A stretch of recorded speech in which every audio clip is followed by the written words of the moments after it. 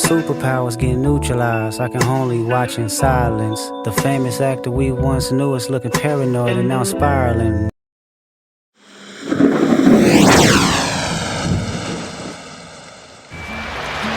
Good evening, folks, and welcome to Rhonda's Lovely Sparks Drive-In Theme Night. Oh, we have a wonderful evening of entertainment lined up for you. No tie, an old shirt and slacks, a house dress? Don't even give it a thought. We're glad that you came as you are. We just want you to enjoy yourselves. You'll love the tasty array of snacks that we have to offer.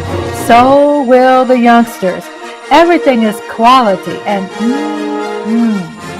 so good. There's always wonderful pictures to see and delight snacks to nibble. A gay, pleasant evening for all. And oh, a word of caution. Don't drive over 10 miles per hour in the theater parking area for your safety's sake. And mom and pops, go with the kids when they leave the car. And we hope you have a wonderful time. Come back soon. Oh, I just love her so much. And she's probably saying, what are you doing with me right now? And this is Mothra. She's the mama of all. And I just love this sweet little baby. And you know what? I do kiss her. And I don't care what anybody say. You can tell she loves it.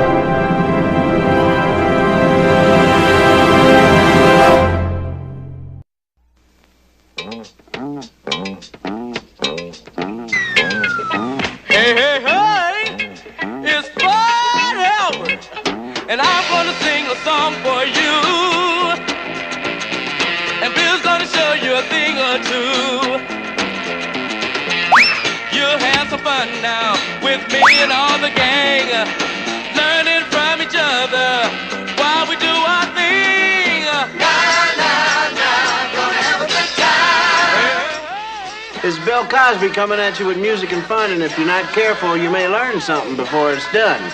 So let's get ready, okay? Hey, hey, hey!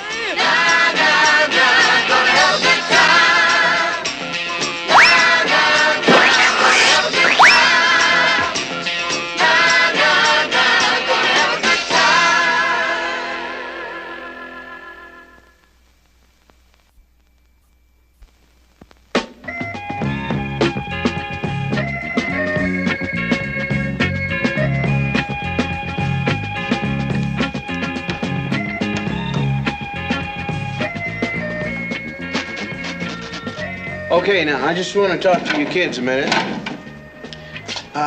See, when I was a boy, I had some funny ideas about girls, yeah. Like, I remember when I was a kid, it seemed like every time I did something wrong, some girls knew all about it and told on me. So I figured it out, that all these girls belonged to a secret spy network. The terrible secret order of tattletale girls. And of course, I was wrong about that. Just as wrong as Fat Albert and the gang are, and they're thinking about girls. And they're going to find out just how wrong. Hey, Donald, what's eating you? My dumb girl cousin Betty's coming to live with my family. Yuck, a girl. And worst of all, she come from the South. Oh, we don't want no girl from the South. Girl from the South, yuck. Yeah, we don't need you. No. Them dudes in the South, man, is really dumb. They don't know nothing about talking good English right or anything. And you know what else? Them cats from the South always got a stupid grin on their face. And you know why? I'b give up. Why? Because they're stupid. Okay, Betty, the coast is clear. Come on. What are we doing here behind this wall? Shh, I hear you. I'm doing this all for you. You're all good. What are we sneaking around like this for? Believe me, there's no telling what they'll do.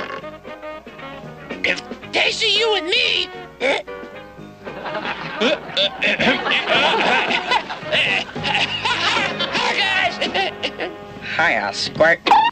Who's the skirt? Huh? Skirt? Where? Aren't you gonna introduce me to your friends? Oh, yeah. Friends, this is her.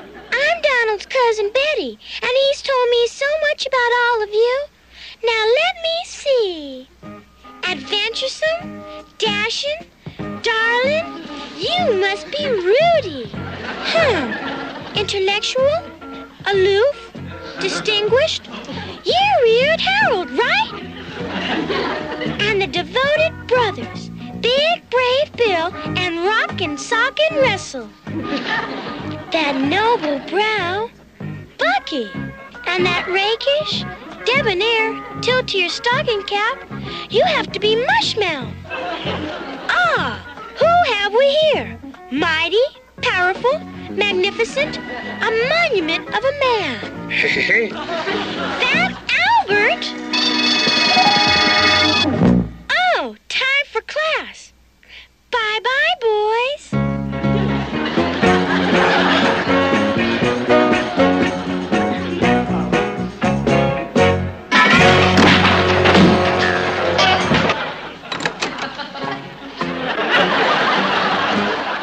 Girls, pooey. They always get you in trouble. Gee, fellas, don't blame Betty. Remember, I was the one who brought her on.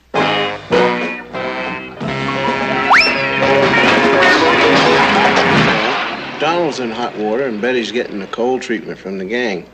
I think Betty's learning what it feels like to be in a class by herself, even in a room full of kids.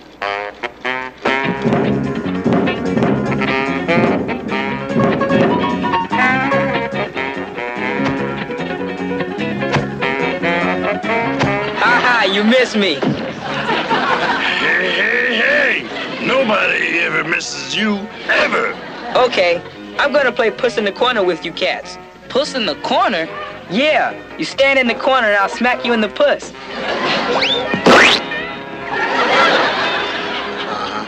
I was afraid something like this was going to happen. Rudy, that tomato was part of my lunch. The principal.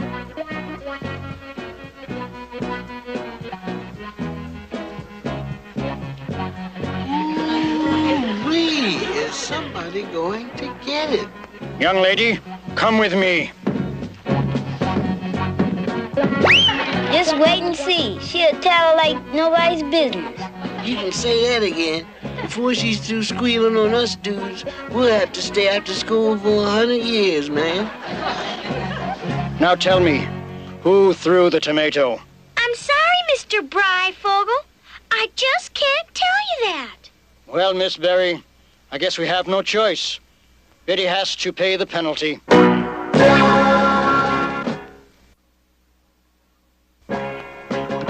Take your seat, Betty. Yes, Miss Berry. Yes, Miss Berry. Stool pigeon. Rudy, when you're through... Through? Through? Through what?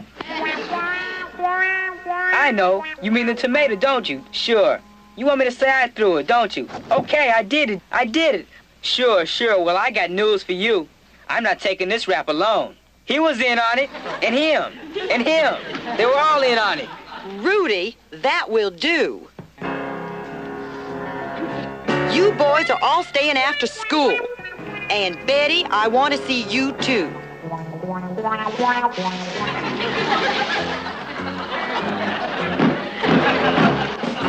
This is all your fault, Donald. If you hadn't brought your old cousin in here with her tomato, none of this wouldn't have happened. See what I mean, Miss Berry? They're blaming me for everything. Now, Betty, don't worry. We know it wasn't your fault. You go on home and I'll straighten it all out. Well, all right. I'll just go in and get my books.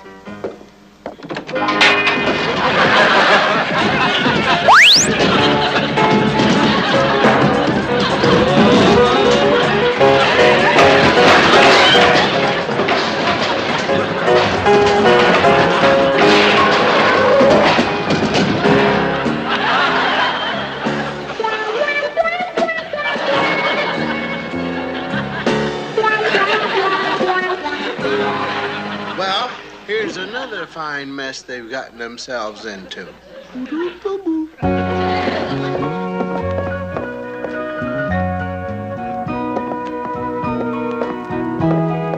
They ought to call that girl Jigsaw Puzzle. Jigsaw puzzle? Why? Because whenever she's around, everything goes to pieces. I don't know about this plan of yours, Donald. It'll work. All you gotta do is let the guys win and everything'll be cool. Love to play. Leave everything to me, Betty. And remember, don't win, dig? Wow, 140-11 to nothing. I bet you could beat anybody. Even our best player, Rudy. Hear that, Rudy? Hear that, Rudy? Betty's better than you are. Betty's better than you are. Knock it off, Sliver. Why did you call me Sliver? Because you get under my skin. Tennis, anyone? Go on, can Rudy. do it, Sure. Rudy. You Go can on, do it. Rudy. You can do it. She's just a little girl. Can't do it, Beauty. Okay, cats. But a word of warning. Once that ball's in play, I show no mercy. You serve first, Southern girl. Oh, this is gonna be good. Ooh, I can't look. Yeah. Remember now, let him win.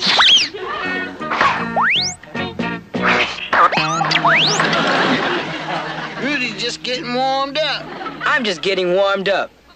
Just serve the ball.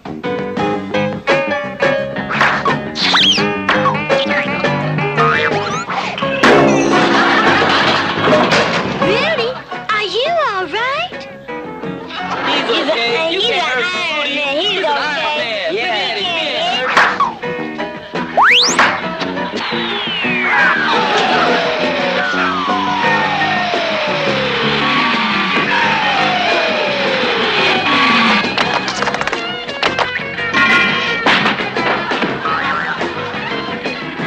I should have known a girl couldn't serve right.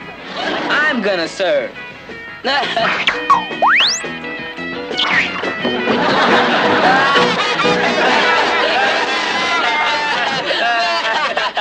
Hey. I guess that wraps up the whole ball game.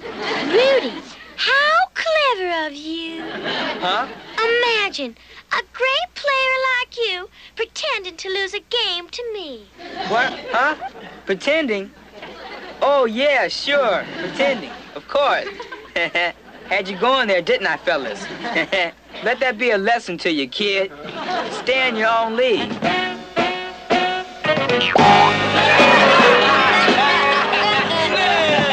Okay, man. Enough of this female scene. Let's split.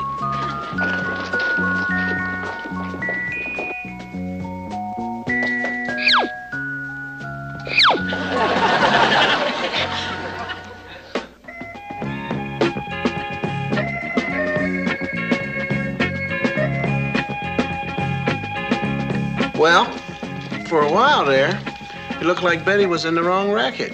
When it came to making friends with the gang, Betty couldn't win for losing. Now, with Russell on her side, the score is 1-love, but the game's not over yet.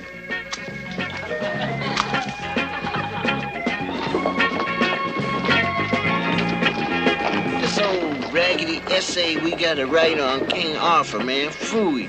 It'll take all night. I had to miss my favorite TV show, The Brown Hornet. King Arthur? Who cares about a bunch of squares from a round table? Maybe. Hobacumber, we're getting so much homework lately. It's funny, man. We never had all this homework till Donald's southern cousin come here. It's all her fault. Yeah, I bet she talked the teacher into this, just to make us look dumb. Hey, we don't need her to make you look dumb.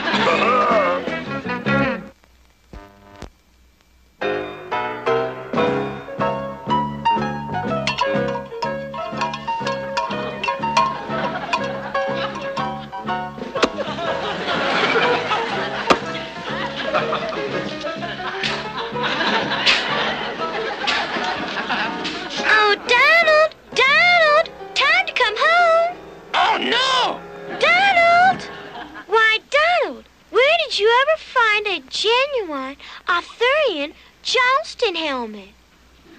A genuine what? A Johnston helmet. just like they were in the days of King Arthur when knights had duels. Duels? Hey. My dad's got duels on his pickup. Dual carbs, dual pipes, Not that kind of duels. She means this kind of duel. Oh, Rudy, the way you handle a sword. You look just like Sir Galahad. I'm King Arthur in person. Who you jiving with that king jazz? I'm King Arthur. Give me my crown. You just abdicated it, but I'm King Arthur.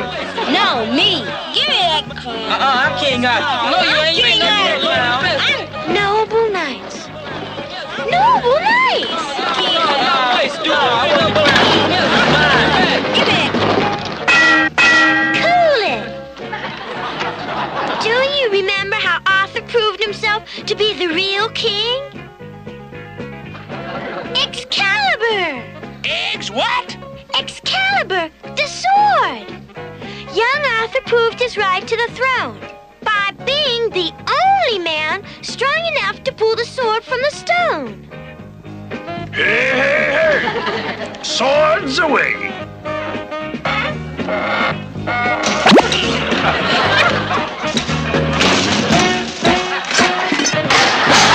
Hail to the king! Yay!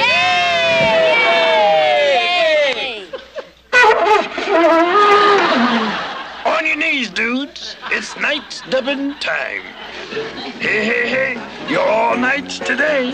Hooray! Hey, herp, hey, hop, hey, hop, hey, hop. Well, your essays on King Arthur were certainly a surprise. In all my teaching experience, I have never read papers like these. They're wonderful. You all passed with high marks.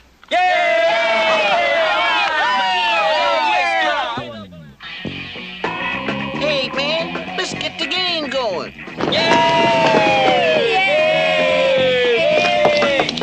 I'm gonna pitch. Wait, Give me that ball. No, give me that ball. Get out the way.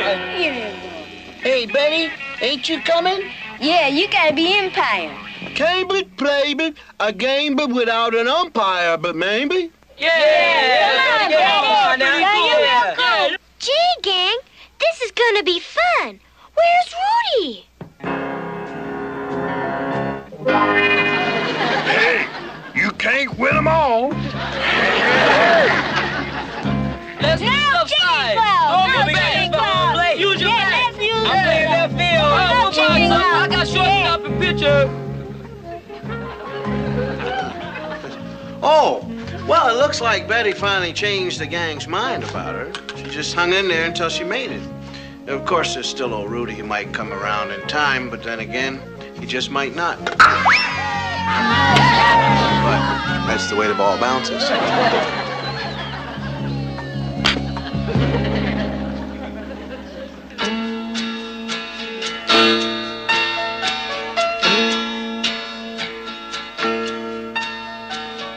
When you meet someone new, they might seem strange to you 'cause they're different.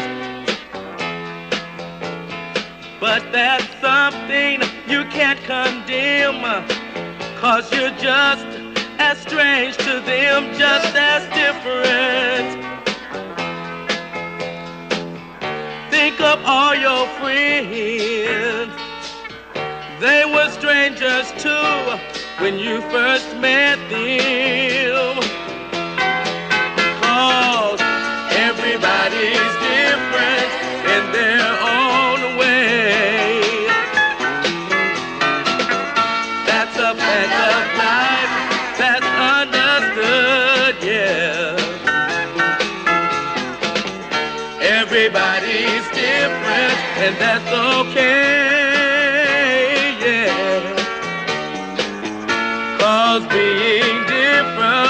which is good. Wouldn't it be really strange if we all were the same and not different? What if we all had the same face, the same name, the same taste and not different? How sad it would be not to have your own identity. Be glad that everybody's different in their own way. That's a fact of life that's understood, yeah. Everybody's different and that's okay, yeah.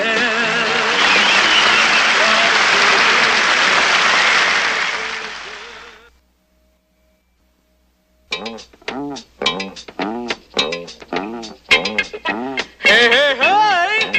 It's Fun Albert! Na, na, na, gonna have a good time! Hey, hey, hey! Na, na, na, gonna have a good time! Hey, hey, hey! Na, na, na, gonna have a good time! Hey, hey, hey! Na, na, na, gonna have a good time! It's a great new gas mask, power fuel, Speedway 79, power fuel, the F2 gas fuel, and surpass Speedway power fuel. The gas tank's connected to the gas line, the gas line's connected to the fuel pump, the fuel pump's connected to the carburetor, and you get more power from power fuel.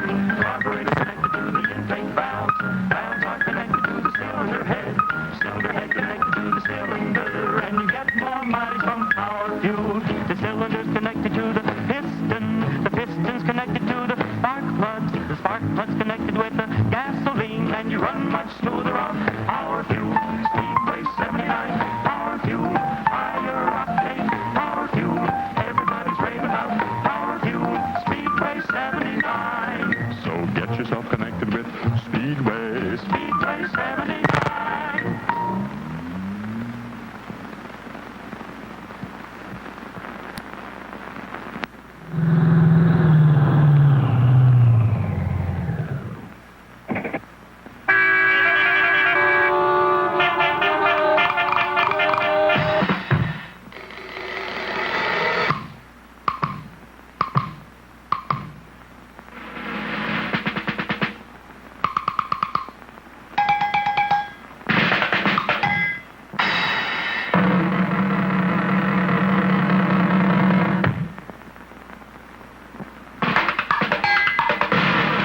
Fill her up with ESSO Extra gasoline. The gasoline that stops cool weather stalling. Fill up with ESSO Extra and go!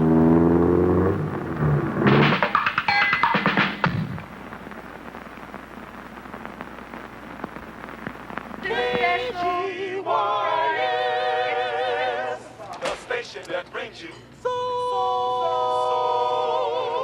music.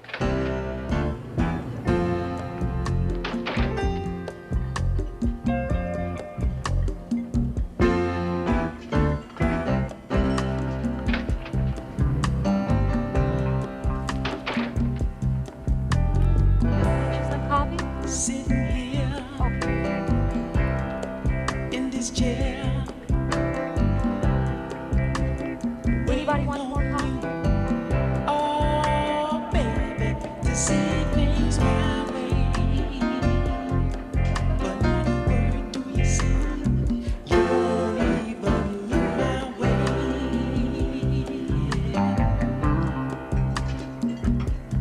Girl, I'm spending my dimes, wasting my time, talking till I'm black and blue.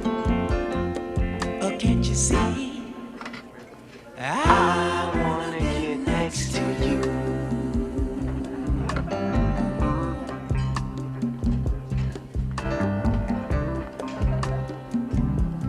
Okay, what do you have?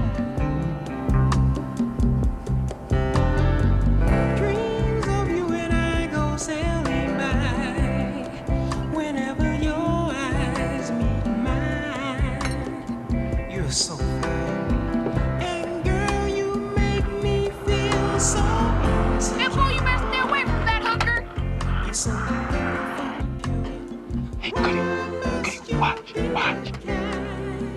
And tell me I'm not your kind. Blowing my mind. My money is low, and I know Let me have a special. that I can't take you to the places you might wanna go. Still, I wanna get next to you. I wanna get next to you. Specials. This court has been called in session to pass judgment on a special car from Pontiac. All rise for the judge. Judge, the special great one from Pontiac GTO. First speed shifter, 3-speeder 4. Pontiac Ram Air 366 horse.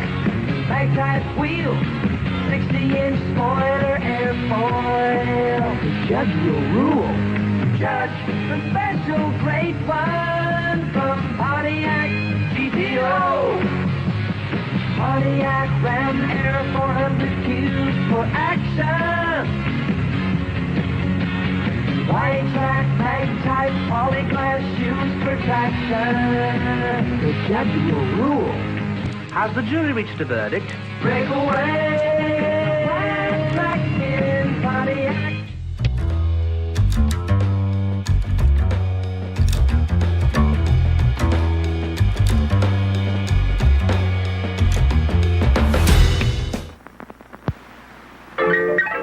Do you have money jitters?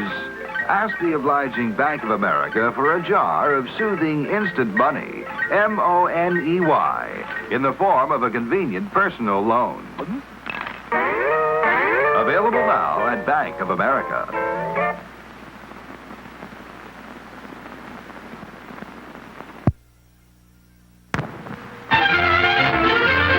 Places all join hands, circle left.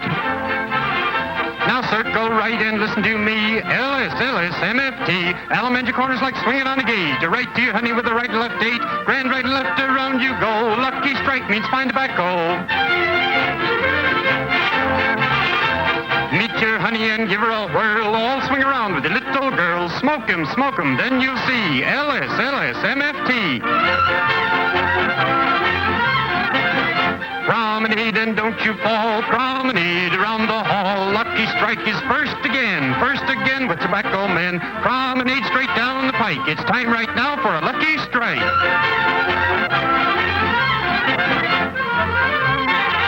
Yes, for smoking that you're bound to like. You just can't beat a lucky strike.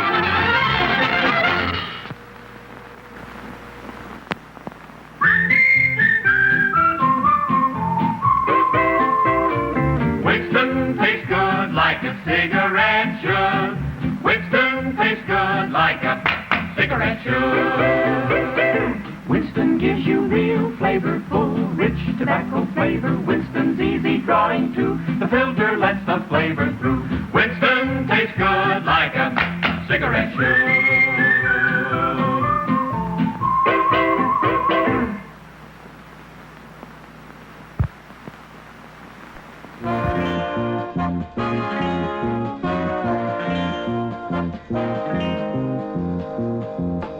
It's Speedline. It's Aurora. Drag set. Stunt set. 2-in-1 set. 2 cars. 2-leg track. Race cars. Stunt cars. Power. Finger power.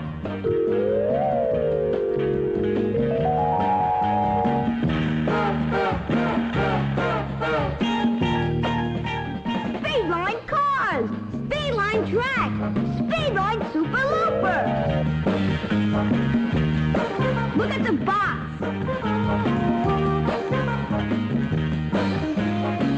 Extra cars under $1 each. Aurora! Aurora!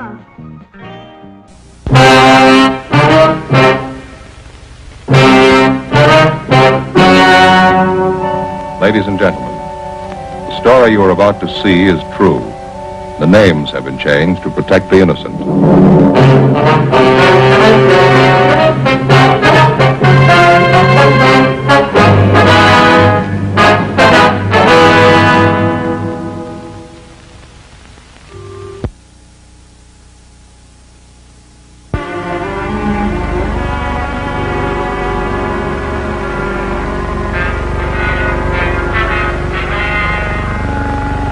This is the city. 450 square miles of it. 150,000 acres. A big place. 6,000 miles of streets. 2 million people. In my job, you get a chance to meet them all. I'm a cop. This is the City Hall. The base is 476 feet on its longitudinal axis. The tower goes up 452 feet above the level of Main Street. They put it up to stay. Limestone from France, marble from Tennessee, gray California granite. It was Tuesday, November 15th. It was cold in Los Angeles. We'd been working the early watch out of Central Division, Detective Bureau. I got an emergency call to check back in at the office. An entire block in the heart of the city was facing sudden total destruction. We had 26 minutes to try and stop it. This is the story of those 26 minutes.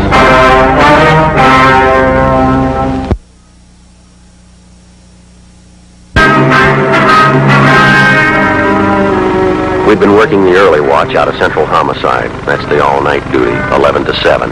My partner's Ben Romero. He's a sergeant, so am I. The boss is Thad Brown, chief of detectives. My name's Friday.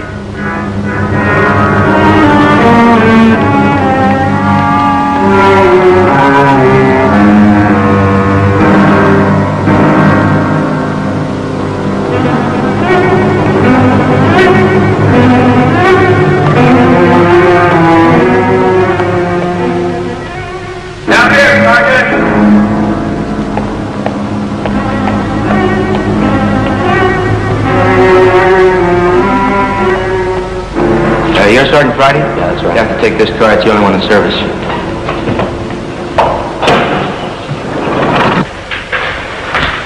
Joe?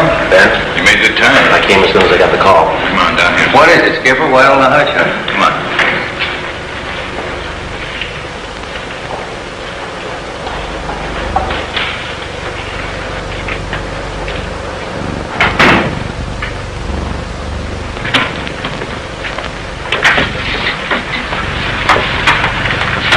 Keep our voices down. I'll make it short. Every minute counts. What time you got, Friday? 8:34. All right, here it is. 55 minutes ago, a man walked into this building with a homemade bomb under his arm.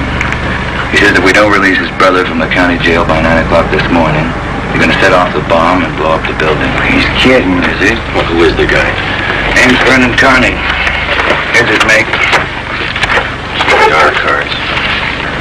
Yeah. Both of them are small-time thieves, been in and out of jail the last 5 years. My brother's name is Elwood. That's right. He's serving a year for car stripping. And that two-bit thief is sitting in the city hall with a bomb in his lap? He's right in the next room. Well, what kind of a bomb is it? Do you think he's bluffing? Could be. Crime lab's not sure. Lee Jones from the lab get a look at it? Not a good look. You can't get near the guy. All right. What do you want us to do? Well, it's a volunteer job. You can take it or leave it. How do you want us to handle it? You sure you want a piece of this one, Romero? No, he doesn't. He's got a family. Get me another single man. We'll give it a try. Check out, Ben. Can't go home. Wife wants me to paint the bathroom today. What do we do? All right. Chandler's tried. Hannon, Olson, and Wiseman, they all tried. This guy Carney's no pushover. He knows what he's doing. Be careful. Right, Skipper. Now, we're still checking to make sure everybody's out of the building. I'll be back on this floor in a minute. Is there anything else we ought to know? Any plan we ought to follow? Well, he's in there, and he's got a bomb. Take it away from him.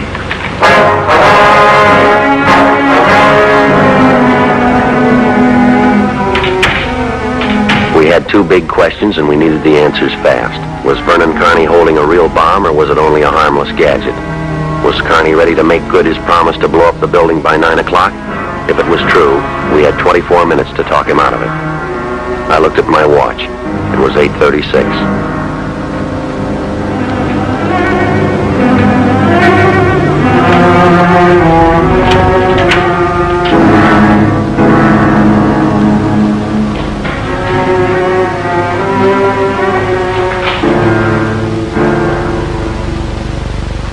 What do you say to a man with a bomb? That's close enough.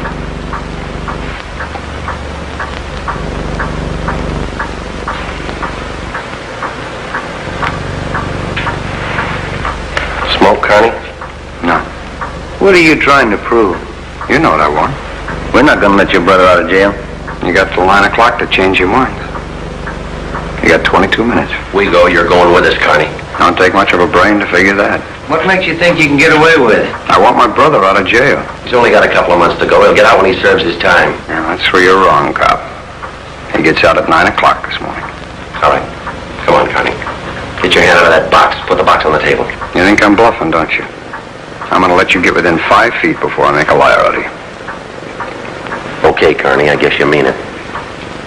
You can take 2 more steps and find out for sure. Suppose we did let him out. We'd just pick him up again, you along with him. If you could find us. Now, let's get this straight. If we let your brother out, how do we know you'll keep your promise? What promise? I haven't made any promise. You get Elwood over here first, then we'll talk about it. And if we don't let him out, you say you'll pull the trigger on that bomb. What are you going to prove by that? It's 8:39. You got 21 minutes to go. Now, come on, give me an answer. Why do you want to kill a lot of innocent people? Don't try to con me. They cleared everybody out of this building 45 minutes ago. They cleaned out the whole block. Don't you think it's about time you sent somebody over to get Elwood? Wants to stop us from leaving. Just let you sit there and touch off that thing. Don't try to kid me. You'd let me sit here and blow up $10 million worth of taxpayers' money? No. You're going to let Elwood out. You wait till the last minute to do it, but you let him out.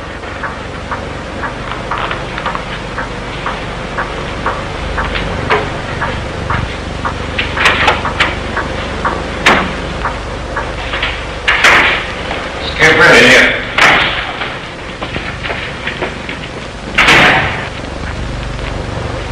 How'd it go? Nothing. Look, I'm still not convinced Connie can back up what he says. Then why didn't you take that box away from him? Yeah. We've located Connie's apartment. There's a detail out there checking it now. Pacelli and Morris. You got any ideas at all? Anything we could try? That's why I called you in. None of us have gotten any further along than you did just now. Well, how about us stopping Connie first? Yeah? I'm not top man on the pistol range, but I could wing him. And he falls and his reflex action pulls the trigger on the bomb? No, gun's not the answer. There's just one thing I want to know for sure. Yeah, Friday. Will it go off or won't it? We all want to know. Either way, we got to get that box away from us.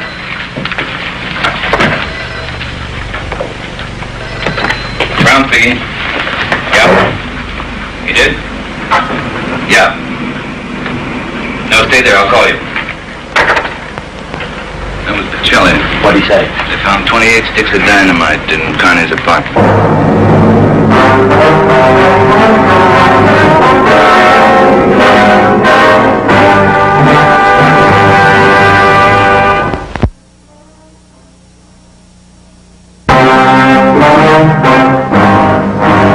We knew now Connie wasn't kidding. We could see into the bomb through the glass window in one end.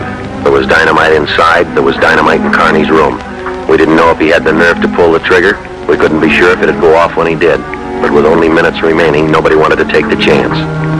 From here on in, all of us agreed that Vernon Carney sat in the next room, holding in his 2 hands a force powerful enough to destroy us all.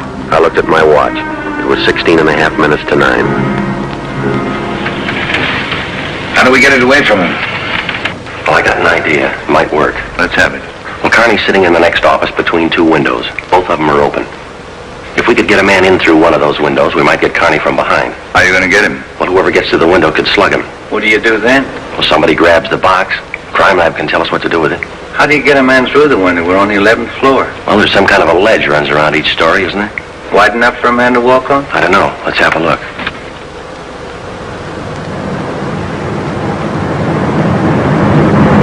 That's pretty narrow, Joe. It's a good 18 inches. Could be done. No, Joe. Too risky. Strong wind out there, too, Joe. I'd tear a man run off the building. Yeah, I guess you're right. There still might be a way. How about a ladder? 11th floor, Skipper? There might be a way. The fire department will know that. I'll get Battalion Chief Erickson.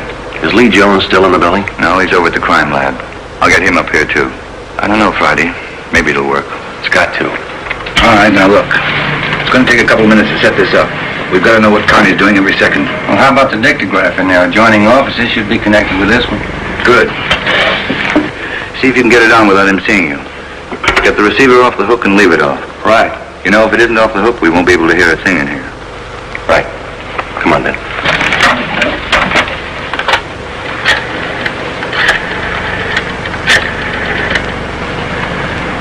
This is Dad Brown, Police Department. Give me your Erickson, Battalion Chief.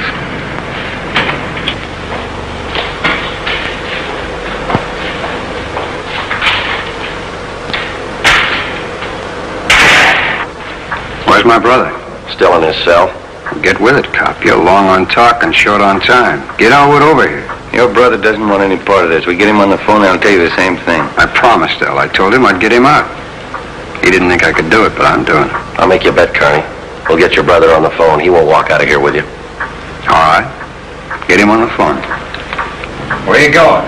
Phone's over there. Have to use the dictograph. Have to have an okay from the chief. Elwood's still Not over present. the phone. No operators. The building's been cleared, you know it? Yeah, I almost forgot. Okay, you can use the dictograph.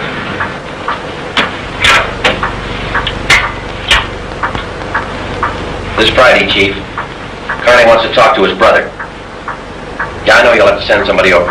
What? Just a minute. 5801. Yeah. Right. Take a couple of minutes to set it up. Yeah, I'd like to talk to El. It's been a couple of months since I've seen him. We've always been together, me and El, most of the time. Let's go and see if we can't hurry that call, huh, Joe? It's a good idea, boy. It's 16 minutes to 9.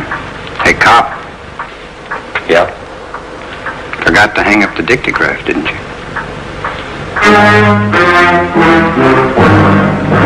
I put the receiver back on the dictograph. Ben and I had failed to make good on the first step of the plan.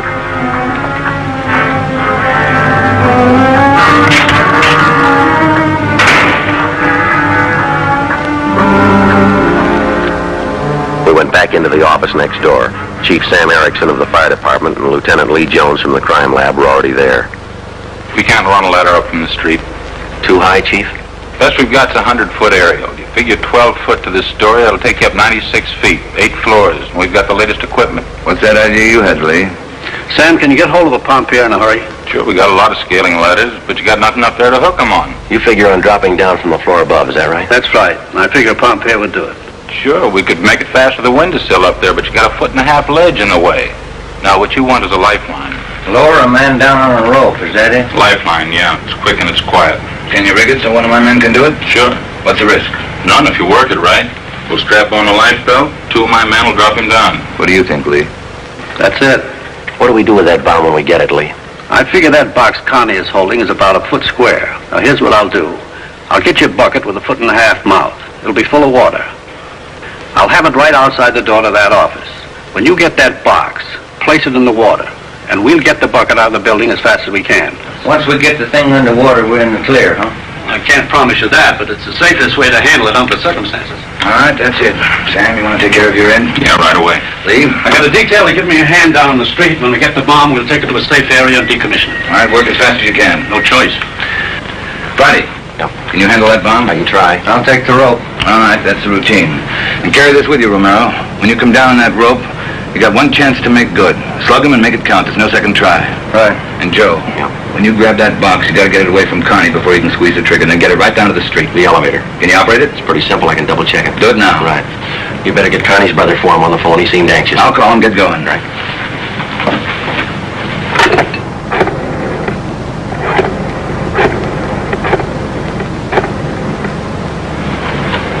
This is Dad Brown, emergency. Let me talk to Fitzgerald. I checked with the elevator operator, and then he was sent out of the building. 13 minutes to 9. The 2 volunteers from the fire department were standing by on the floor above. Lee Jones and Erickson were on their way up in the freight elevator with the necessary equipment. The phone call from the city jail was ready to be put through. Ben and I went in to tell Carney. You got Elwood with you? We told you we'd get him on the phone for you. Call will be through in a minute. A minute's a long time, cop. You only get 12 of them left. Elwood's gonna talk you out of this. Oh, sure. Everybody's gonna talk me out of this. First was them other 2 cops. That little Porky guy and that other monkey. Then it's you and this Dixie doughhead here. Now it's Elwood. Oh, come off it. Will you get my brother over here? It's your brother, Carney. I'll get it for you. Stay put, you. Just gonna get the phone for you. I'll take care of the phone. We've just disconnected. Now, you get this straight, you dumb cops. I'm through with your rotten, stinking lying. Do you think I know what you've been doing next door? Now, you listen to me. I want Elwood here, and I want him now. Now, you get him here before I blow you all to pieces. Who threw that phone out in the hall? I did. You want me to go out and pick it up? Connie, that's not going to get you anywhere. You the big boss around here? Maybe. Are you or aren't you? I answered you. All right, big boy, I've got a piece of advice for you. You take your rookie cops here and you get it through their heads. I mean what I say. I want my brother over here in this room, and you've got just 9 minutes to get it done. Now you tell him that, will you? All right, Connie. It's your show.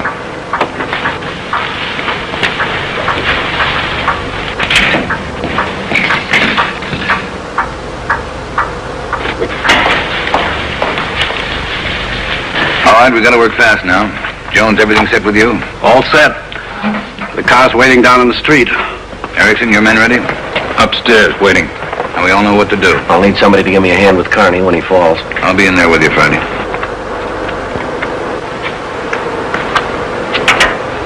One thing you ought to know. What's that? Strong wind outside, about 20 miles an hour right now. That gonna louse us up? No, but it's gonna increase the sway. You gotta allow for it. How do you mean? Wind's coming from the south. We'll lower you just to the right of the window. If I figure it right, the wind will do the rest. Bigger risk? We don't control the weather. Better get upstairs. Lee, no use you sticking around. I'll give Friday a hand. No, it's my job. Gotta keep you alive and decommission the bomb. Bum joke. See you downstairs. What's the time? We got 8 minutes left. Scared, Friday? Yeah. That makes us even. Come on. Thad Brown and I went back into the room with Vernon Carney. Ben was going to make a try from the window on Carney's right. Somehow we had to try and keep his attention on us and away from that window. If anything went wrong and Carney got out of position, the plan would fail. If Chief Erickson didn't estimate the force of the wind correctly, the plan would fail. I looked at my watch. It was 8 minutes to 9.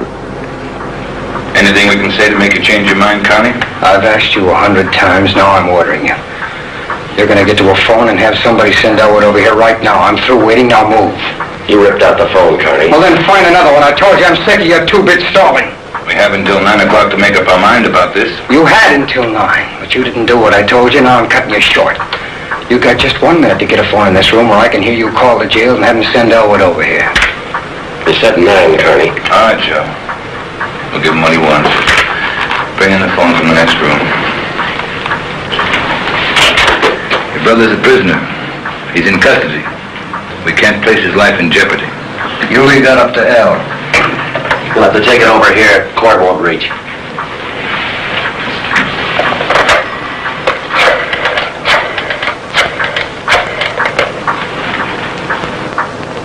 Thad Brown, Egan. We want Elwood Carney over here at the City Hall. Room 1104. His brother wants to see him. If he wants to come, get him over here. Leave it up to him. Yeah, you can use the freight elevator. And tell him to hurry. Yeah. Tell him to hurry. That's the only smart thing you've done all day. Now why don't you go next door and try to figure out another angle? We'll wait for your brother, too. That's right. We're all going to sit here and wait for Elwood. If he don't show, you're going to see me pull the plug. Now sit down. Right where you are. Sit.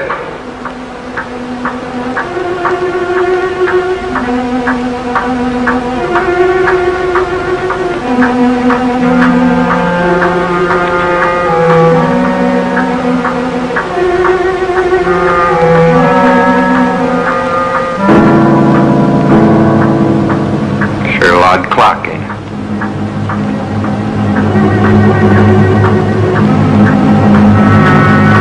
It's getting cold in here. It's sure a odd clock.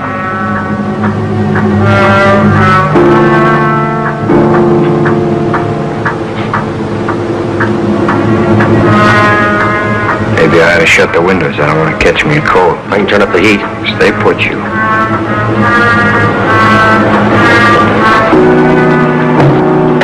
What's that? What's going on? Nothing, Carney, just the wind. Shut up, you. There's someone out there. I can see your feet. Stupid cops. Pull him out. Get him out of there. Now to pull up.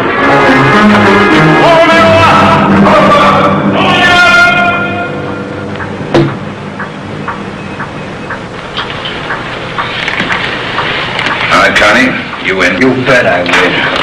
You didn't think I'd miss a trick like that, did you? Now, that one's locked. Now we'll get the other one. Is your brother Carney? Yeah. Hi, Al. You're crazy, Vern. You're crazy. There's a million cops outside. People all over town heard about this. They're holding back the crowd. You'll never make it, either one of you. I got him this far, didn't I? We'll make it. Vern, you think we could do it? You. Get a car for us ready down in front of the building, a fast one. Move! Do what he tells you, Joe. You're not fooling, are you, Vern? Will that thing really blow? 4 miles high. I'll never let you pull it. We're getting out. What happened? You spot me? Yeah, it's got to go fast now. We had to bring Carney's brother over from the jail. Are we still on time limit? We got 4 minutes left. How about the ledge? Do you think you can do it? Try.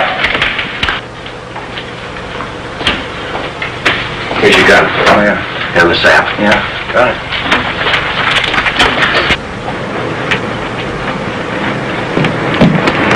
How you going to do it? I'll try to catch him just above the right arm at the base of the neck. That should paralyze his right arm and give you a chance to get that box away from him. We use the same plan? Right. Oh, Ben, wait a minute. Yeah? The window on his right, he locked it. You'll have to crawl around and get in through the one on his left. You got it? Yeah, I got you. All right.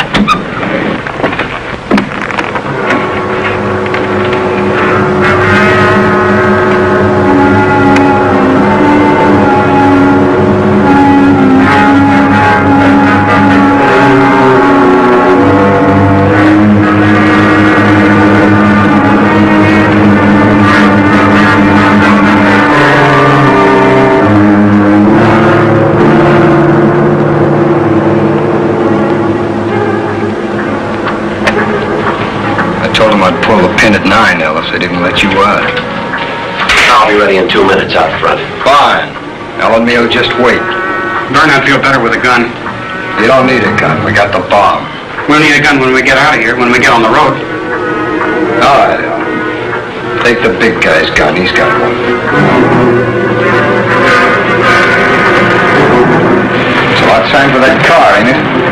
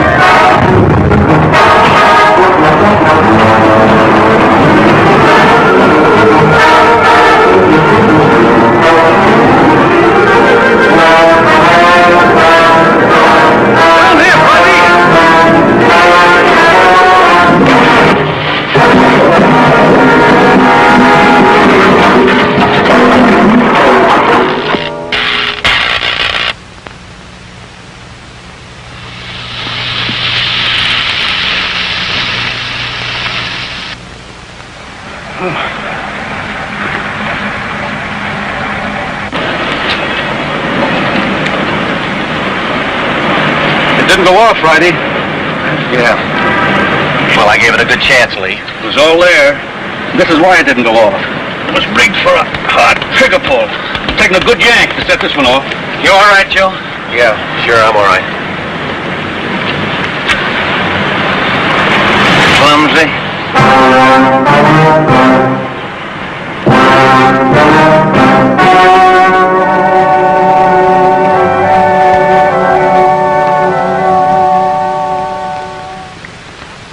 On February 15th, trial was held in Superior Court, Department 87, City and County of Los Angeles, State of California.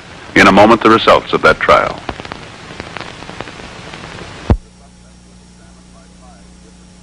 The suspect was examined by 5 different psychiatrists appointed by the Superior Court and found to be mentally incompetent.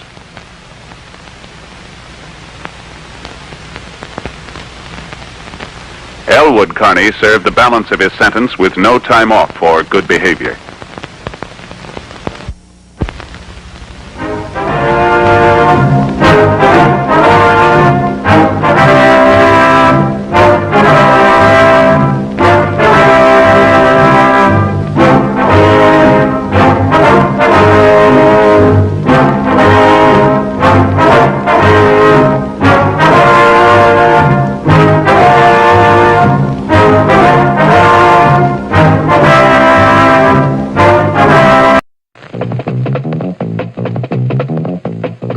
Ladies and gentlemen, it's intermission time. You now have 10 minutes to stock up on the tasty treats offered at our refreshment stand.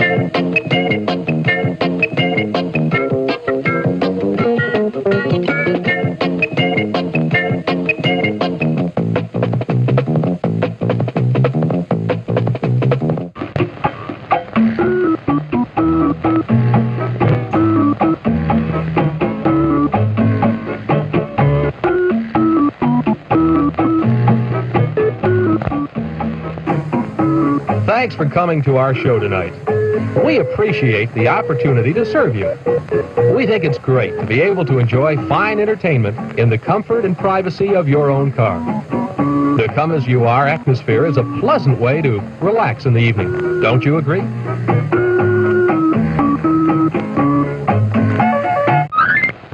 You now have 9 minutes. In the meantime, come and enjoy the many delicious treats at our refreshment stand.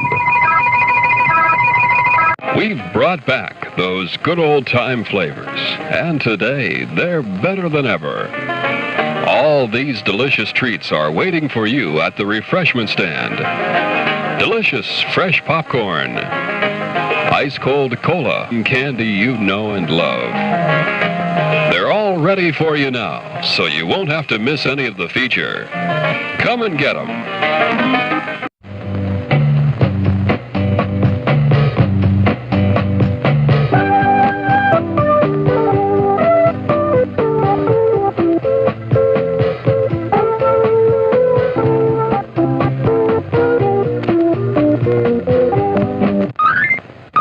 Now, only 8 minutes to visit the refreshment stand before the feature starts.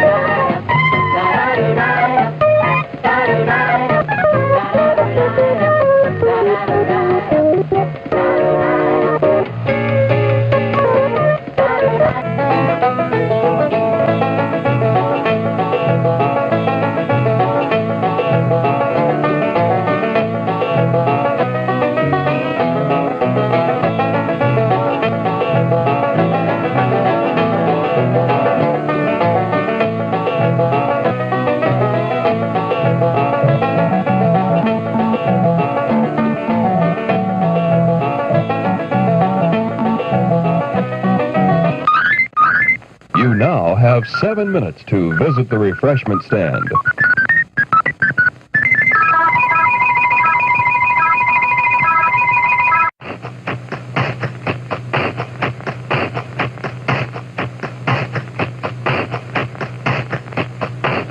To make your evening of entertainment more enjoyable, our refreshment stand has these delicious favorites: hot and crispy pizzas,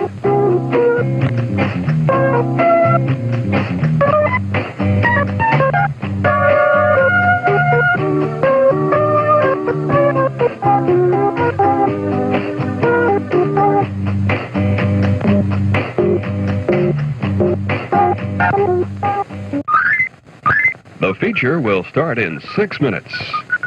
Still plenty of time to visit our refreshment stand.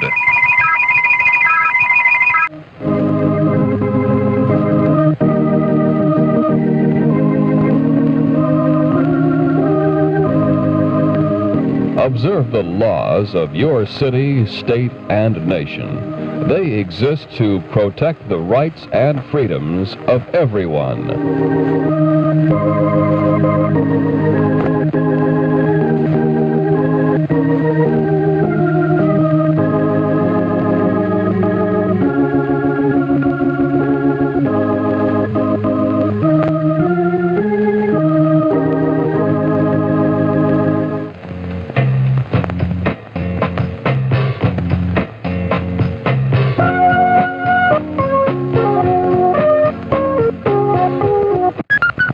Before the feature starts, you still have 5 minutes to look over the menu before the feature starts.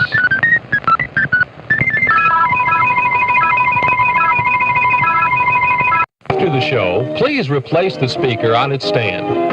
If you accidentally break the cord, please turn the speaker in at the refreshment stand or the manager's office. Thank you. And by the way, on your way home, drive carefully.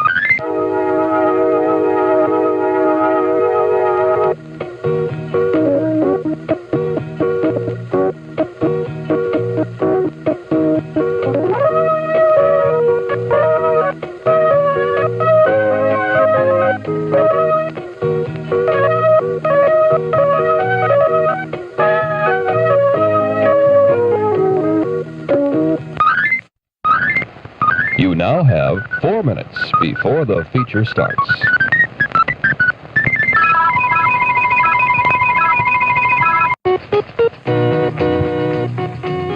America, my land, your land. But will it always remain America the Beautiful?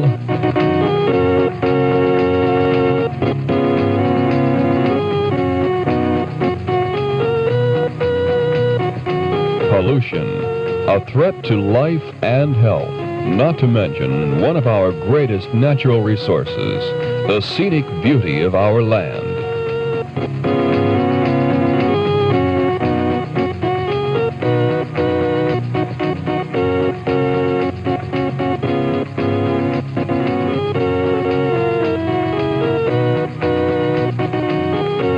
Starting now, we must all pitch in to clean up our country before it's too late.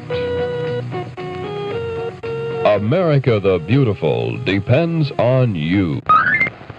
Now, 3 minutes till showtime. Still time to visit our refreshment stand.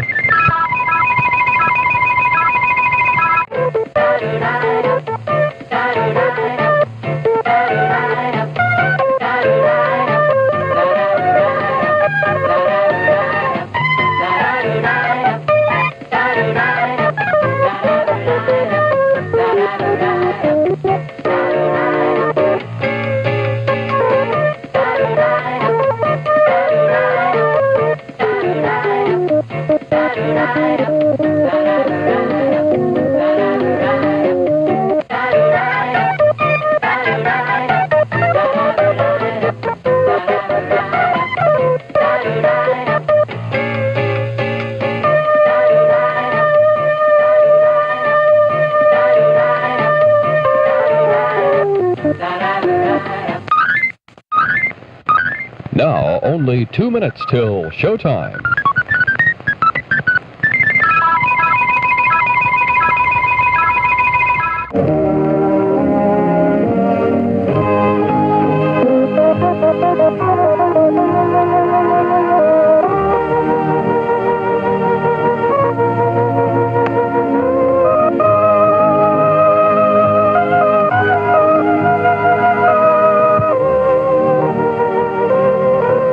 Enjoy the weekend with your family.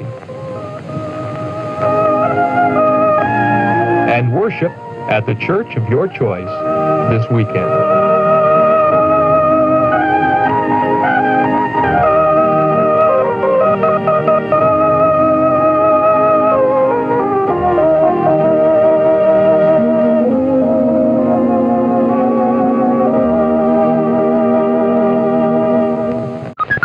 Now, only 1 minute till showtime.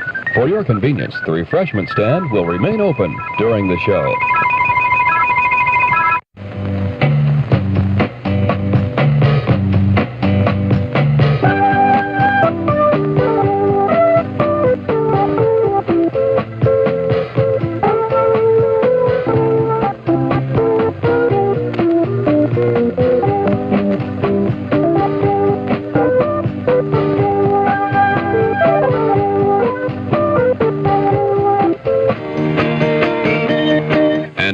Ladies and gentlemen, time for the show. Once again, thank you for coming to our theater tonight. Have an enjoyable evening. The refreshment stand will remain open for a short time. Still plenty of time to get a snack or cold drink. We'll make an announcement before the stand closes to give you plenty of time to get that last-minute treat.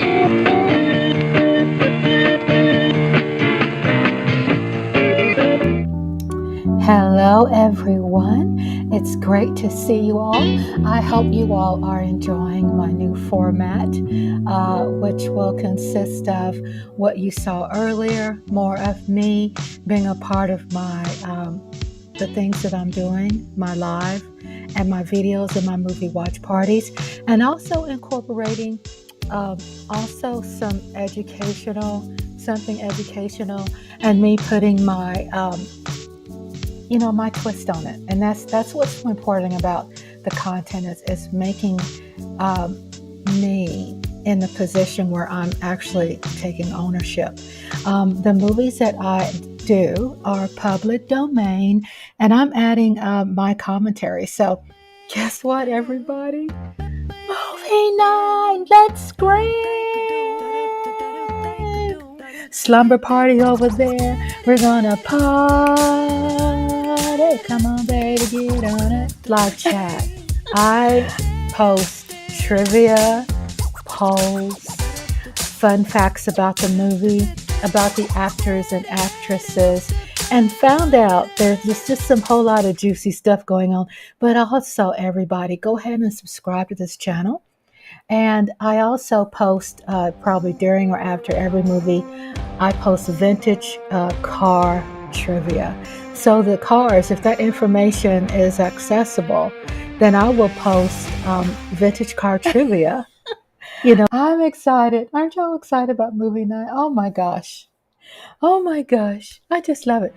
Let me share some information with you that I'm just chilling right now and have my legs crossed, relaxed. I have my husband's flowers that he bought me, and just have the lights dimmed. Martha is sitting right over there, and got my Cowboy Nation hat out. Oh yeah. So let me get down to the movie. Tonight is movie night.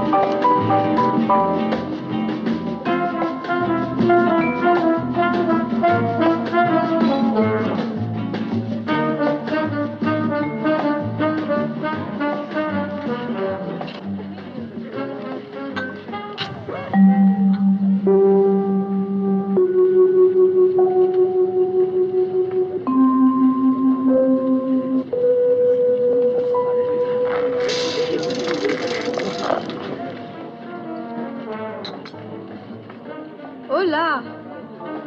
Don't tell me you didn't know it was loaded. Sylvie! Oh.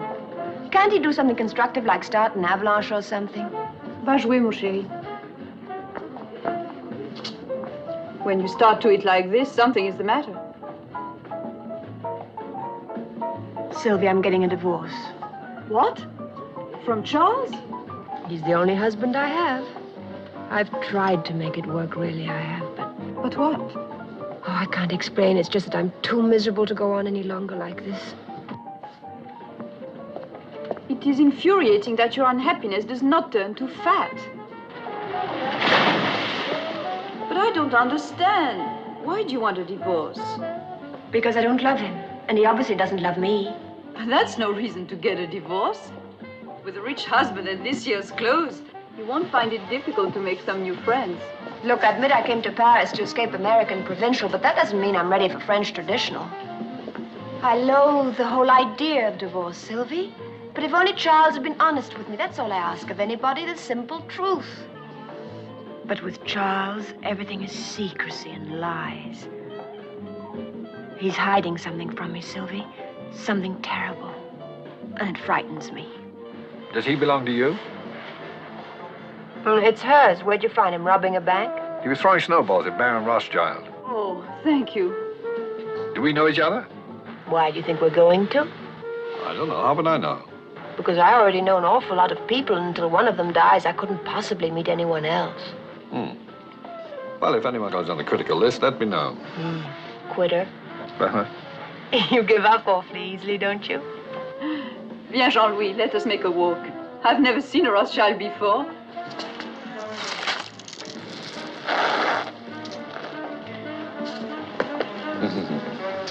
Clever fellow.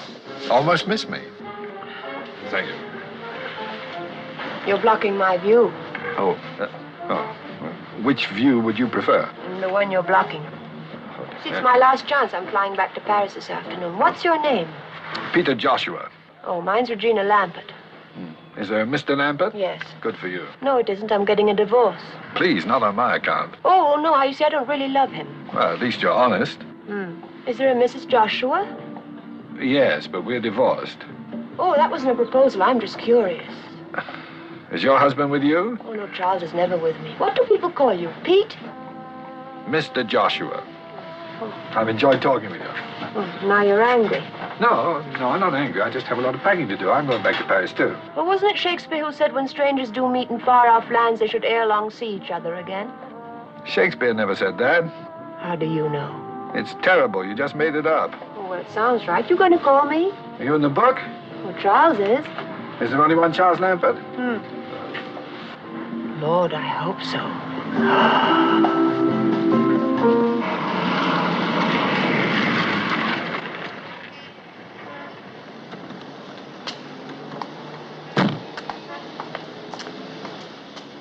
Goodbye, Sylvie, and thanks. When you get your divorce, are you going back to America?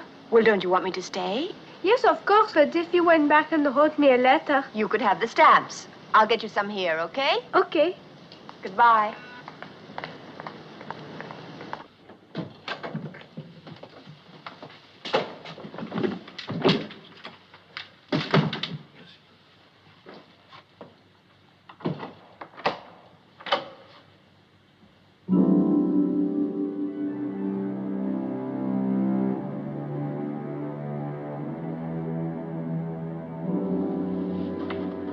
Honorine?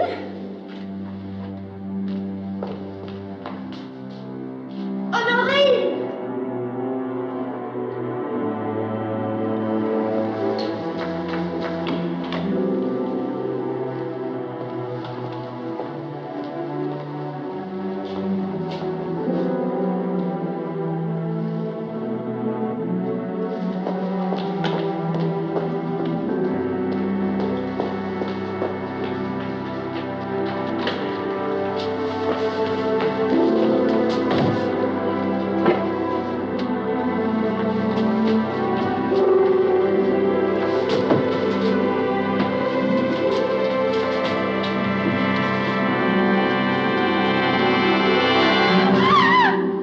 Madame Charles Lampert?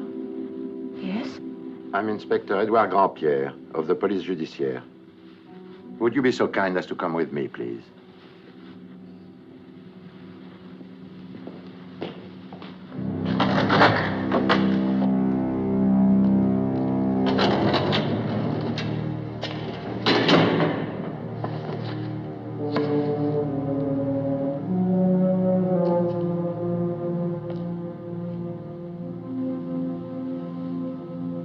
Well, madame.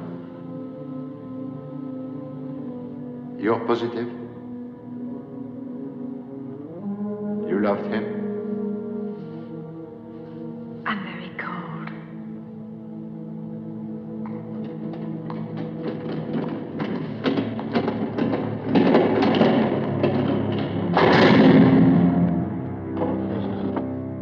We discovered your husband's body lying next to the tracks of the Paris-Bordeaux railroad line. He was dressed only in his pajamas. Do you know of any reason why he might have wanted to leave France? Leave? No. Your husband possessed a ticket of passage on the Maranguape. It sailed for Venezuela this morning at 7. I'm very confused. He was American, your husband?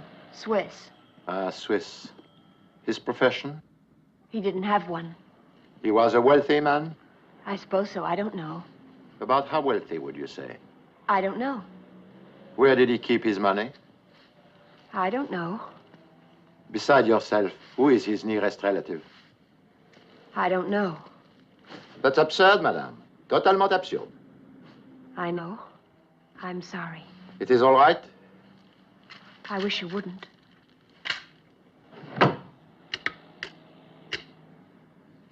Les effets de l'enfer. On Wednesday last, your husband sold the entire contents of the apartment at public auction. Everything. The gallery paid him 1,250,000 new francs. In dollars, $250,000. The authorities in Bordeaux searched his compartment on the train. They searched it thoroughly. They did not find $250,000. These few things are all that was found in the train compartment. There was no other baggage. Your husband must have been in a great hurry. One wallet containing 4,000 francs. One agenda. His last notation was made yesterday, Thursday. 5 p.m., Jardin des Champs-Élysées. Why there? I don't know. Perhaps he met somebody. Obviously. One ticket of passage to South America. One letter, stamped but unsealed, addressed to you. May I see it, please? My dear Regina, I hope you're enjoying your holiday.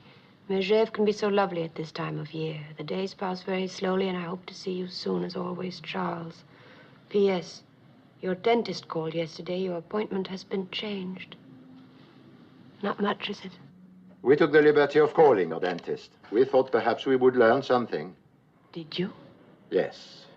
Your appointment has been changed.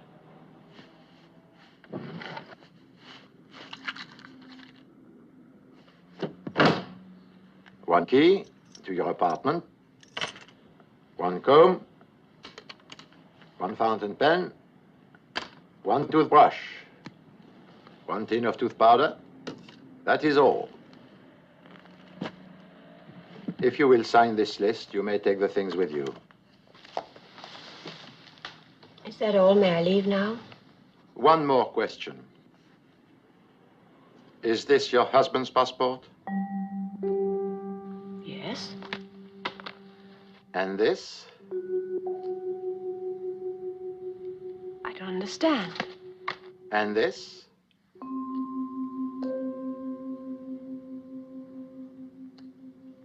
And this?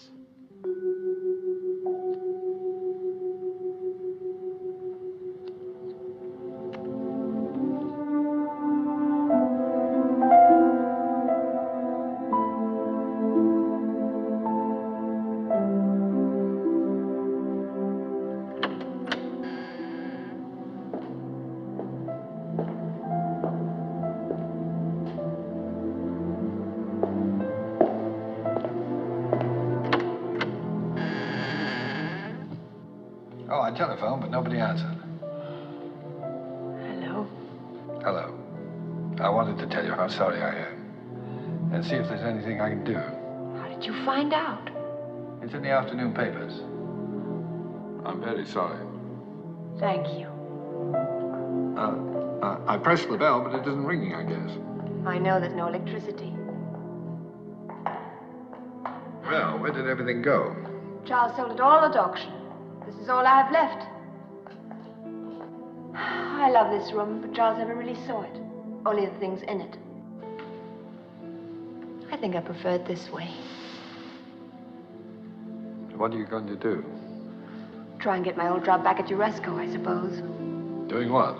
I'm a simultaneous translator, like Sylvie. Only she's English into French and I'm French into English. That's what I was doing before I married Charles. The police probably think I killed him. Instant divorce, you mean? Something like that. It's terrible it ended this way, though. Tossed off a train like a sack of third-class mail. Well, come on, you can't stay here. I don't know where to go. We'll find you a hotel. Nothing too expensive. I'm not a lady of leisure anymore, you know. Something clean and modest. And near enough to ESSO so that you can take a cab when it rains. Okay? Okay.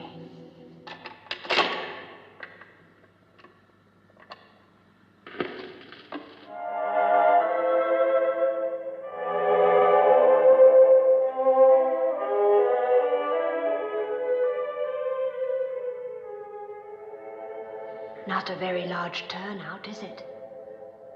Didn't Charles have any friends? Don't ask me, I'm only the widow. If Charles had died in bed, we wouldn't even have him. At least he knows how to behave at funerals.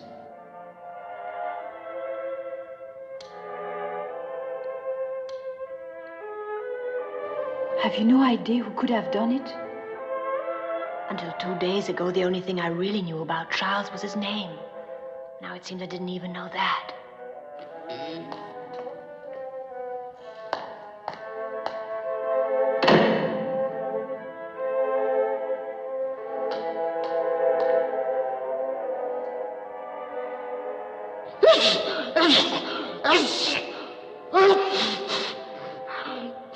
He must have known Charles pretty well. How can you tell? He's allergic to him.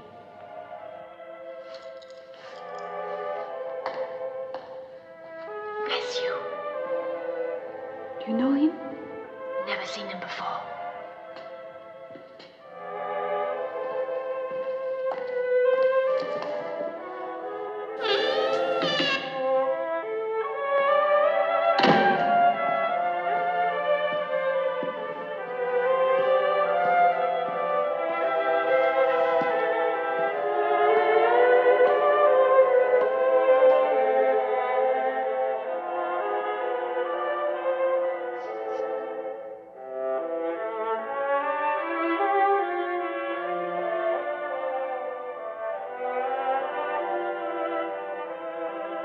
Arrivederci, Charlie.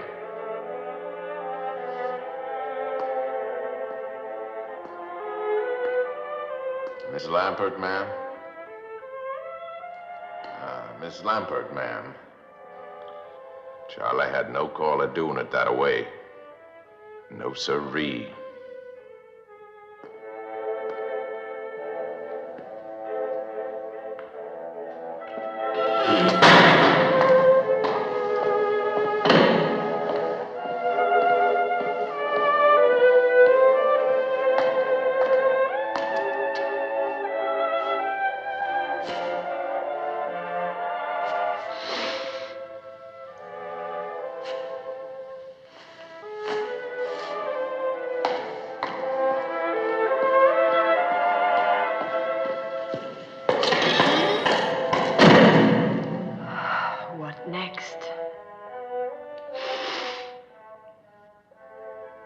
Mille pardons, madame.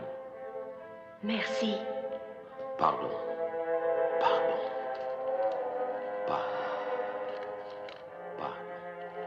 Who's it from? The American Embassy.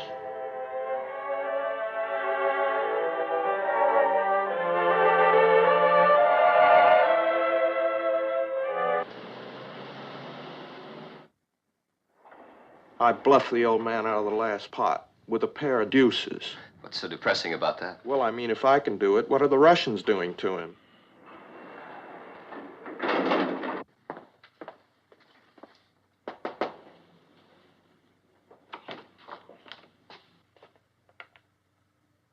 Hello? Hello? Is there anything wrong, Miss Tompkins? Miss Tompkins isn't here. Oh, I'm sorry. My secretary must have gone to lunch. You are, Mrs. Lambert, Mrs. Charles Lambert. Oh, yes. Please, come in, Mrs. Lambert. Excuse me for a moment, Mrs. Lambert. It's a stubborn little devil. Dry cleaning-wise, things are all fouled up. I had a good man, a really excellent man, on the Rue Pontiac, but HQ asked us to use the plant here in the building to ease the gold outflow. Mr. Bartholomew, are you quite sure you know who I am? You're Charles Lambert's widow, yes? I'm very sorry. Last time I sent out a tie, only the spot came back. Voila, as they say. Won't you sit down, Mrs. Lambert? I've got something here.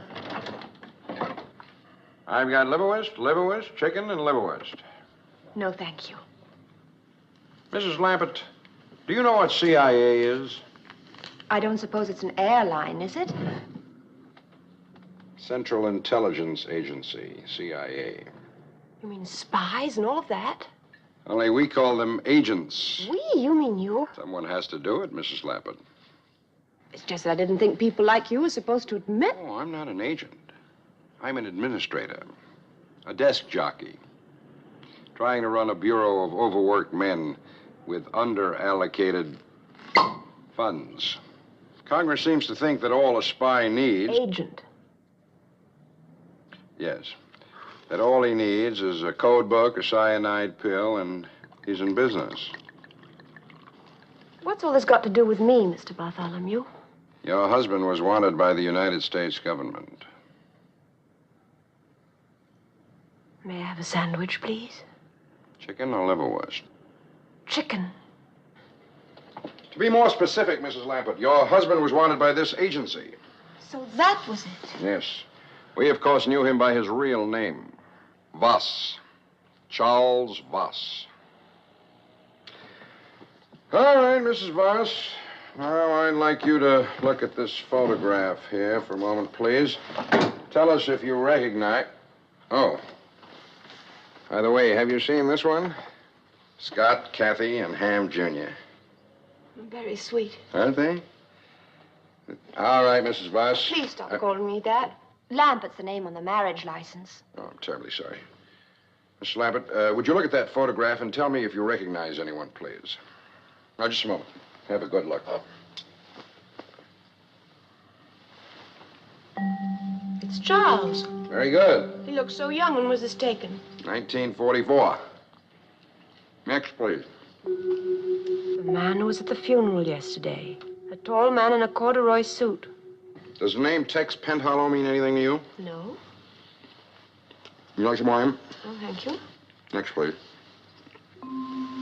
He was there, too. A little less hair, but it's the same one. Do you know him, Mrs. Lambert? Leopold W. Gideon? No. The last one, please. That's a face you don't forget. He was there, too. Herman Scobie. You've never seen him before, either? No, thank heaven.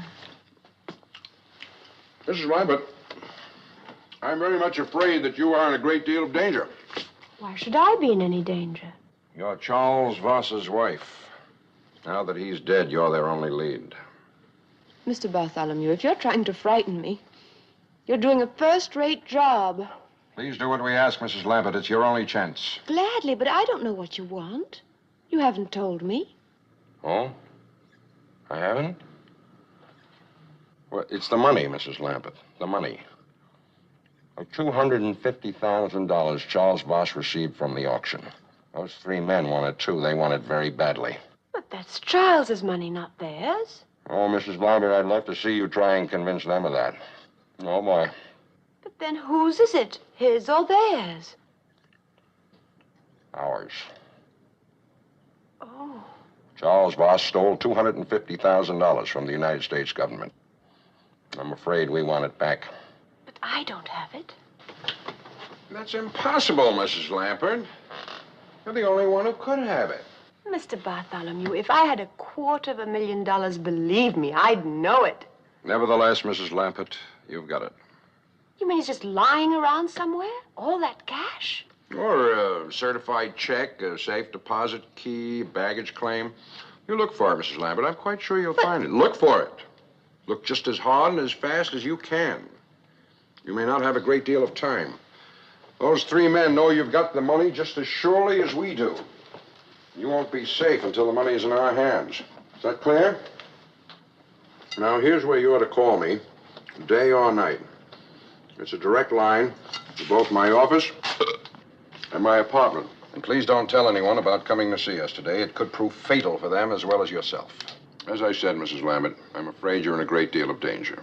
I regret very much having to say this, but please remember what happened to your husband.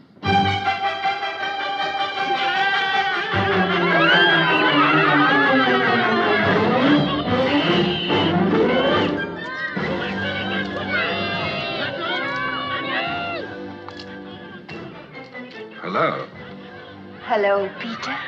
Now, didn't you telephone me to meet you on that corner over there? I'm sorry I heard the children laughing. Do you understand French? Not a word. I'm still having trouble with English. The man and the woman are married. Oh, I can see that. They're batting each other over the head.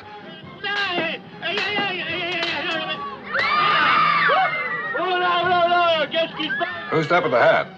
That's the policeman. He wants to arrest Judy for killing Punch. What's she saying now? That she's innocent. She didn't do it. Oh, she did it all right. I believe her. Well, who was that? That's Punch, of course. Punch, of course. I thought he was dead. He's only pretending to teach her a lesson. Only he is dead, Peter. I saw him. He's not pretending. Somebody threw him off a train. Charles was mixed up in something terrible. What am I going to do? I wish you'd let me help you. It doesn't sound like the sort of thing a young woman can handle by herself. How about making me vice president in charge of cheering you up? Starting tonight?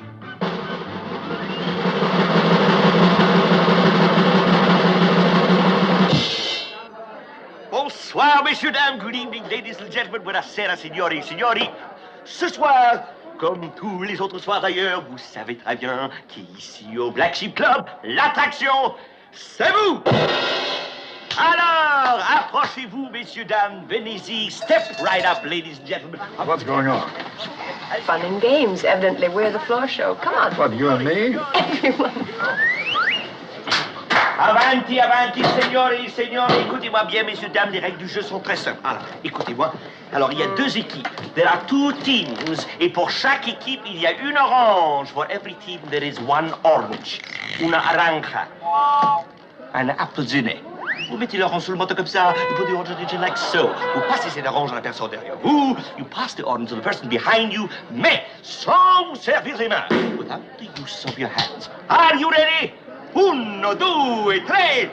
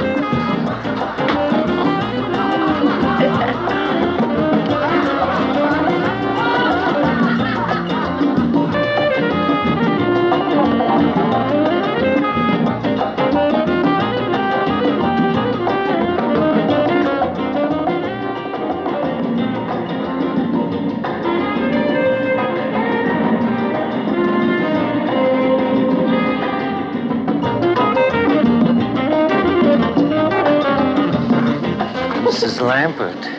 Who are you? Didn't Charles tell you, Mrs. Lambert? Tell me what? It doesn't belong to you. You do know that, don't you? I don't know anything. Mrs. Lambert. Any morning now, you could wake up dead, Mrs. Lambert.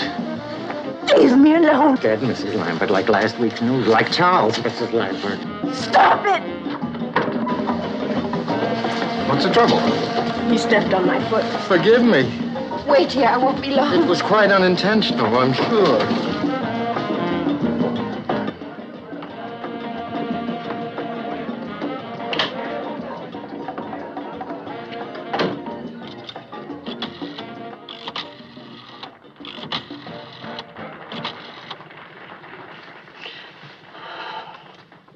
Mr. Bartholomew, this is Regina Lambert.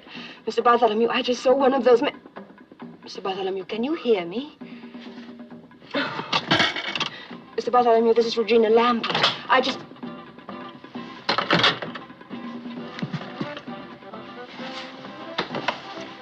Howdy. What do you want? Now, you must be kidding. No, I'm not. Now, come on now, Miss Lambert. You know what it is? You're gonna get it for me, too. You know I ain't fooling around here.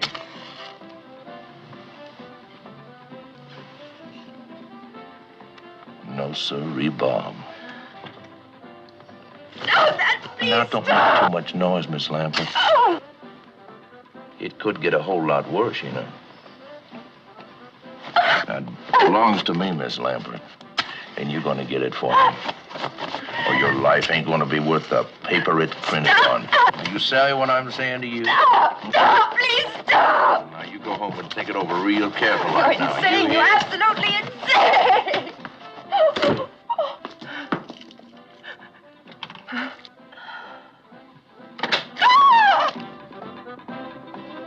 What's the matter?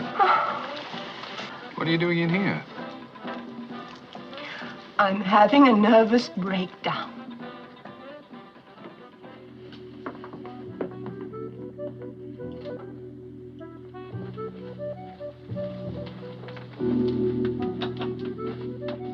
Now, hold it. I waited long enough. What happened back there? I'm not sure if I'm supposed to tell you or not. What does that mean? He said if I told anybody, it could prove fatal for them as well as for me. Who said? That's what I'm not supposed to say. Now, stop that nonsense. Stop bullying me. Everybody's bullying me. I'm not bullying Yes, you. you were. You said it was nonsense. Being murdered in cold blood is not nonsense. Why don't you try it sometime? Would you mind seeing me to the door? Of course not. It's a good place for making friends. You said this afternoon your husband was mixed up in something. How do you shave in there? What was it? What was what? What your husband was mixed up in. Look, I know it's asking you to stretch your imagination, but don't you think you could pretend just for a moment that I'm a woman? Now, listen, I could already be arrested for transporting a minor above the first floor. Here you are. Where? On the street where you live. How about once more around the park? How about getting out of here? Come on, child, out. Won't you come in for a minute? No, I won't. I don't bite, you know. Unless it's called for. How would you like a spanking? How'd you like a punch in the nose? Stop treating me like a child. Well, then stop behaving like one. Now, if you want to tell me what's troubling you, fine. If not, I'm tired, it's late, and I want to go home to bed. Oh? Do you know what's wrong with you? No, what? Nothing.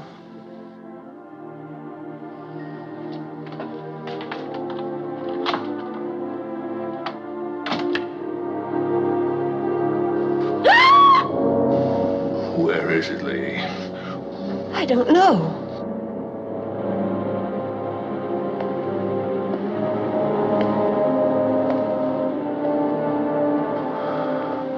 I want it. Give it to me. It's mine! Peter! Peter! A man tried to kill me!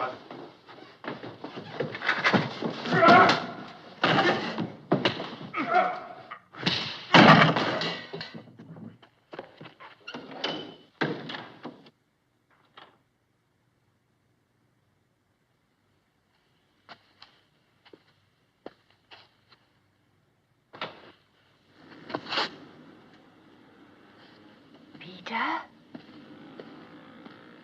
Peter? Peter, are you all right? Oh, Peter, are you hurt? I sprained my pride. How are you? Scared. You'll be all right. Where did he go? Out the window, I guess. Well, lock the door. Don't let anyone in except me. And close these windows after me. Be careful. You just took the words right out of my mouth.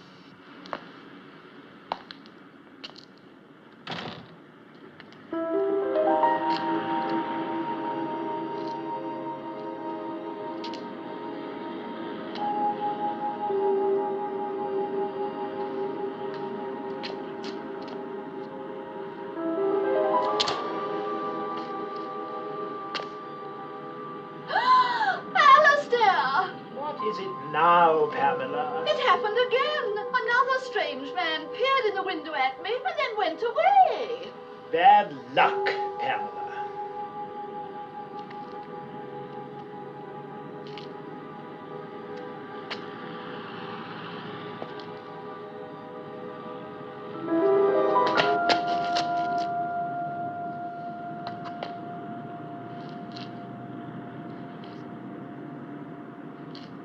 That was a dumb move. Herman, man, and then some.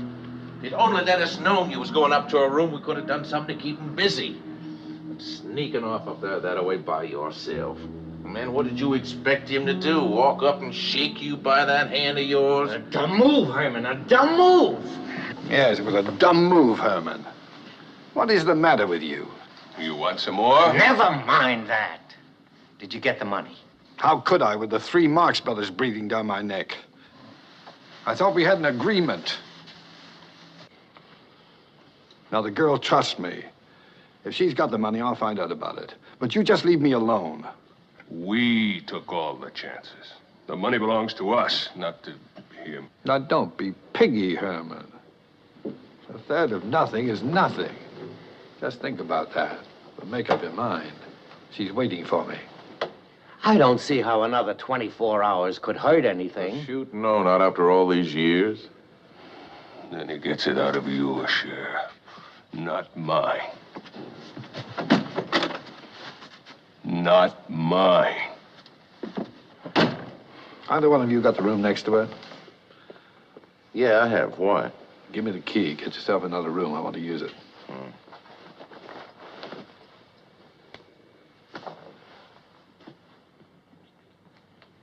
But if you do find that money, you ain't gonna forget to tell your buddies about it, are you?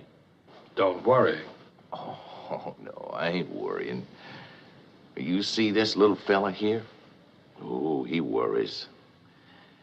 And he's even meaner than I am.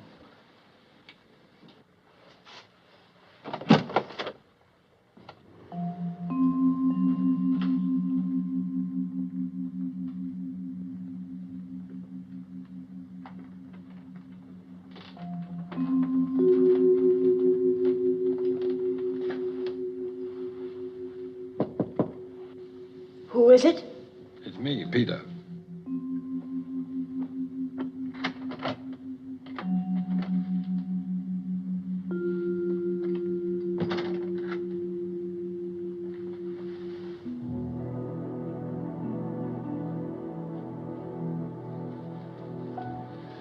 There was no trace of him.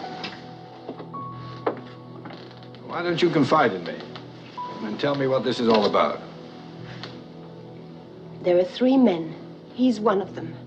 They think I have $250,000 that belongs to them. Go on. That's all. No, it isn't.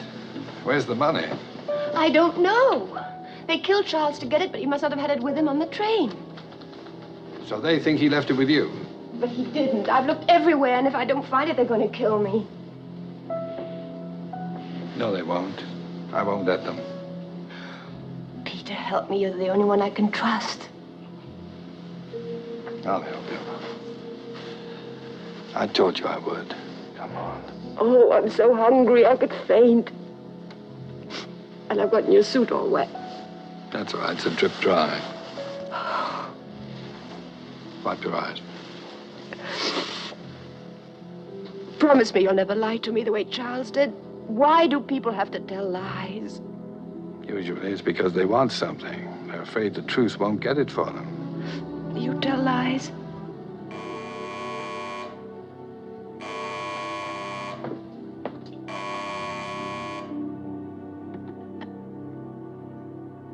Hello? Mrs. Lambert, it's me, the man who was in your room a few minutes ago.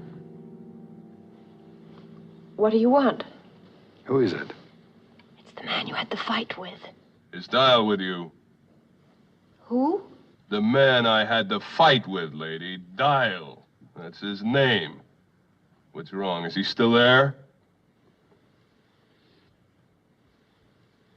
Yes. That's right. What's he saying? Don't trust him. Don't tell him anything. He's after the money.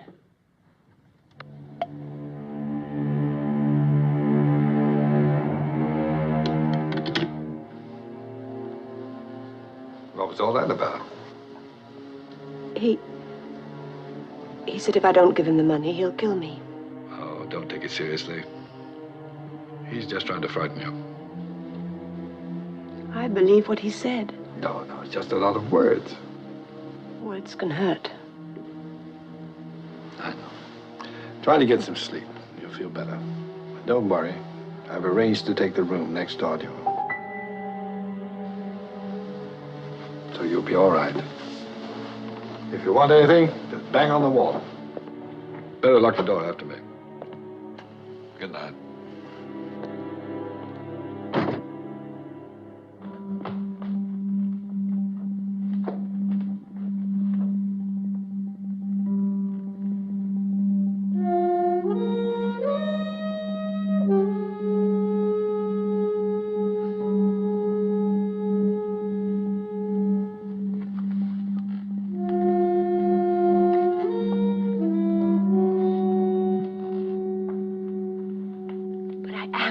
Bartholomew, what I'm trying to say is that there's someone else.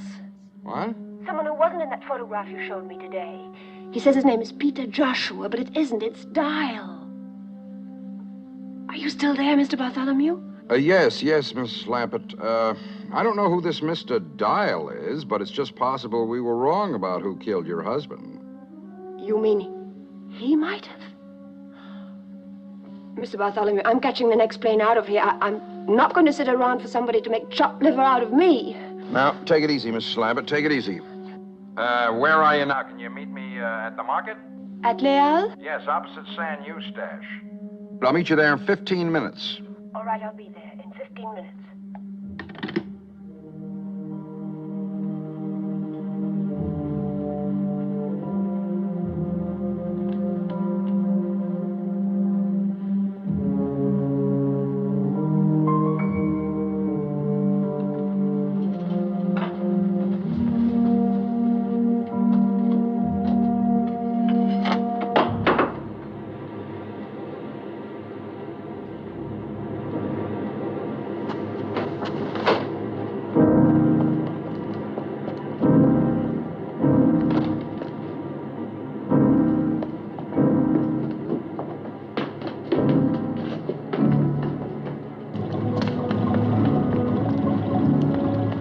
Vite, n'importe où, vite.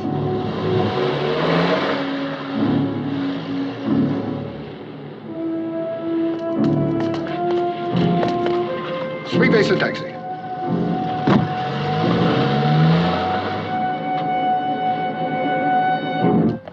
Were you followed? Yes, by Dial, but I lost him. I'm beginning to think women make the best spies. Agents. He has a gun, Mr. Bartholomew. No. But I saw it. No, that's not Carson Dial. Carson? There's only one Dial connected with this affair, Mrs. Lambert. That's Carson Dial. You mean you've known about him all along? It's enough to make you a vegetarian, isn't it? It's just lucky that I'm not hanging next to one of those things right now. Why didn't you tell me you knew about Dial? I didn't see any point. Dial's dead. Mr. Bartholomew, what is all this about? In 1944, 5 members of the OSS, the Military Espionage Unit, were ordered behind the German lines for the purpose of delivering $250,000 in gold to the French underground. The 5 men were, of course, your husband Charles, the 3 men who showed up at his funeral yesterday, and Carson Dial. Oh. But instead of delivering the gold, they stole it. How? By burying it, then reporting the Germans had captured it. All they had to do was come back after the war, dig it up, and split it 5 ways. $250,000 with no questions asked. May I have a cigarette, please? I can't stand those things. It's like drinking coffee through a veil. Everything went smoothly enough until after the gold was buried. Then before they could get out, they were ambushed by a German patrol. A machine gun separated Scobie from his right hand and caught Carson Dial full in the stomach. What's wrong with that one? Nothing, I guess. What happened then? Have you any idea what these things cost? Please go on, Mr. Bartholomew. What happened then? Carson Dial was dead, but Scobie was able to travel. So... La soupe, c'est pour qui? Pour moi.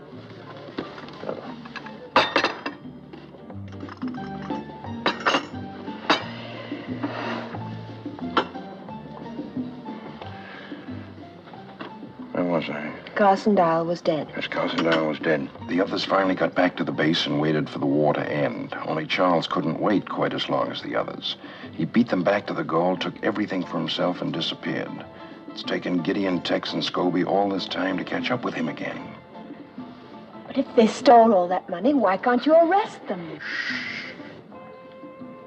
We know what happened from the bits and pieces we were able to paste together. But we still have no proof. What's this got to do with the CIO? CIA, Mrs. Lappin.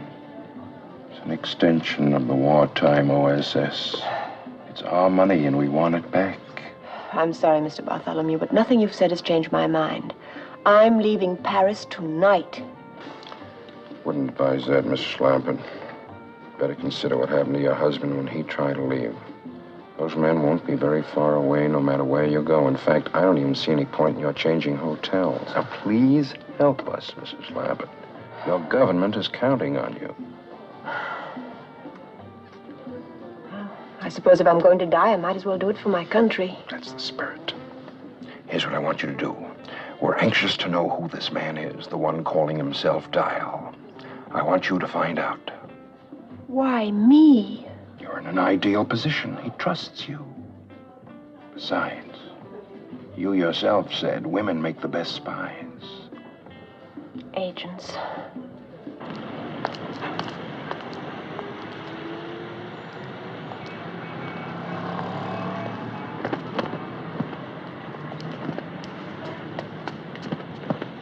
Oh, pardon.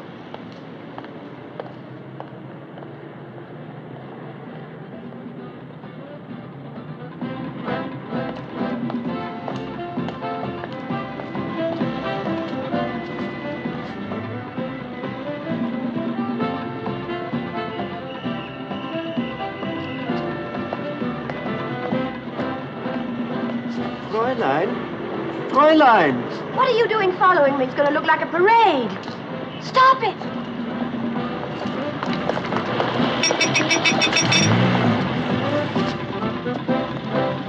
How are you? How nice to see you. When did you arrive? It's a lovely town to stay. Are you having a good time? So many things to see.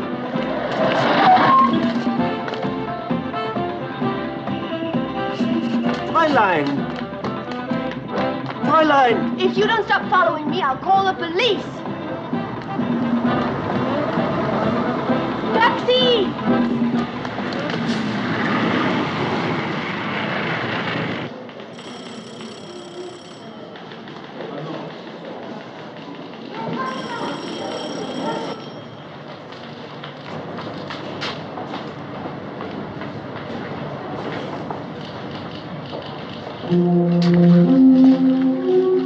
Dial, please. D-Y-L-E. Yes, Mr. Dial, I remember.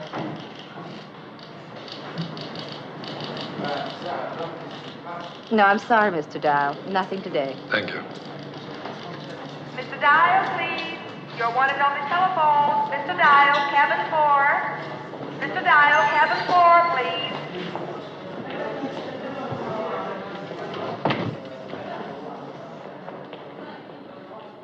Yes? Good morning, Mr. Dial.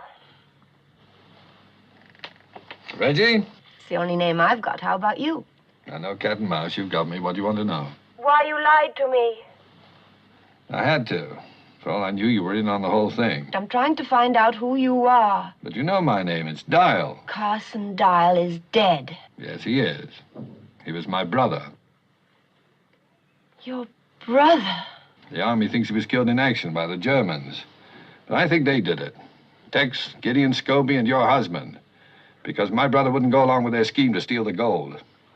I think he threatened to turn them in, and they killed him, and I'm trying to prove it.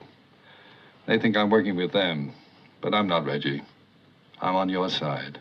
Just believe that. How can I? You lied to me just the way Charles did, after promising you wouldn't. Oh, I want to believe you, Peter. Oh, I can't call you that anymore, can I? Take me a while to get used to your new name. What is it? Hello?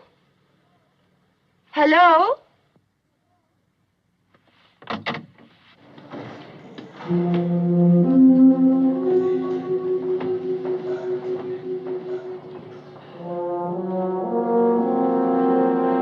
Do anything funny or try to talk to anyone, I'll kill you, Dial. You'll wreck your raincoat. Take the next car, please.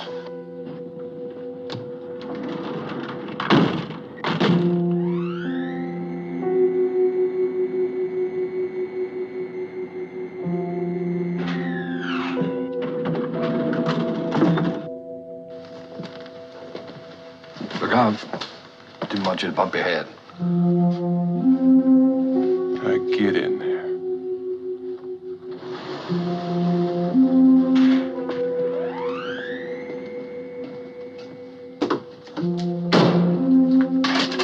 All right, turn around.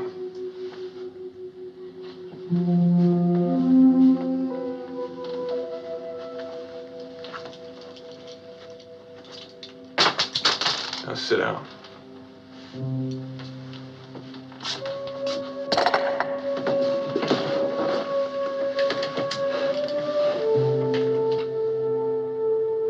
Now what?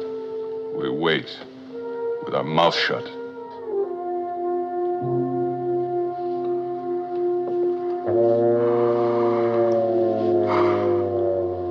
Oh, I'm sorry about that.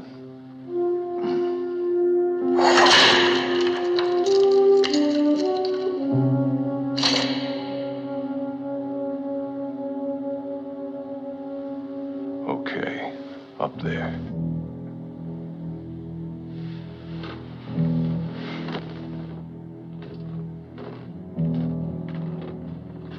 Do I knock or something? Now open it. And keep right on going. The view, it better be worth it.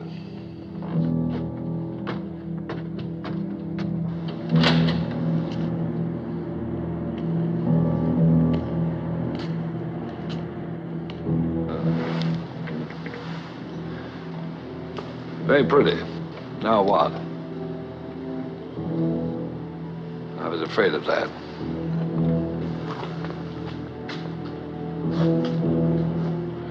I'll give you a chance, Dial. Which is more than you'd give me. Where's the money? Is that why you dragged me all the way up here to ask me that? She has it. And I say maybe you both have it. One more time, Dial. Where is it? Supposing I had it, which I don't, do you really think I'd just hand it over to you? Step back. Back where? That's the idea. Now, just a minute. Take it easy.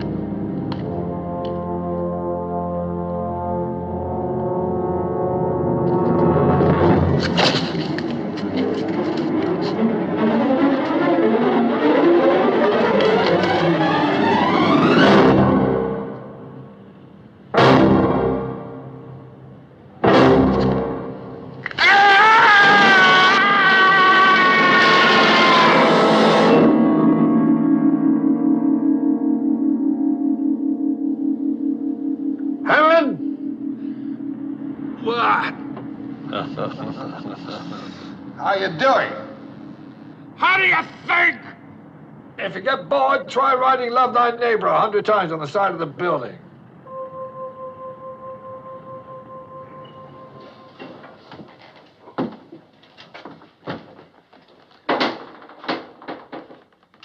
Monsieur, next time, please, use the keyhole.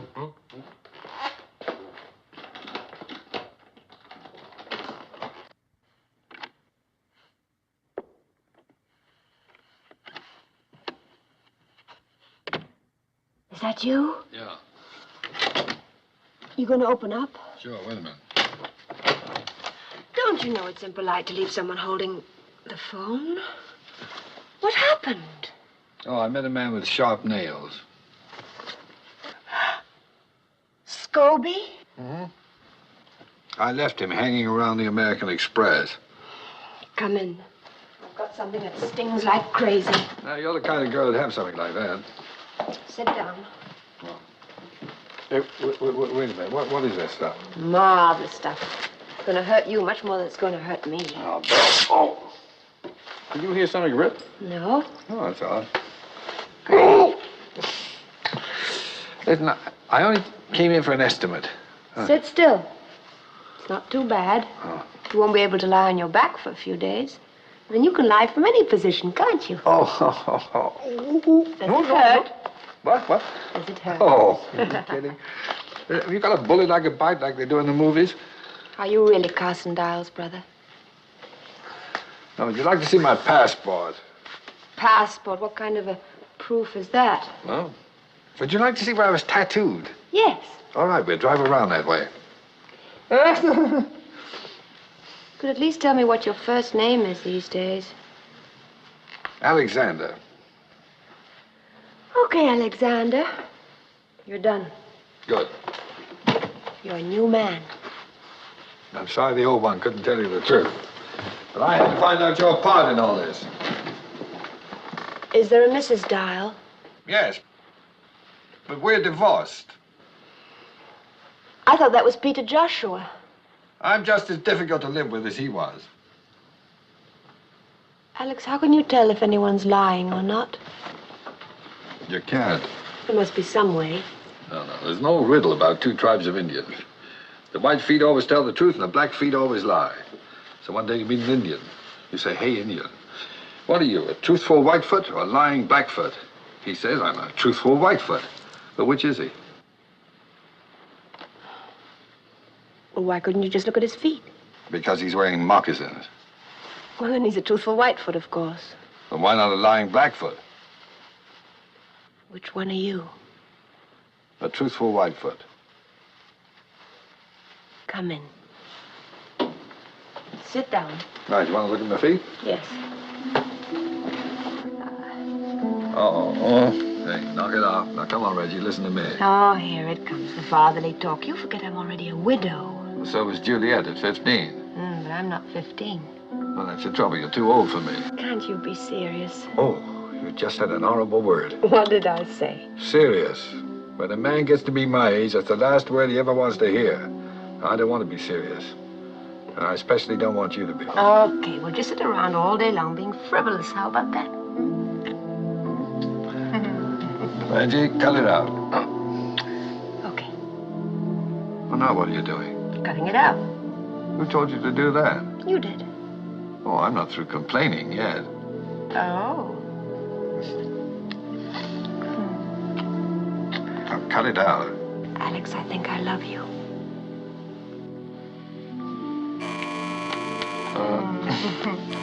Hey, the telephone's ringing. Never mind.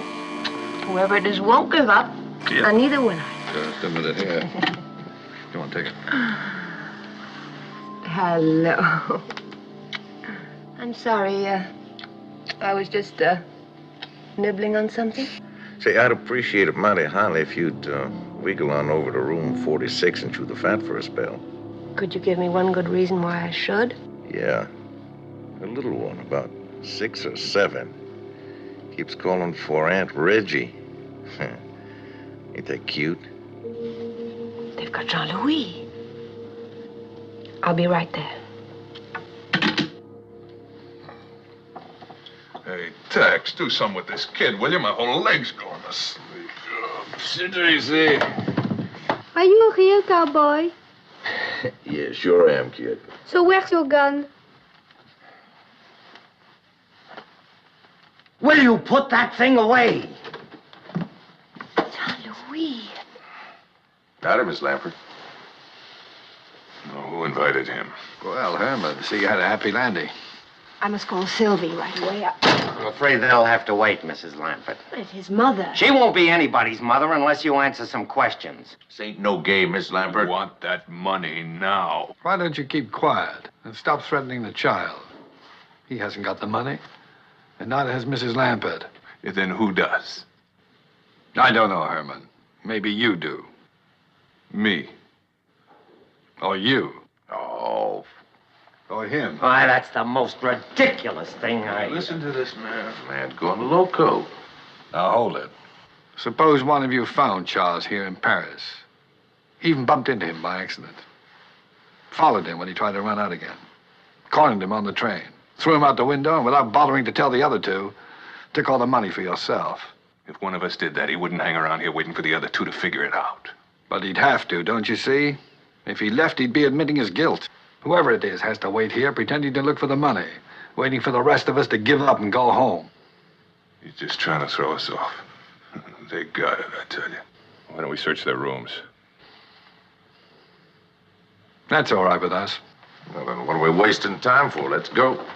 While we're waiting, we'll search yours. Not my room. Well, Herman, you have something to hide? Then there are no objections.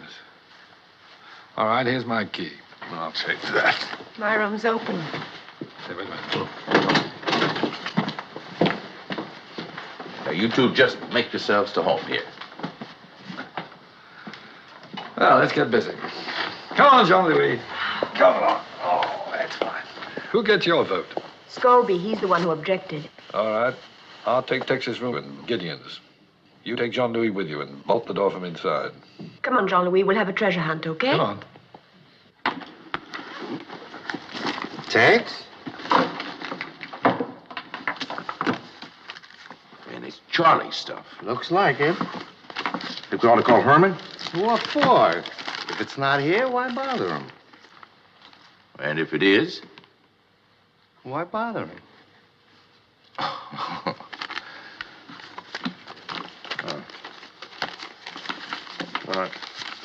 Sure there's nothing missing. No, everything's here. The police have kindly provided us with a list. Sure ain't nothing here worth no $250,000. Not unless we're blind. I keep telling myself we've stolen a great deal of money, but up to now, I've yet to see a penny of it. You think maybe we're fishing up the wrong stream? Meaning what? Suppose one of us has it, like the man says. Now, that'd be mighty distasteful, us being veterans of the same war and all. Well, you know I'd tell you if I had it. Oh, naturally, just like I'd tell you if I had it. Naturally. And that goes for Hyman, too. Naturally.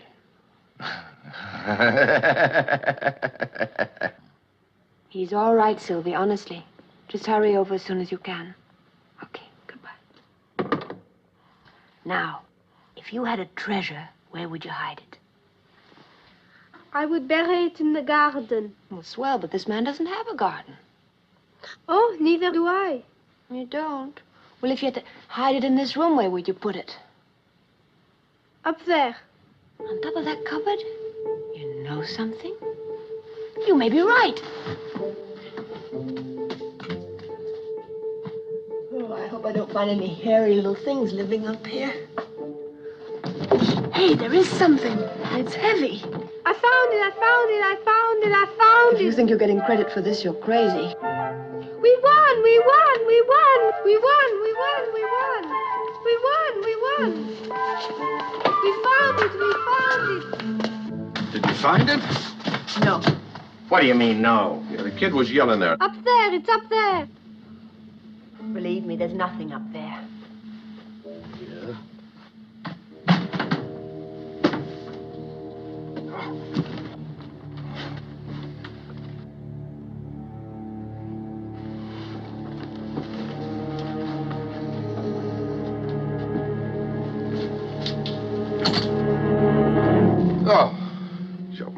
College Herman spare. Where is he? He's over in my room.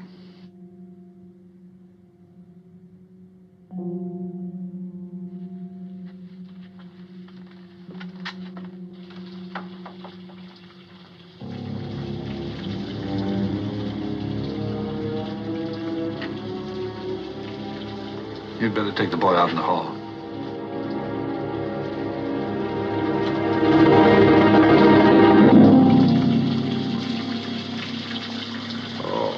Now, who would have done a mean thing like that? I'm not quite sure. Well, this ain't my room. Mine neither. Oh, the police aren't going to like this a bit. We could dry him off and take him down the hall to his own room. He really doesn't look too bad. Oh, poor old Herman. Seems like him and Good Luck always was strangers. Well, maybe now he'll meet up with his other hand someplace.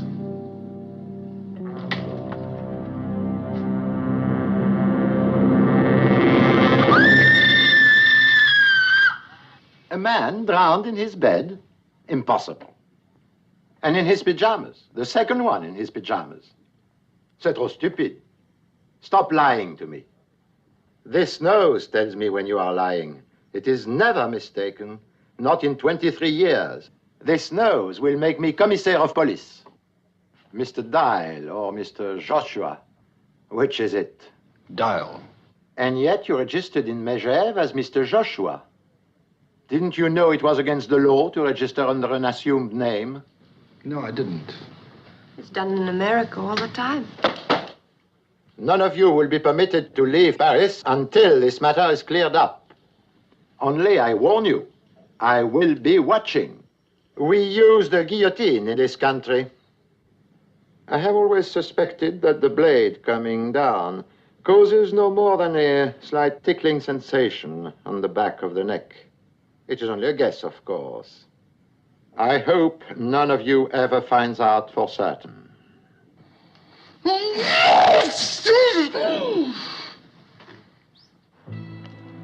Who do you think did it? Gideon Possibly. or Tex? Possibly. You're a fat lot of help. That's right. Can I have one of those? One of what? I think Tex did it. Oh. Vanille et chocolat, s'il vous plaît. Why do you think Tex did it? Because I really suspect Gideon, and it's always the person you don't suspect. Do women think it feminine to be so illogical, or can't they help it? What's so illogical about that?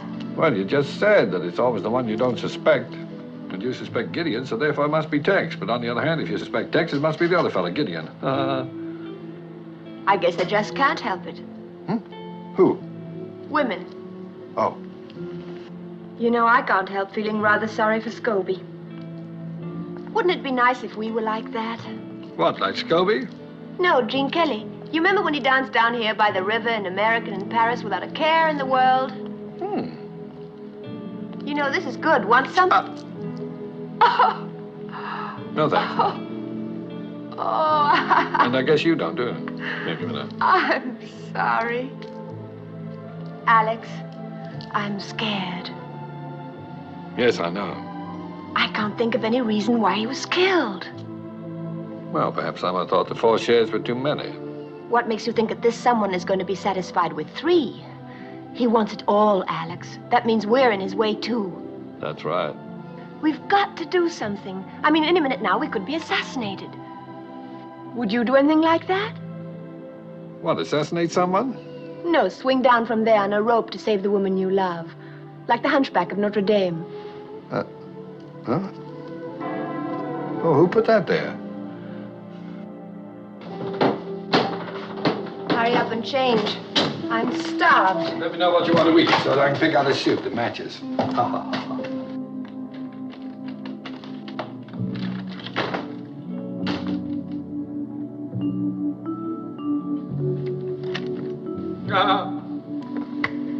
What do you want? It's the house detective. Why don't you have a girl in there? Lord, you're a pest. Can I come in? No, I'm going to take a bath.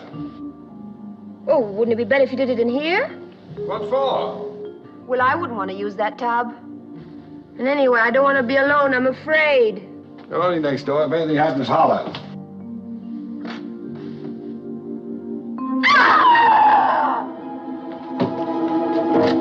Reggie? Got you. Did you ever hear the story of the boy who cried wolf? The shower's in there. Oh, come on, Reggie, open the door. This is a ludicrous situation. I can think of a dozen men who are just longing to use my shower. Why don't you call one of them? I dare you. Oh, you're a nut. What are you doing? I'm taking off my shoes. What do you think I'm doing? Did you ever hear of anyone taking a shower with their shoes on? I usually sing a medley of old favorites when I'm in the shower. Oh, any requests? Shut the door. Oh, I'm afraid I don't know that one, miss. Well... Shut the door. Why? Come in and watch.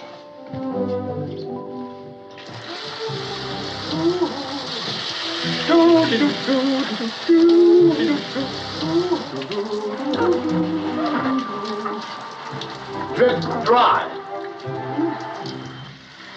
How often do you go through this little ritual? Oh, every day the manufacturer recommends it. I don't believe it. Oh, yes, it's... Wait a minute. See the label. Look at the small print. Wearing this suit during washing helps protect its shape.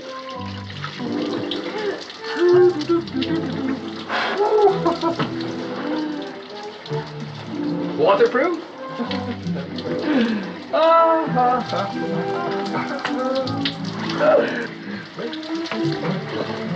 Acronylon, fibrous resistant, plastic, rust-proof, fly-proof, proof. You're the nut. Nut-proof.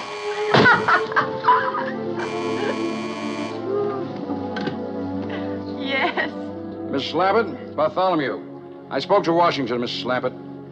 Go ahead, Mr. Bartholomew. I'm listening. Well, I told them what you said about this man being Carson Dial's brother. I asked them what they knew about it, and they told me. You're not going to like this, Mrs. Lappett. Carson Dial had no brother. Miss Lappett? Are you sure there's no mistake? None whatsoever. Please be careful, Mrs. Lappett. Bye.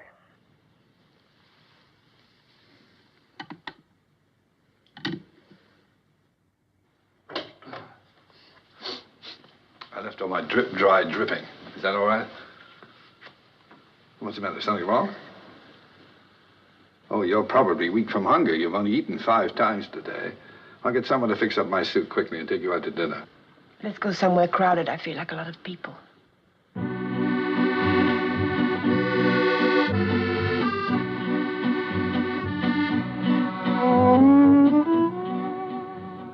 Hey, you know this thing is still damp?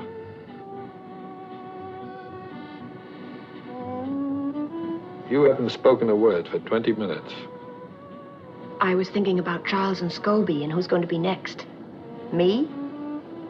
I don't suppose you know who the murderer is, do you? No, not yet.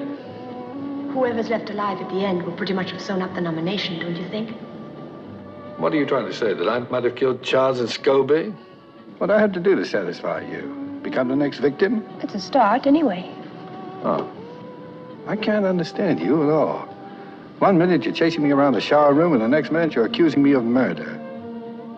Carson Dial had no brother. Oh, I can explain that if you'll just listen. Well, I can't very well leave without a pair of water wings, can I? All right, get set for the story of my life. Fiction or non-fiction? Why don't you shut up? Well, Are you going to listen? go on. All right. Now, when I was a young man, my father expected me to go into his business. Umbrella frames, that's what he made. Oh, a sensible business, I suppose, but I didn't have the sense in those days to be sensible. I suppose all this is leading somewhere. Well, it led me away from umbrella frames, for one thing. But that left me without any honest means of support. What do you mean? Well, in this highly competitive world, when a man has no profession, there isn't much choice. So I began looking for people who had more money than they needed, including some they'd barely miss.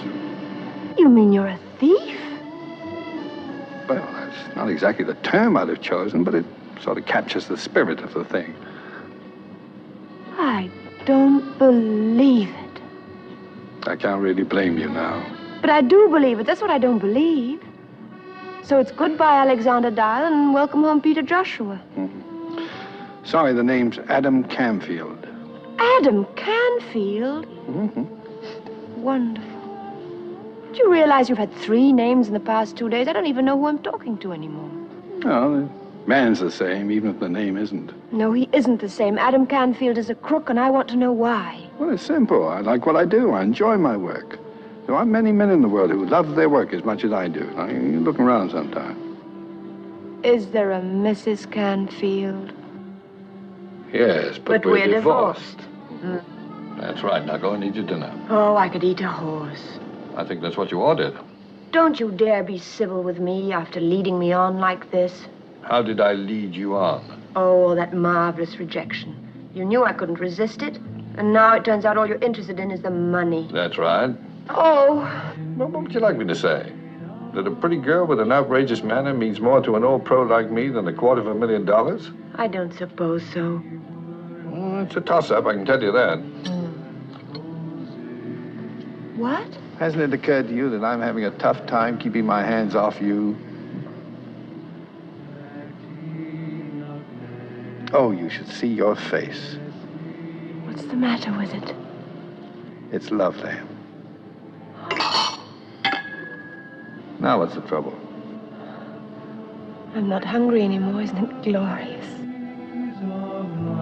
Adam! It's all right. Come and look.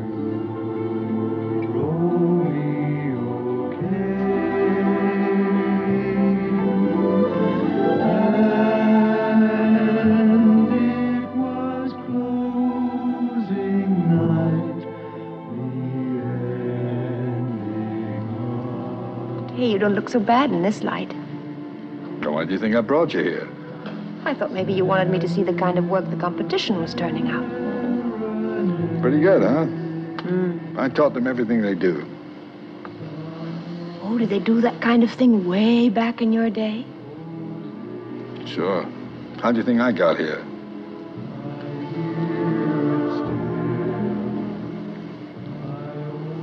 Not allowed to kiss back, huh? Oh, no. Doctor said it was bad for my thermostat.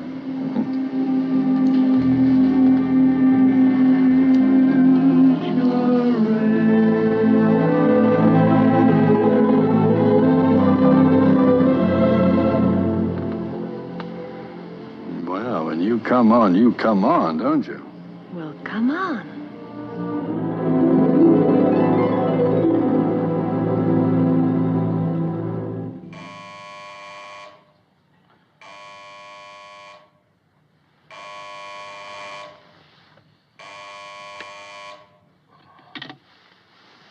Yeah. Hmm? In the lobby?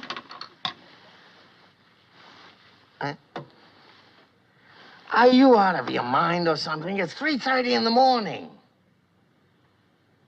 You mean it? All right. All right, I'll be right down. Wait a minute.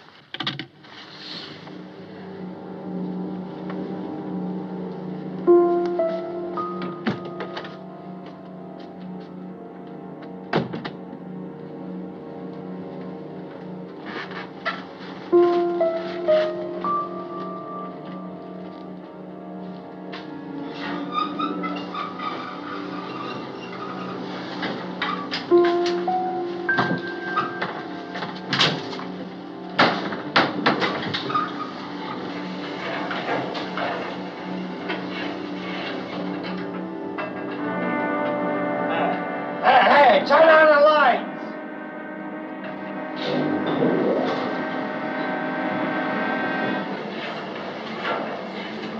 Hey, I just stop this thing! Yes! Yes!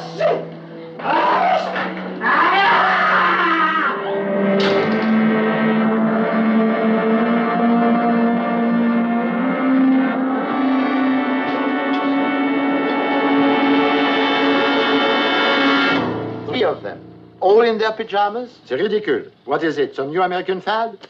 And now, your friend who lives here, the one from Texas, he's disappeared, into thin air. Where is he? I wish I knew. Madame? Tell me, Mr. Dial, where were you at 3:30 a.m.? In my room, asleep. And you, Mrs. Lampert? I was too. In Mr. Dial's room? No, in my room. Obviously, you're telling the truth. For why would you invent such a ridiculous story? And if I were you, I wouldn't stay in my pajamas. Good night. Well, that wraps it up. Tex has the money. You go to bed. I'll let you know when I found him. You going to go looking for him now? Well, if the police find him first, they're not going to turn over that $250,000 to us. Oh, Adam. Do as I tell you. Go to bed and bolt your door.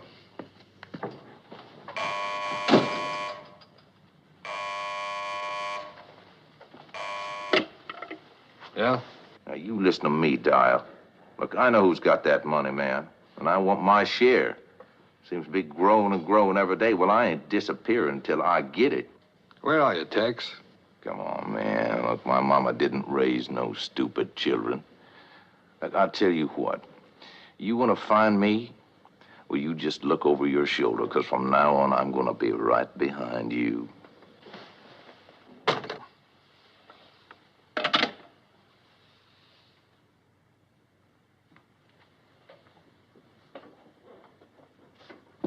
Open up.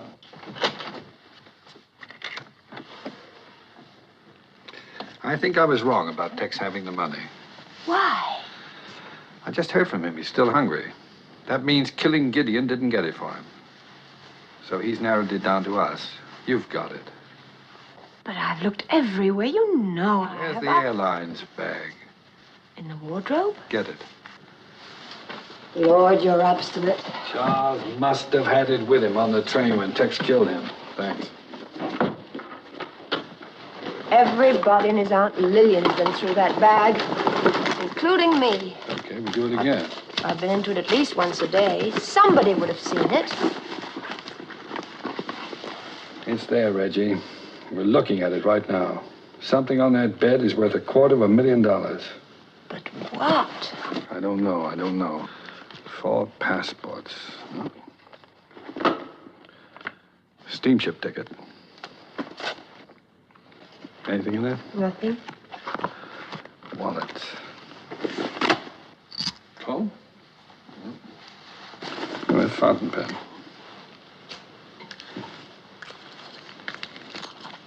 What about that key? To the apartment matches mine exactly. Oh. I bet you don't really need those. You need them. Well, it still doesn't make sense. But it isn't worth $250,000 either. Wait a minute. What? The tooth powder. What about it? Could you recognize heroin just by the taste of it?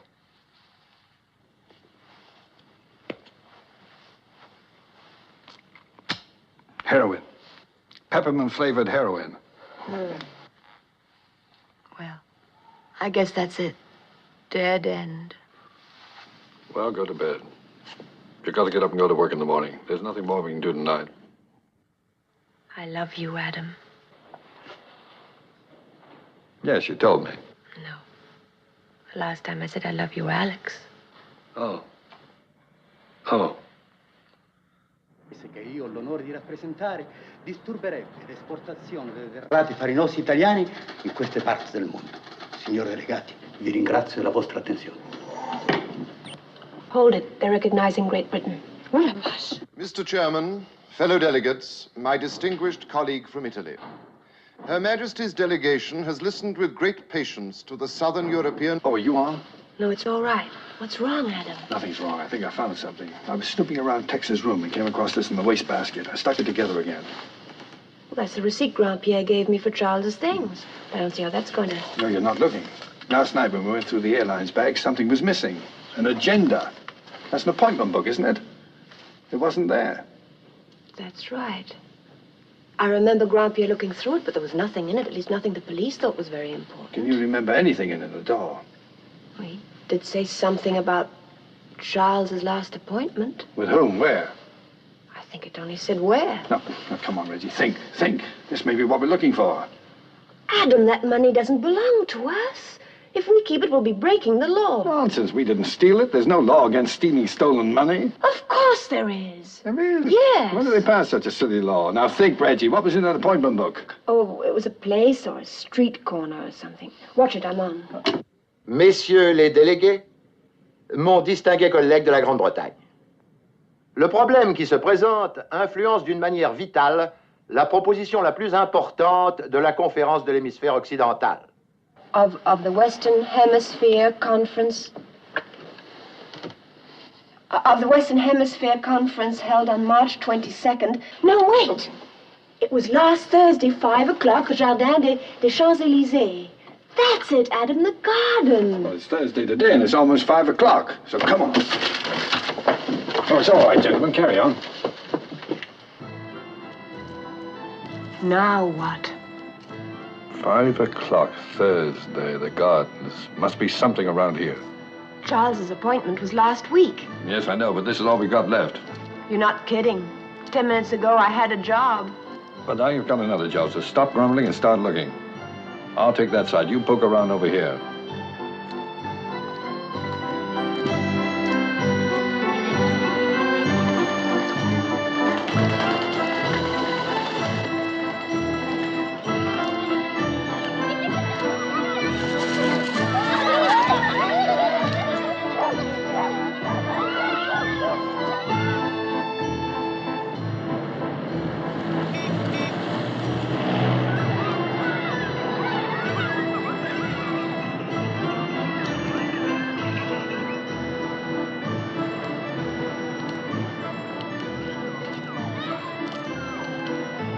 It's hopeless. I don't even know what we're looking for.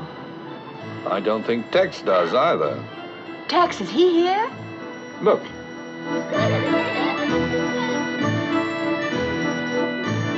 I'm going to see what he's up to. You stay here. Be careful, Adam. He's already killed 3 men.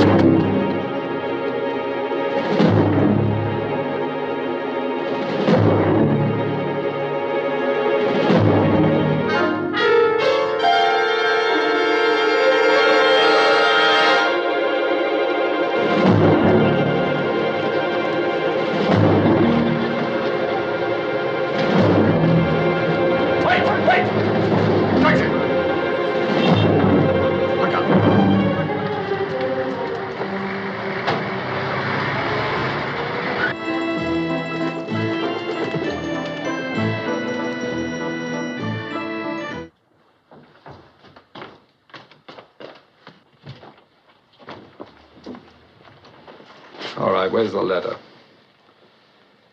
The letter, huh? It ain't worth nothing. You know what I mean. The envelope with the stamps on it. I want it. You greenhorn. Why, you thick-skulled, harebrained, half-witted greenhorn. And they was both too smart for us. What are you talking about? Oh, first her husband, now her. She betted all of them big eyes at you, and you fell for it like an egg from a tall chicken. You want the envelope? There. You take it. It's all yours. You killed all 3 of them for nothing. You greenhorn, you block-headed jackass. You nincompoop. Sylvie, what are you doing here? I'm waiting for Jean-Louis. Oh. What's he up to? Oh, he was so excited when he got the stamps you gave him this morning. He said he'd never seen any like them. I'm glad. What's all this? The stamp market. It's there every Thursday afternoon. That's where Jean-Louis trades his stamps. Good Lord, where is he? What's the matter, chérie? The stamps. They're worth a fortune. What? A fortune. Come on.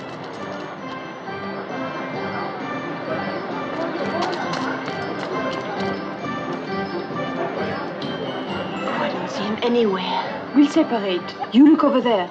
Okay.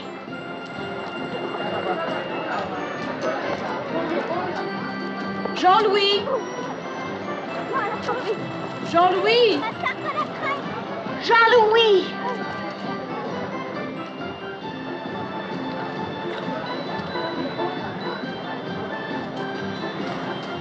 Jean-Louis! Jean-Louis! Reggie! Reggie! Jean-Louis, thank heaven. Do you have the... What's this? A man gave me all those for only 3. A man? Oh, no, Jean-Louis. Who? Where? Vite, mon chéri, vite! Là-bas. Come on. Oh, but he's gone. I don't blame him. Entrez. Monsieur Félix? Oui? I was expecting you. I knew you would come. Look at them, madame. Have you ever in your entire life seen anything so beautiful? I'm sorry, I don't know anything about stamps. I know them as one knows his own face, though I had never seen them. This one, a Swedish 4 shilling, called the Gula Firaskillingen, printed in 1854. What is it worth? Well, the money is unimportant.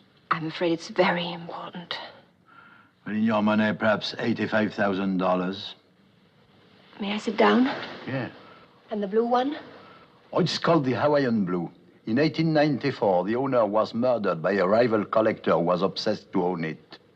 And what is its value today? 65,000. And the last one? Ah, the best for last. Le chef-d'œuvre de la collection, the masterpiece. It's the most valuable stamp in the world. It's called the Gazette Moldave. It was printed by hand on colored paper and marked with the initials of the printer. Today, it has a value of $100,000. I'm not a thief, madame. I knew there was some mistake.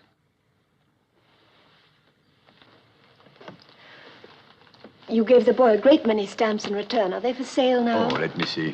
350 European, 200 Asian, 175 American, 100 African, and 12 Princess Grace commemorative, which comes to 10 francs. And don't forget these. Thank you. I'm sorry. Oh, no, for a few minutes they were mine. That is enough.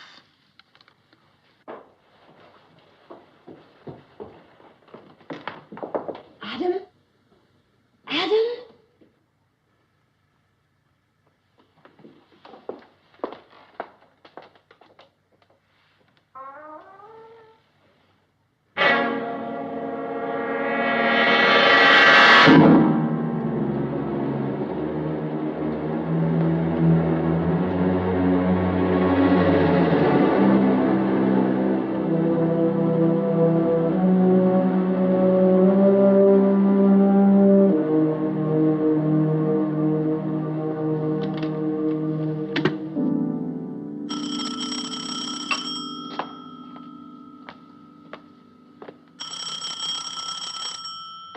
Hello?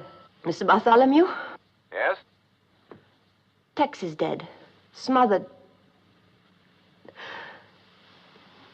And Adam did it. He killed them all. Are you sure? Yes, I'm sure. Tex wrote the word dial before he died.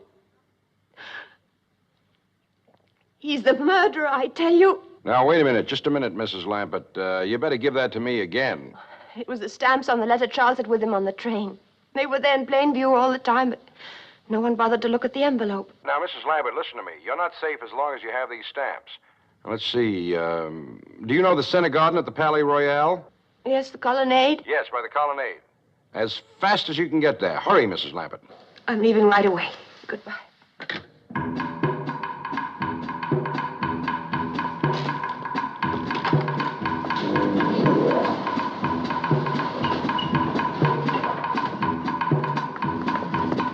Reggie! The stamps, where are they? Reggie, wait! Why, so you can kill me too? Tex is dead. He wrote dial on the carpet. I'm not dire, you know that. But Tex didn't know it. You're a murderer. Reggie, I want those stamps. Palais Royal, vite. Je suis occupé. Mais c'est très urgent. Occupé.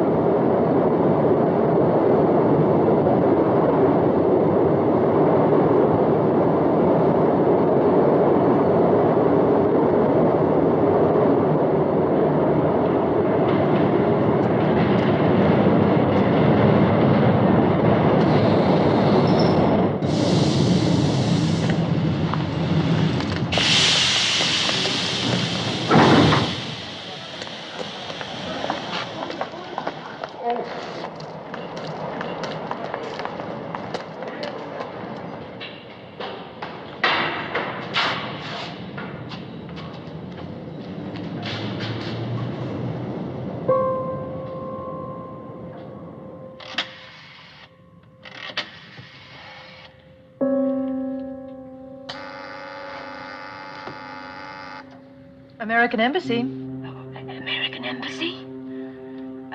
Mr. Bartholomew's office, please. Would you speak a little louder, please? I can't speak any louder. Mr. Hamilton Bartholomew. I'm sorry, Mr. Bartholomew has left for the day. But someone's trying to kill me. What? Kill me! You've got to get word to him right away. He's in the center garden of the Palais Royal near the colonnade. Tell him I'm trapped in a phone booth right below him in the metro station, and the name's Lambert.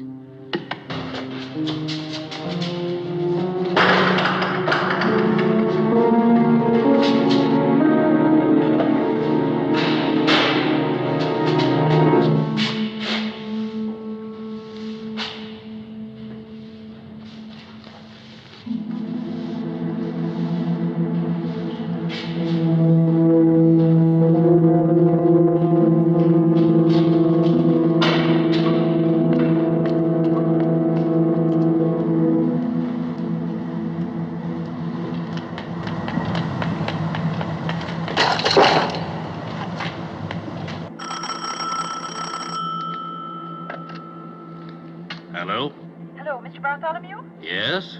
There was a call for you just now, Mr. Bartholomew. It sounded quite urgent. A Mrs. Lampert. Lampert? I don't know any Mrs. Lampert. She says she's trapped in a metro station and someone's trying to kill her. Trying to kill her? Who does she think I am, the CIA? All right, I guess you better call the French police.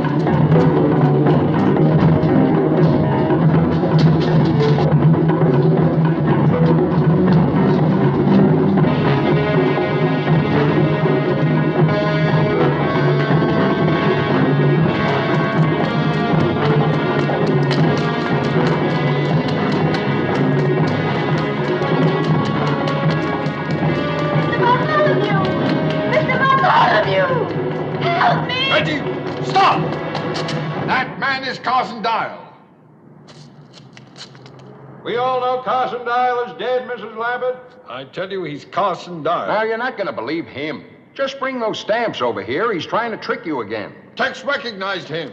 That's why he wrote Dial. If you take him those stamps, he'll kill you, too. Mrs. Lambert, if I'm who he says I am, what's preventing me from killing you right now? Because he'd have to come out to get the stamps. And he knows he'll never make it. Mrs. Lambert, he wants the money for himself. That's all he's ever wanted. He's with the CIA. I saw him at the embassy. I tell you, he's Carson Dial. That's right, Mrs. Lambert. That's right. I'm a dead man. Look at me. Oh, I don't know who anybody is. Reggie, I beg you. Just trust me once more. Why should I? I can't think of a reason in the world why you should.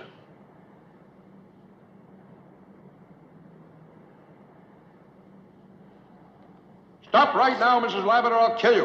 It won't get you the stamps, Dial. You'll still have to come out to get them, and I'm not likely to miss at this range.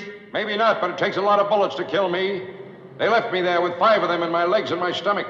Mrs. Lambert, they knew I was still alive, but they left me there. I spent 10 months in a German prison camp with nothing to stop the pain. They left me there. Mrs. Lambert, they deserved to die. But I had nothing to do with it. You got the money now.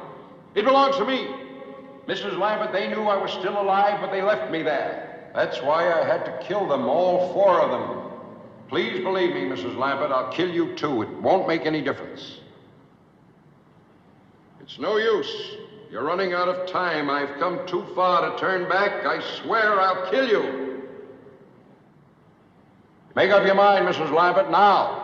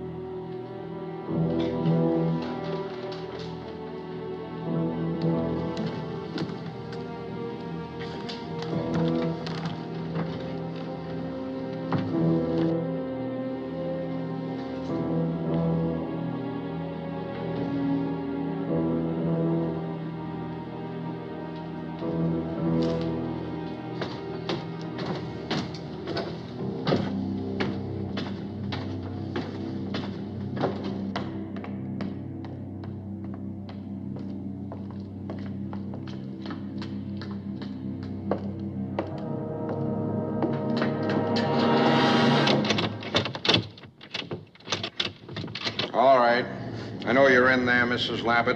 Come on out.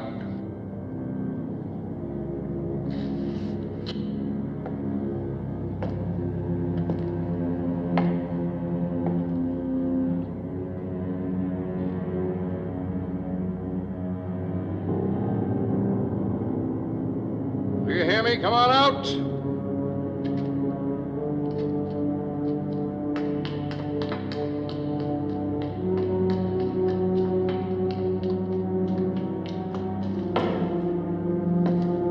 I don't want to kill you, but I will.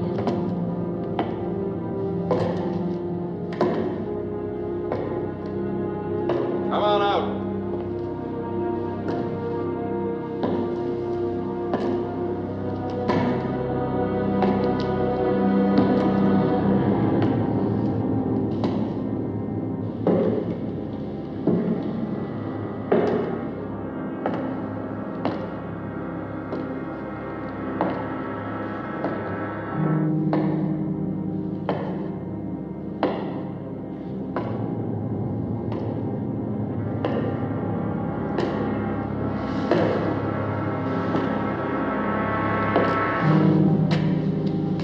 Game is over, Mrs. Lappet.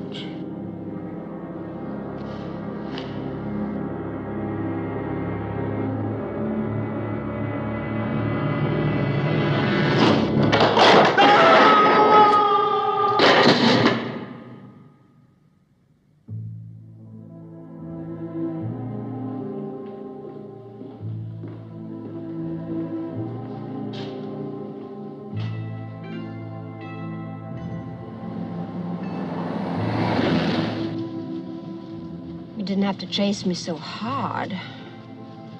That one's done. Do this one. No.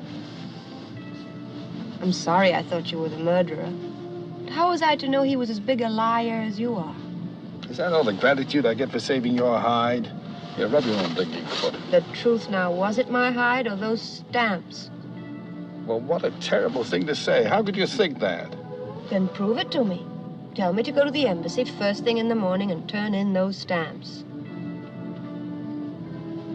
I said, tell me to go to the embassy first thing. I heard you. Then say it. Now, Reggie, listen to me. There's something I'd like to explain. Never mind. I'll go by myself. Well, what makes you think they're even interested? It's only $250,000. It'll cost more than that for them to fix up their bookkeeping. Now, as a taxpayer... Who's a taxpayer? Crooks don't pay taxes. Excuse me, soldier. Marine, ma'am. Oh, forgive me. Who would I see regarding the return of stolen government money? Well, you might try the Treasury Department, ma'am. Room 217, second floor, Mr. Crookshank. 217. Thank you, Marine.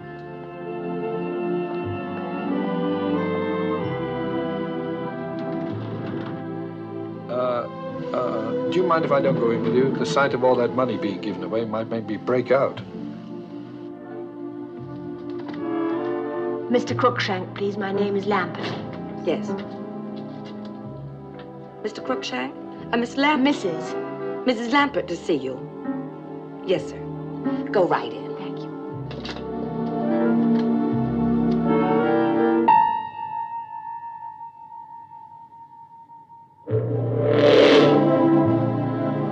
Of all the mean, rotten, contemptible, crooked... Crooked?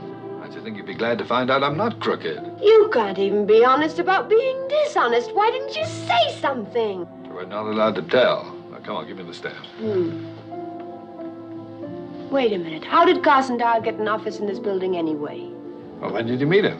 What time of day, I mean? About 1? The lunch hour. Probably worked it out in advance. Found an office usually left open and just moved in for the time you were here. Then how do I know this is your office? Mrs. Foster, take a memo to Bartholomew and security recommending Bartholomew. recommending that embassy offices be kept locked during the lunch hour. Starting with his own.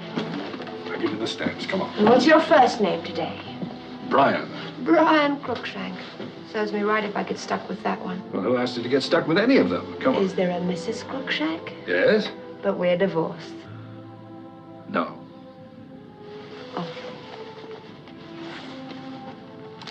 My mother. She lives in Detroit. You'd like her. She'd like you, too. Come on, give me those stamps. Not until you prove to me that you're really Brian Crookshank. All right, one day next week, I'll put it on the marriage license. How about that? Quit stalling. I want some identification now. I wouldn't lie on a You license. can't prove I could it to go me, to can you? jail. You're still trying to... Marriage license? Did you say marriage license? Now, don't change the subject. Just give me the stand. Oh, I love you, Adam, Alex, Peter, Brian, whatever your name is. Oh, I love you. I hope we have a lot of boys and we can name them all after you. Well, before we start that, may I have the stands?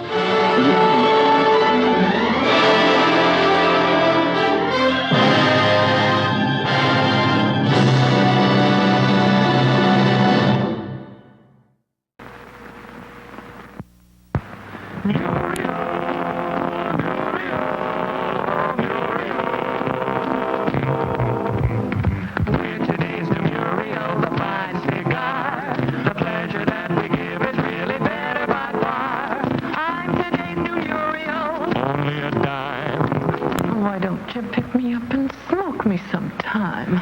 Everybody likes a rapper, really they do. It's luxury light and it's pleasant for you. She's today's new Muriel, mellow and right. You're gonna like me, friend, I'm just your type. Everywhere we go, they seem to like her shape. Firm and trim and handsome, so easy to take. I'm today's new Muriel, only a dime. Why don't you pick me up and smoke me sometime? Muriel, I'm Muriel. Cigar.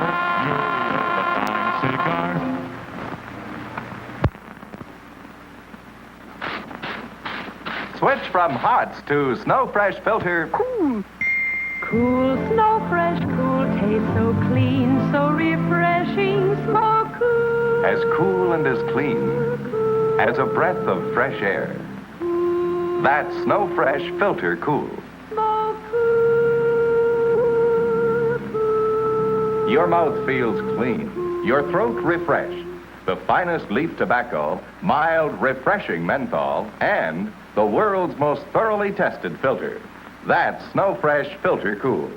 Why don't you switch from Hots to the Snow Fresh coolness of Cool? As cool and as clean as a breath of fresh air. America's most refreshing cigarette. Snow Fresh Filter Cool. This is a man who smokes Marlboro cigarettes. What kind of a man is he? I'm a guy who likes to work on my car. I like to take it apart and put it back together. I get to working on it and forget where I am, what time it is. I even forget to eat. You don't forget to smoke, though. I always smoke when I work. They go together. Why Marlboro? Well, it's a combination of things. When I draw on a cigarette, I want to taste something. With Marlboro, I do. Yet it's got a filter that works. Then there's this flip-top box. I like things that are well designed. This box is interesting and practical. Would you recommend Marlboro to your friends? I already have. New Marlboro. Filter, flavor, flip-top box. Popular filter price.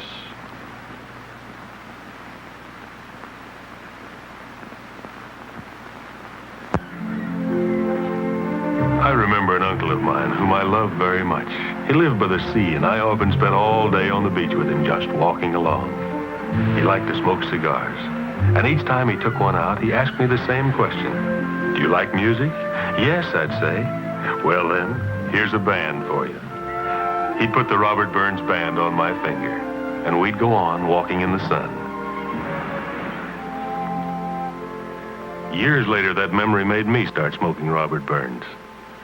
This is the Robert Burns Panatella, an especially wonderful cigar with a rich and comfortable taste because the tobaccos are nature filtered for mildness and better taste. No artificial quick curing for Robert Burns. Every leaf is slow cured in clean air. Why don't you smoke a Robert Burns cigar soon? They come in 5 different shapes, from 2 for a quarter to 25 cents.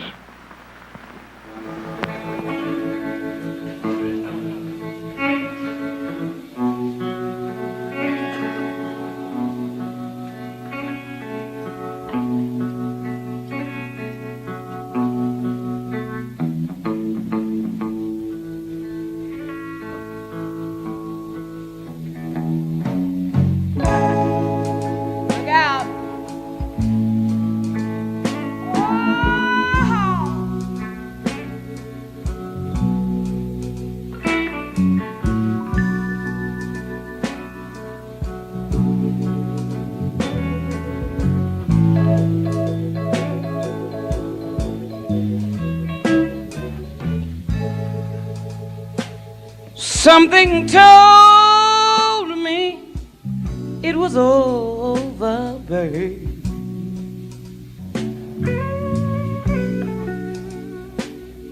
When I saw you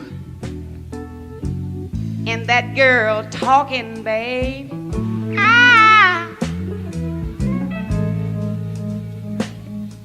something deep down in my soul said, go on and cry, girl.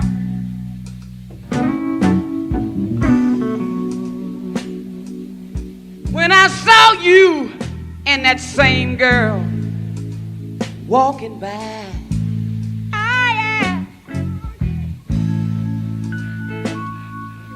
and I would rather be a blind girl, babe,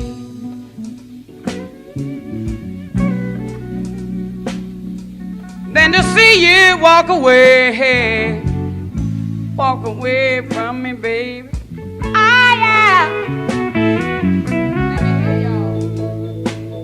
Cause you see, I love you so much, I don't wanna watch you leave me, babe. And another thing is, I just don't wanna be free, no, babe. Oh, no.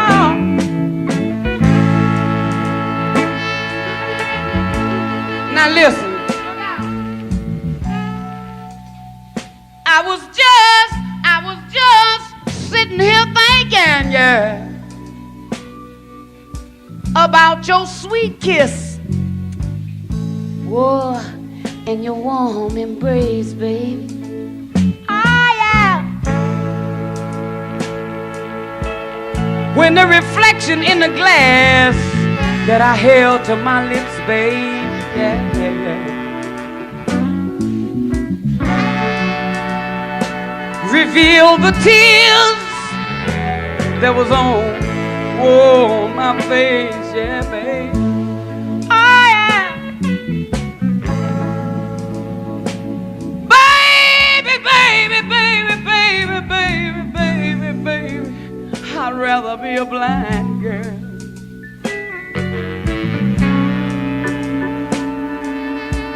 Oh, I'd rather be a blind girl than to watch you walk away from me, boy. Look out.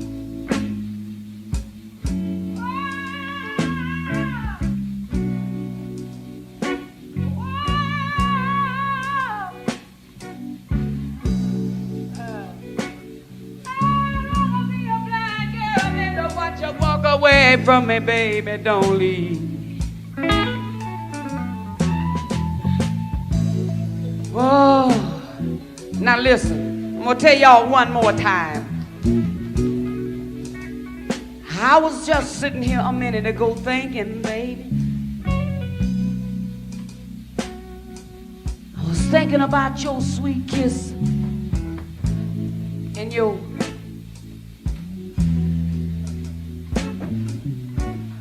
thinking about your sweet kiss and your ooh la la la la la la la la la la.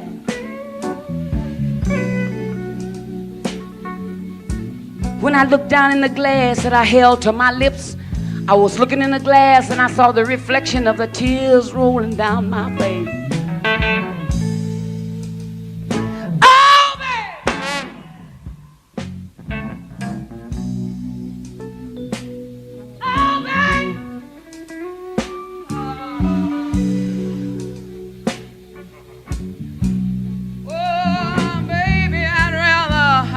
I'll be a blind girl.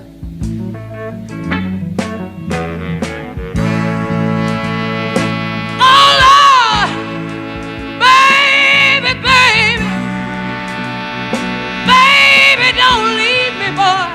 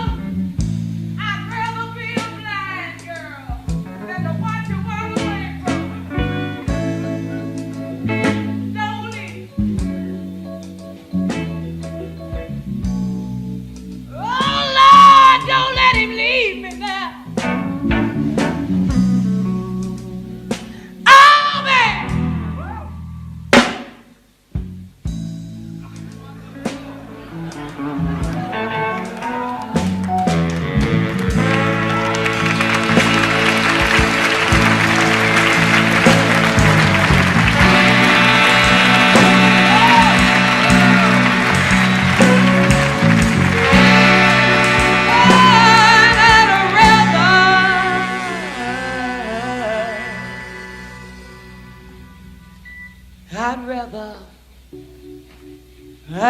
rather. I don't want to watch you leave me. I can't stand to see you go. Whoa, babe. I'd rather be a blind girl.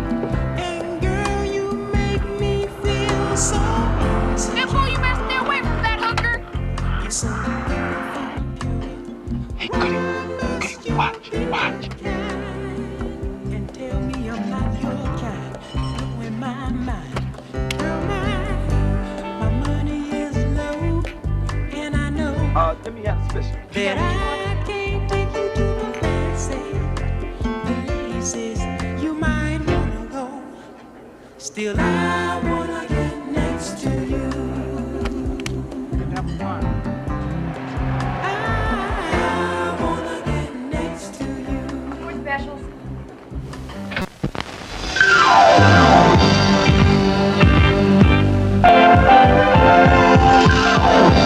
It's intermission time.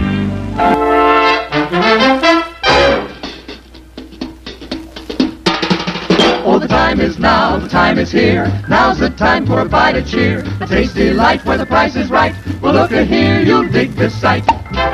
The moment's handy for a piece of candy. Just name your brand, they're all so grand. Hey, what do you think of a nice cool drink? Or a big box filled with a popcorn thrill? Let your taste buds meet with an ice cream treat. Refresh yourselves, it's time to eat. So come on, folks, let's join the band as we all head for the refreshment stand. The next show will start in 9 minutes.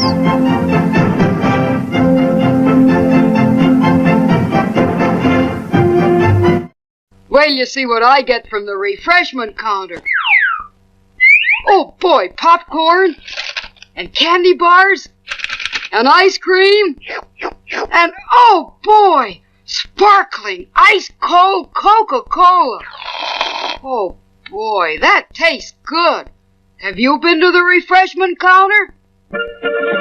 Remember, your favorite snack will taste especially good with world-famous ice-cold Coca-Cola. Savory barbecue beef. Go ahead, fix a sandwich for yourself. Just look at that pure prime beef simmering in that special tangy barbecue sauce. Make a big one, like you do for the customers. Customers? Uh-oh.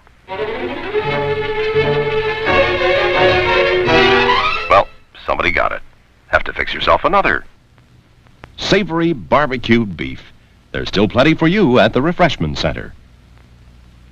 The next show will start in 8 minutes.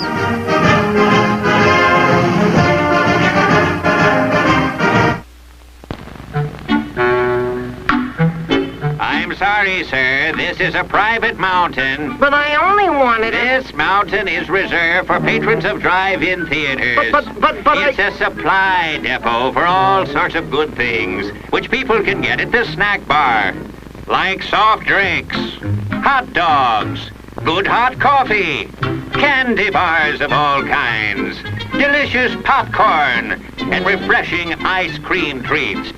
But I am a patron of this drive-in. Well, why didn't you say so? Be our guest.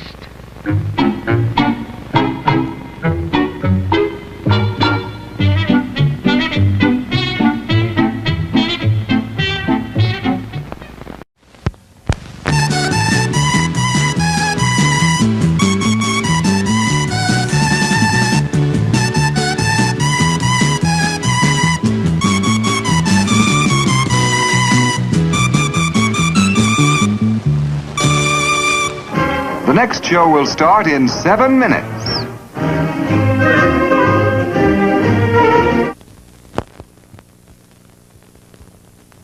It's time to stretch and fetch. See what's cooking at our refreshment counter.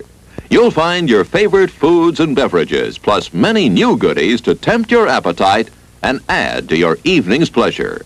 Everything's the finest quality. So treat yourself now. Hot popcorn, just popped. Try a terrific hot barbecue sandwich. Steamed or grilled hot dogs.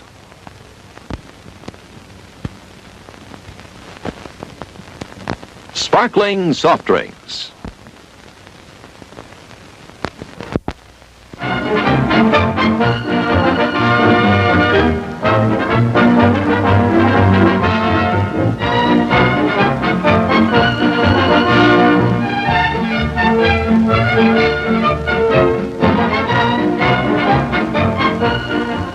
The next show will start in 6 minutes.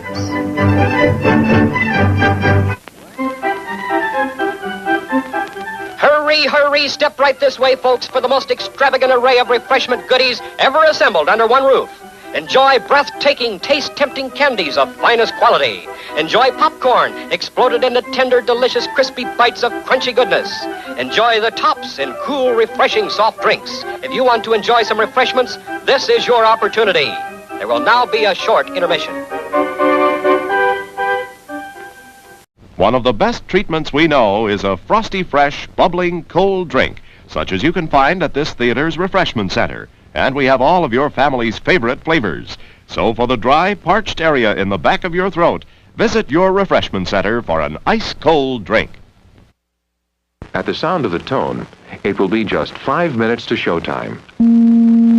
There's still plenty of time to visit the refreshment stand.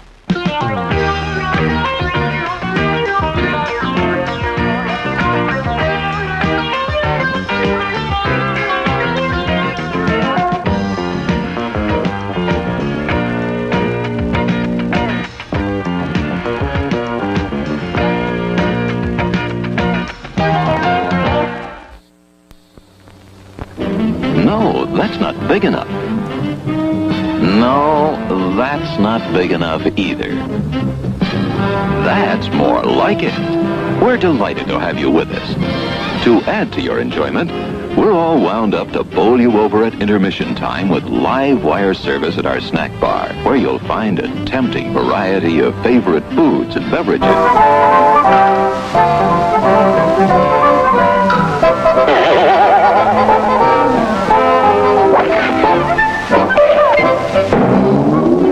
4 minutes to go to showtime. And now, intermission. Refreshment time.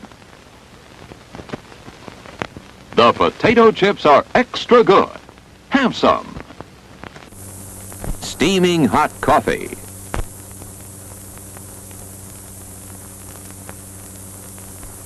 all kinds of candy. The creamiest ice cream. Delicious, piping hot chocolate.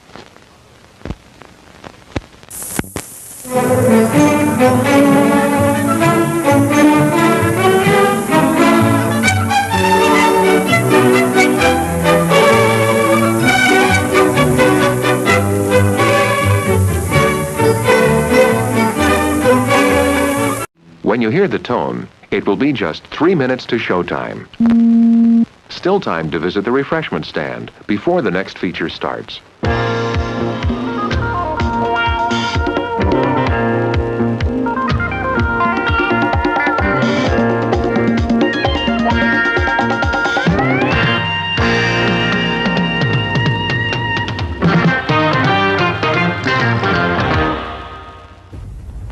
In the mood for hot coffee? When you are, nothing else will satisfy. Coffee has a flavor, an aroma, a deep-down satisfying goodness all its own. And our coffee has something extra, the care with which we brew and serve it. You'll enjoy the show more while you're enjoying steaming hot coffee. Come and get yours now.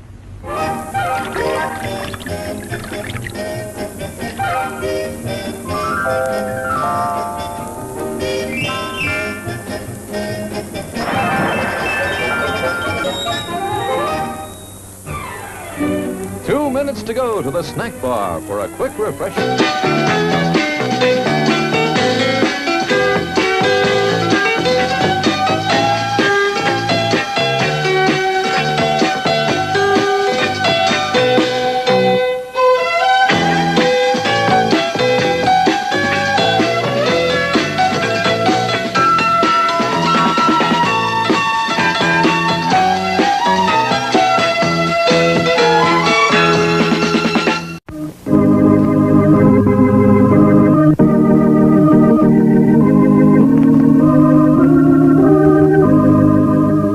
Observe the laws of your city, state, and nation. They exist to protect the rights and freedoms of everyone.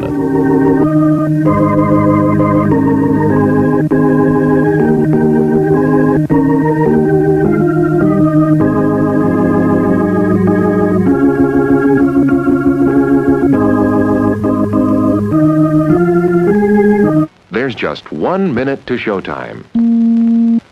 After the next feature begins, the refreshment stand will continue to serve you. It will remain open, so there's still time to add to the fun of enjoying the movie.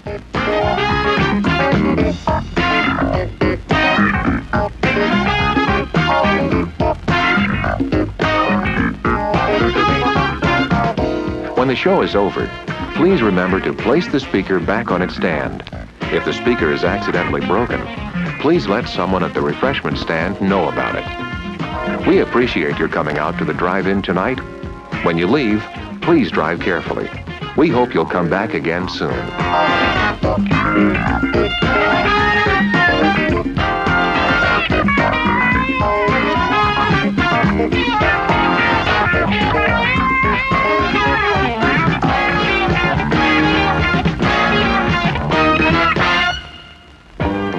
And now,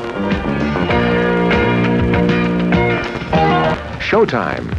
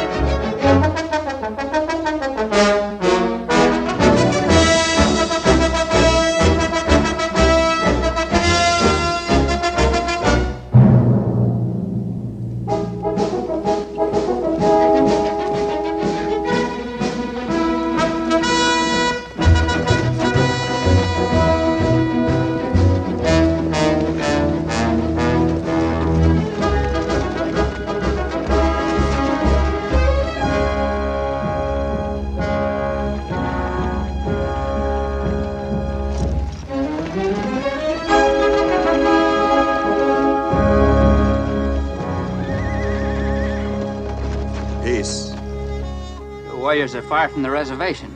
But we're carrying no arms? Cheyenne signed a treaty. Says you can't leave the reservation without permission. No guns, no bows and arrows. To the north have been many ranches burned, people murdered. We search for those who have done this. To the south, we trade with our brothers. In peace, we return to our farms and women at Sand Creek. Next time, obey the treaty.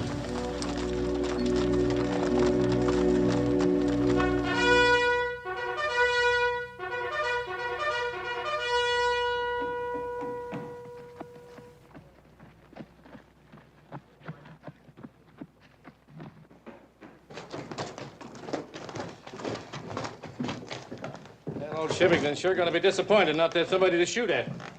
Yeah.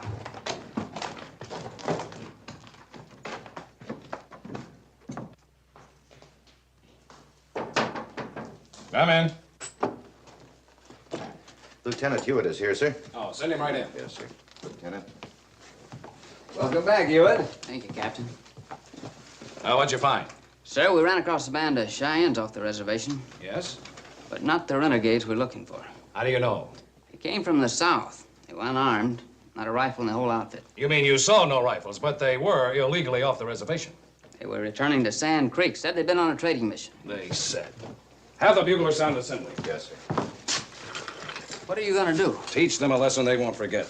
Double the ammunition ration. We're marching on Sand Creek. Yes, sir. You can't do that. Don't forget yourself, Lieutenant. Dismissed. You know what'll happen if you attack a friendly tribe? My job here is to preserve treaties and make these beggars keep the peace. I said you're dismissed. Look, Colonel, every other tribe, the Arapahoes, the Paiutes, the Comanches, will use this as an excuse to join with the Cheyennes on the warpath. Not with me here to stop them. And south of here? South? Texas, sir. You know the South stripped itself clean of manpower for the Confederate Army. Lieutenant, do I have to tell you there's a civil war? We're fighting the South. If putting Indians on the warpath helps to win that fight, I've no objection. We're not fighting a war against women and children. There's not 10 men left every 1,000 square miles in Texas. Your being from Texas wouldn't have any bearing on your attitude, would it, Lieutenant? A man fights for what he thinks is right, no matter where he's from. You're being insubordinate, Lieutenant. And you're wearing the wrong color uniform. One of us is sure dressed wrong, Colonel. Lieutenant Hewitt, you're under arrest and confined to quarters until I return.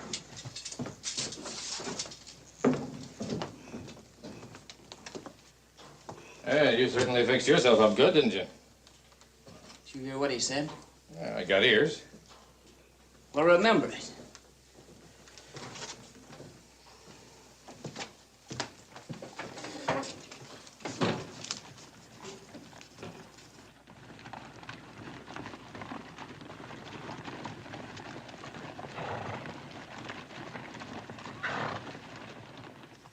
Weber? Yes, sir? I want you to see that this gets to General Farwell. What do you mean? What are you going to do? Somebody's got to warn those settlers. Oh, wait a minute, Lieutenant. You know what's going to happen if you leave this fort. I'll worry about that when the time comes. But you're just being plain crazy.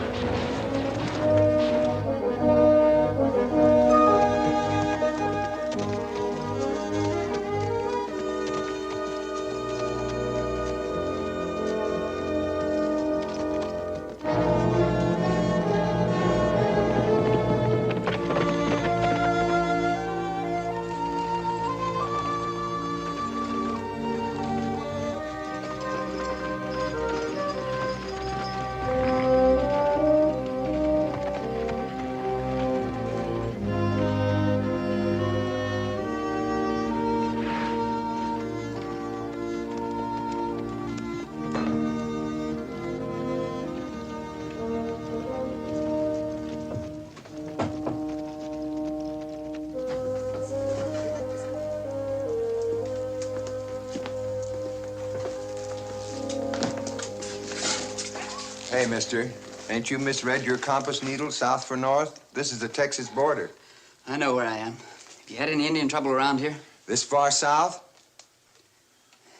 If you don't mind, I'd like to get a canteen of water and a little food. Well, what for? Do you ask every customer the same question? Only if we figure it's a northern soldier trying to sneak into Texas as a spy. I am from Texas. In that uniform? Better hold him.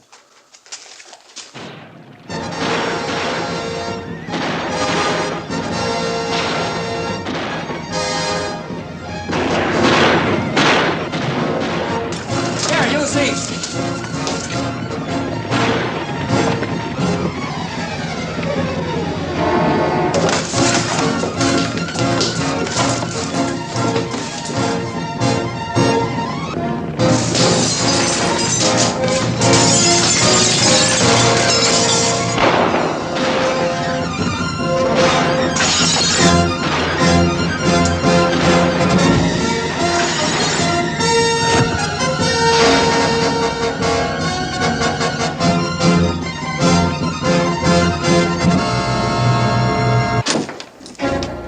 Just after guns and ammunition.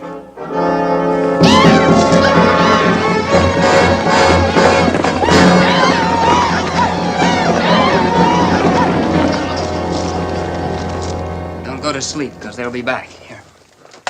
Where are you going, mister? You still aiming to hold me? Yeah.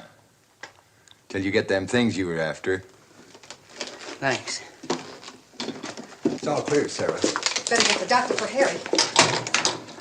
Another thing, I better get you something to cover up that uniform. You get where you're going. Try this. I have got a lot of people to talk to. Sure would be nice to get close enough to talk to them before they start shooting. Folks is sensitive to that color around here. Say, just exactly what are you? I guess you could say I'm a deserter. From which side? Both, I suppose.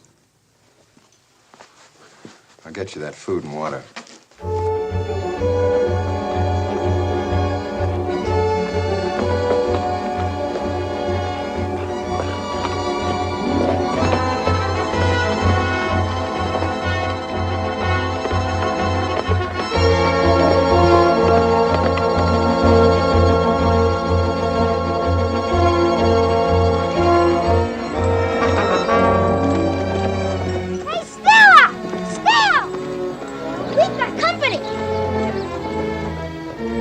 Stay for dinner. Will you open the peaches?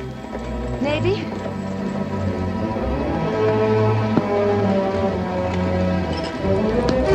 You stay for dinner? We got peaches. Go back to the house. What? Go on, mind me. Hi, Stella. Thought you'd gone for good. So did I.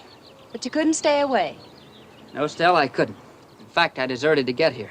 Well, you're a little late. I'm married. Did you think you were the only man in the world?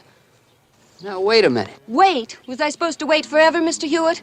Well, let me tell you, just 1 week after you left, I got married. To a good man, too. Ed Latham. That's his kid brother, Bax. Stella, you're making a mistake. 2 weeks ago, there was a massacre of Cheyennes at Sand Creek. My regiment did it. Now the Indians are on their way. Indians. You made that up fast. Get off my land. Stella, wait! Your best chance is at the mission. Damn Yankee! Get her there, Bax. Damn Yankee!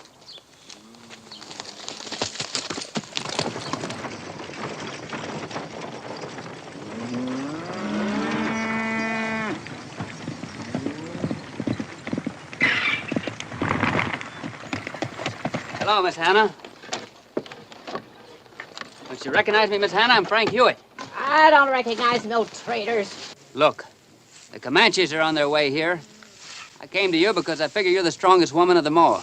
If you think you can scare Southern women off their land so you can take over and claim it for your own, you're stupid. I don't want anything except to help. You'd better listen to me, Miss Hannah. Listen. Young man, I've already listened to 3 husbands in my time, and maybe I'll listen to 3 more before I'm done. Now you listen. Our menfolk are all fighting your kind, and we don't want what you call your help, and I call your lies. You'd better get going before you need some patches on them blue britches.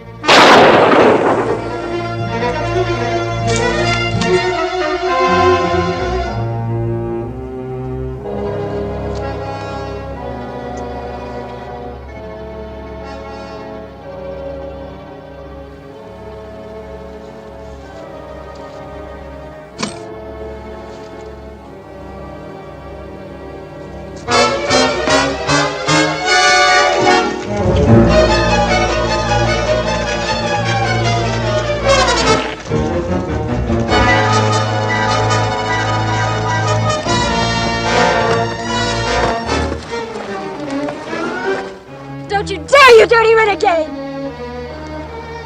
Sorry, ma'am.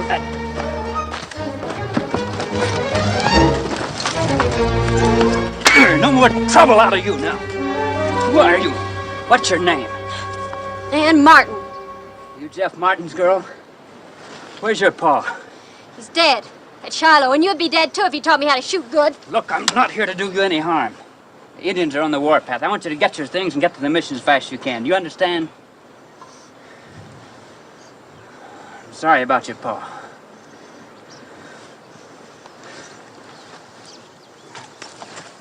Now you start running. Oh, put that down, Ann. Your father and I were friends. Now get! All right. If you're pig-headed enough to stay here and get yourself slaughtered, I guess there's nothing I can do about it. Keep moving, Yankee. I was a horse's hind sight for ever coming here in the first place. You get!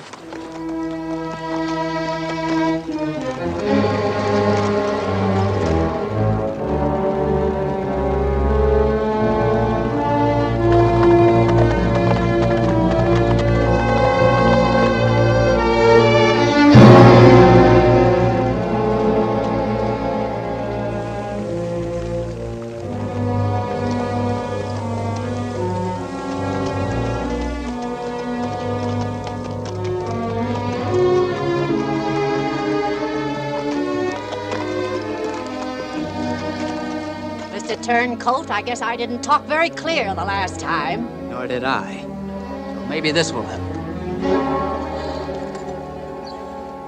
Dora Hartley. The way I found her. The way the Comanches left her. You got an ugly way of telling things, Mr. Hewitt. You wouldn't listen to me. You had to be shown. There are things to be done. Let's get at it.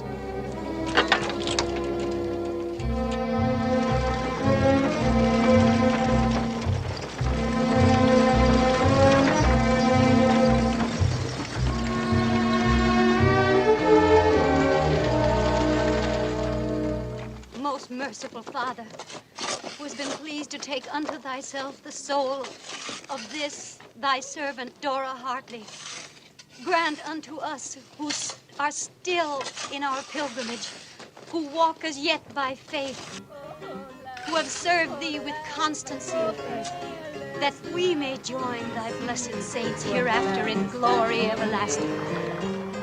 Now all my money's spent and gone. Now all my money's spent and gone. You passed by my door, singing a song. Now all my money's spent and gone. Good afternoon. How do you do? La-di-da. I thought all the real men were away fighting. Are you ladies from around here? Most certainly not. I'm Mrs. Charlotte Ogden of the Charleston Ogdens. And the first thing that I wish to make clear is that I'm not with this... Creature? Thank you. Our driver deserted 2 days ago to go and find a new freight wagon when this one broke down. Buy them on Rocky Flats and thought I'd better bring them here. You did right. Now, put a wheel on this vehicle, young man, and we too shall be on our way. I'm afraid that won't be possible. We're expecting Indians. Indians? Men Indians? You might as well light. Oh! Oh! Indians! Where's my rifle? Where's my rifle? Get out over there!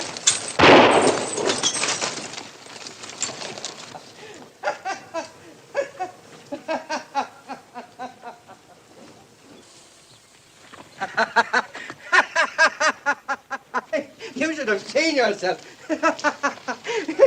You too, you lowlife. Stand easy, son. What's the matter? Did you take a joke? Not when it isn't funny, Kettle. All right. I just thought you should hear the sound of the only Indian within 100 miles. Or maybe you really believe that tall tale of yours, huh? If Dora Hartley could speak from the grave, she'd tell you. Her killing was done by a stray full of whiskey. What if you're wrong? Well, if he's right, I say that we should run out of here so fast that the wind would knock over the trees. It's too late. Time it took you ladies to make up your minds gave the Comanches time to close off the valley. 2 days ago, even yesterday, could have been different. We're asking about today and tomorrow. I say we stay here, all of us. How many of you ladies know how to shoot?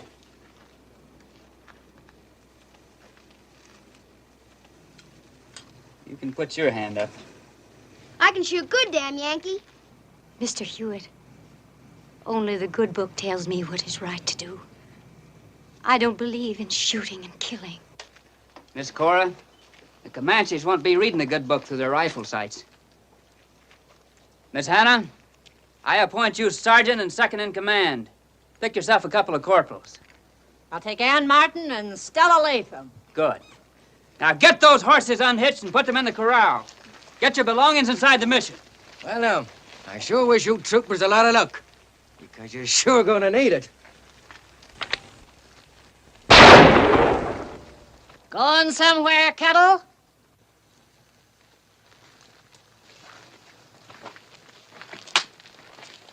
Maybe you do need a man around here. At least when you're sure is on your side. At least I chose a side. All right, let's get to work. You heard the man. Oh, Ellen, I'm glad you're here. Yeah, Mary. Yeah. All right, men, use your muscles. Turn it over.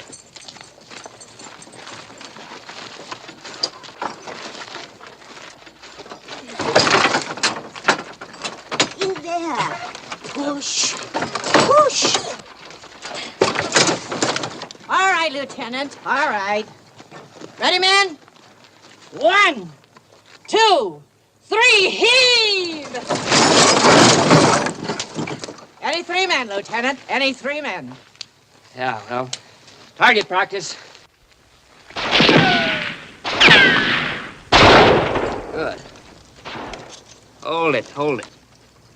Get your head down so you can see that front sight. That's it. That's fine, Eddie. You all right? I don't think you'll ever hit any of them with that cannon, but you sure as blazes scare them to death. If I remember correctly, you don't need much practice. And I'll take my gun back if you don't mind.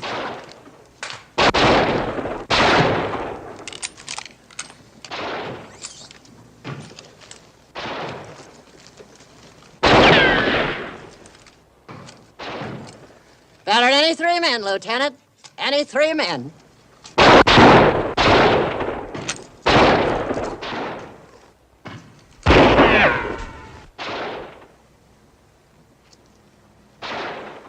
Most any 3 men. Hurry up! Hurry up! Prepare to move out, Sergeant. Skirts! Hop! Tuck 'em in. Tuck 'em in. Ready?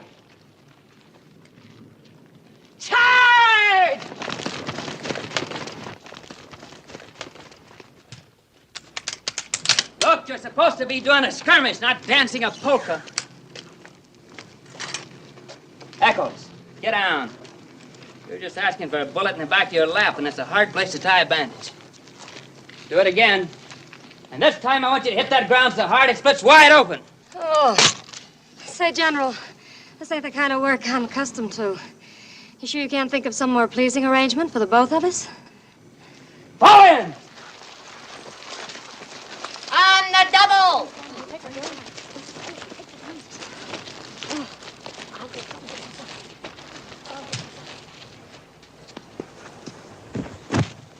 You got to brace your feet. Brace your feet, girls. Next. Hold it. Hold it. That's not the way I showed you. Get over there, Martin. You've got to use their momentum. All right, fast. You see? We've been working all day long. We've been working all day long. We've been working all day long. Pass me the water, darling. Pass the bucket down the line. Pass the bucket down the line. Start on that one over there. If, like you say, the Indians don't attack at night, why couldn't we bring the water in there? But they'll be needing water. We don't want them to have it. Sounds reasonable. Pass me the water, darling. We've been working all day long. We've been working. Oh, it's no wonder. We're not slaves. You've no right to work us to death, empty my smelling salts. Get back in line and keep that water moving. How dare you talk to me like that? Move! Oh. You better rest for a while. Sit here. You'll be all right. Just a little touch of sun.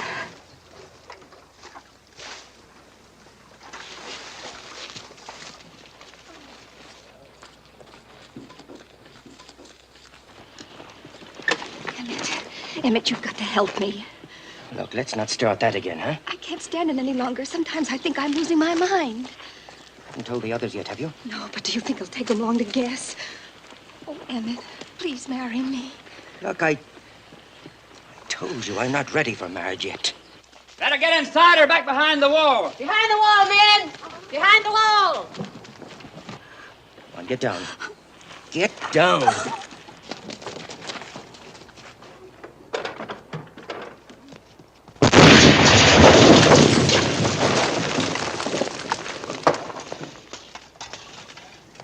All right, let's get to work. Throw all these pieces down the hole.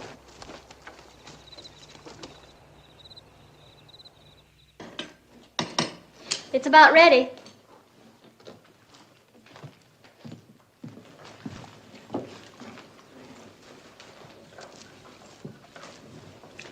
Martin, there's an old saying that an army travels on its stomach. I'm glad we're not going anywhere. Put some more salt in. Don't waste that lead. It's scarce.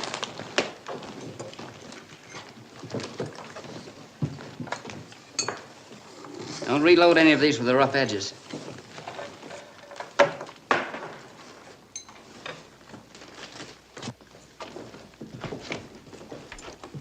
What's wrong with your petticoat, Ogden? We need bandages. I had Hetty give up hers. Take it off. What? Take it off right now. How dare you? You take it off or I'll take it off for you. Hetty, if you were in South Carolina, sir, you'd be horsewhipped.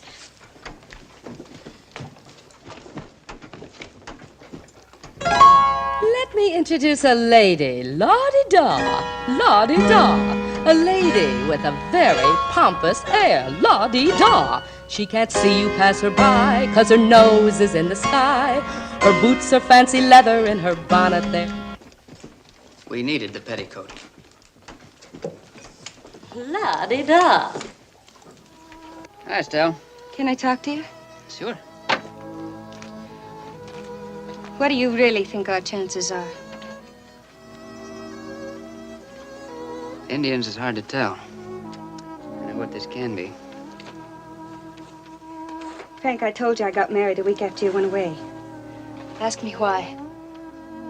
You said Ed Latham's a good man. He is. But ask me if I love him. That's not a fit question. I guess I married him out of hurt and spite. I don't blame you for that. I went crazy wild at what you'd done. Forget it. Before you say something you'll be sorry for later. I'm so glad I can say it at last. Frank, in my heart, I've never been wife to Ed. When I saw you come riding in, it was like a dam bursting inside me. Let all my feelings loose. Hey, Stella! Stella! What is it, Bax? Sergeant Hannah needs you.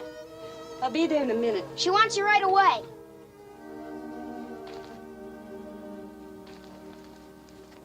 I made that up to make her go. Now, mister. Hey, careful where you're pointing that gun. I know where I'm pointing it. At a no-good Yankee. Trouble we're in, don't you think we ought to forget about the war, Bax? When my brother went away, he told me to look after his wife. I bet you've been doing a good job, too. We were just talking about it. Out here, like that, Hey, Bax, can you keep a man's secret? depends. You're a good brother, Bax, but you got things a little mixed up. You see, I already have a girl. Which one of them is she? You'll find out. Which one? Well,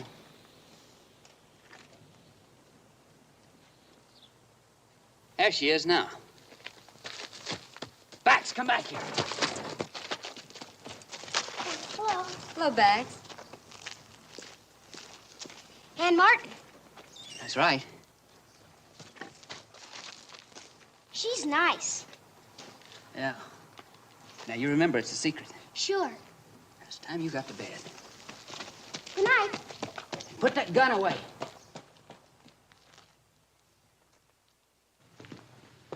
Look, what makes him so sure them Indians are between us and safety, huh? And that it's too late to make a run. Dora Hartley was pretty good proof. All right, even if he was right, why aren't we better off trying to fight our way the 200 miles than sitting around here waiting to be slaughtered like a bunch of sheep? Well, that's something to think about. Look, we can make it easy if we travel light.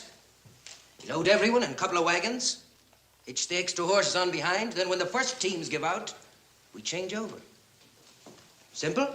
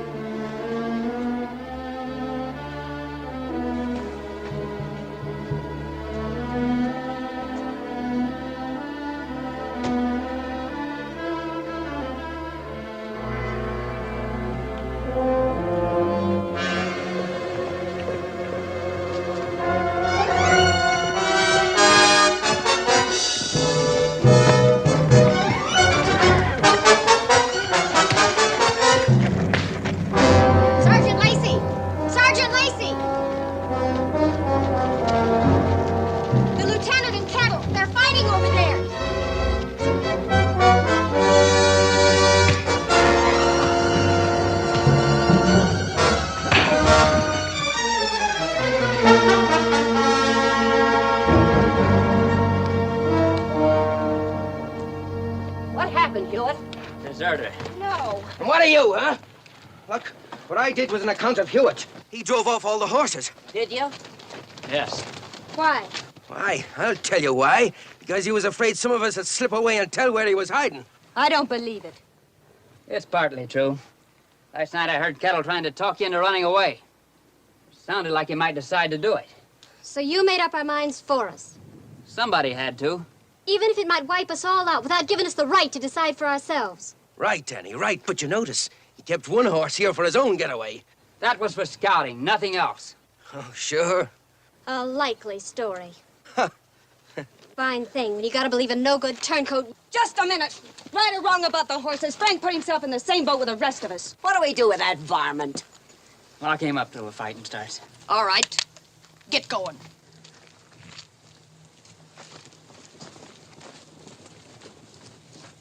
Frank, look. I'm afraid it's your place, Stella. We can hope they head north. We'll be ready just the same. Right. Back to your posts, men. Move along. Move along.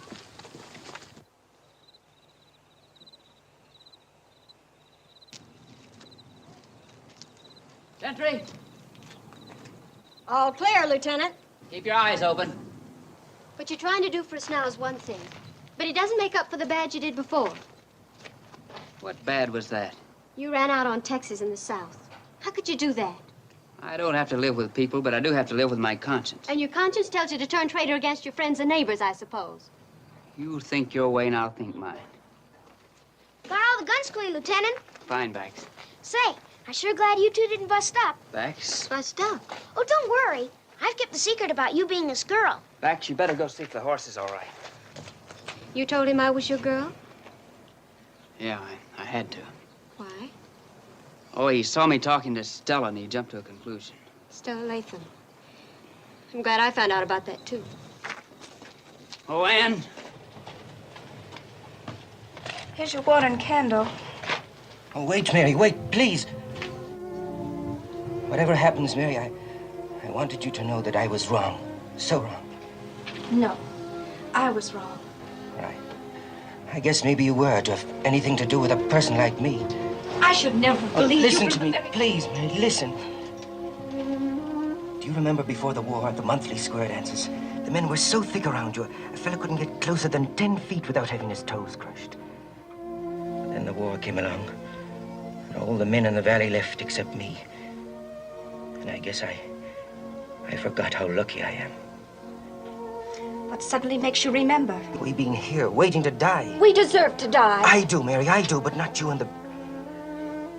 Oh, darling, we've got something to live for now. Marriage? Yes. Oh, no one here can. I know, darling, I know, but that horse will carry us to where there is one who can. Will it? Could we? Yes, darling. Oh, my darling, I love you so much. Keys, darling. Unlock the door. Hurry, darling. Hurry.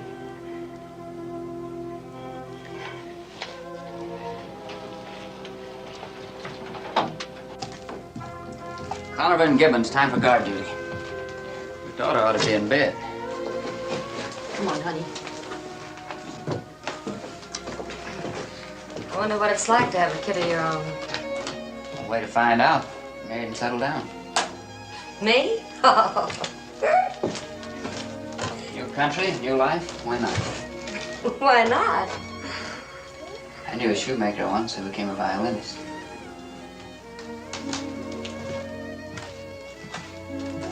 Yeah.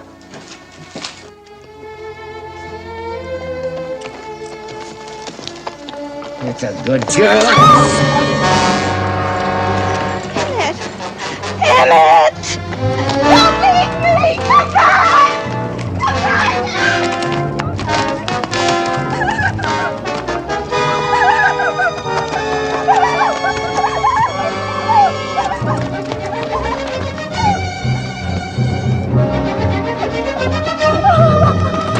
Mary, what?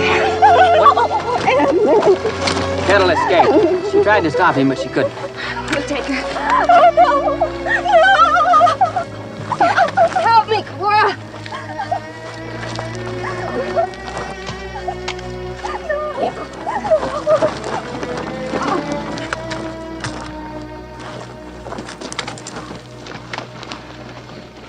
You lied for her. One question. Why did you keep the horse here? Might have been able to lead the Indians away before they spotted the place. They'd have caught you. Maybe.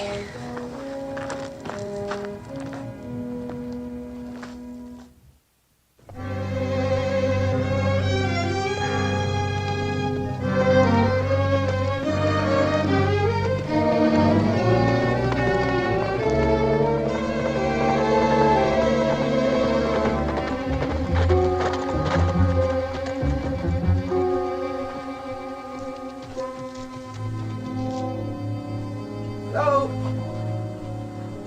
Hello?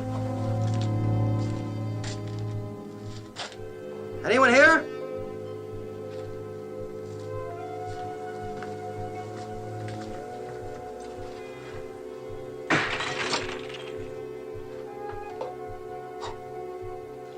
Amigo, set up 3 more. Well, come on, make it fast. These mornings are terribly dry. Look, I'm no bartender. I think you are. And we lost the other one that way. Tortilla missed. Yeah, sometimes. Thank you. Amigo, how much money you got? None. I haven't got any.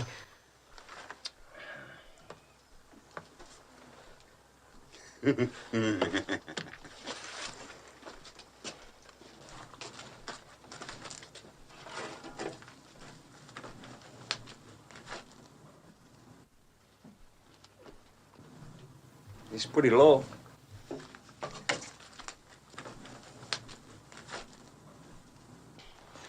What are you gonna do? Come over here. What are you gonna do to me? What? Leave me alone! Put your arms up! Shut up! Look, I've got nothing. All I want to do is get out of here. I can't. We find out. Yeah. Leave me alone, will you? Yeah. Get them up. He's a heavy one. Leave me alone! Now. There. Now tell me, how much money you got? None. I told you, none. Oh, amigo, I must shoot you for lying. I'm not lying. I'm not. Oh, look, my pockets are empty. Search. Say that would I have to shoot you for not having no money. Look, will you tell your boys to stop this joke and cut me down out of here? I wish I could, my friend. But we're in somewhat of a dilemma. If you're lying, he has to shoot you. And if you have no money, he has to. Now, what's it gonna be? Look, supposing I was to tell you where there was gold. Huh? Where's it at? Cut me down. He said where? The old mission, 12 hours west of here. Old boy, why would you tell us, not keep it yourself? Well, I couldn't. See, there's a bunch of women there, afraid of an Indian attack. They held me prisoner, but I escaped. And they got jewels and gold there. Women? Supposing there is no gold. There is. There's still the women. And also Indians. Oh, what are you scared of? So long as we're locked up in this valley, we might as well enjoy it. Yes, unless amigo lies and there is no women. I'm not lying, I'm not. Well, then we come back to him and complain. What is to keep amigo here? I'll wait. Look, I want my share of the gold, too.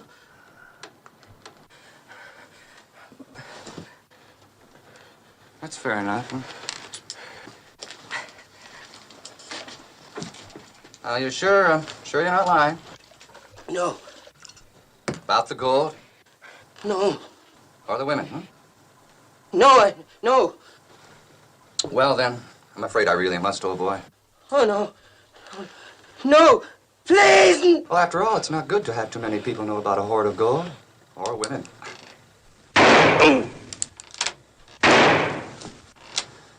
Well, I hope his horse is good. Mine's a bit lame.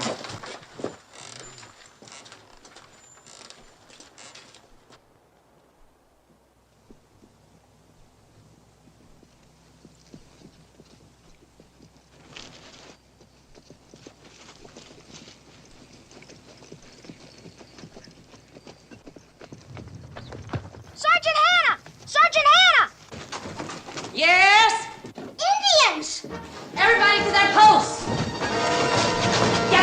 cannon!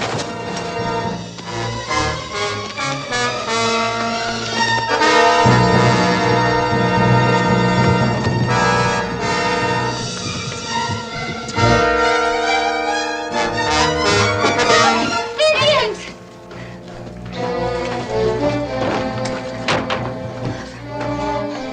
Is everybody at their post? Yes? Well, get to yours.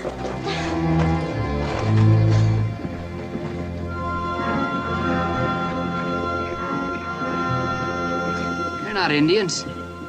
Maybe we've got ourselves some help. They're white men.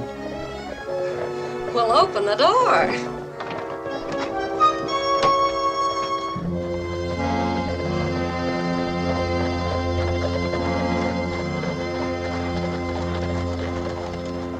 Well, welcome, then.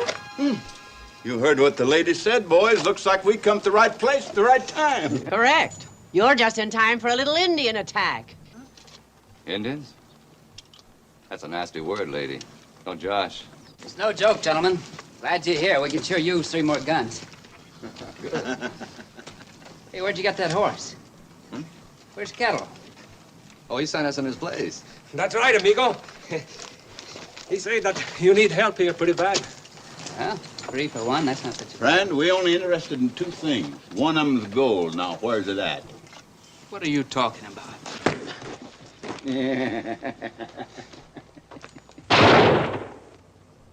Now get.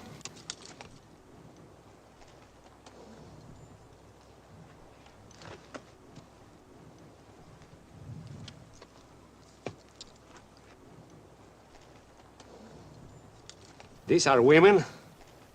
Get going, Buster.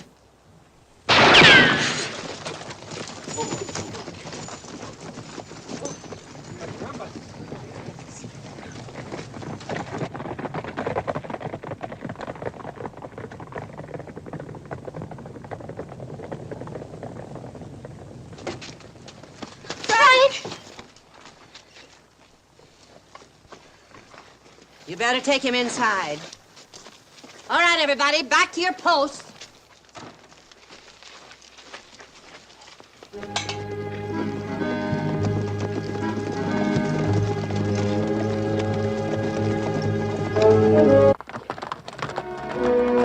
We gonna let them women get away with that? Tonight'll be a different story.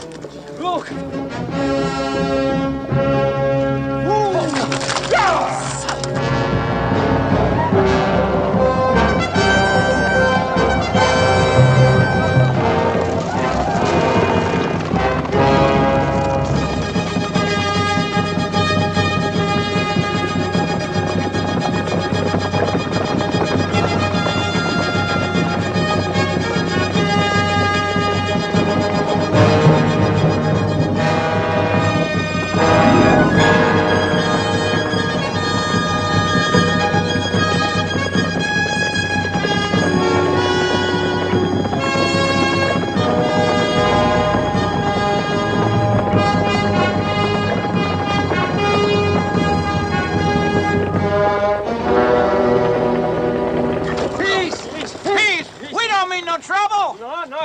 Indians.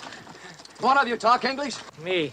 Medicine man, tell your people we're friends. Gee, amigos, my name is Tortilla. I never had a fly. No, it was not a fly. We're poor men. We have no gold. Honest. Gee, honest. But we know where there is gold and jewels. Big like a mountain. Gold only good for white man. No, amigo, maybe you interested in white women who brought the gold and the jewels? Chihuahua. Beautiful, everyone. And a pony soldier, Shivington. Shivington's man. Shivington. Where? Well, the medicine man is a man of his word. Yes, no? Where? There. Back there. A mission. You lie. No, amigo. To prove to you that we are honest, we will stay here and wait for you, see? After all, we are entitled to a share of the gold, no? You honest, you come with us.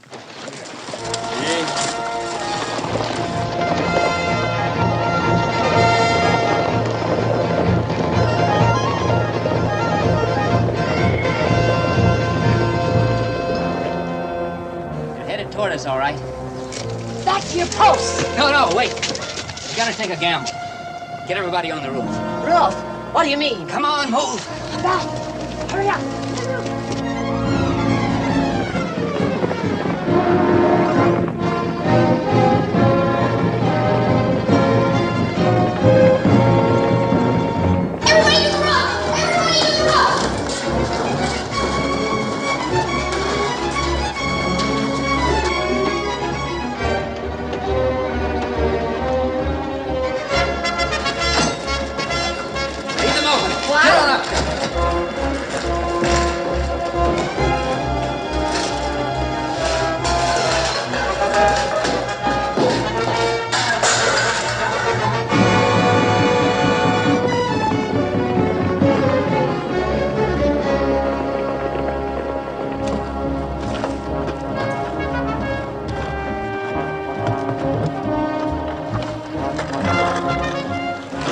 No one's to move or talk.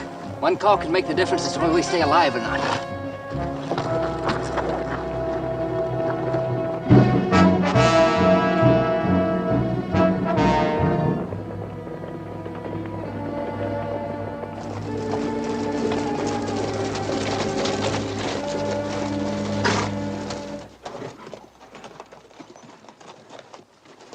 We'll fire too.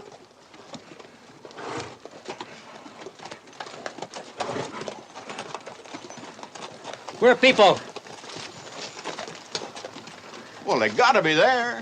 We seen them, didn't we? Yeah. Hala, güey. Hazte.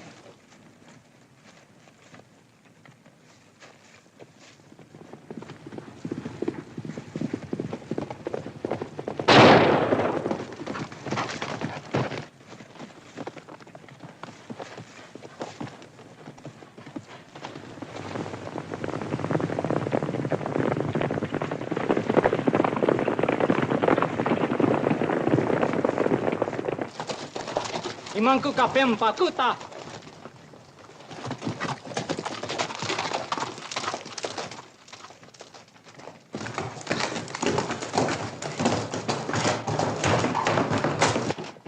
The Lord is my strength, my rock.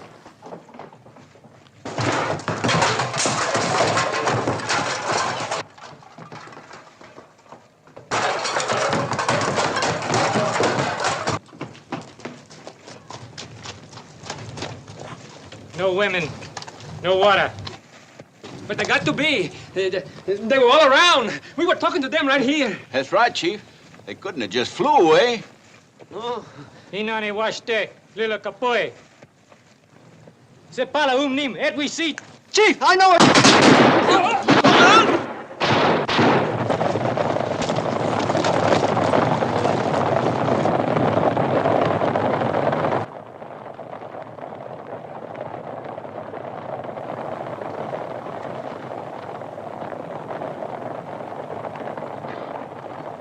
You're going away.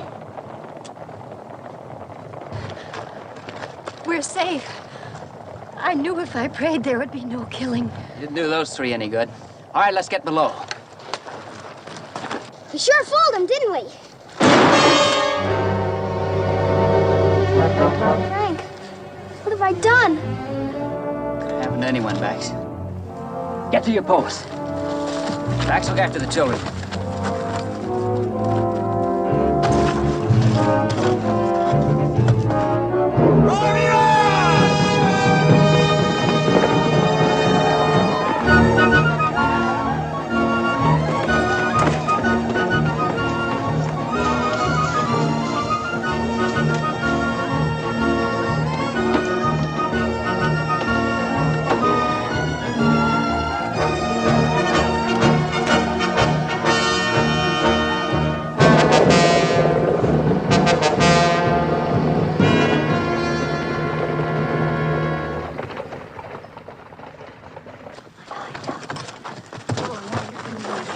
You can shoot. Get over there. That's an order. You'll obey if I have to drag you over there.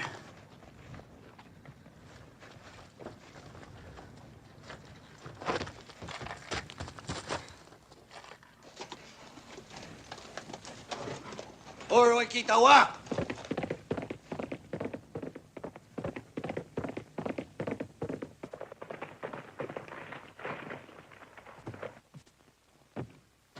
they doing?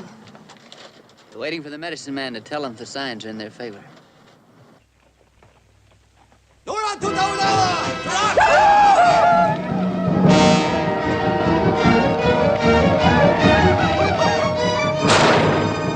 Hold your fire, McCaslin. They're out of range. Just want us to get scared and use up ammunition.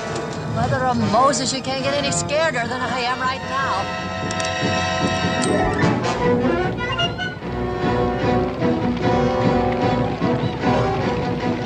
This is it. Let him come into the center of the yard before you shoot. And don't waste any bullets.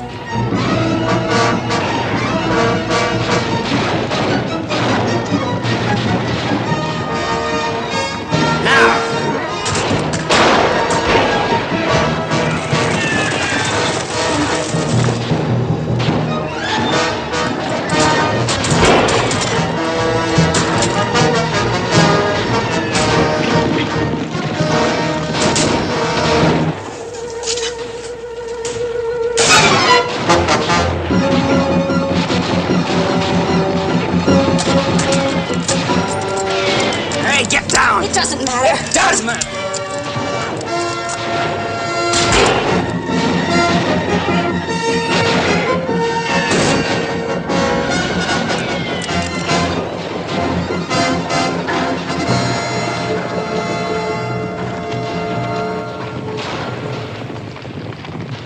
Hold your fire!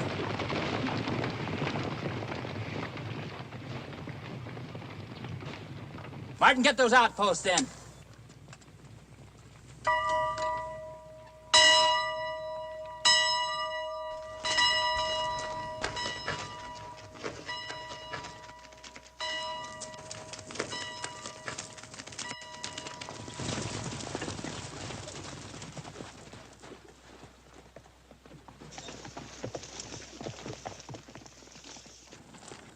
Why weren't you firing that piece? Lieutenant, the Lord was plain enough in his commands about violence and bloodshed. Seems to me he also said something about an eye for an eye.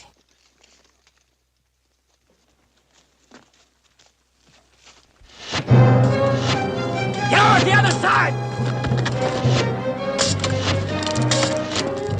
We can't stay here! Get below!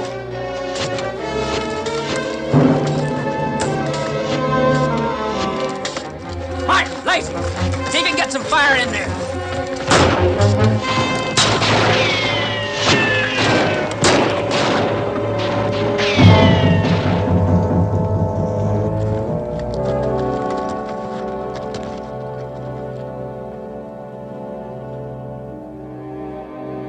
Is she dead? She was guilty. She was stained with the mark of sinners. Shut up! Come on, get her below, quick.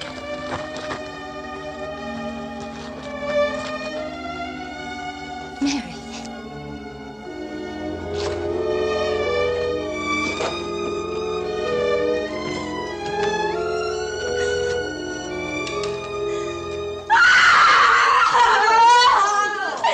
What's the use of all this? We can't beat them.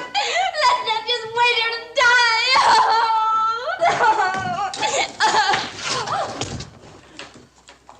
What are you standing around here for? What'd you think it was gonna be, a picnic?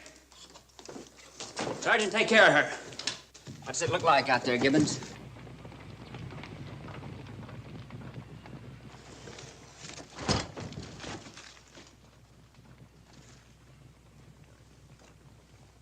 Put her over there. Mama! Talk to me, Mama! Mama! Oh, Mama! Mama! Come on, baby. Come on, baby. Come on. I want to stay here by Mama, please. I know, baby. I know, but it's gonna be all right. Now, you come Please. with me. I know, baby. You come with Lucy, huh? I'll take good care of you. I promise. You know, everything's gonna be all right, honey. It's gonna be all right.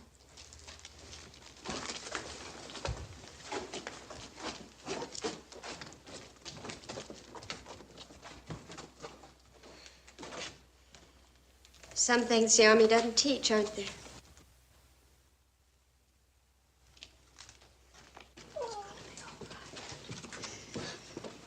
Lucy, I wish to apologize for the bad things I've said about you. And the worst things I've thought about you. Forget it. Thank you. How many casualties? 2 dead. Quite a few nicks. It could have been worse. What happens now? We wait until the medicine man says a few prayers to decide when to attack again. How will we know? There won't be any secret.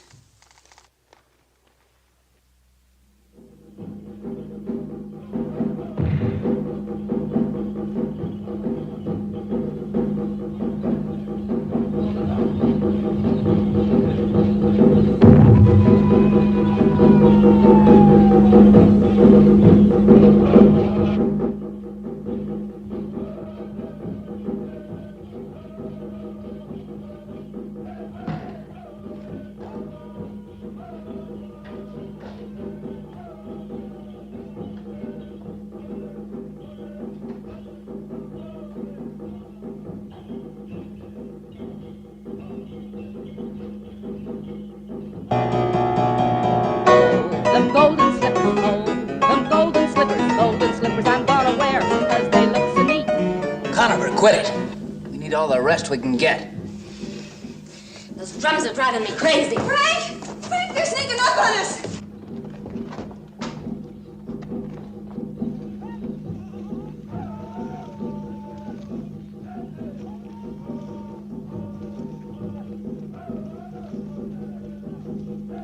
Hold it, hold it. That's no attack. They're coming to claim their dead. Sergeant Lacey, as soon as they moved away, send a detail and bury those 3 renegades. Right. I'm sorry. You did right. How are you holding up, McCaslin? Just tired. I know this may sound strange after the way I acted, but when you're liable to be sleeping for a long while, you try to crowd in as much living as you can in what time is left. You're a good soldier. We'll get some rest. Thanks.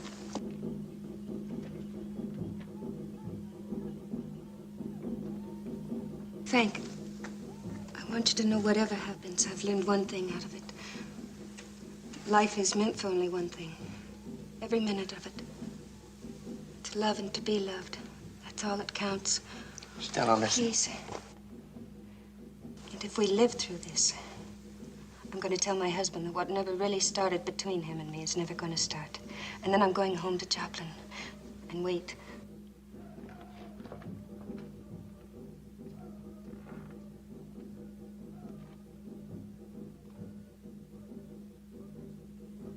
Jones, take over here. You're going on guard at 3 o'clock. You better get some sleep. Stop treating me like a child. I treat you all the same. Except Stella Latham. That's crazy. No. You can fool a young boy like Bax. You can stoop to using a lie about me to fool Listen, him. if you don't want to be treated like a child, don't act like one.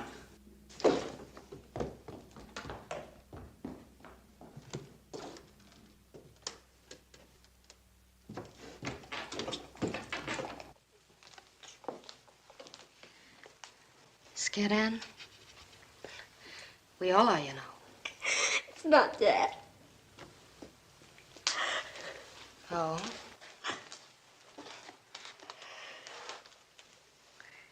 What then? The love bug bite you? No.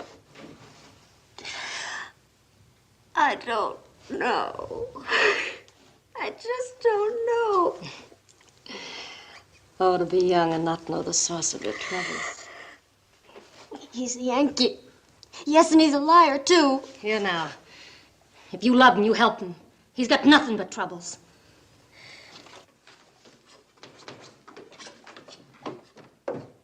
Men, gather around a minute. I want to talk to you. He ought to be back in the army. Always shouting orders. His shouting doesn't fool me. Why, he's worrying himself sick for all of us. Trying not to show it. That's why he's shouting. Now, good soldiers are entitled to the truth. We can stay here till they burn us out, or we can carry the fight to them. You're leaving the decision up to us? Why, Lieutenant? You don't tell us how to nurse babies, so we don't tell you how to fight Comanches. That's right. What's the matter? What happened? Him. Him? Oh, that medicine man. I got so dang mad at him, praying to his God about killing some more of us, that I just loaded up old Betsy with 5 times the regular... Ah, look at her.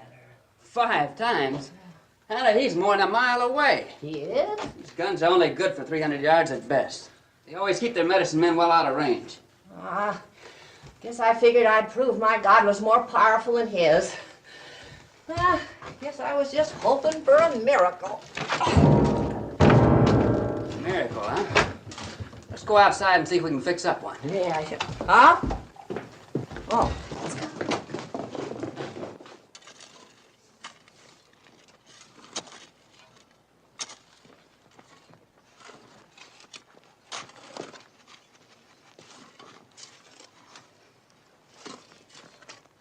Sure you can hit these things?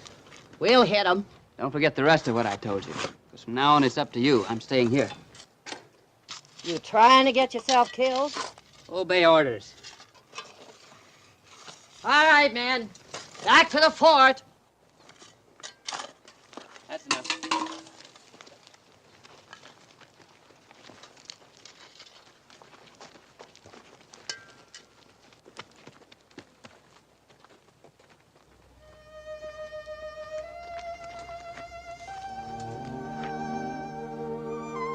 What's holding you up, Martin? Well, it's too bad when a person wastes time until maybe there isn't any more time. Time for what? Hardly more than maybe goodbye. Or to say I'm sorry for all the mean things I've said without having sense enough to realize I'd regret them. You know, with any luck, I think we might have been friends. Maybe more than that.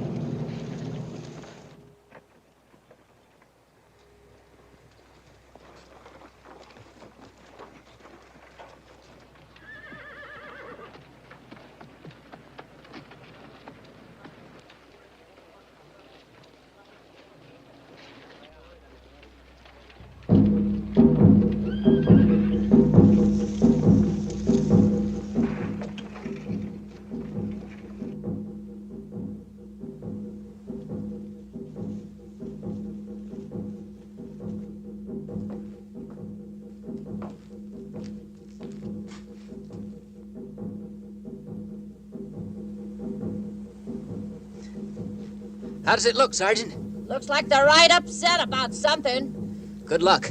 Same to you.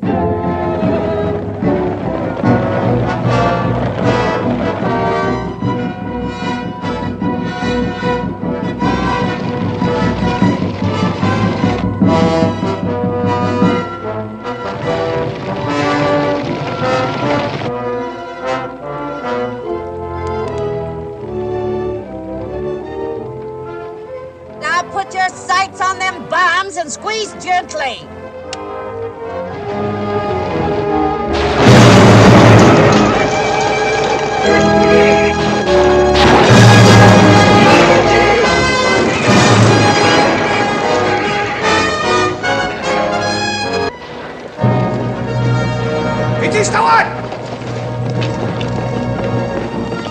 Frank, he's running away.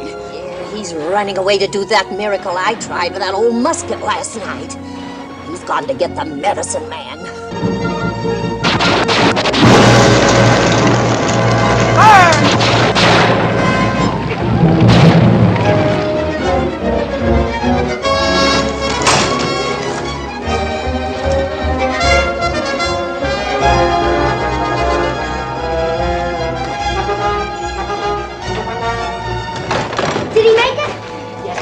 Go on over there with the other children. Go on. I'm the only man left. My place is to help fight like a man. No, Bax. Do as I tell you. No, you got no right to say no. After what I did. Here's a gun that isn't being used. You take that last window.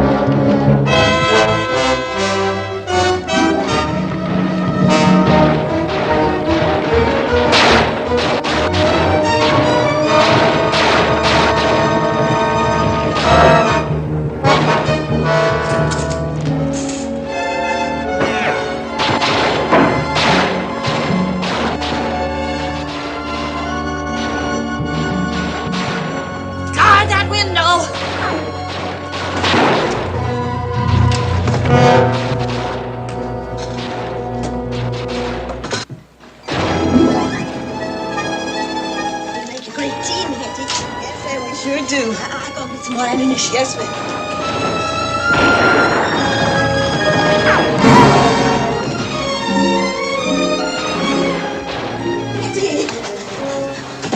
Yes, from now on now, you'll have to do your own hair and dressing. And shooting, too.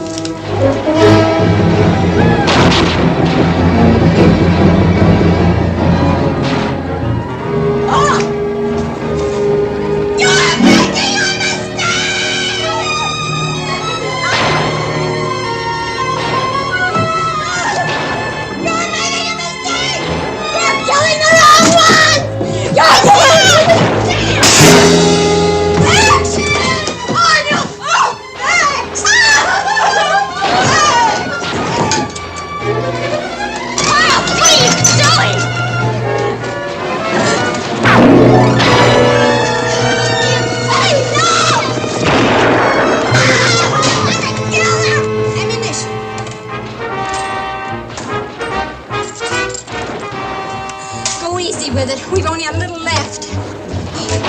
This thing is stuck.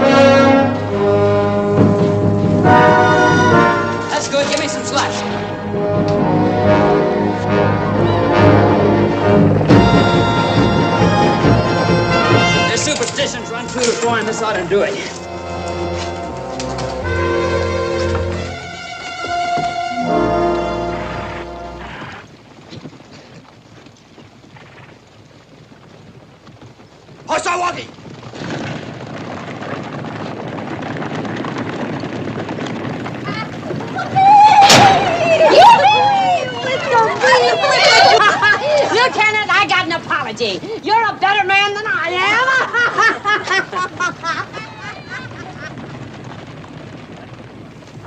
Ann, Yes? I have to go away for a while. For how long, I don't know. But I'll go remembering that with any luck, we might have maybe been more than friends. Then why go? I'm still a deserter. A man doesn't want to spend all of his life running. Where's it going?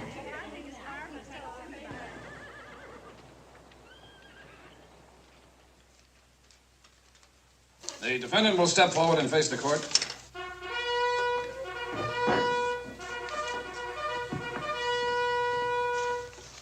The court has carefully weighed the evidence which has been presented by the prosecution and the defense. And it is the unanimous verdict of this court. Attention! At ease, gentlemen. Don't let me interrupt, Colonel Shevington. You're in charge. Lieutenant Hewitt is charged with insubordination and desertion. Where did you apprehend him? Well, he came back voluntarily, but with the wildest story ever dreamed by man of having ridden to Texas, rallied a bunch of women, and fought off an Indian attack. That was no story. The defendant will remain silent. The general may be interested to know that Yellow Horse and Broken Foot were brought in 3 days ago. True, they admitted having been in a fight. One they'll never forget. And a fight with buffalo hunters, not some imaginary petticoat brigade. Out of my way, sonny! Up on your feet, every one of you! What's the meaning of this? We come to fetch the lieutenant. So stand easy, boys. This ain't no bugle I'm holding. Colonel, this is that phantom petticoat army you spoke about. I'd like to have you meet McCaslin, Ogden, Conover, Sergeant Lacey, Mullivan, Corporal Martin. Incidentally, 6 of the best marksmen you ever saw. Yeah. Well, now that we've been introduced, let's skedaddle out of here. Hold it, Lacey. Look, man, I appreciate what you're trying to do for me, but you're gonna get me hung. You women clear out of here before I have you driven out. Mr. Colonel, if there's any driving to do, we'll do it. Mullivan, what's come over you? The good Lord let me know that if something's worth fighting for, a body better fight. Sergeant Weber, have the bugler sound assembly.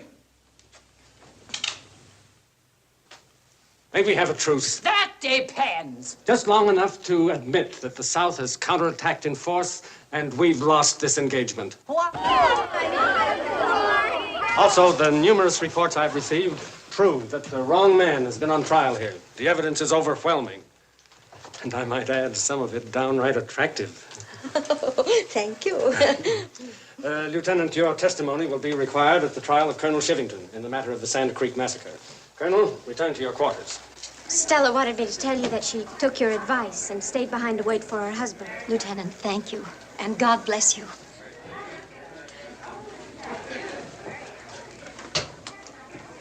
That was for the slap, Frank.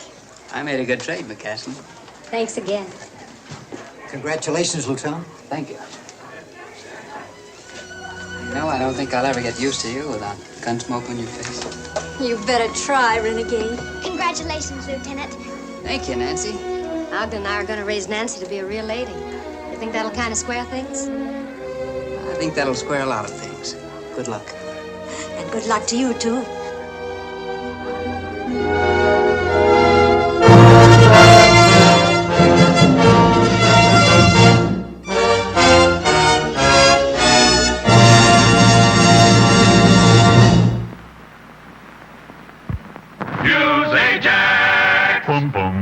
Colgate's new Ajax cleans all bathroom surfaces up to 50% faster. Use Ajax, the foaming cleanser. Gets things clean just like a whiz. You'll start paying the elbow tax when you start cleaning with Ajax. So use Ajax, the foaming cleanser. Flush the dirt right down the drain. Ajax leaves no gritty cleanser scum in tub or sink. So use Ajax, the foaming cleanser. Flush the dirt right down the drain. Ajax, the new scouring cleanser, foams as it cleans. Ajax cuts grease faster than any other leading cleanser. Ajax polishes with half the effort. And it smells good, too. So use Ajax.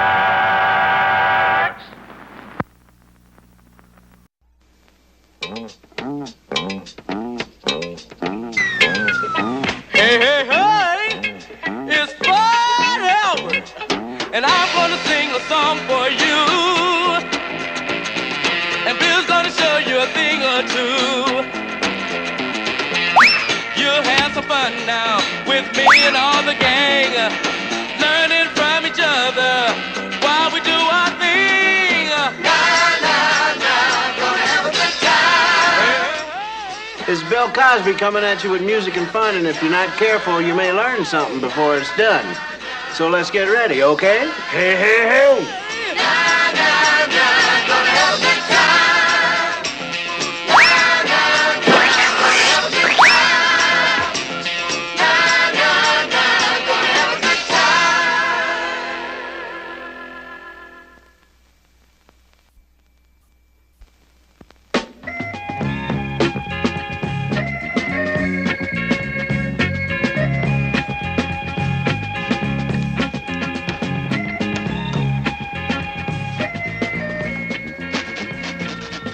Okay, now, I just want to talk to you kids a minute.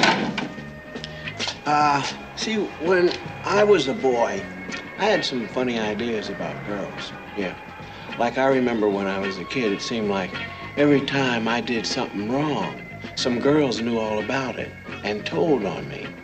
So I figured it out that all these girls belonged to a secret spy network, the terrible secret order of tattletale girls. And of course, I was wrong about that. Just as wrong as Fat Albert and the gang are in their thinking about girls. And they're going to find out just how wrong. Hey, Donald, what's eating you? My dumb girl cousin Betty's come to live with my family. Yuck, a girl. And worst of all, she come from the South. Oh, we don't want no girl from the South. Girl from the South, yuck.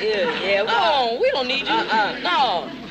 Them dudes in the South, man, is really dumb. They don't know nothing about talking good English right or anything. And you know what else?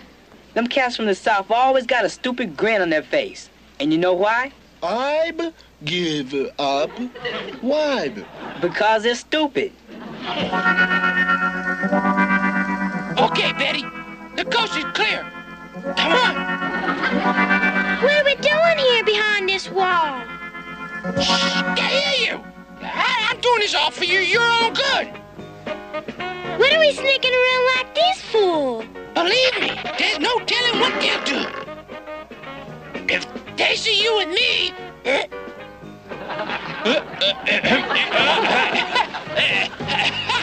Hi, guys. Hiya, Squirt. Who's the skirt? Huh? Skirt? Where? Aren't you going to introduce me to your friends? Oh, yeah. Friends, this is her. I'm Donald's cousin Betty, and he's told me so much about all of you. Now let me see. Adventuresome, dashing, darling, you must be Rudy. Intellectual, aloof, distinguished. You're Weird Harold, right? And the devoted brothers, Big Brave Bill and Rockin' Sockin' Russell. That noble brow, Bucky. And that rakish, debonair, tilt-to-your stocking cap, you have to be Mushmouth. Who have we here? Mighty, powerful, magnificent, a monument of a man. Fat Albert? Oh, time for class. Bye-bye, boys.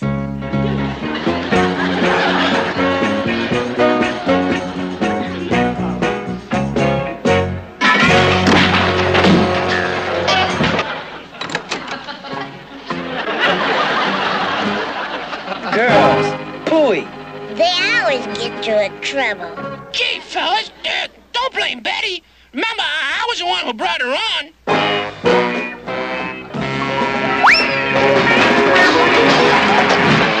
Donald's in hot water and Betty's getting the cold treatment from the gang. I think Betty's learning what it feels like to be in a class by herself, even in a room full of kids.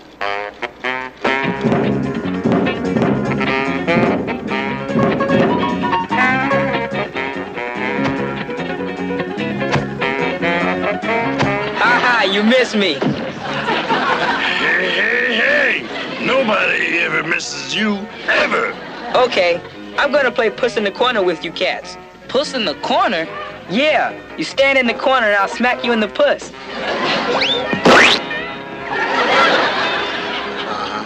I was afraid something like this was going to happen. Rudy, that tomato was part of my lunch. The principal.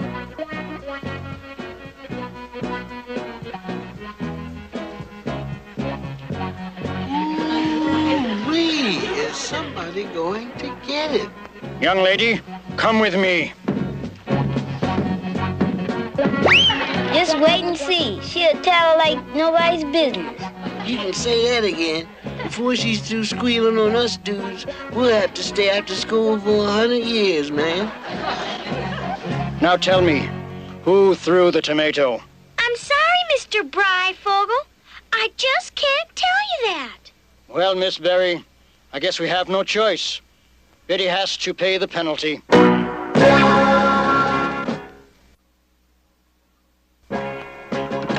Take your seat, Betty. Yes, Miss Berry. Yes, Miss Berry.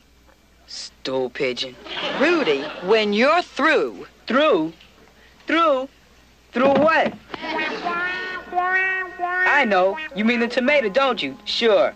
You want me to say I threw it, don't you? Okay, I did it. I did it. Sure, sure. Well, I got news for you. I'm not taking this rap alone. He was in on it, and him, and him. They were all in on it. Rudy, that will do. You boys are all staying after school. And Betty, I want to see you too.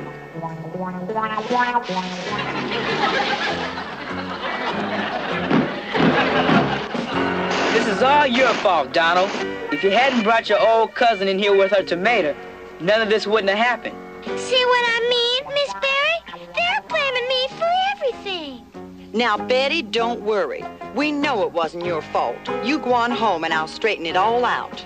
Well, all right. I'll just go in and get my books.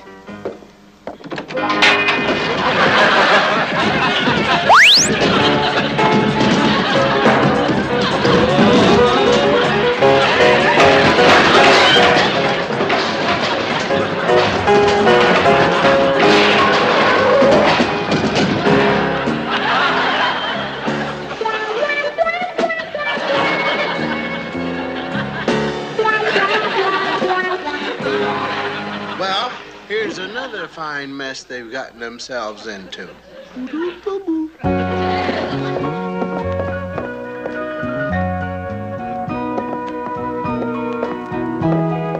They ought to call that girl Jigsaw Puzzle.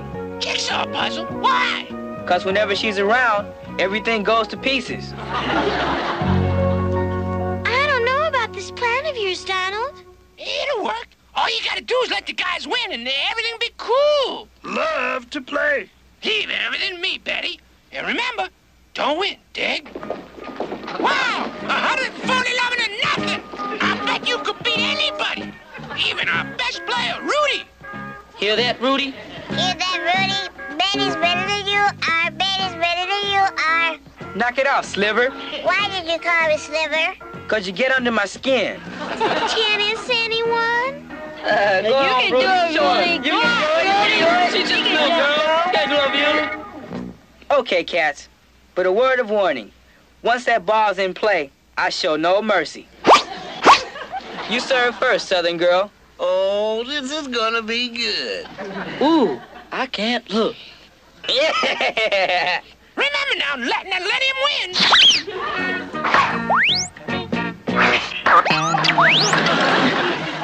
Rudy's just getting warmed up. I'm just getting warmed up. Just serve the ball.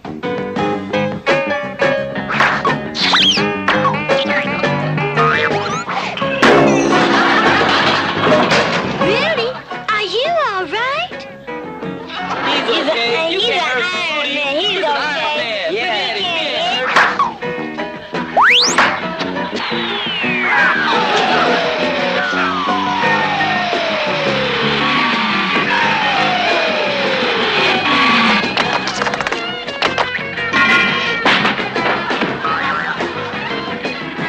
I should have known a girl couldn't serve right. I'm gonna serve.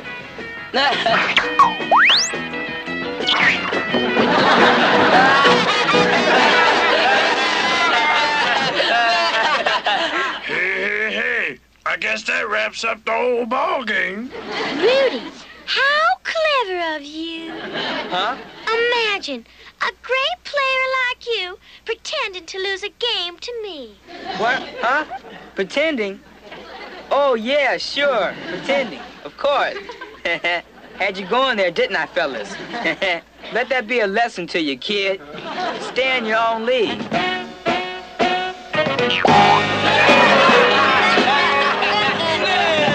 Okay, man. Enough of this female scene. Let's split.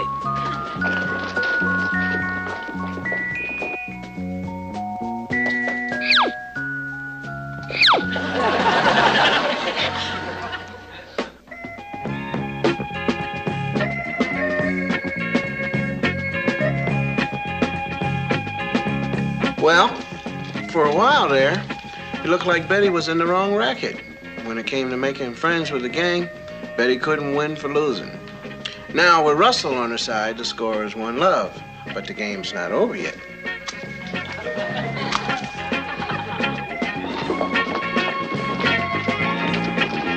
This old raggedy essay we gotta write on King Arthur, man, phooey. It'll take all night. I had to miss my favorite TV show, The Brown Hornet. King Arthur? Who cares about a bunch of squares from a round table? Maybe. Hobacumber, we're getting so much homework lately. It's funny, man. We never had all this homework till Donald's southern cousin come here. It's all her fault. Yeah, I bet she talked the teacher into this, just to make us look dumb. Hey, we don't need her to make you look dumb.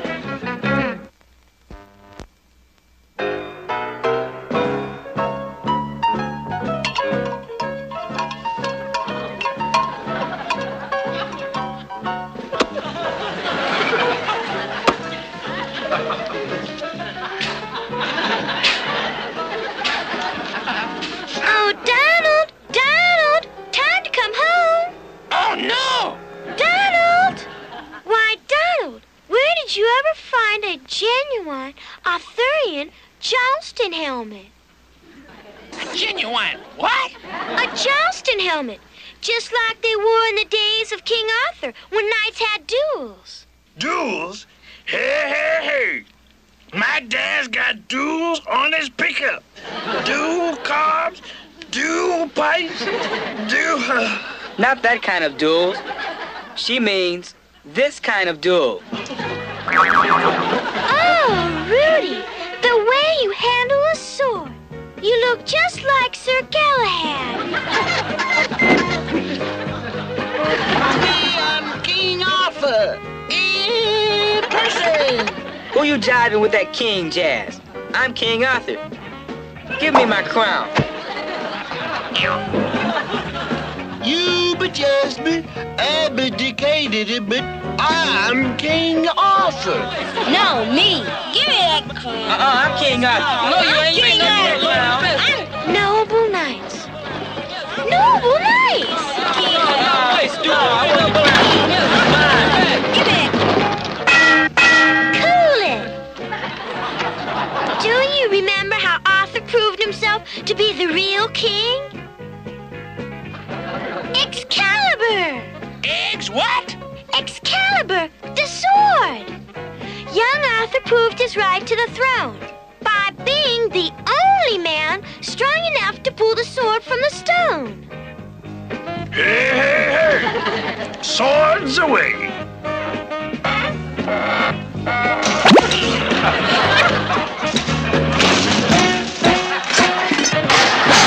Hail to the king! Yeah!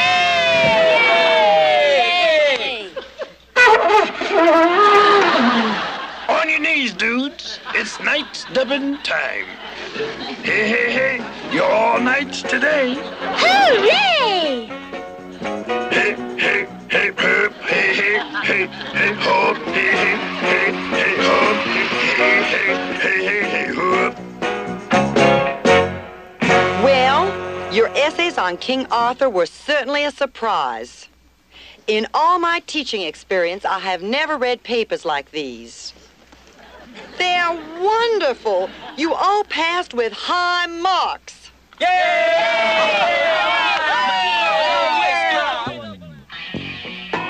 Hey, man, let's get the game going.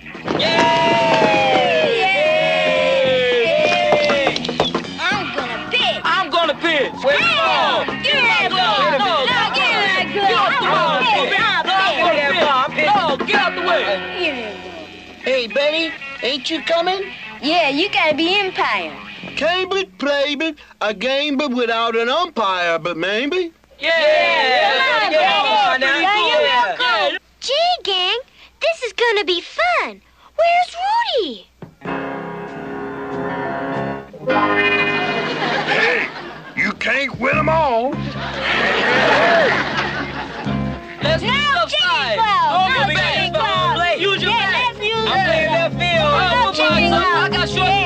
Richard. Oh, well, it looks like Betty finally changed the gang's mind about her. She just hung in there until she made it. Of course, there's still old Rudy. He might come around in time, but then again, he just might not. But that's the way the ball bounces.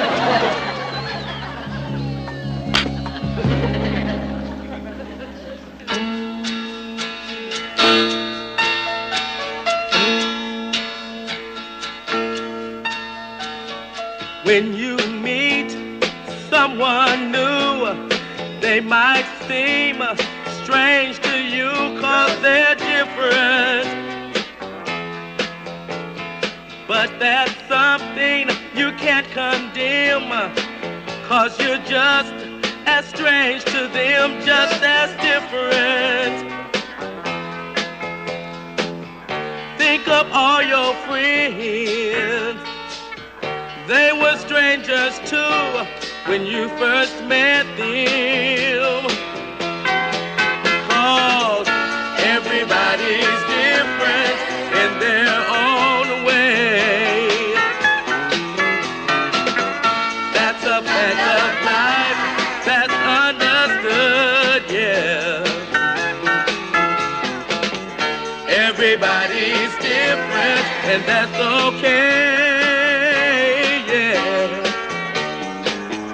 'Cause being different is good.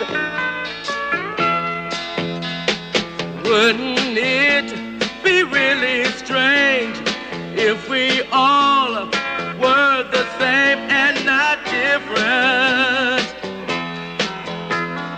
What if we all had the same face, the same name, the same taste and not different? How sad it would be not to have your own identity. Be glad that everybody's different in their own way. That's a fact of life, that's understood, yeah. Everybody's different, and that's okay, yeah.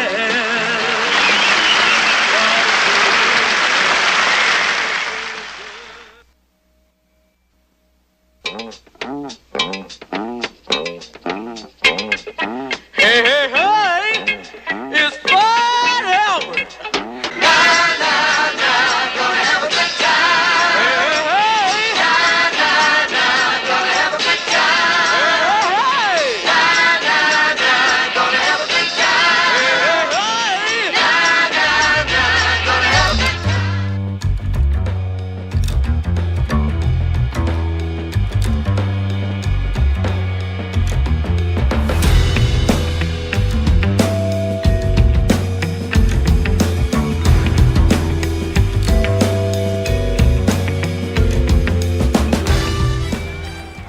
Good evening, folks, and welcome to Rhonda's Lovely Sparks Drive-In Theme Watch Party. Oh, we have a wonderful evening of entertainment lined up for you. No tie, an old shirt and slacks, a house dress? Don't even give it a thought. We're glad that you came as you are. We just want you to enjoy yourselves. You'll love the tasty array of snacks that we have to offer. So will the youngsters. Everything is quality and so good. There's always wonderful pictures to see and delight snacks to nibble. A gay, pleasant evening for all. And oh, a word of caution. Don't drive over 10 miles per hour in the theater parking area for your safety's sake. And mom and pops, go with the kids when they leave the car. And we hope you have a wonderful time. Come back soon. I just love her so much. And she's probably saying, what are you doing with me right now? And this is Martha. She's the mama of all. And I just love this sweet little baby. And you know what? I do kiss her. And I don't care what anybody say. You can tell she loves it.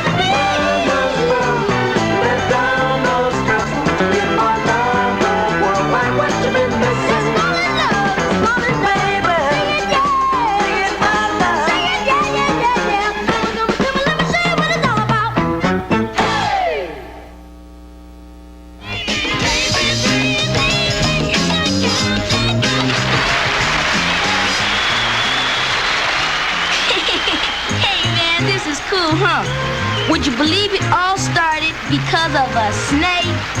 You see, I'm Michael Jackson, and a couple of years ago, me and my big brothers, Marlon, Jermaine, Tito, and Jackie, lived kind of square and quiet back home in Cary, Indiana.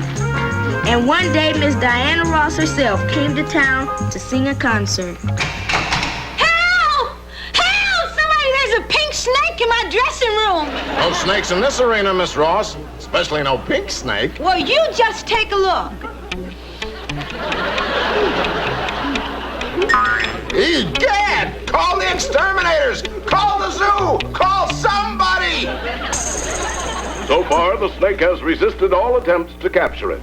But authorities assure us that it will be found and disposed of, and the show will go on. That must be Rosie. Look, he's gone. Oh, man, how did Rosie ever get to Diana Ross? You remember how I'd always dug the records when we played them? I sure do. But all the way downtown, without even bus fare, man, Rosie's got devotion. We gotta get that snake back before those cats down there do him up bad. Hey, where's Michael? Look, he's on his way downtown already. Oh, man, one of those trucks will be sure to lay one on that cat. We gotta catch him. Come on, we'll take Tito's car. How can we? My fan bell's busted. Jermaine, you get up front and blow, man, blow. Hey, cool. I got me a Jermaine bell. Keep driving, Tito. We gotta save that kid.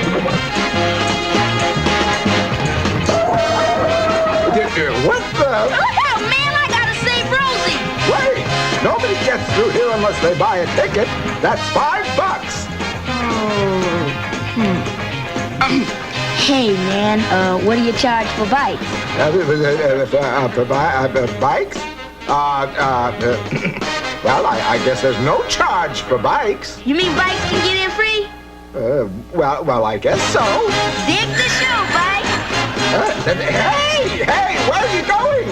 I'm a friend of his. Oh, well, that's different. I didn't... What am I... Wait, come back here, come back! Sorry, man. Hey, wait a minute. Little kid on the back, go through here. Yes? It's okay then, where's Bubba? Oh, that's different. I didn't know. You go right ahead because, you see, I mean, well, if they're the kid's brothers, and the kid is a friend of the bike, and the bike, what am I talking about? They've got to go in there. Stop! All of you! Stop! You with the wheel! You! Stop!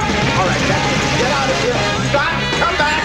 Oh, wait until I get my ticket hands on you. Look out, man, I gotta save Rosie. shall subdue the serpent. Fear not. Hey, stop leaning on my snake. Rosie, you come down now. Here? Why, what a brave little boy. This is the first time I've ever autographed a snake. I'm sorry I was afraid of him. I hope you and I can be friends, too. Miss Ross, that'd be a pleasure. I just want you to know I think you're very, very sweet. Oh, who are they? Oh, they're my other pets, Ray and Charles. Sure nice of Miss Ross to invite us to hear a concert. Gonna be hours before it starts, though. Let's go exploring. Hot dog, look at all these empty seats. Hey, dig this box X. That's not a music sound, that's a Jermaine sound. And how about this, baby? Yeah, that's the Tito Jackson sound. Man, these are some cool instruments. A lot different than the ones we got back in school. All they got in school is ABC and 1, 2, 3. ABC and 1, 2, 3.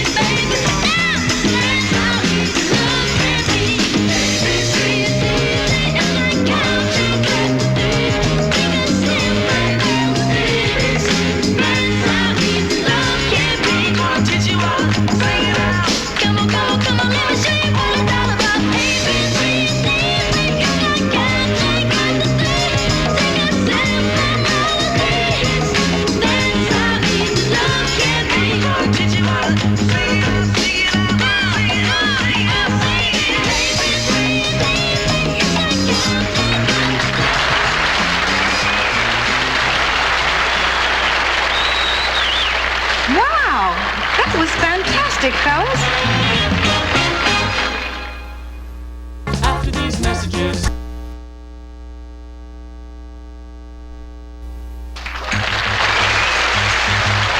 Gee, fellas, where'd you all learn to groove like that? Our mom and dad taught us, ma'am. They're fine musicians. Well, they must be, because you boys are wonderful. Hey, you dig that? Miss Diana Ross thinks we're wonderful. I dig. Here, take this. Detroit, Michigan. What's that? The address of my record company, boys. When you've all grown up a little, you get in touch with me there, and I'll see that you get an audition. Wow, you hear that? Now hold on. Miss Ross, we sure would like that, but I don't know. we sort of planned other careers. I mean, I kind of want to play pro basketball. I want to design and build cars. I hope to run a fancy restaurant someday. I thought I'd be a big electronic genius. And I want to be a cowboy. Being big singing stars is just so wonderful and far out, I guess we never thought seriously of it. Well, you think about it, boys. You think about it real hard. You thinking, Jackie? Yeah, Marlon, we'd sure make it being singers. We'll decide in the morning. Lights out, kids. Man, I could have my own basketball team. Jackie Jackson Juggernauts. Man. Yeah, and I could buy me the Tito Jackson Rolls Royce factory all for myself. Right on, Jackie. Yeah, and I can have the biggest restaurant kitchen in the world, Jermaine City. And I could have me the spookiest laboratory in the world, Marlin's Monster. Welcome to the Bar Michael Ranch. I got my own cows, my own buffalo, I got my own wagon train, and I even got my own engines.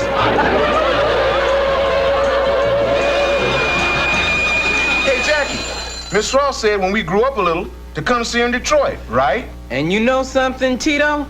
We just grewed up.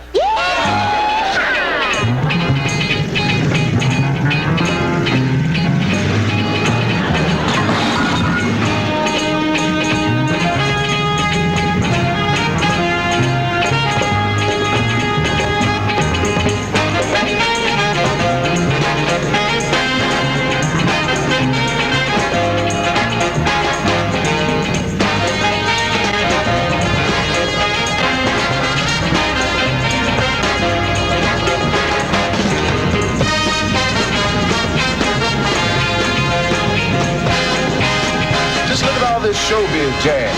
Yes, sirree, fellas, the big time. All right, get that heap out of here. This is a no parking street. Sorry, officer. That car's a disgrace to Detroit. Well, the street's no parking. But he didn't say anything about the sidewalk. I dig, man, I dig. Come on, we have a date with Diana Ross.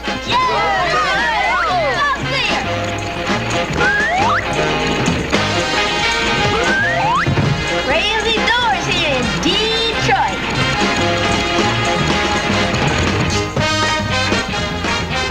Oh, one moment, please. You can't go through there.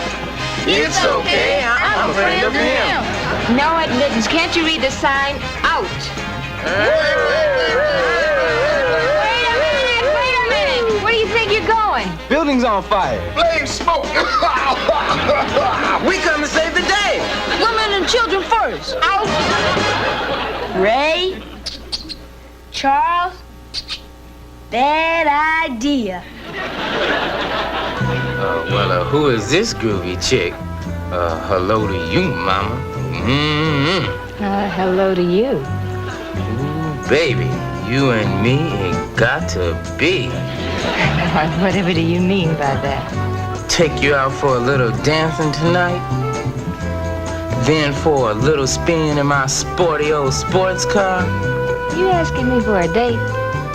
Yes. And you can answer me with one word. Y-E-S. Yes. I'll answer you with one word. Lay it on me, baby. Out. That wasn't the word. Oh, lady, we want to see Miss Diana Ross. Yeah, she told us to. Oh, I get it. You're fans. Well, you stay right over there with the others. Oh, man, we get lost in that mob. Yeah, that's jive. We'll never get to see her that way. Food for the Diana Ross session. Oh, they're waiting for you. They've been recording all morning. In Studio G. Hey, but don't enter when the red light's flashing. You'll spoil the recording. Yes, I understand. Now, you fellows just... Now, where did they go? Hey, man. You know you're walking on the ceiling? I am? Oh, good heavens! You could break your neck walking on the ceiling like that. I can't imagine how that happened. Just close your eyes so you don't get dizzy.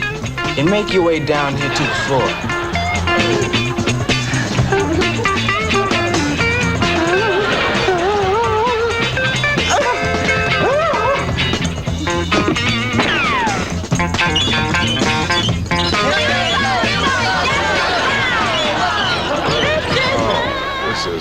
10th taste. And at last, it's almost perfect. Nothing better spoil it. Here it is, Studio G. Chief of Group, what's that flashing sign say? Recording, do not enter. Anybody here named Recording? Will Jackson. Then let's go, man, let's go.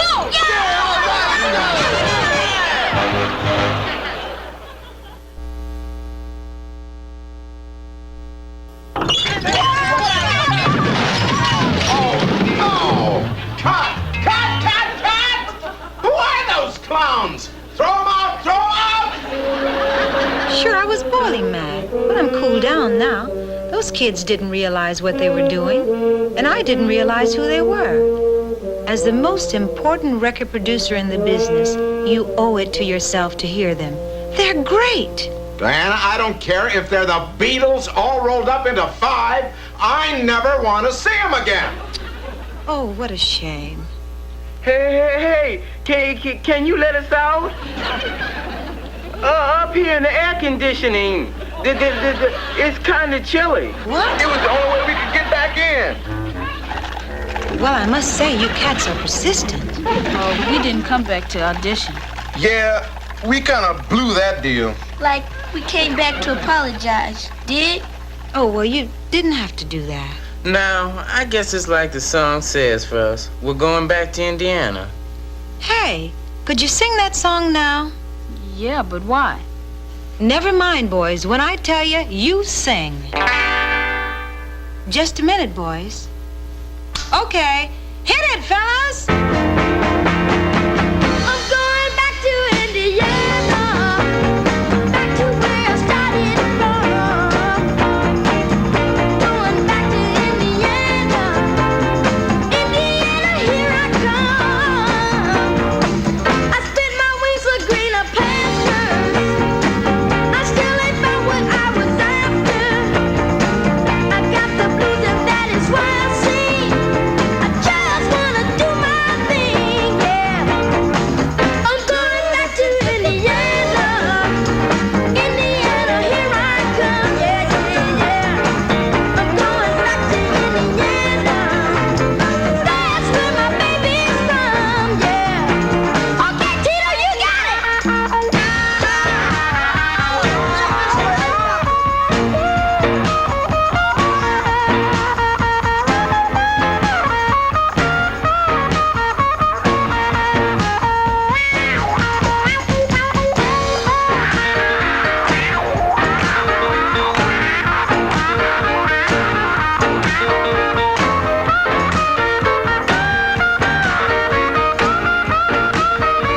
I'm going back to Indiana, Indiana, here I come. I'm going back to Indiana, 'cause that's where my baby's from, yeah. Hollywood, you got a lot of pretty things. I saw a lot of movie stars with diamond rings, but I ain't got my baby and I'm feeling wrong. That's why I gotta sing my song, yeah. I'm going back to Indiana, Indiana, here I come. I'm going back to Indiana, 'cause that is where my baby's from,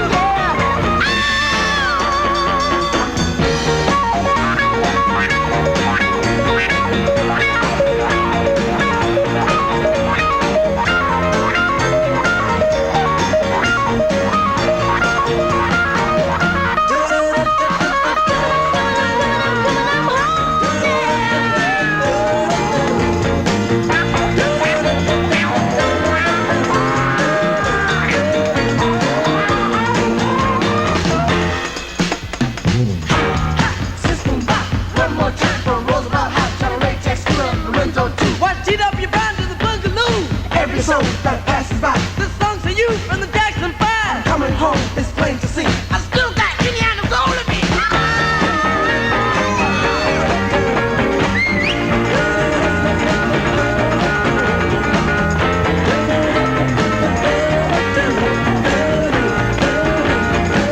I'm going back to Indiana, Indiana, here I come. I'm going back to Indiana, 'cause that's where my baby's from. That's where she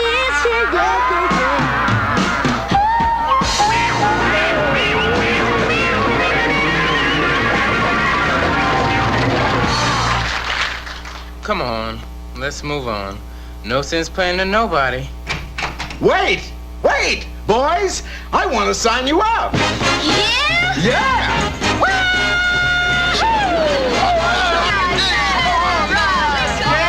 You're gonna be one of the biggest attractions in the record business. You hear that? Wait a minute. Not so fast. Maybe we don't want to sign. Well, don't want to sign, huh? Man, don't blow it again. Be cool, be cool. Hold on. I'm the oldest. I'll make the deals. Now, sir, you threw us out once before. So we have some very special things we want to put in that contract. Anything you say, kids. Anything? Anything. Well, boys, I think you're on your way. Thanks to you and Jackie. Man, that's some contract you worked out. Well, the man said anything, and that's what the man says.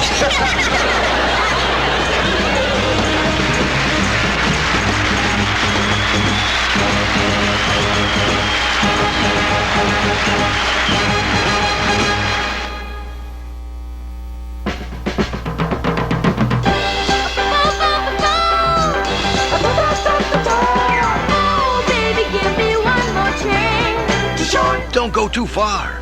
It's Far Out right here on TV Land's Super Retrovision Saturdays.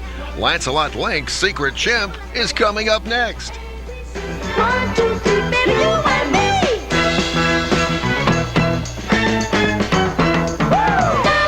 You say, baby, you're on. Gotta take it slow, or someday you'll be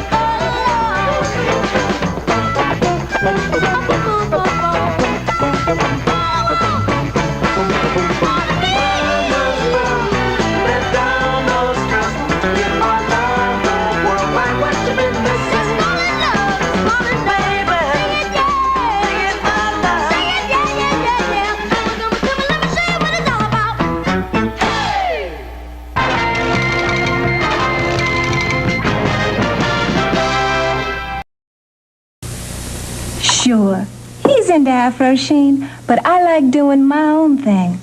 And I know Afro Sheen is great for hair that's natural or straight. Before I decide on what I'll do, I always start with Afro Sheen shampoo.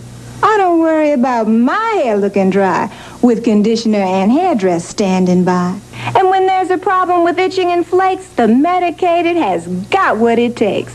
When I want my look to say, all right, a cornrow is really out of sight. Comb Easy makes it a breeze to comb through and braid with natural ease.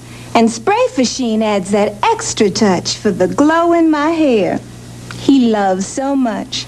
I may change my hairstyles frequently, but change from Afro Sheen, hey, not me. Afro Sheen. For all that Afro means.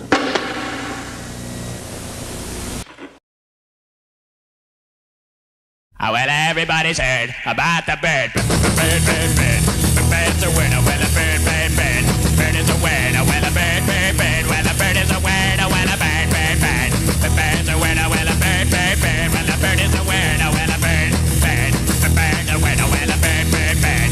The bird's a winner. Well, a bird, bird, bird. Well, the bird is a winner. Well, a bird, bird.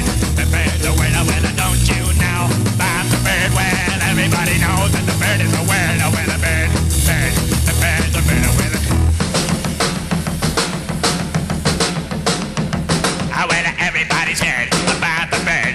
Bird, bird, bird. The bird's a winner with a bird, bird, bird. The bird's a winner with a bird, bird, bird. The bird's a winner with a bird, bird. The bird's a winner with a bird, bird, bird. The bird's a winner with a bird, bird, bird. The bird's a winner with a bird, bird, bird. The bird's a winner with a bird, bird, bird. The bird's a winner with a, don't you know, about the bird? Well, everybody's talking about the bird, with a bird, bird. The bird's a winner with a bird.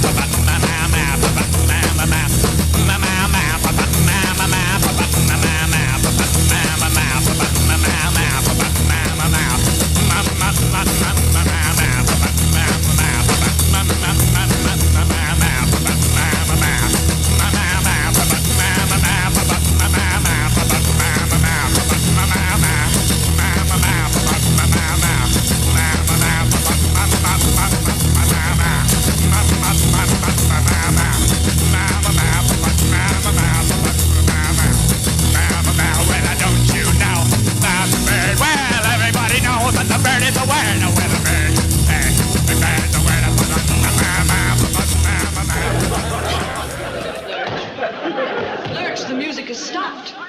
No, but I can't.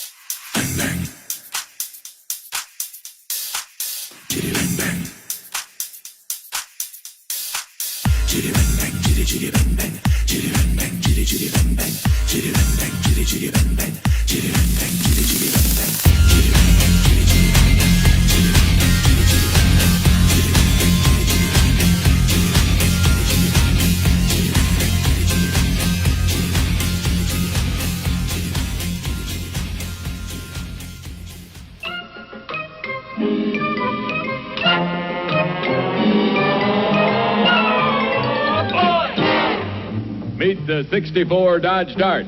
The new kind of compact in the large economy size. Get behind the wheel of this one. Here's the compact you've been looking for. Family-sized room. Power to spare. Rugged. Good-looking as they come. Dodge Dart, the family-sized compact at the little compact price. You gotta meet up with a dependable move up. With a dependable move up. With a dependables built by Dodge. Oh, boy! 64 Dodge Dart, the new kind of compact in the large economy size.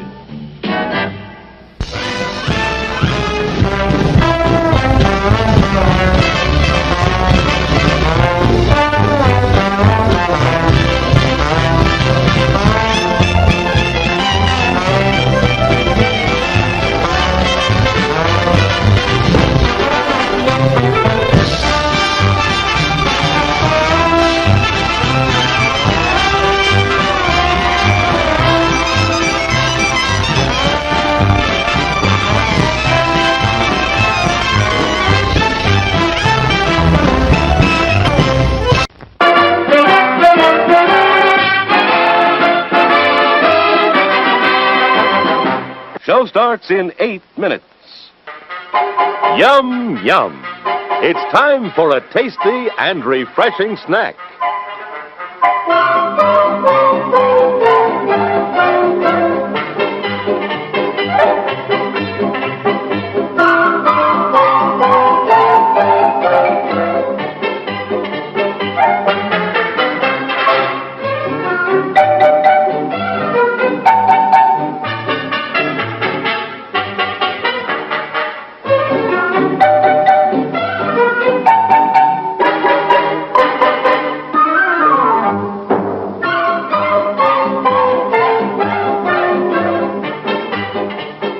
Promise to satisfy your hunger, your thirst, your sweet tooth.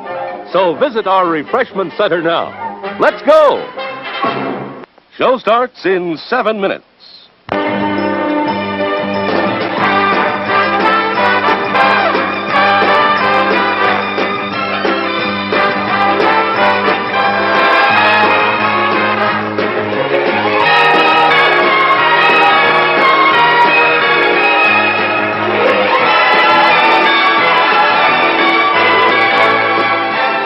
It's refreshment time, folks. Taste that beats the others cold. Pepsi pours it on. Taste that beats the others cold. Pepsi pours it on. Yum, yum. It's a meal in itself. Our all-meat super dog. Enjoy one now. Show starts in 6 minutes. As everyone knows, rainbows usually have a treasure at the end. Let's follow this one and see if we can find the pot of gold. Father, I suppose you've come to claim me treasure. Well, we'd like to see the gold first. Faith, and there's better than gold in here, me lad. No, just look here now.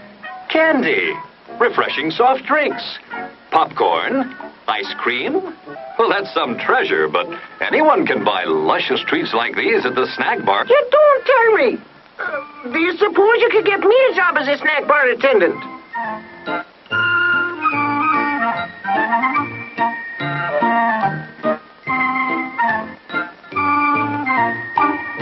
Show starts in 5 minutes.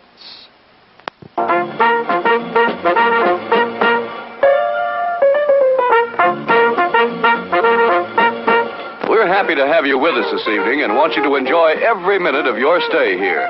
And while you relax and stretch, visit our concession where you'll find something to please you. There are ice-cold drinks, delicious sandwiches, ice cream, coffee and snacks, and many other pleasing treats. Our foods are fresh and tasty, our drinks satisfying and refreshing. They're so good. You get more out of life when you go out to a movie. Show starts in 4 minutes. To visit our snack bar. and treat yourself to some delicious Castleberry's pit-cooked barbecue sandwiches. Cook the Castleberry way, slowly over open pits of glowing charcoal, then seasoned with a sauce that's zesty, yet delightfully mild to please the entire family. Also at the snack bar, you'll find popcorn and soft drinks and candy and French fries to go with your Castleberry's barbecue sandwiches. There's plenty of time before the movie starts, so visit our snack bar right now for Castleberry's pit-cooked barbecue sandwiches. Still plenty of time to come and be served at the refreshment center before showtime. Show starts in 3 minutes.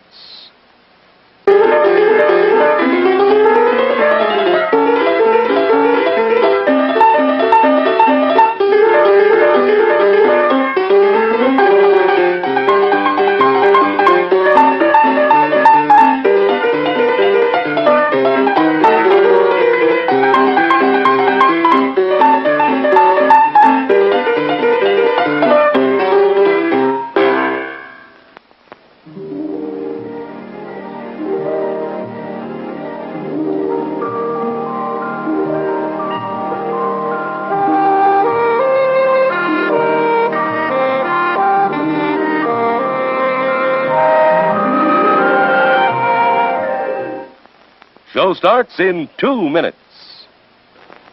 Your attention, please. All new hotshot electric in-car heaters have been installed for your comfort and convenience. Just insert heater through car window and turn on the switch. When leaving, please turn switch off and replace on speaker post. Warning, high voltage. For your own safety, do not attempt to repair or remove wires. Do not attempt to open heater unit. If you need assistance, please notify the theater box office or concession manager.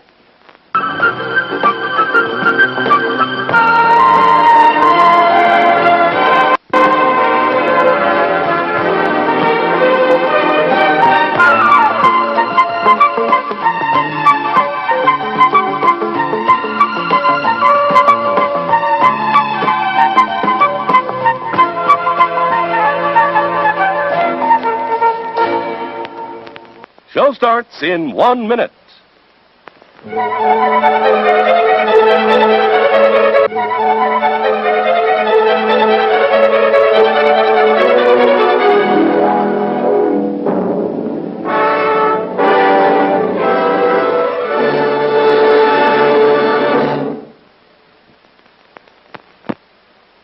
Please remember to replace the speaker on the post when you leave the theater.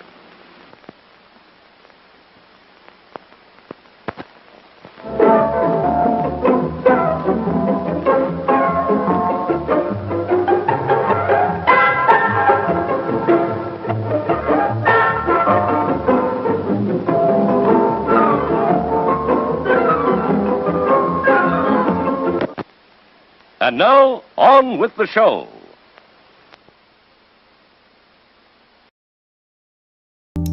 Hello, everyone. It's great to see you all. I hope you all are enjoying my new format, which will consist of what you saw earlier, more of me being a part of my the things that I'm doing, my live and my videos and my movie watch parties, and also incorporating also something educational, and me putting my my twist on it. And that's what's so important about the content is making me in the position where I'm actually taking ownership. The movies that I do are public domain, and I'm adding my commentary. So guess what, everybody? Movie night, let's scream!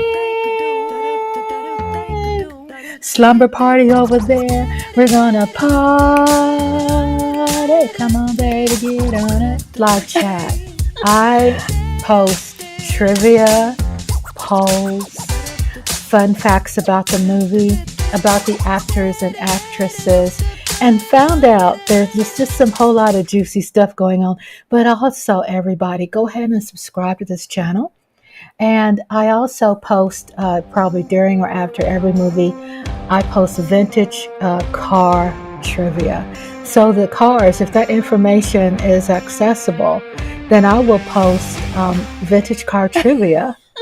You know, I'm excited. Aren't y'all excited about movie night? Oh my gosh. Oh my gosh. I just love it. Let me share some information with you that I'm just chilling right now and have my legs crossed, relaxed. I have my husband's flowers that he bought me, and just have the lights dimmed. Martha is sitting right over there, and got my Cowboy Nation hat out. Oh yeah. So let me get down to the movie. Tonight is movie night.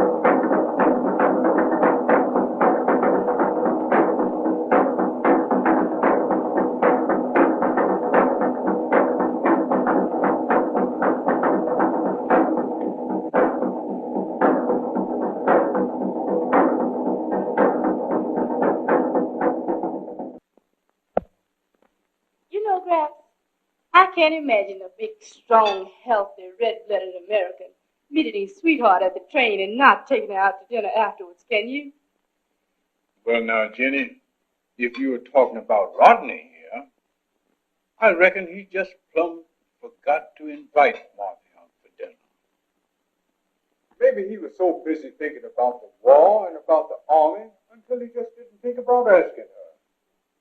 Can't you think of anything else to say? War, army. That's all I hear around this place. Why, I suppose you'd all be glad if I was in the army. Why, Rodney, you never spoke that way to us before.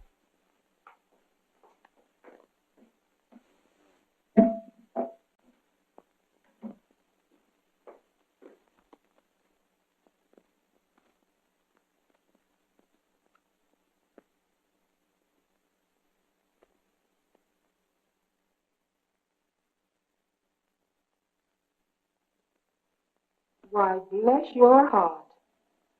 I'm like any other mother who gives her son to the army, waiting long, anxious nights, wondering how you are, if you got a comfortable bed with plenty of blankets, wondering if you were safe and strong and healthy.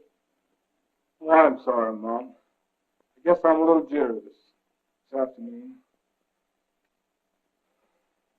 Your father was a soldier's son, and a good one. Yeah. Dad was a good soldier.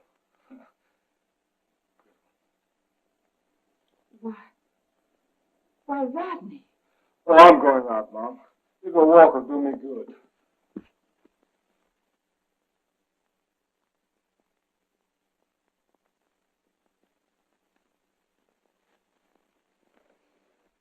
And so, ladies and gentlemen, Sergeant Keene and his recruiting squad have finally arrived in our town, and a gigantic rally will be held this evening in the town square.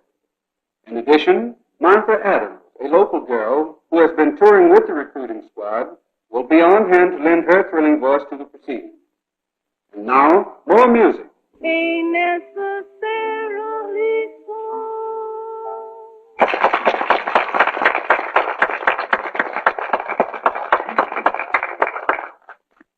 There you have it, folks. Miss Adams has just sung a message to you that should inspire every patriotic man, woman, and child to do his or her bit in winning this war for our country. The actual conflict has not yet reached our shores, but not one of us knows when it will come. So let every one of you remember, from now on, take your change in United States defense stamp. And those men among you who are able-bodied, offer your services in arms to your country.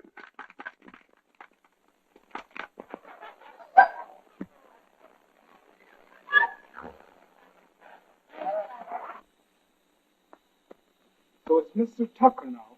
It used to be Rodney. You ought to be ashamed of yourself. While other people are working their heads off to help our country, you sit back and enjoy yourself. And then you have the nerve to come I've got here. a right to do as I please. That's no excuse for your disrupting the honest efforts of those who really want to do something. Sure. Doing things with a tin soldier. You calling a real man a tin soldier. Why, you haven't even the courage to wear his uniform. I thought that was coming. You want to bury him in the army so you can have him all to yourself. That's what you're asking. I'm only asking you to do your duty, Rodney. You speak to me of marriage, but you haven't proven to be anything but a bragging coward. Yeah. I can even brag about finding out my sweetheart is giving me the double cross. Sure, I can brag about that. That's my answer to that remark, Mr. Tucker. And here's your ring. I'm through.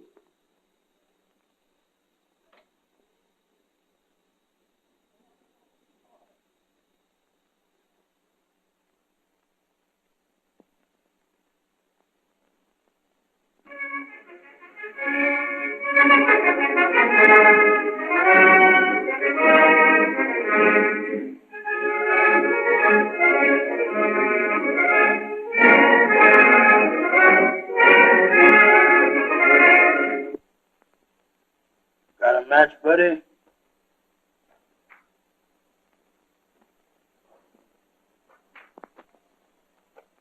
It seems like this war situation is getting kind of bad, don't it? Yeah. Guess so. Well, I ain't got much to offer, but anytime Uncle Sam needs me, I'm ready. Ain't you? Yeah. Guess so.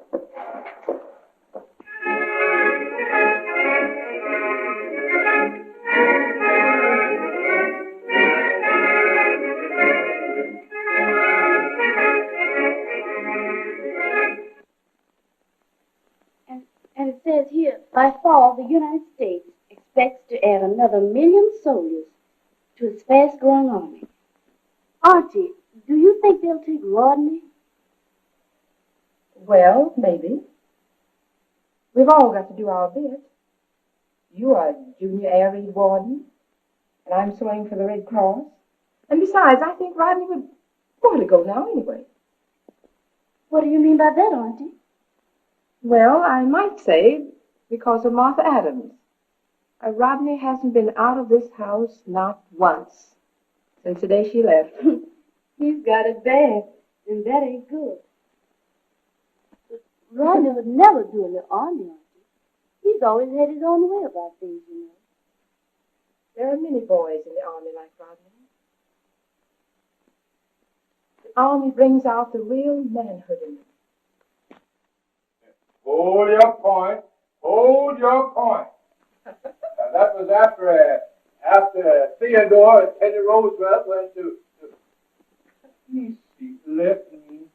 Rufus and Grandpa at it again.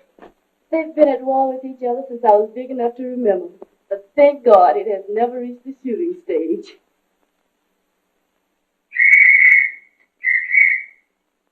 Oh, there's the mailman. I hope we get a letter. Now, let me see. If my memory serves me right, that was at, you're wrong, Sam. That was when they were in San Antonio. Rufus, if I didn't know you so well, I'd kick you right out of this house. You don't have to kick me out. I'm going. But you're wrong. Listen, you loggerhead. You're the one that's wrong. I am not wrong. Yes, you are wrong. You are both wrong. It happened when the 25th Regiment landed at Tampa, Florida.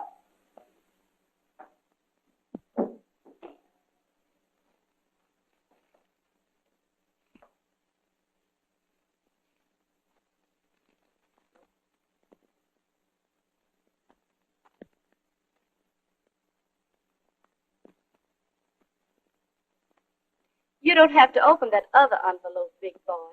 It's only an invitation to a party. A party? Yep, a big party. In other words, dear cousin, you have been drafted.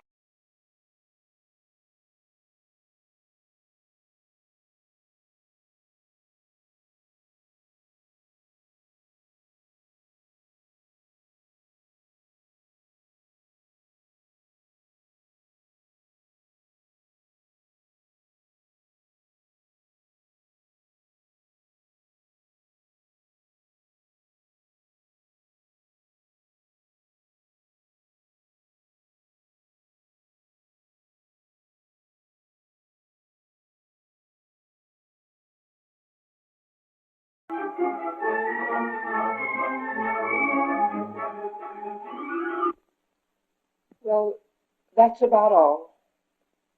He says he'll write again when he gets to his regiment. Yes. Well, he wasn't such a bad boy after all. I'm kind of sorry I spoke to him so harshly once or twice. My poor boy. And to think, the last time we saw him, we had to have an argument. Yes. You know, Ellen, we ought to be proud of that boy out there fighting for his country. I am proud of him. I'm as proud as any mother could be. And just as sad.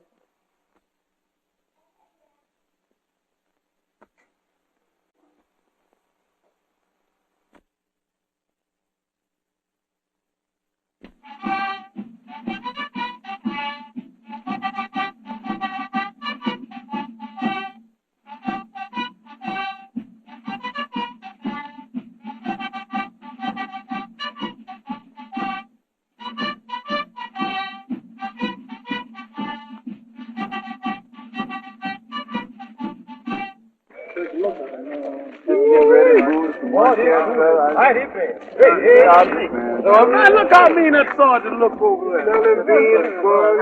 It's 5:30 in the morning. I don't get up and cook here. I can't see this. Look what a hard hill. Is my feet bad too, man? That guy gonna drill me 100 times a day. What? No trick. 100 times I want, man. Man, I'm hungry. I want to eat. I've been hungry. Well, let that bird I stay hungry. I know you're coming because you said so. Hey, Jackson, you ain't gonna say with that 6 bits you owe me. What 6 bits, man? Come on, Jack. I know you hate to leave and me there with Bob Jones.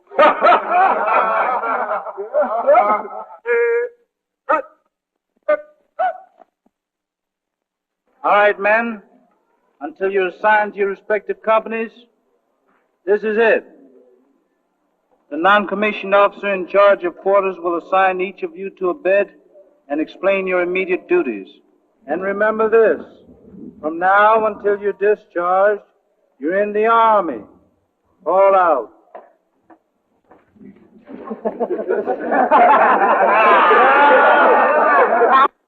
The way that fella talks, you think this country was in serious trouble.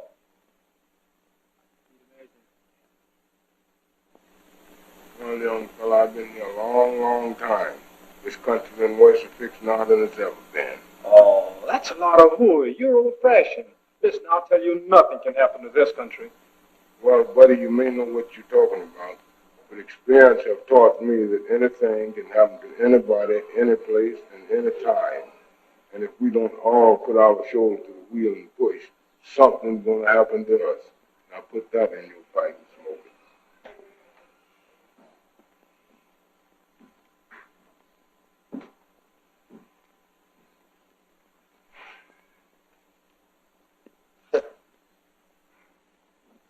That old soldier sure said a mouthful that time. Oh, that's a lot of bush. But what's going to happen to us? Oh, I tell you, they've got millions of other fellas. Let them have it. Let them do their own fighting. Brother, There's just two things you seem to forget. The first is there's millions of us too. And the second, this is just as much our country as it is anybody else. Well, even so, what are we fighting for? We've got everything we need in this country. All the money, airplanes, everything. Now I ask you, gentlemen, what have we got to worry about? Them Japs.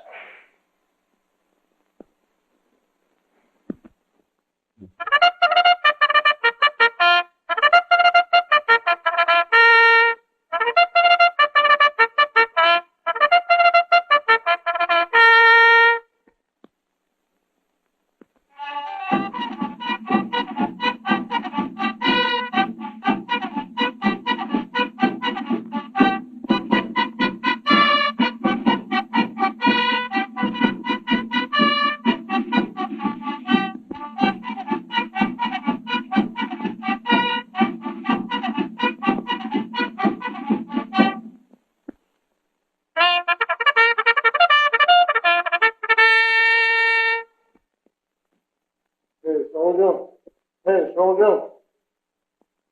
Were you sick? No. What time is it? Time you getting out of here to Rebel League. Kind of early, ain't it? Won't be on in the next 10 days. You get up going on kitchen, please.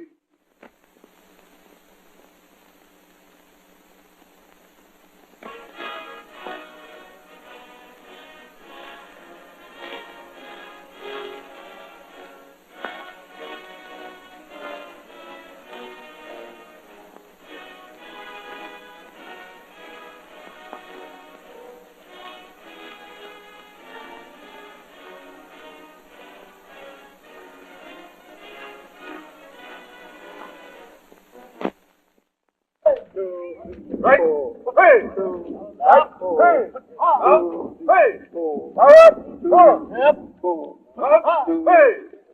Come on, Tucker, you can do better than that. Right. Two, four. I'm right.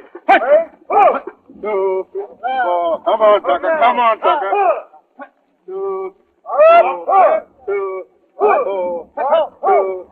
four. Right.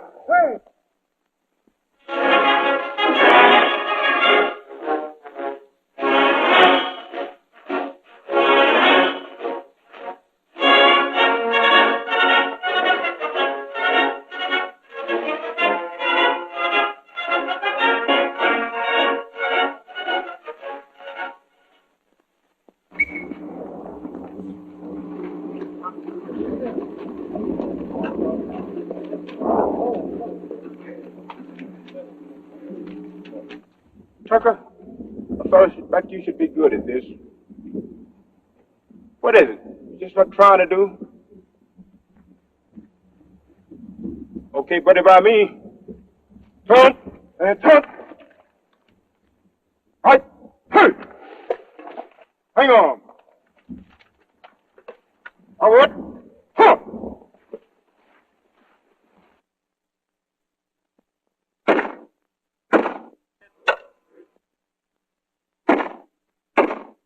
You can do better than that, Tucker. Try it again.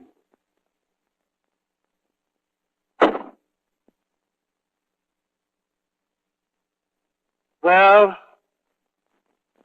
this just can't make soldiers out of some folks.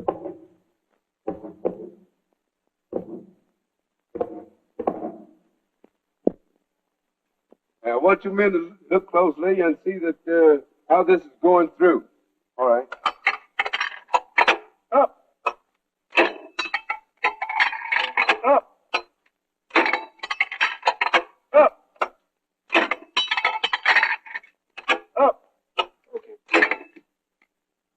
Now I think you've got a good idea of what this is all about. Now the next thing is the cleaning of the bow. Now if you'll notice that the cleaning of the bow, you'll have to take the ramble rod, which is on the side there, and put small cloth on it, bags such, and swab the bow out. That is to keep it clean.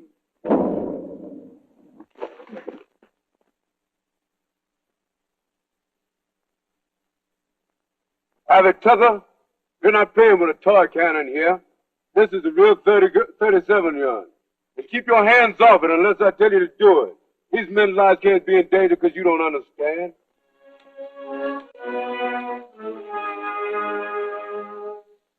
Okay, hut! Foundation. Move! 1, 2, 3. Now get up, up, hut side.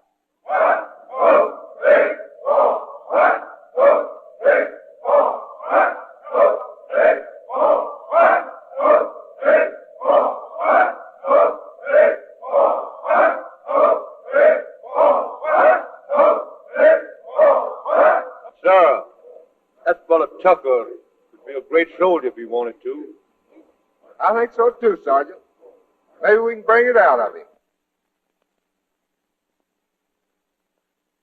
You better take this along.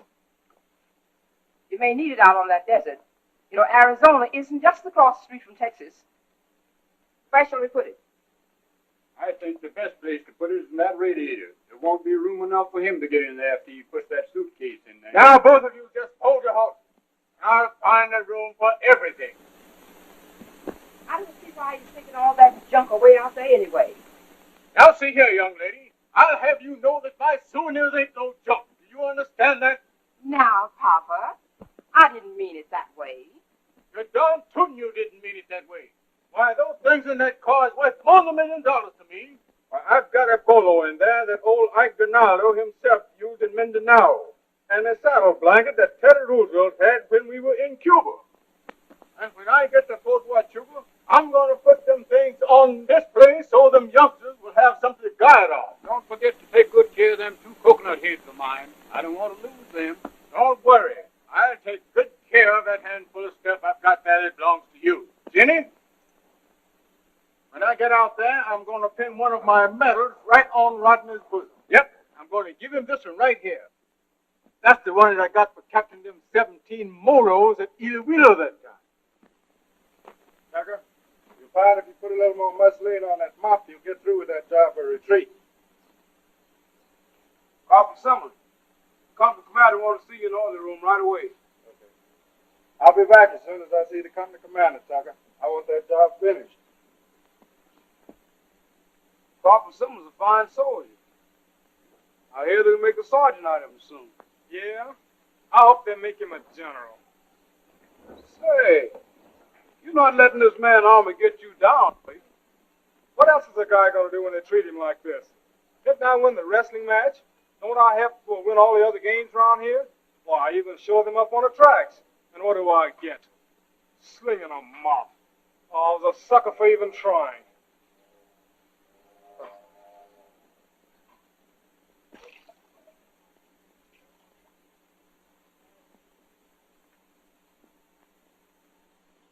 Oh, come now, Tucker. It doesn't make any difference who has the best uniform. You're in the Army, and I'm proud of you. You're proud of me. I've had a hard day, but I can laugh at that. I mean every word of it. After all, you have no reason to be angry with me. No, haven't I? You took Martha away from me. And now I know it makes you happy to see me do this, doesn't it? Well, that's not true. But why not come over to my quarters this evening? I've got a real surprise for you. What do you say?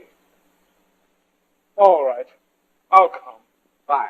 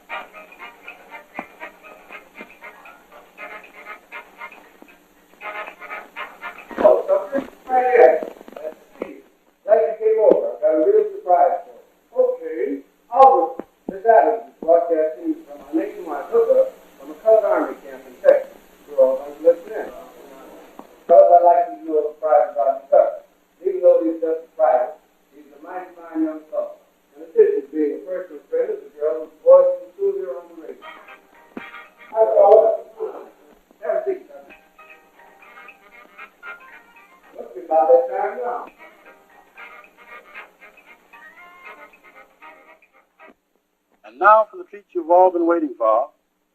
I present Miss Martha Adams. Hello, everybody. It's indeed a pleasure to sing for you, especially the boys in the camps. My first song is dedicated to a very dear friend, Sergeant Robert L. Keene of Fort Huachuca, Arizona. Cut that thing off. Cut that damn thing off. So this is your big surprise. This is why you invited me here. You wanted me to know that Martha was dedicating a love song to you, huh? Well, that's ridiculous, man. You ought to be glad of the opportunity. Yeah, you bet. What are you doing? Gentlemen! What's going on here, Sergeant? Nothing much, sir. Just a little misunderstanding. All right. Private Tucker? What's your barracks in the resting quarters? Don't leave until you've made up your mind to act your age, you understand? Yes, sir.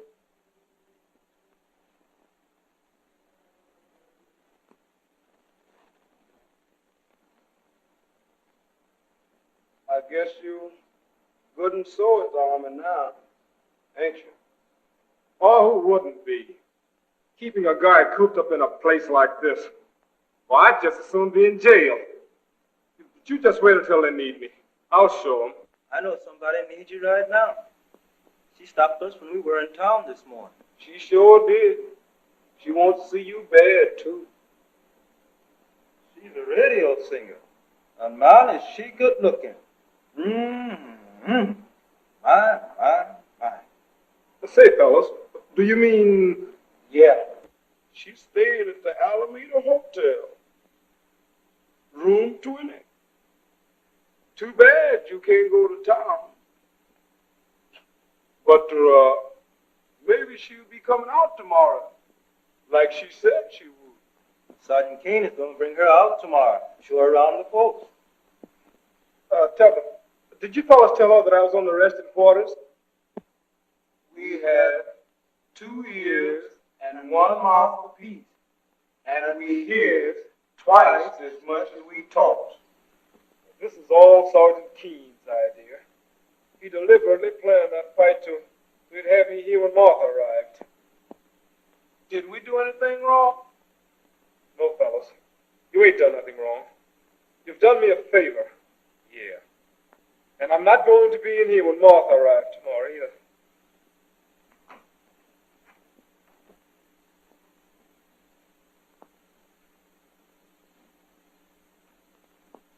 Well, fellas, I'll be seeing you again, I hope. But don't forget that you've got 2 eyes and only 1 mouth apiece. So long. Looks like she's got him going. Huh. The way it looks to me, she's got him gone.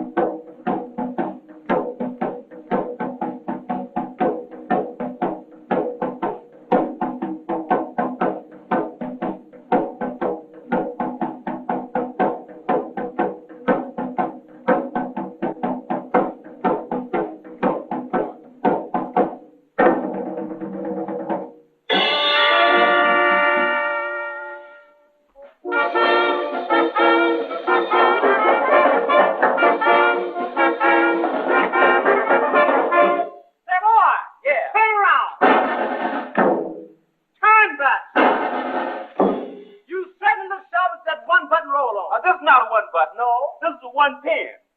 Did you get our money? Oh, you mean the money for carrying the coal upstairs? That's right. Yeah, I got it right here. How much did you get? I got $40.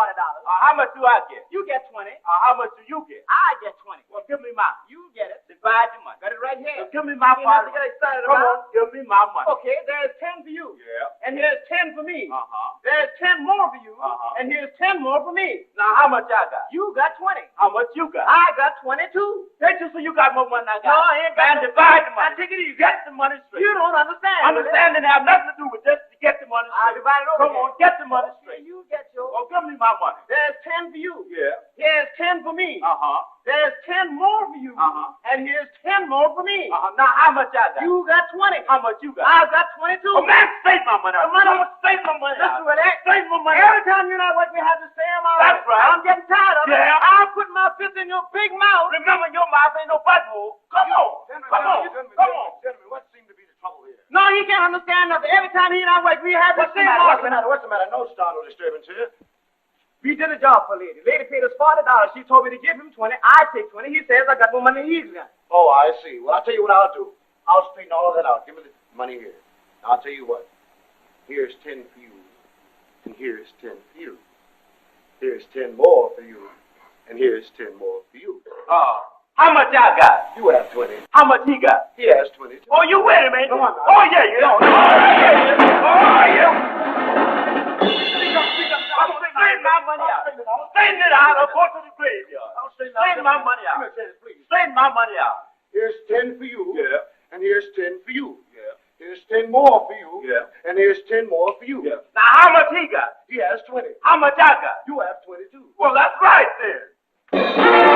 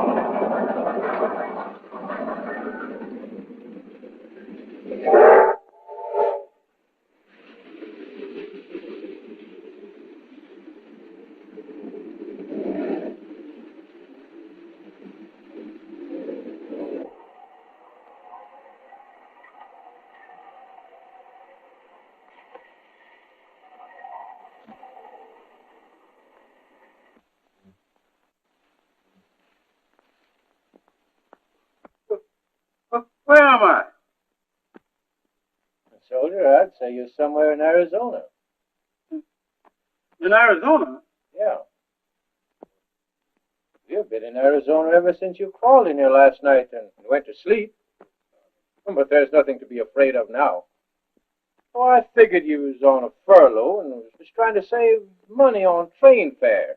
So I've been keeping my eyes peeled for the bulls so you wouldn't get pinched. Yeah. On furlough. Sure.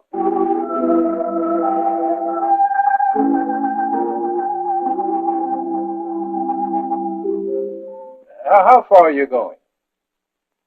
Texas. Texas is a mighty big state, sonny. Yeah, sure is. East Texas. Well, we won't be bothered with the bulls from now on. There's a lot of desert between here and Texas. How'd you find out I was running away? Well, that didn't take much figuring, sonny. You see, you and me are something alike. You talk in your sleep, and I walk in mine. Yeah. I do talk in my sleep. That's what my mother said. And you walk in your sleep. Yeah. And that's why you stay awake all the time. You're afraid you walk off the train, is that it? Not afraid, lad. Only cowards are afraid of anything. I'm just careful, that's all. But why didn't you turn me into the bulls while I was asleep? Well, I'm not a coward, sonny. Not a rat.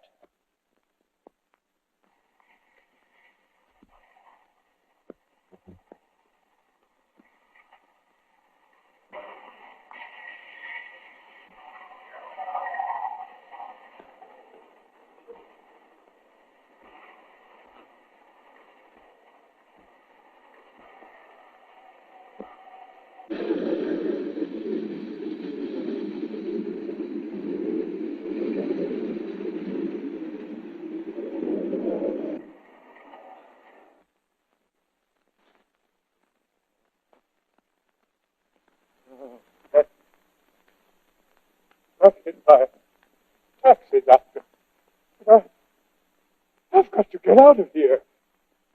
I've got to go home to wife and baby. I've got to go home to Ellen. Ellen?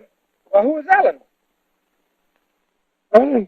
Ellen's my wife, Doctor. She wrote me a letter in France telling me we had little baby. And she named him after me. She named him Rodney Tucker Jr. Rodney Tucker Jr.? Yes, Buster. Rodney Tucker Jr. I've got to get out of this hospital, Doctor. I've got to go home. All soldiers go home now. The war is over. I've got to go home to Ellen. I've got to get home to my wife and baby. I've got to get.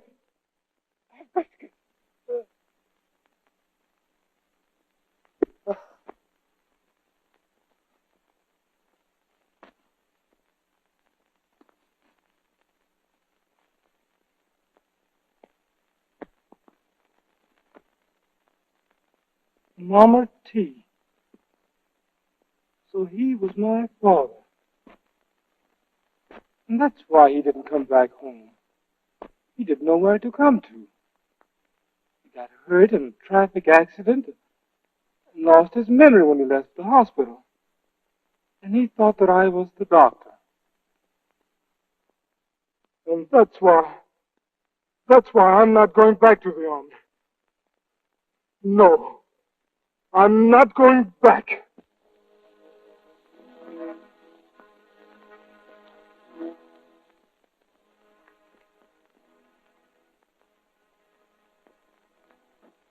Goodbye, Dad. Goodbye.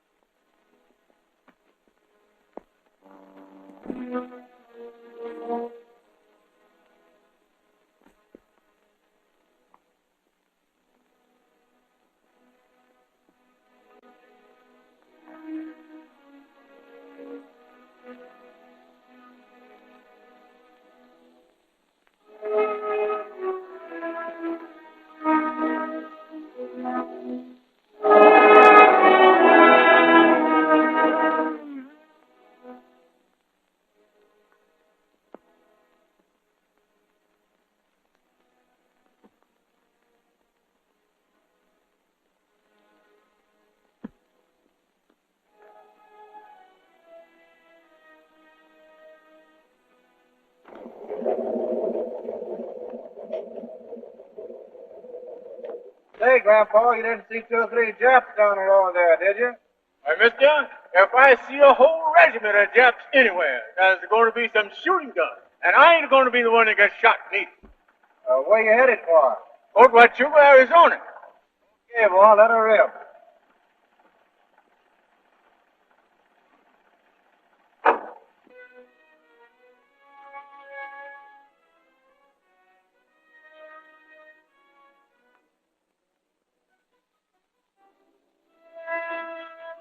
Water! Water!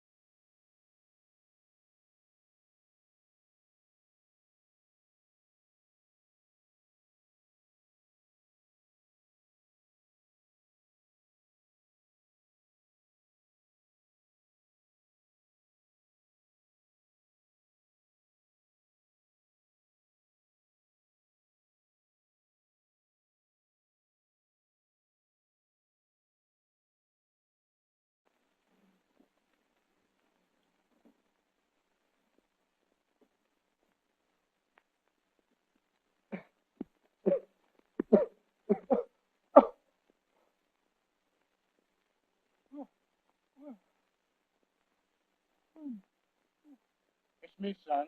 This is Grandpa Tucker. Grandpa, you're dead. The bum's got you in Rufus.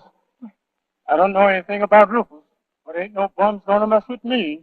I can lick any tramp that ever lived. Grandpa, where am I? You're right here where I found you, son. Right out here in the middle of the desert. And if I hadn't seen them buzzards and come over here and seen what they were sailing around so much in the same place for, I never would have found you neither.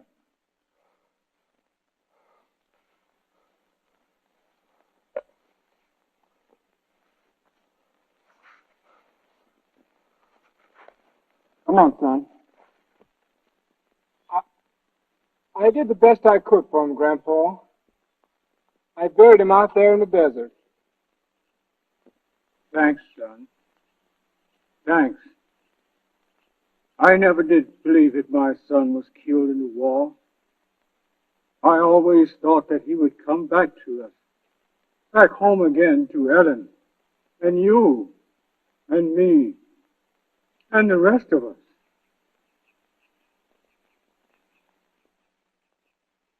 But why ain't you with your regiment, son? I got into a little jam, Grandpa, and I was using this as an excuse to run away. I was running away because I was afraid, a coward, Grandpa. I was deserting in time of war. But I'd prove it to them, Grandpa. If only they'd give me another chance.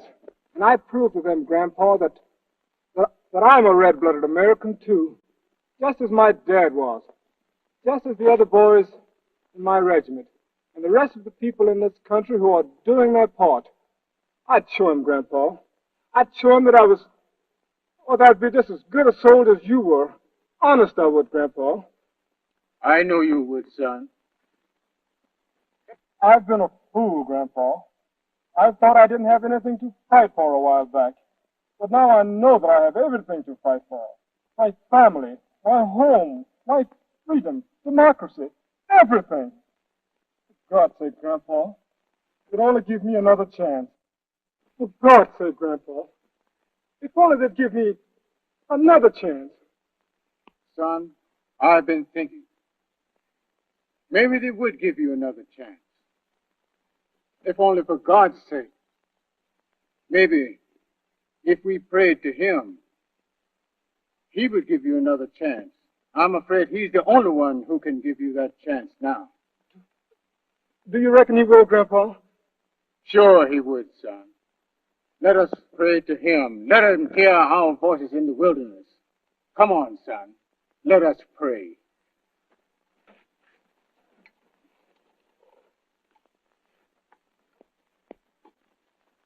Say, Wash, what is a ham? A what? A ham. Brother, next to chitlins, a ham is the best part of a hog. I don't mean that kind of ham. I mean a radio ham. Oh, that's different. A radio ham is one of them fellas, or one of them radio fellas that sits up and tune in all night on somebody's conversation. You know, like a party line, a telephone.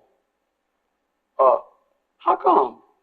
Well, it says here, shortwave ham hears Jap radio broadcast.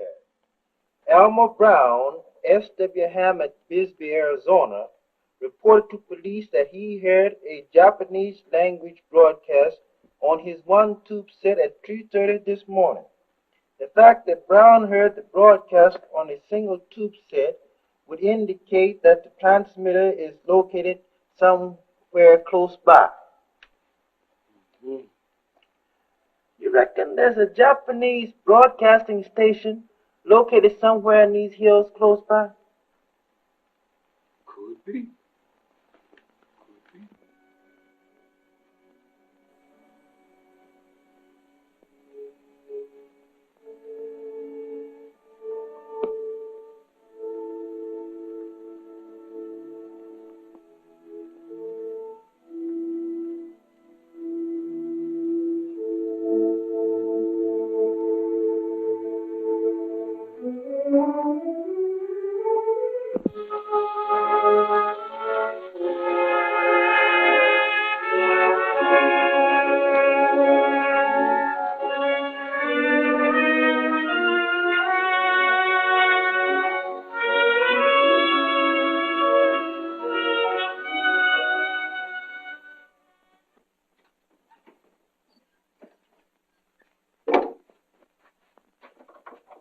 Find the canteen in the back of the car there, son.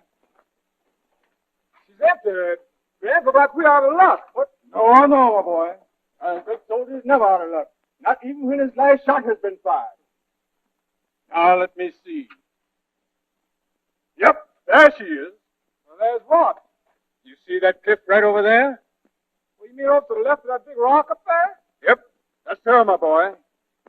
Right before my very eyes. That is known as the entrance to old Geronimo's stronghold. There's a hidden valley up there in the mountains, and the only way to get in or out is through that gap. And that gap is so long, so narrow, so deep, that a half a dozen Indians could hold off a whole regiment of soldiers there anytime. Yes, I've read about that in school. Say, but what about some water for old Betsy here? We can't go much further once we're in that radiator. Listen, son. Halfway up that trail is a spring of water.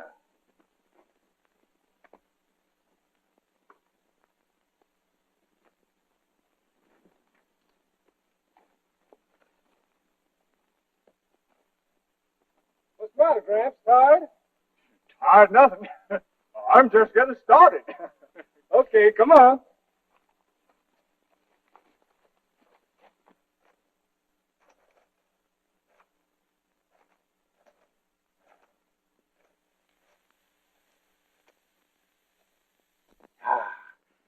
Banzai.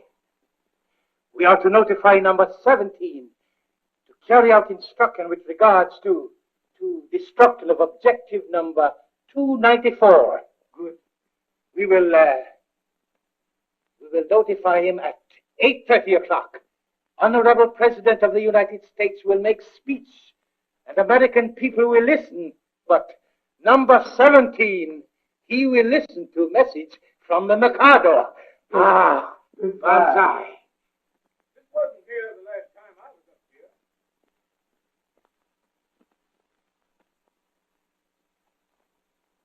Say, looks like somebody's been digging for gold.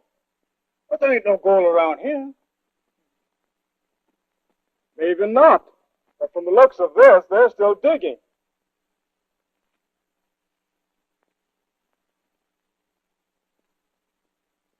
Made in Japan. Wait a minute, Gramps. Where are you going? I'm gonna have a look in that hole. You better stay up here. Hold on a minute, young fellow. If there's anything in that hole that's worth seeing, I'm going to see some of it too. Okay. Let's go. Don't say I didn't warn you.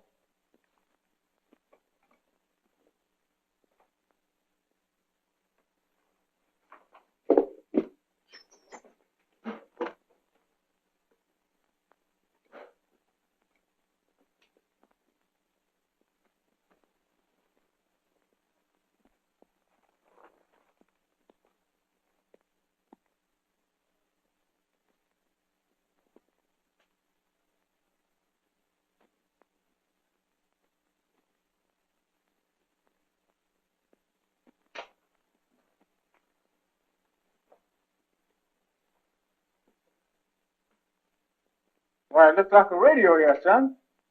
Why, it is. Well, I wonder who it belongs to. It belongs to the Japanese government.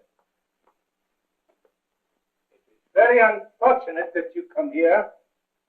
I am so very sorry. Why, you low-down, yellow-bellied skunk. You up to some more of your dirty tricks, huh? Well, this time I'm going.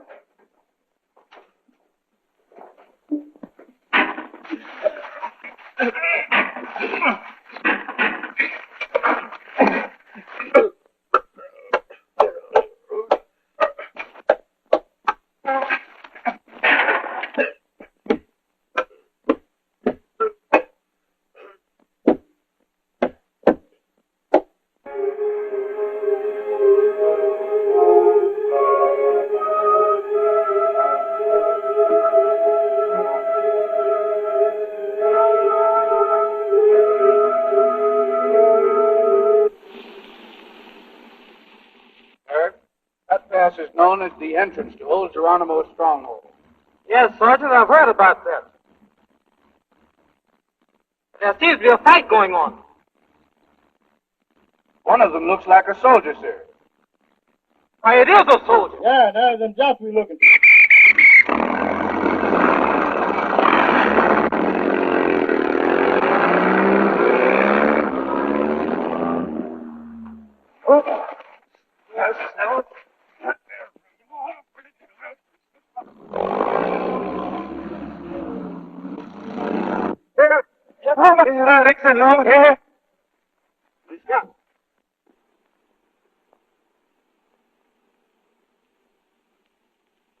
All right, what's going on here? Break it up, break it up. Corporal, take charge of these men. All right, move out.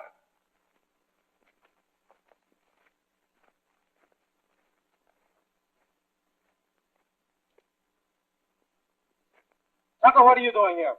Where's all this about? Well, sir, I was just about... Oh,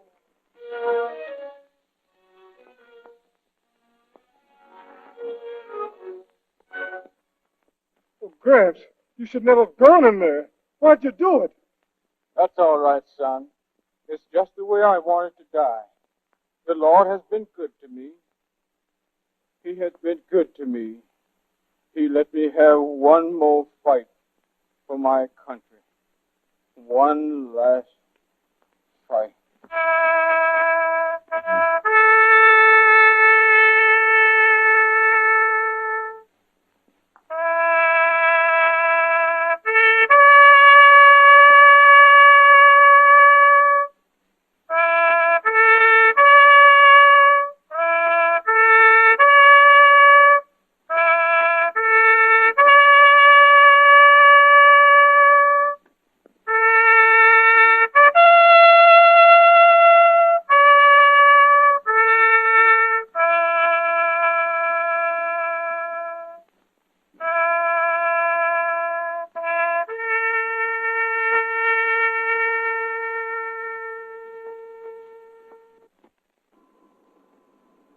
AWO who?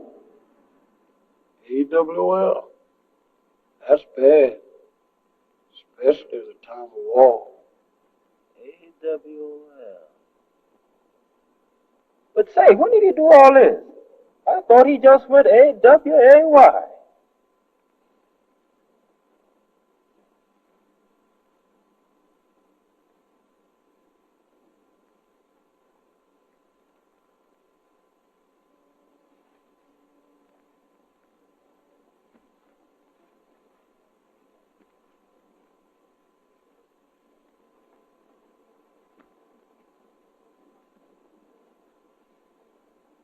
You reckon they'll stand him up and shoot him in time of war?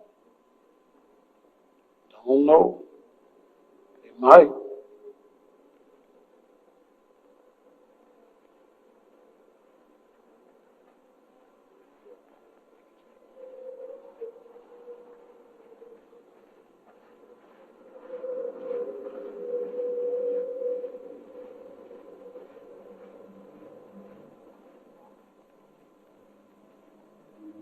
You reckon? Could be.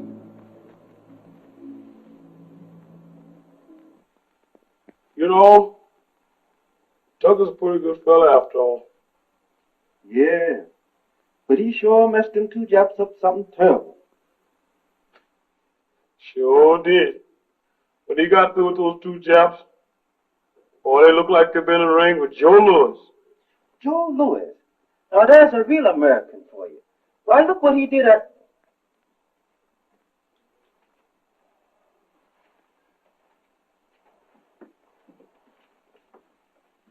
Did they? Yes, fellas. They gave me another chance to prove that I'm an American too. To prove that my blood is red just like yours or anybody else's. They're giving me an opportunity to fight for freedom and for democracy and for the protection of our loved ones back home. They're going to let me pay back those cutthroats for what they did at Pearl Harbor. And they're going to let me collect in person for what they did to Grandpa Tucker. Yes, fellas. They gave me another chance. And they gave me that chance with Gramps' own regiment, the fighting 25th U.S. Infantry.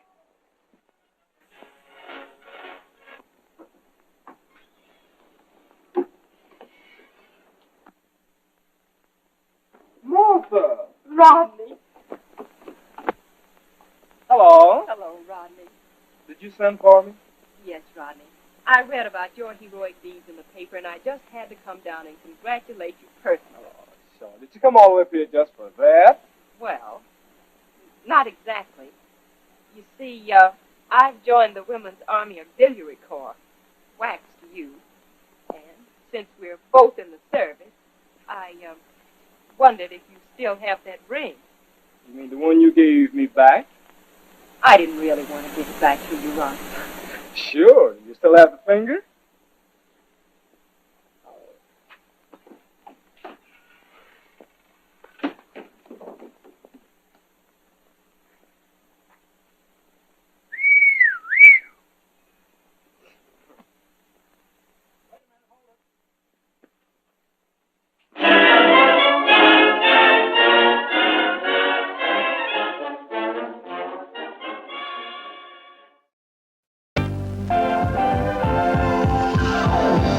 It's intermission time.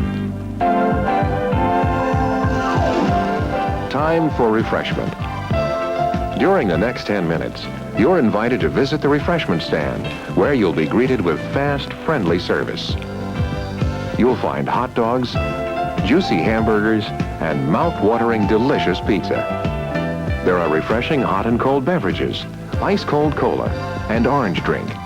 Goes great with an order of crispy French fries. Then there's a wide selection of your favorite candies and other delicious snacks. And there's always a fresh batch of hot buttered popcorn to go with the rest of the show. So visit the refreshment stand now during this 10-minute intermission and add to your enjoyment of the movie. We're happy to have you with us tonight and hope you'll come back often.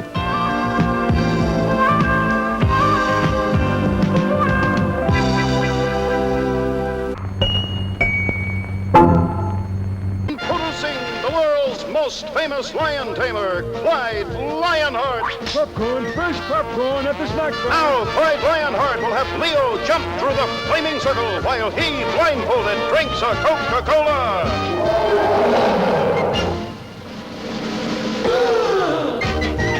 Coca-Cola, ice cold Coca-Cola at the...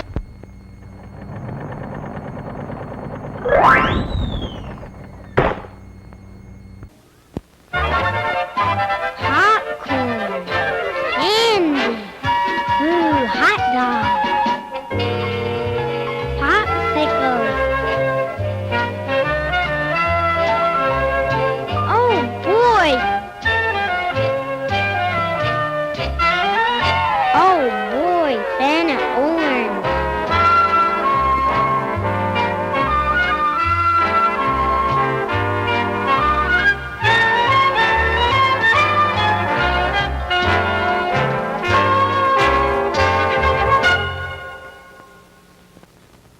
It's made with the original crispy pizza crust, our exclusive pizza sauce, a pinch of salt, a touch of Parmesan grated cheese, mozzarella cheese, a little oregano, and into the oven it goes. And presto, a delicious pizza. What'll it be, folks? Cheese or sausage? Why not enjoy some delicious California crispy pizza?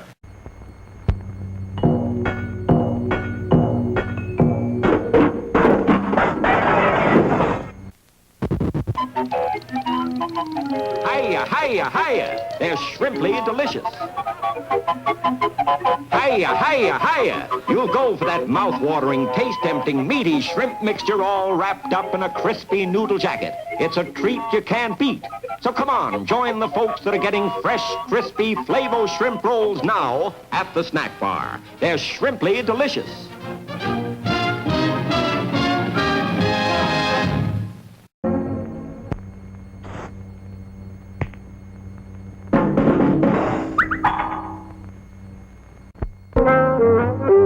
Visit our concession and see for yourself the delicious treats, drinks, and snacks awaiting you.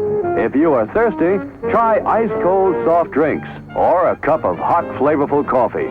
Get something to go with it, like a sizzling and satisfying hot dog or a tasty, tender sandwich. Try one of these delicious treats, and you'll be back at the concession for more before the show is over. The service at our concession is friendly and efficient.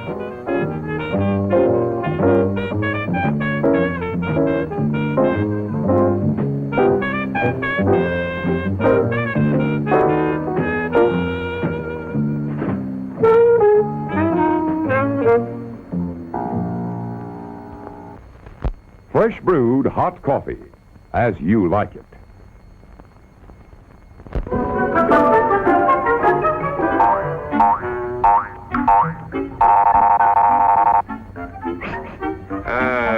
Yes, sir. May I help you? I'd like 2 of those, please. Hot dogs? Yes, sir. And 3 of those. And 1 of those. And 5 bars of these. And a cup of that nice hot liquid. Coffee. Coming right up. Oh, and 2 bags of those peculiar white coffee material. You mean our crunchy popcorn? Shall I wrap that for you, sir? Oh, that's all right. My saucer's just outside. They come from miles to enjoy our intermission.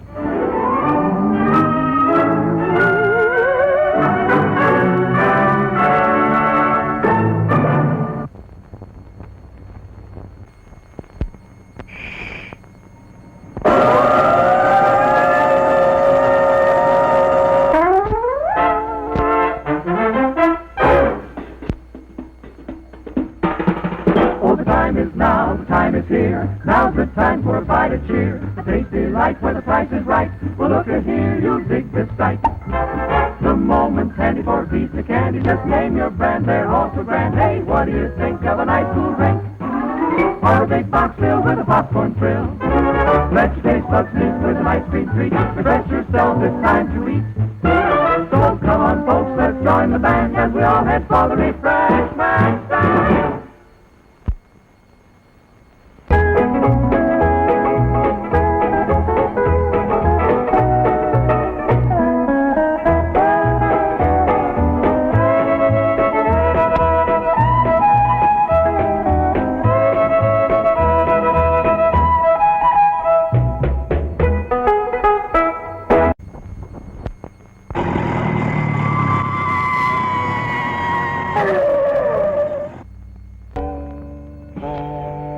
All aboard, the snack bar special for Coca-Cola, peanuts, hot dogs, ice cream, candy.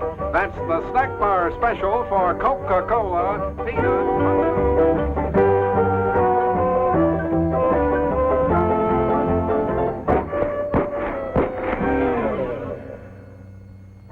Whatever your choice from the snack bar, things go better with Coke.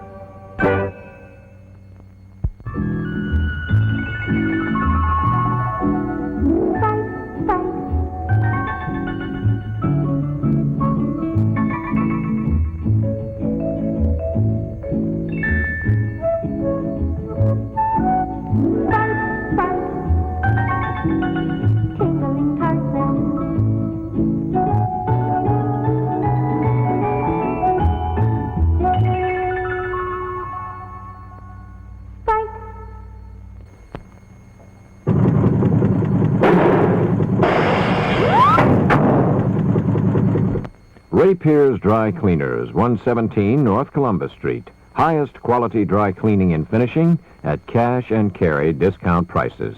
Ray Pierce service is unexcelled. We help you protect your fine clothes.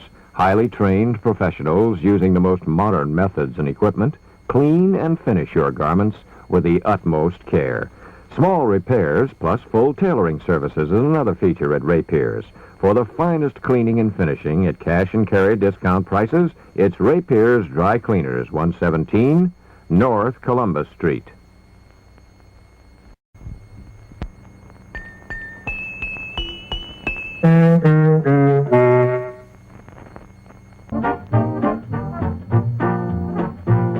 What's to eat?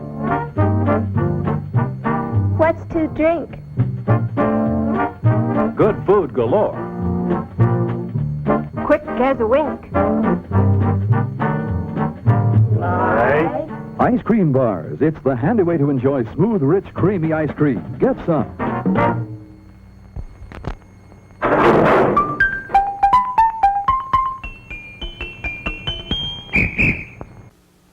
Men, there's a drive-in movie full of juicy people.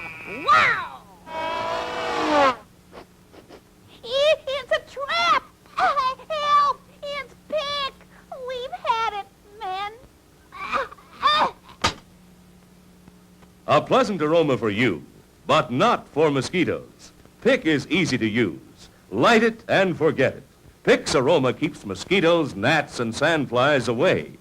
Pick is the best protection for barbecues, fishing and camping trips, or just relaxing in the yard. So if you don't want our company ever anywhere, just like Pick and see what I mean? Bye. Pick is on sale at the refreshment stand now.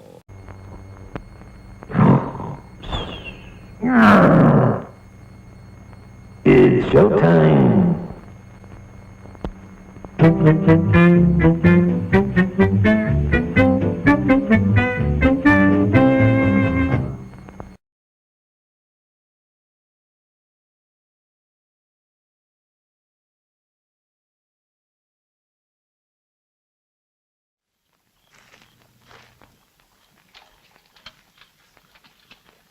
Hey, Kit, come on down here with that box. Oh, keep your boots on. We're coming.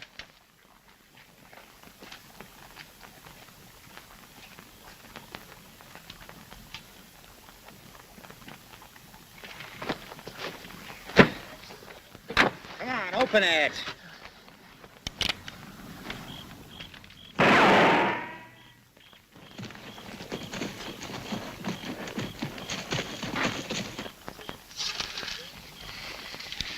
Oh, Chet. How much you figure we got? You're about 5,000, I bet you. Come on, Chet.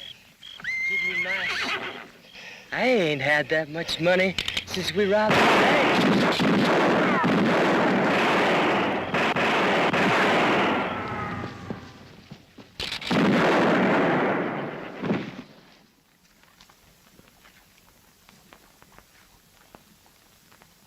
Oh, shit.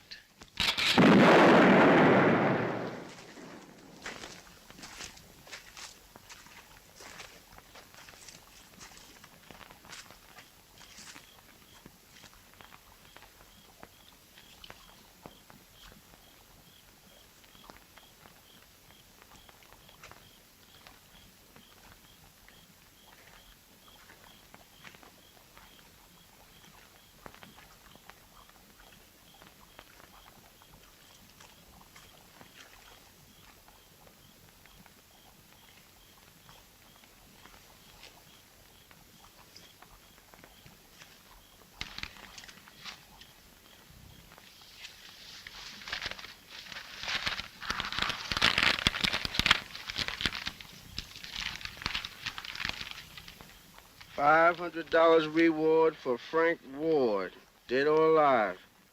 Hey, boss, this is him, the one we've been looking for. Uh-oh, boss. Found something else. What you got there, Amos? Your services for Sheriff of San Miguel recommended to me by Jed Clayton. Close, you will find $200 and a sheriff's badge. Upon your arrival, you'll be paid $500 more. Signed by a Mayor Griffin. Jed Clayton. Now that we found the hole, how we gonna smoke out that tadpole? Sheriff's badge, huh? Well, look like he gonna come to us.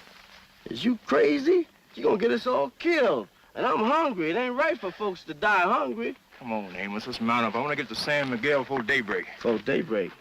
You better hope it's nightfall when we get there. If you planning on taking over that sheriff's badge as I think you is, so as they can't see what they is doing.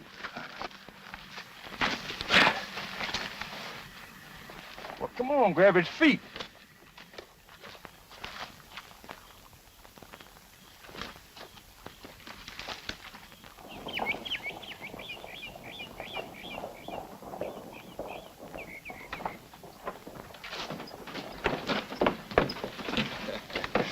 Yeah, Sheriff, I wants to thank you. Sorry we ain't got time to stay for supper, but we got us some more whiteys to catch. Bye, Sheriff.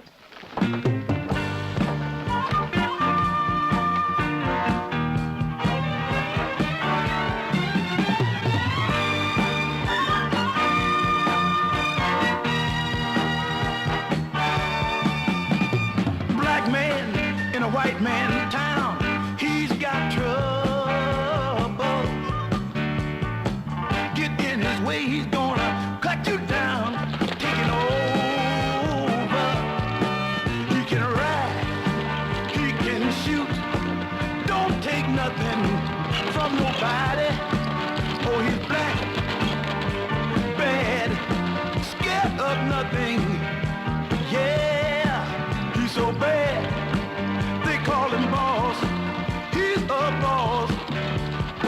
nigga, he's so bad. They call him boss.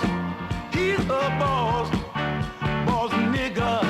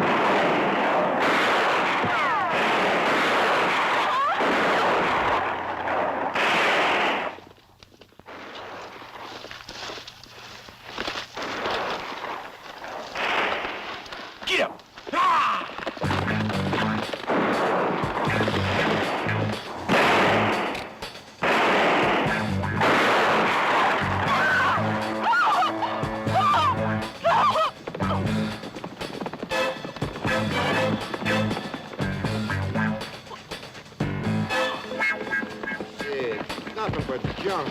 Hey, let's see what we got now.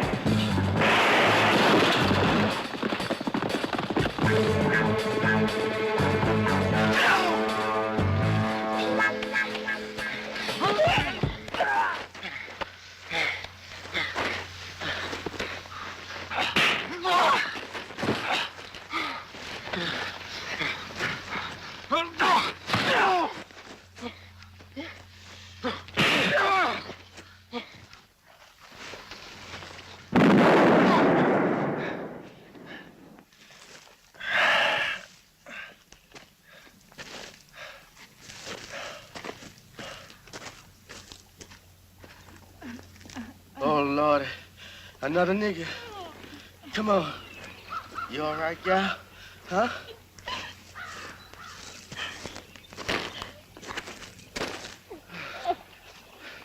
It's okay, it's okay. How is she, Amos? She's okay, but I think he's done for. Hey, gal. Drink this. You'll better.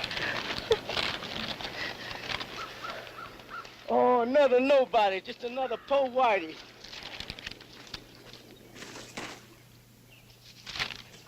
Hot damn payday! What'd you find, Amos? This one here is one of Jed Clayton's men. He's worth about $100. That's better than nothing, I say. Well, good. Put him on a horse. And bring a shovel here for the old man. What y'all doing out here anyway? We was just traveling through. My pa was looking for work. We just done most any kind of work we could find. How far are we from San Miguel? We just came from there. It's about 20 miles. What's your name, gal? My name's Claire May. Well, Claire May, we can't leave you here. We'll take you back to San Miguel with us. I know a Mexican family there. I lived with for about a week when my pa and I did some work for them. Well, good. Maybe you can stay with them.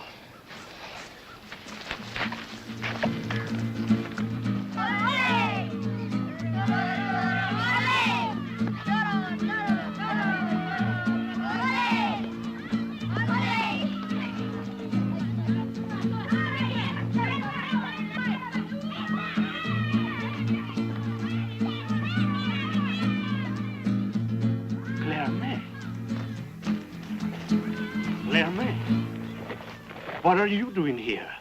Where is your papa? He was killed. These men helped me. Come in, my child. We will take care of you. My thanks to the senores. Thank you, senor. Which way to the sheriff's office? There is no sheriff, senor. He was killed months ago. The town is run by the mayor and the town committee. Very interesting. We'll be back later to check on you, Claire May.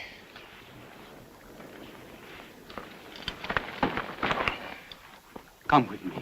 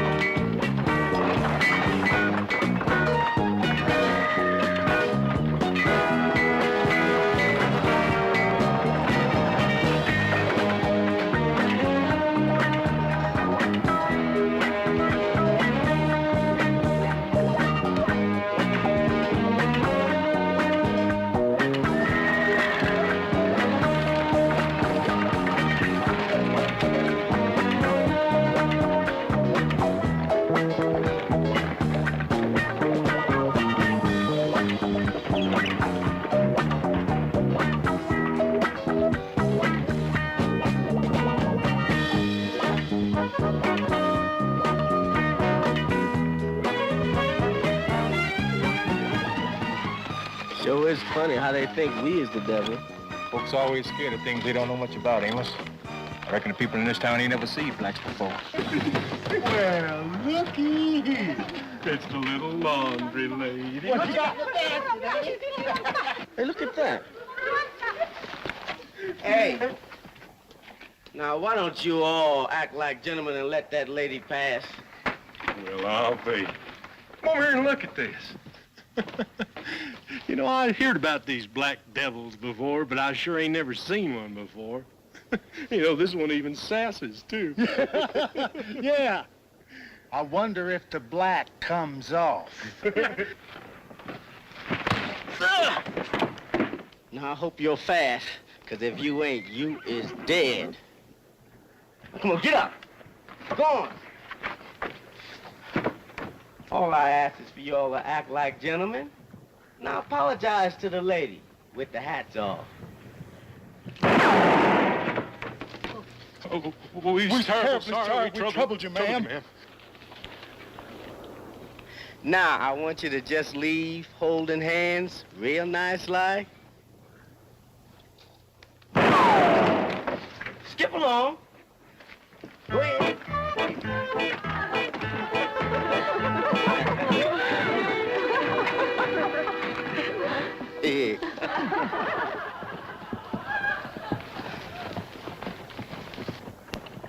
We don't want no trouble, Amos. We just want our reward and keep moving. I just didn't like their looks. Besides, I love fat women.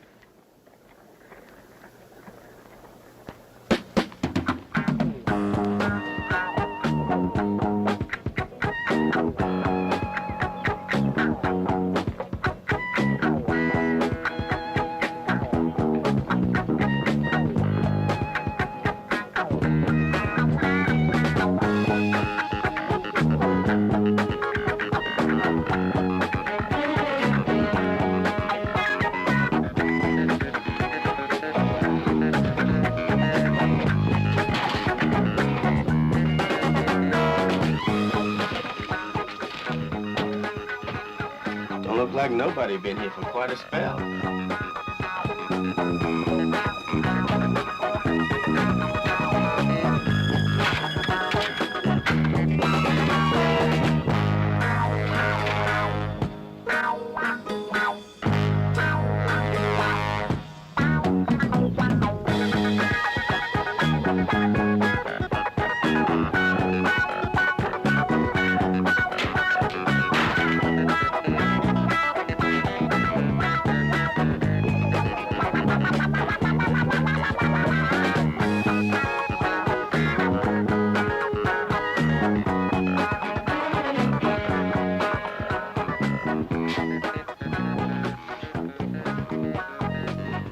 Sure you want to stay here?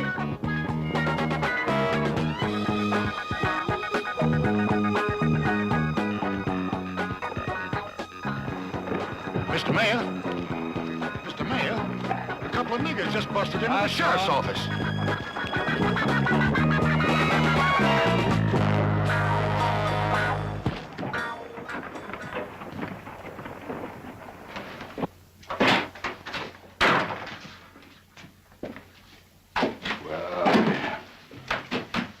What are you niggas doing here? What do you want? Well, who are you and what the hell you want, fat cheeks? You happen to be talking to the mayor of this town, nigga. The mayor? Amos, this here is the mayor. Is you the mayor? That's right. I'm the mayor. And if you don't shuffle on out of here, I'm liable to have you tarred and feathered out of town. Well, now, Mr. Mayor, you don't seem to understand. I'm your new sheriff. I's your new deputy. A couple of jokers. We found this here note on the body of a dead gunfighter, signed by you. Sure enough made for interest in reading. I wonder if the town folk knows you is hitched up with Jed Clayton. Now, we don't want nothing from your town, Mayor. All we want is Jed. Yeah, there's a big reward for him.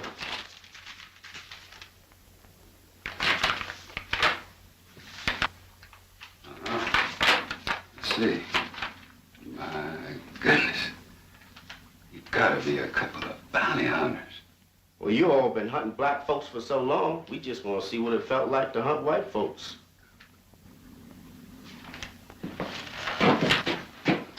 How in the hell am I gonna explain to the good people of this town about a nigger being their sheriff?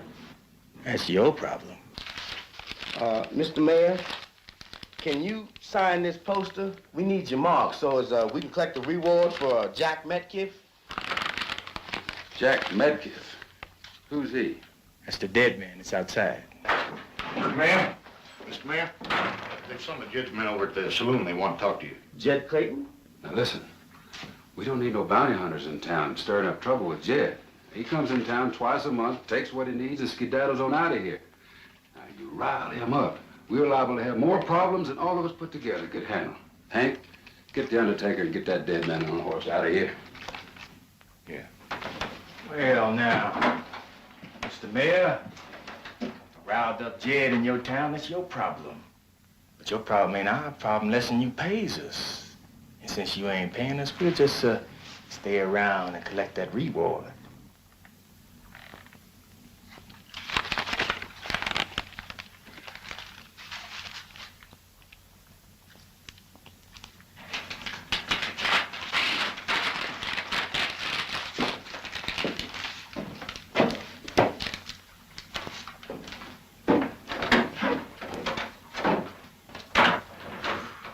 What are we gonna do now, boss? Wait and follow him out of town?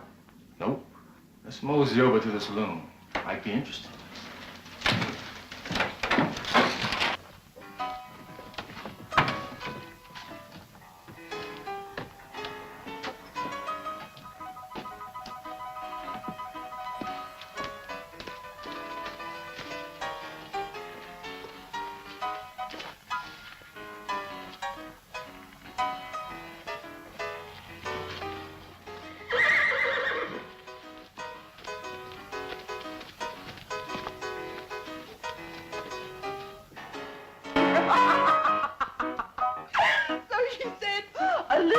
You fancy does you good. Oh, here's a fine, upstanding bunch of citizens. Hi, Bunny. Good day, Mr. Mayor. Sleep well? Ooh, you do me well enough last night. See all of you gentlemen later. Now, look, Mayor. Jed is plenty mad about your townsfolk hiding all the women and supplies from us when we comes to town. We can't afford to keep on giving you boys supplies without y'all paying for them. Oh, but Mayor, Jed is paying you. Now, he ain't killed a single person in this town. Now, if you don't want that to change, the general store better be full of supplies when we get back. Hey, bartender, bring us another round of drinks. On the mayor. Here, kitty, take the boys a bottle.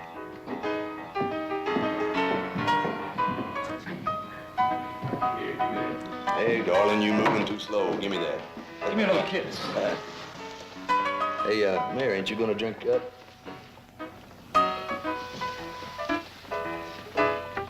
Hey, you guys see what I see? Hey, look. See what I see, huh?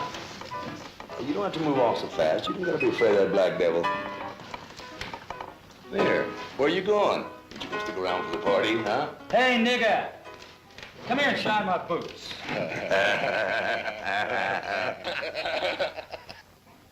Misa? Yeah, you. The only nigger I see. Oh, thank you, sir. Thank you. Thank you. Thank you. I do. Thank you, sir. I've been shining white folks moving everybody. Oh, I'm back to recollect. Oh, thank you, sir. I appreciate it. Thank you. Get a move on, boy. Come on. Warby thinks like he's walking. Shine him good, boy. Yeah, shine him good. He ain't never seen no polish yet. Good job. Yeah, shine them boots.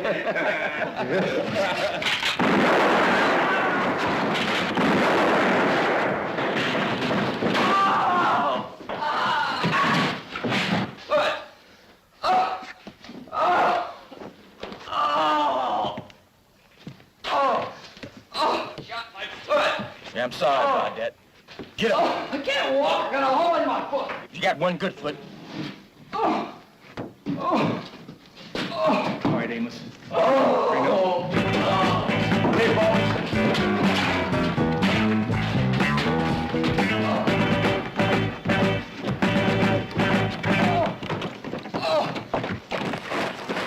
Mayor, Yes, Miss Pruitt? who are those two strangers? That nigger? I think I heard his lackey call him boss. He's a bounty hunter, Miss Pruitt, here looking for Jed Clayton. Could mean little trouble for our town. We can't have any more trouble than we already have. Being robbed and hiding our women folk every time Jed and his gang come to town. Miss Pruitt, as long as I'm your mayor, there'll be no more molesting of our good women folk. Mark my word. I guarantee there'll be peace and prosperity in our little town.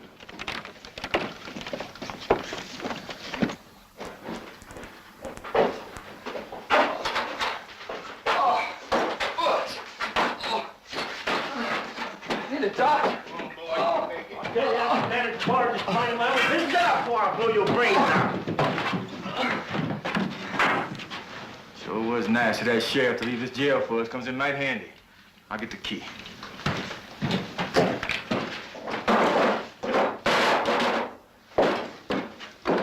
Well, now you niggas really put the town on the spot.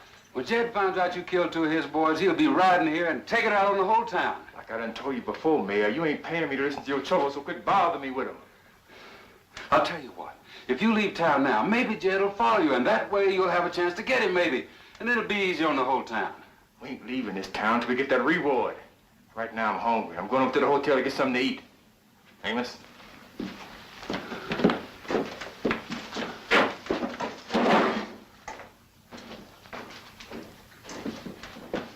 Let us out, Mayor, and I'll tell Jed you had nothing to do with it. Pipe down back here. Don't worry, it's not like a bunch of... You better get us out of here, or Jed will tear the entire town apart.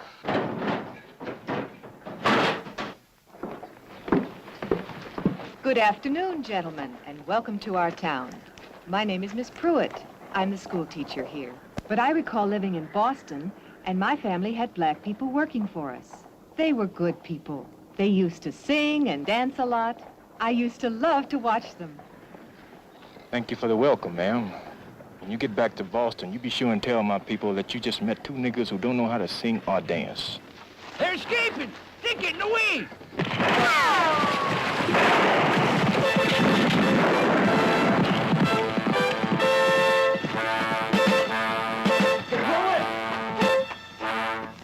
You was gonna leave without saying goodbye. Now that makes me real mad.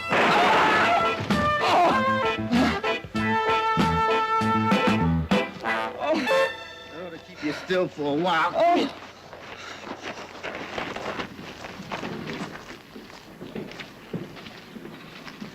You all right, ma'am? Yes, thank you. You're gonna have to crawl. Come on, crawl. Oh! Oh! Oh! How'd they get out of jail? I suggest you ask your mayor that.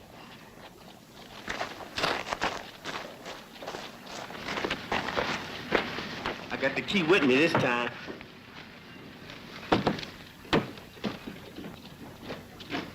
Wait a minute.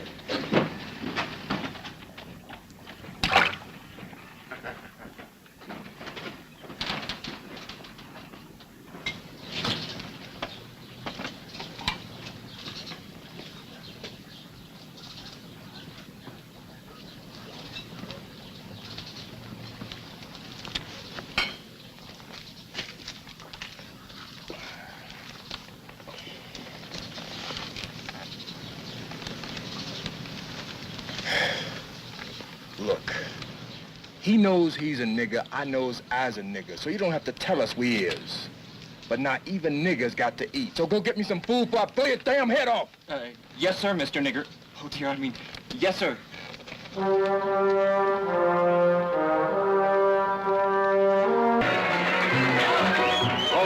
it! Stop the music, boys. Let me have your attention, fellow citizens. We have a very important city council meeting. It's an emergency. We need the hall. And I'm sure you'll all cooperate. Will you please leave the hall now? Listen, Mr. Mayor. Thank you. Thank you.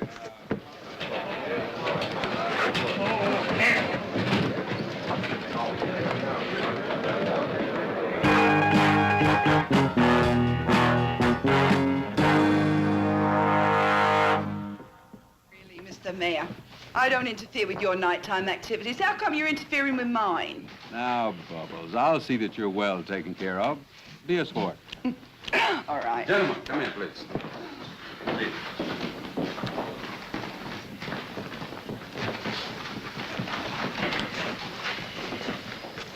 I call this meeting, gentlemen, because we have a very serious problem at hand. 3 of Jed's boys were killed here today, and as you all know, Jed's going to take it out on the town. What are we going to do about it, Mayor? Any one of you gentlemen want the job of sheriff? Mayor, you know that none of us any good with a gun. We wouldn't stand a chance. Well, that's true. I say we talk to Jed when he comes into town. We explain to him it was that nigger who killed his men. I agree with the mayor. We should elect us a new sheriff.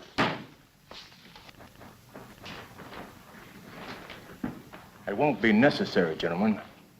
I just swore in your new deputy and made myself the sheriff. Now listen, you ain't got no right. This gives me the right.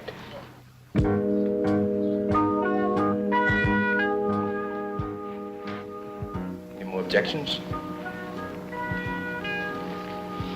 Good. Then you gentlemen all agree that we should be the law. Thank you. You have made a wise decision. See, I told you they liked this. Good day.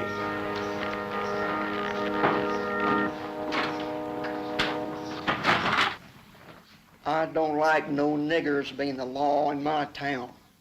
When Jed finds out it was them uppity niggers that killed his boys, he won't be sheriff long. I don't know. I just don't like the idea. I mean, suppose they start pestering our women folk. I mean, my Sarah being touched by a nigger? No, I just don't like it. Well, seems like the only thing we can do. Not one of us can stand up to those gunfighters. All right, gentlemen, this meeting is adjourned until tomorrow. Yeah, all right.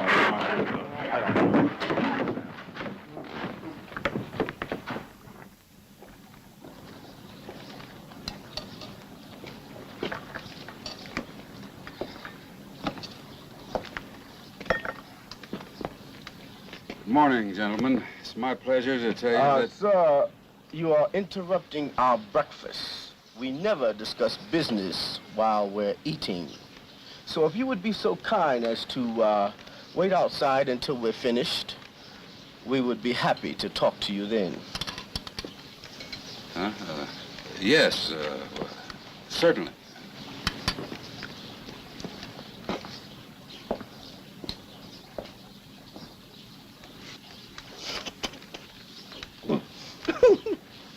Where'd you learn to talk like that? I've been wanting to say that to somebody for 8 years. My slave master said that to me once. It sounded so pretty, I never forgot it.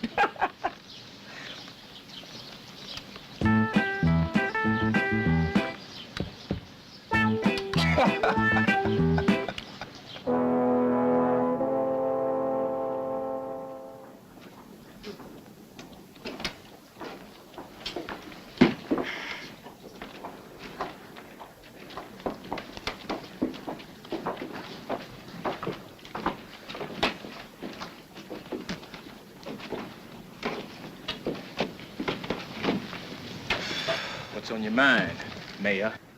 The committee decided this morning in the town council meeting that we should elect you sheriff to help us against Jed. Well, look like we're working for you after all. All right, raise your right hand and Never swear. mind all that. Just give me the badge. Thank you, gentlemen. Good day. Oh, Mayor, one more thing. Have somebody clean up my office.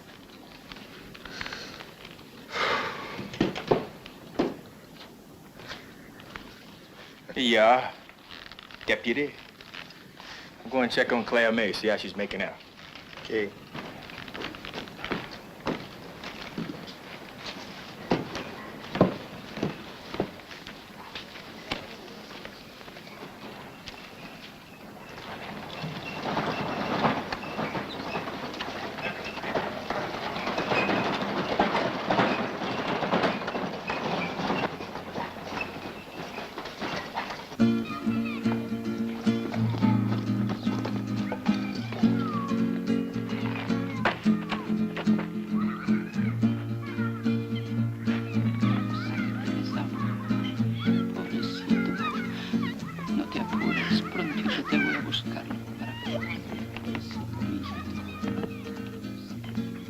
Hello, Claire May. Well, so you got yourself a job. Yeah, Pedro agreed to let me stay here in the back. That's mighty fine. Why don't you fill up one of them glasses then? Pedro asked me to invite you to dinner tonight. Well, that's mighty nice of Pedro. You tell him I'd be glad to accept. See you at dinner then.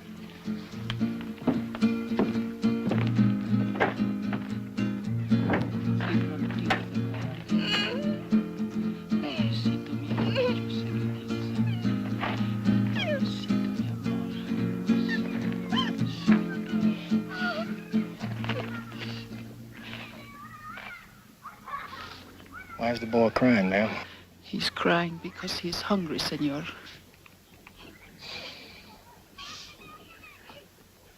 Pobrecito. No llores. Sí, yo sé, yo sé.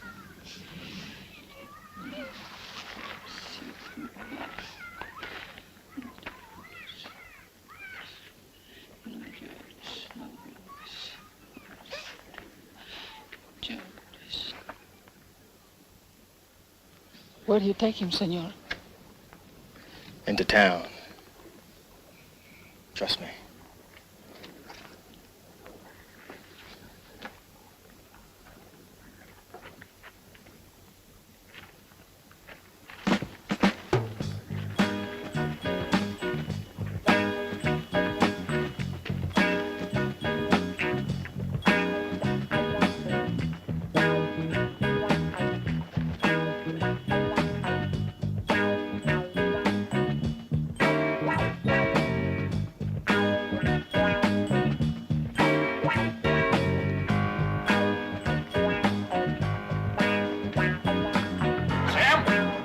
Hey, Sam, what? Look what's coming down the street. Look what that nigger sheriff's bringing into town. Hey, you all get away from here making all that noise before I throw you in jail for disturbing the peace.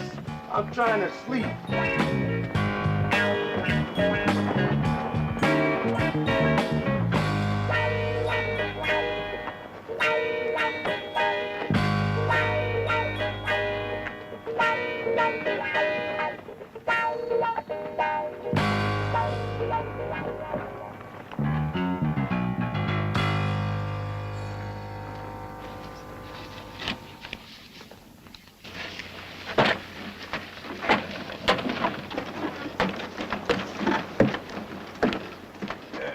Yes, sir. Can I help you?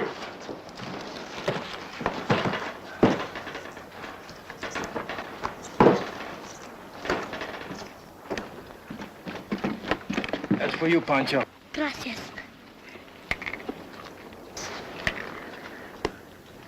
Gracias, señor. Yeah, now, wait a minute. These people ain't got no money. Who's going to be paying for all this? Don't worry about it. Now, just a minute. Now, listen, you take that dress, you're going to have to pay for it. Put it on my bill. What bill? You ain't got no bill here. For you, Claire May. Thank you. You can't do this just because you think you're sheriff. You just can't walk in and take anything you want. Now, somebody help me stop this nigger. He's cleaning out my store. Deputy, do your duty. Sir, you are under arrest. Me? What for? He's the one breaking the law. He's cleaning out my supplies. We're on the town payroll. Sir, you have broken the black law number 6, being called a nigger in public. Now that's $20 or 2 days in jail. Oh, this is outrageous. All right, I'll pay. Here.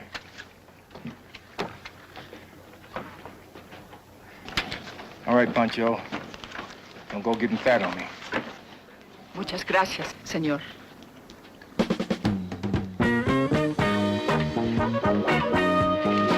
Okay, come on, break it up, break it up. Go ahead, break it up.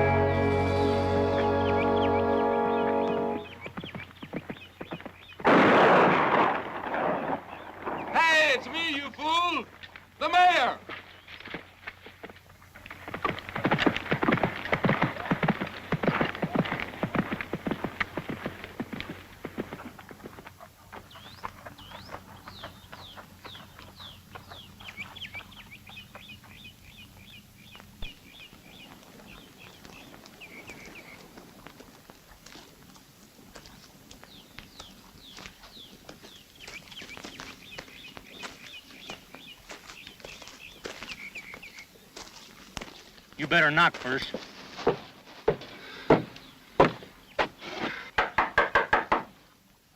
Yeah, it's me, Jed, the mayor.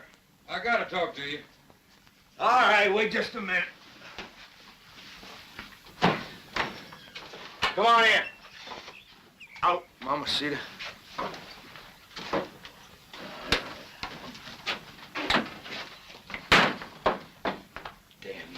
Come at the wrong time. We got troubles yet. There's a bounty hunter in town. A nigger. Can you beat that? He's killed 3 of your boys, locked up another one, and the committee voted him sheriff, and I couldn't stop him. Well, me and the boys will just have to make a run into town. Bullets cost money, Mayor.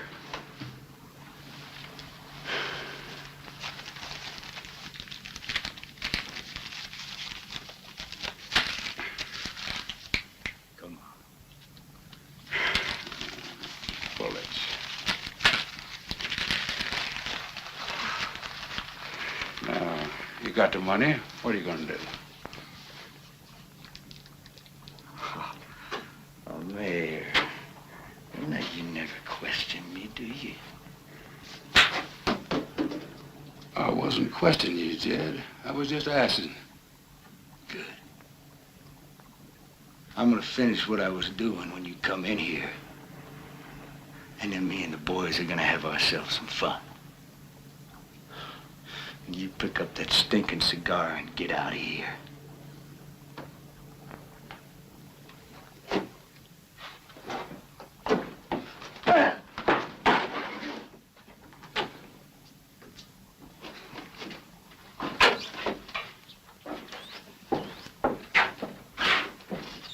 I'm gonna see to get on back in here.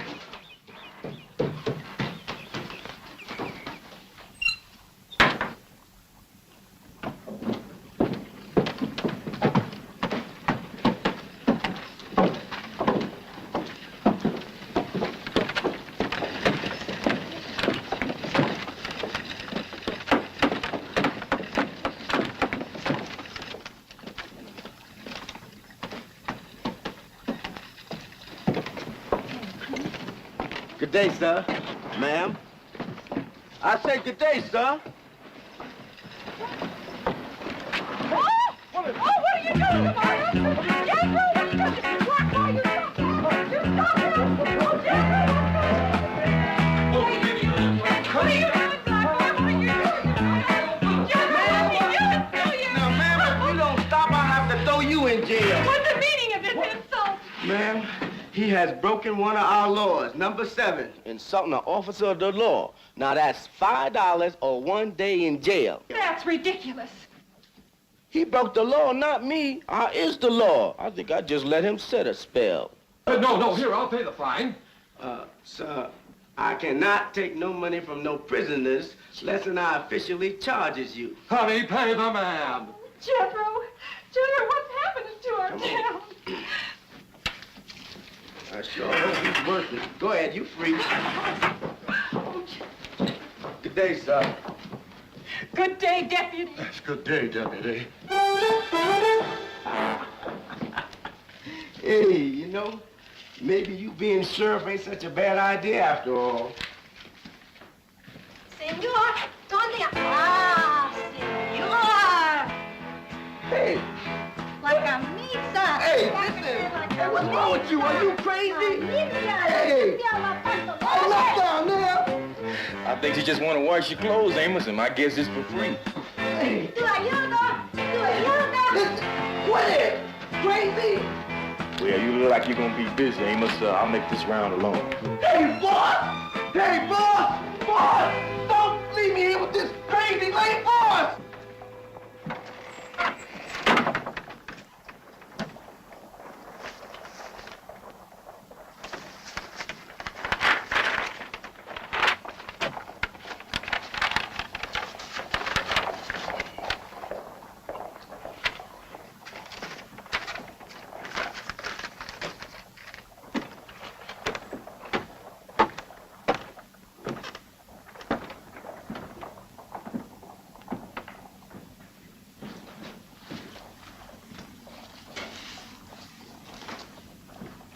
Give me a box of 4440s.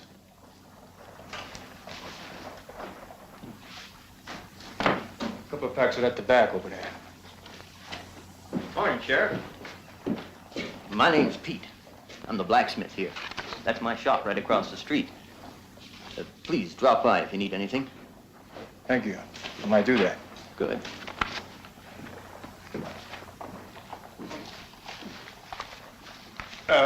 Would you like to pay for that now? I had a pair of 15 boots on your list. Bill it to the mayor. The mayor?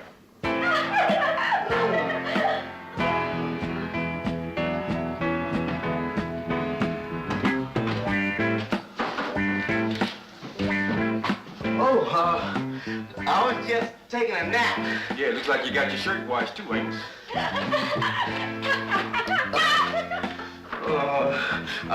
I think I'll look over the town. So don't you think you better get dressed first? Oh, yeah, you're right. Okay.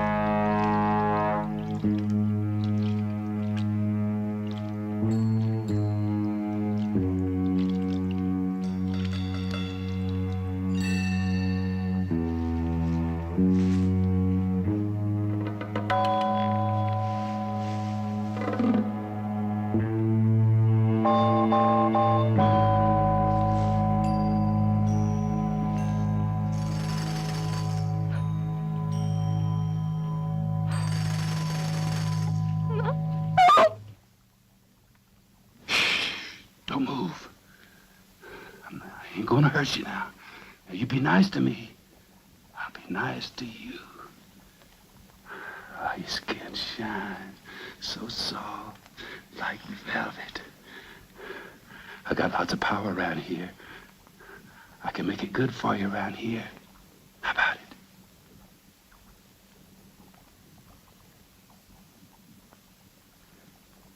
You won't regret it. That's a girl. That's a girl. Oh! Oh! Oh! Oh! Oh! Oh! Oh!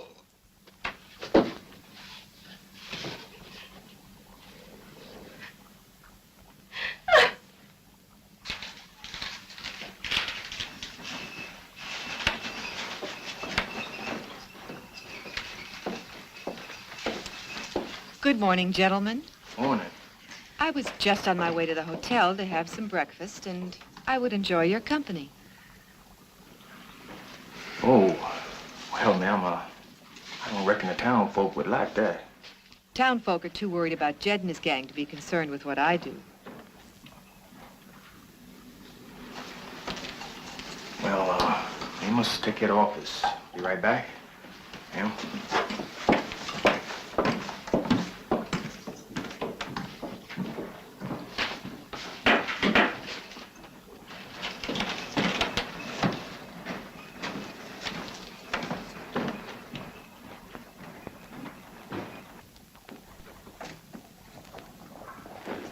This is crazy. Who do they think they are? Ridiculous nonsense. Take your filthy black hands off me, nigger. That sheriff's deputy, he's going plumb crazy. He just locked up the bank president.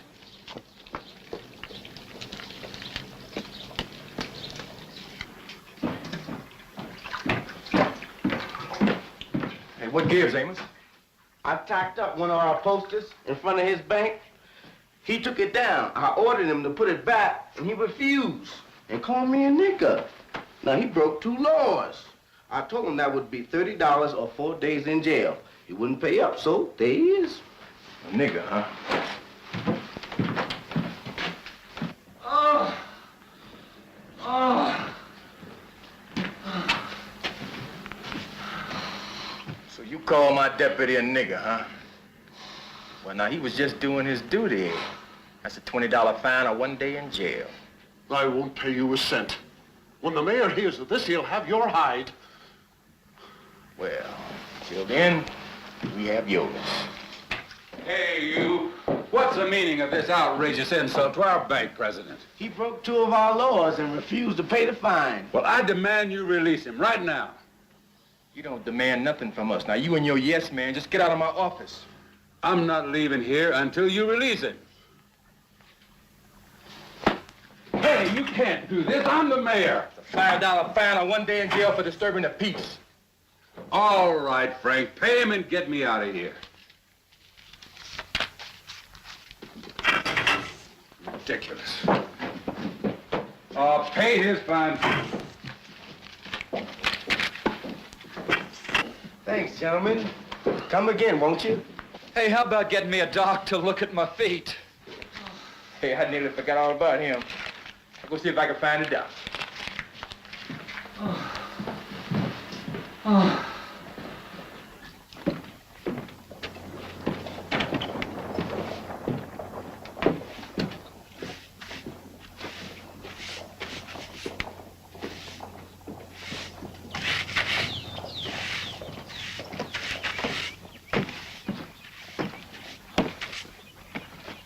You see the doc? He was headed out to Miss Pruitt's place. Whereabouts is that?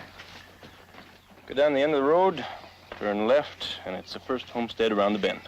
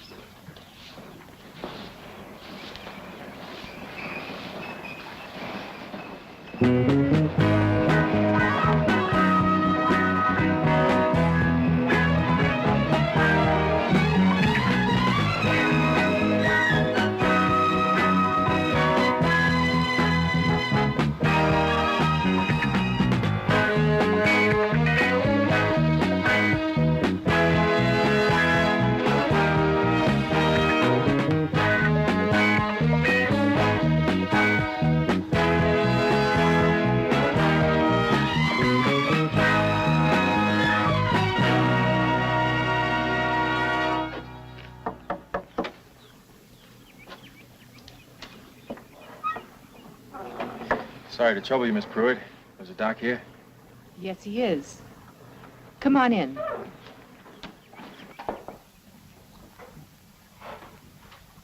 Good afternoon, Doc. What is it? There's a fellow up at the jail needs fixing up. What's the matter with him? Well, seems like he got a little foot trouble.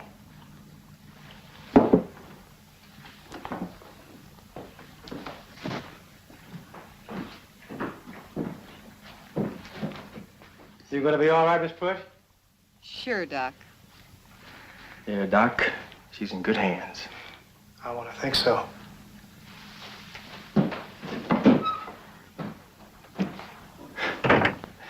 Old Doc's a worry, ain't he? That's a nice place you have here, Miss Pruitt.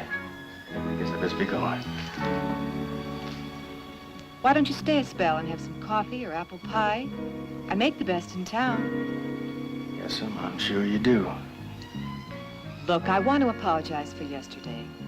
I didn't mean it the way it sounded. What I was really trying to say was, well, I judge a man by his deeds and not by his color. Well, I guess I did kind of get my spurs all riled up.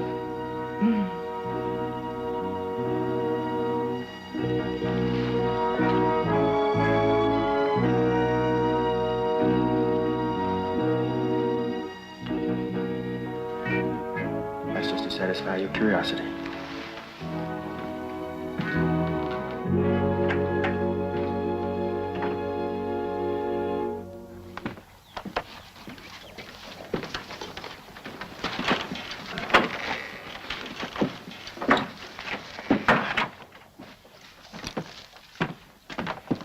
He's gonna be all right.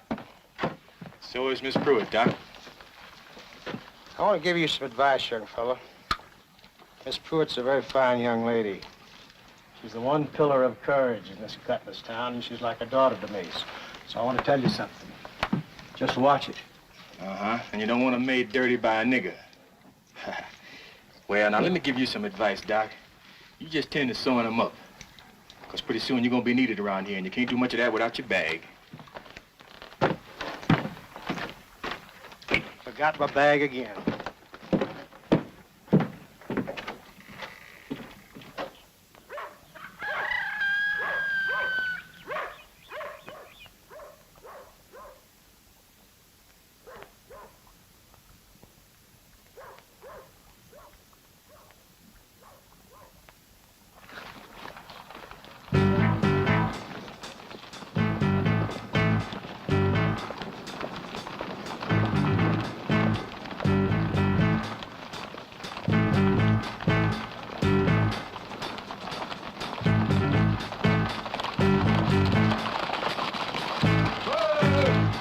Got some dynamite from the store. Figured I'd blow them out. Town's still asleep.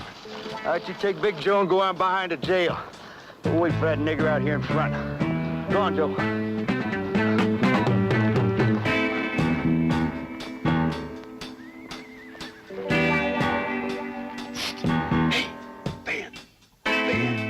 Wake up, man.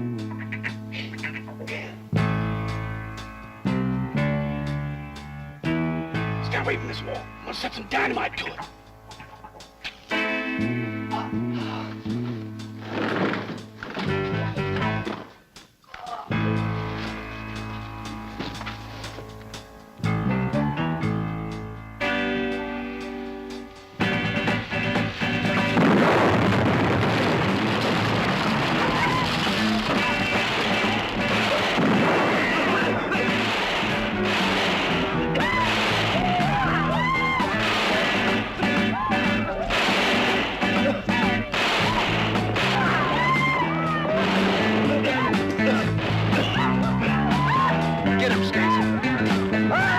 that nigger! Let's get out of here!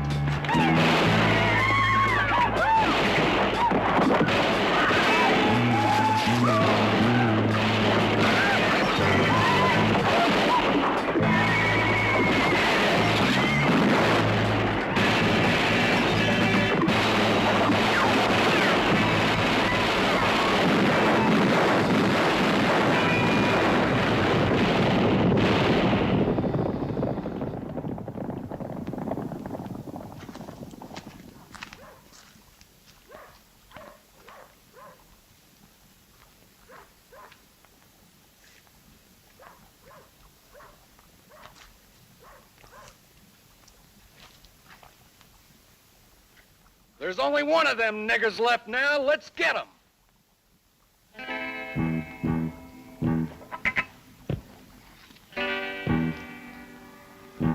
Which one of you brave souls want to die first, huh? You? How about you?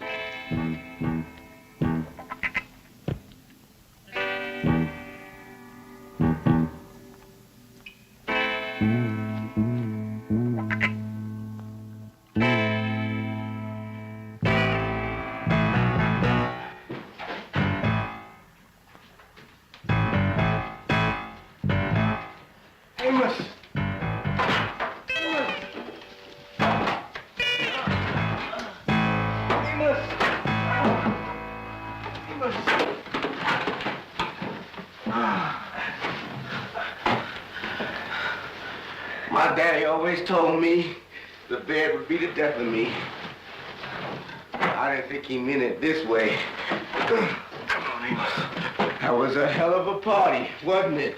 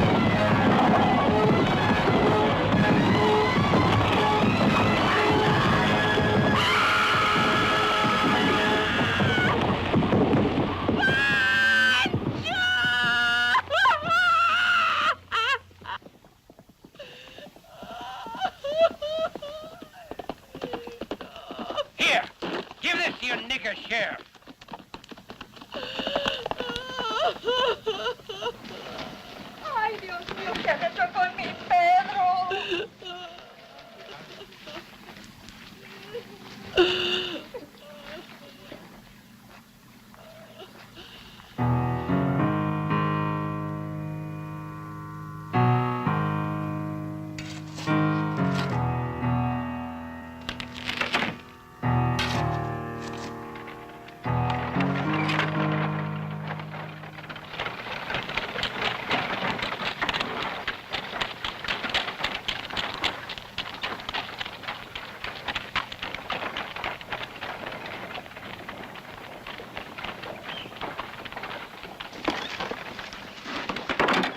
What's wrong, Margarita?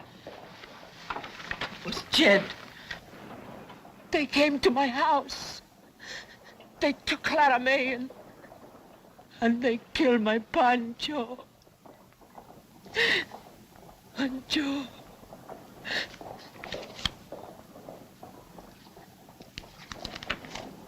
They gave me this.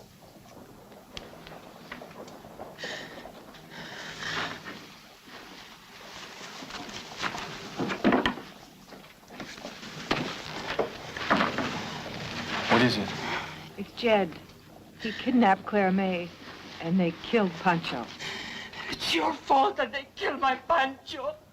Asesino! Bruto! You never should have come here! Never! No! Pancho! Pancho!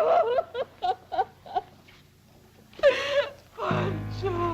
Take care of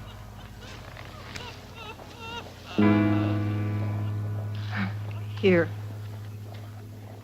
It's for you.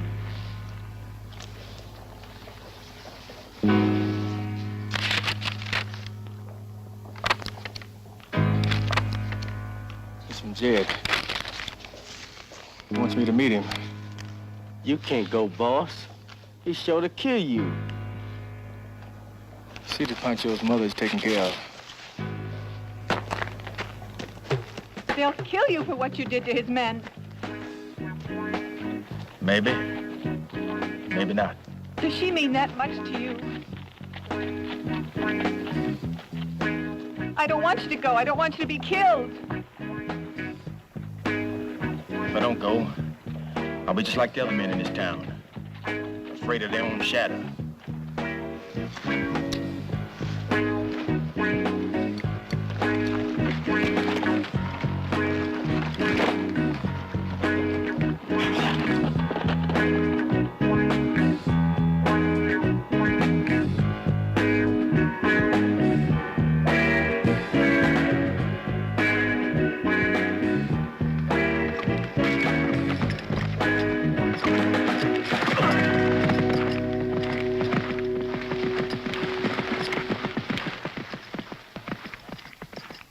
Think that nigger will be here?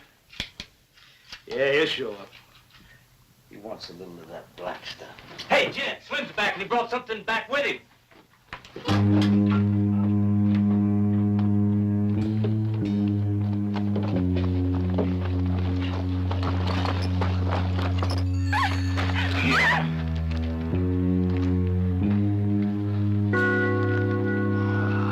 So this is the nigger that killed my man.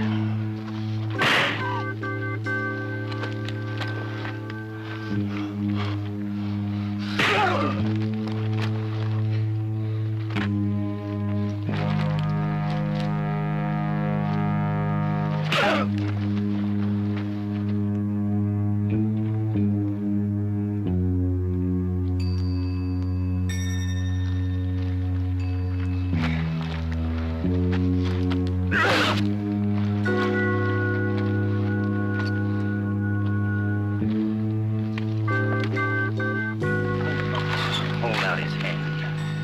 Give me a gun.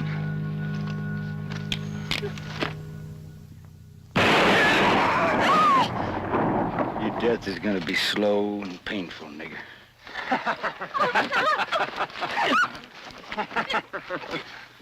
Take him and tie him to a post and let the sun work on him for a while.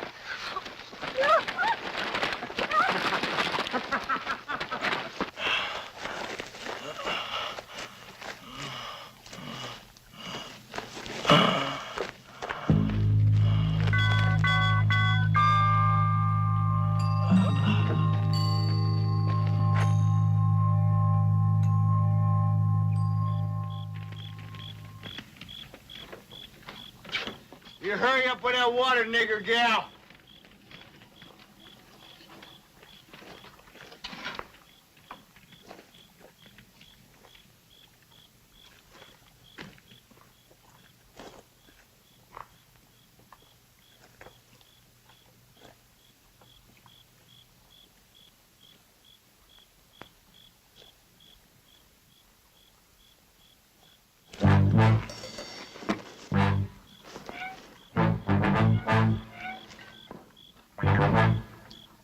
Where's that water, gal?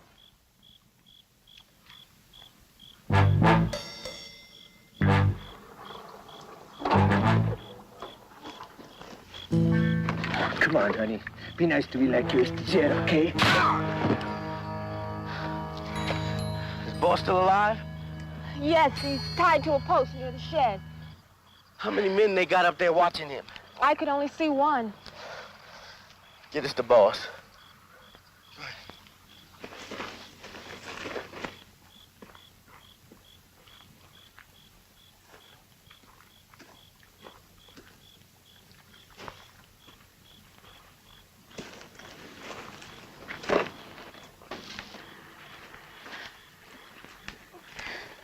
lovely night. It's too bad you're too busy to enjoy it. I'll be off guard in a few hours. Well, in a few hours, I'll be with Jed. And you seem to be more man than he is. Where's that nigger bitch? You better get in there. Jed's calling for you.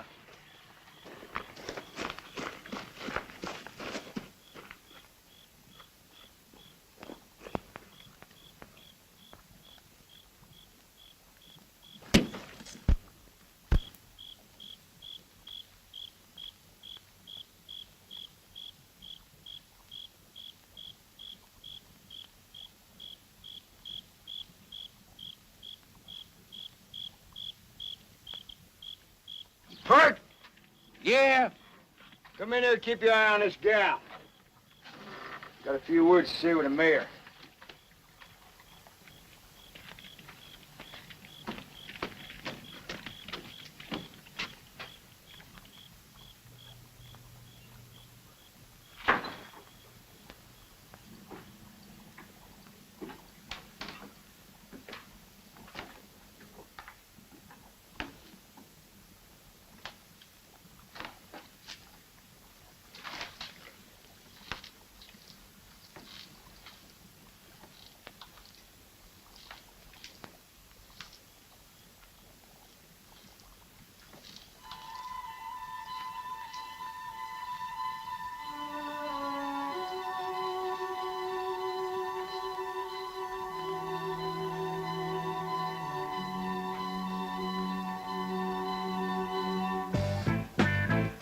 My, but it's warm in here.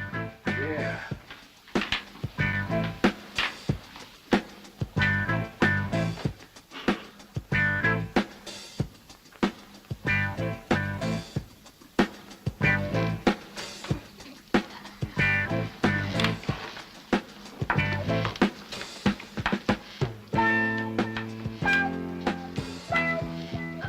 Do you mind if I open the window? No. Because after a while, it's really going to get hot in here. Yeah.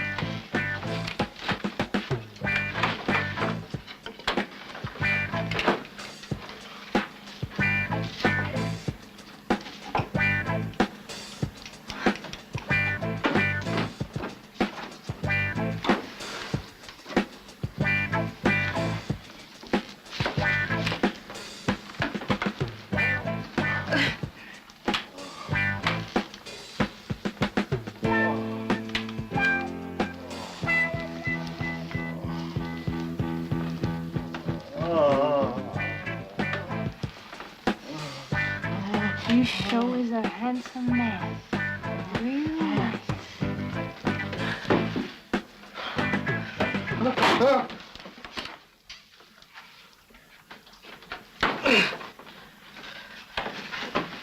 I'm sorry I didn't hit him sooner, but I got carried away watching you. Amos, where's your shirt? I left it in my saddlebags. I figured they wouldn't be able to see me this way. We gotta help boys. What happened? You almost made it, boy. Almost. Now get up. Come on, get up. Go over to the door. And tell your man to bring in boys. Who? The nigger, boy. The nigger. Do like I tell you. Hey, Sonny, bring that big nigger in the shed. I can't do that without Jed's orders. Don't argue with me. Do as I say. Jed put me in charge till he gets back. Now move.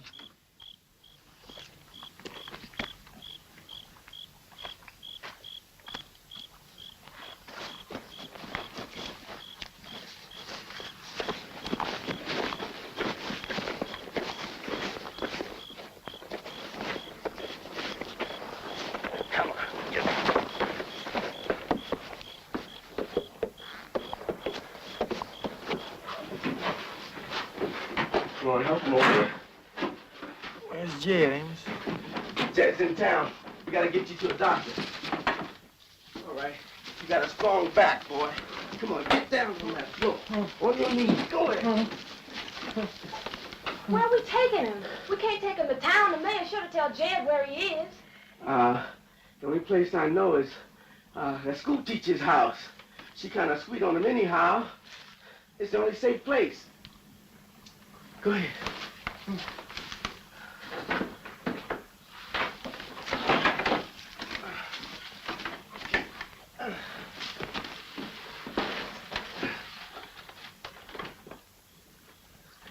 Yeah. Take his gun. What's your name, boy? Perk Carl Collins. Did you want it? Huh? Oh, no, no. Doesn't matter.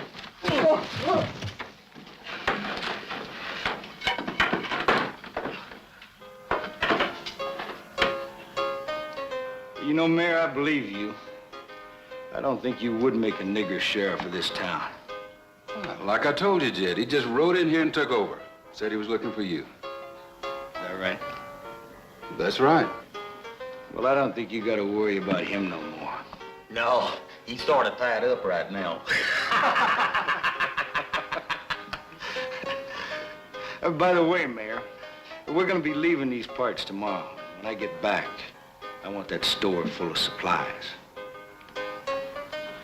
Because if it ain't, we're going to take a whole lot of pleasure going into every house in this town and taking just what we want. You know what I mean?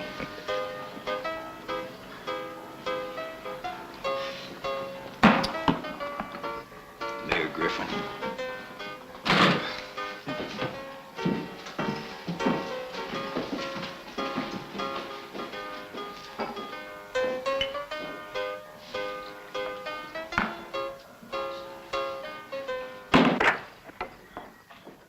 Oh, my God.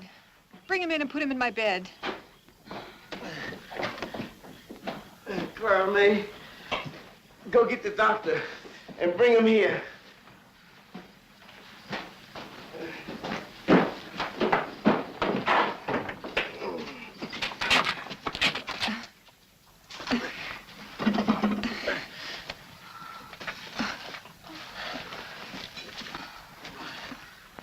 What happened to you?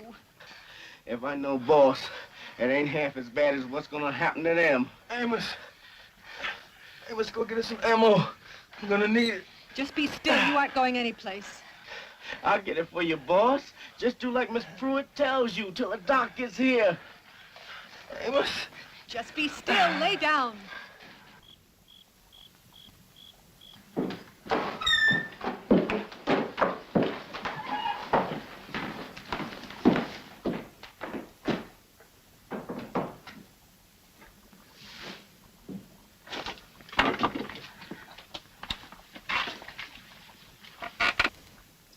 He must like you a lot, honey, to risk his life for you. I like him a lot, too.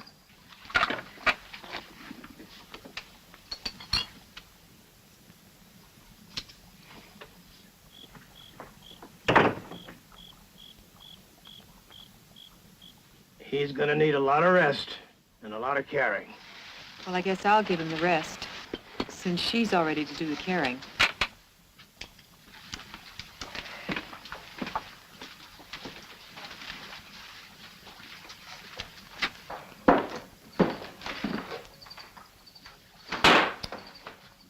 Doesn't look like he's going to get that rest, Doc.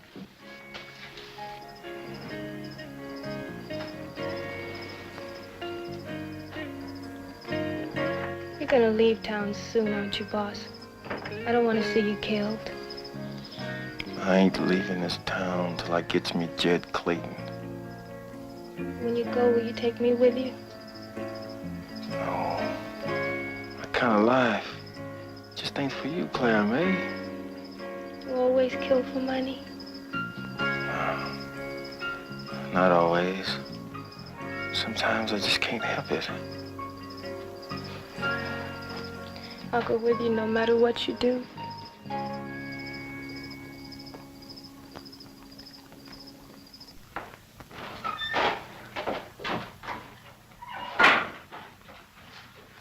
You'll have to wait. The patient's getting fixed up right now. Want some tea? Might as well.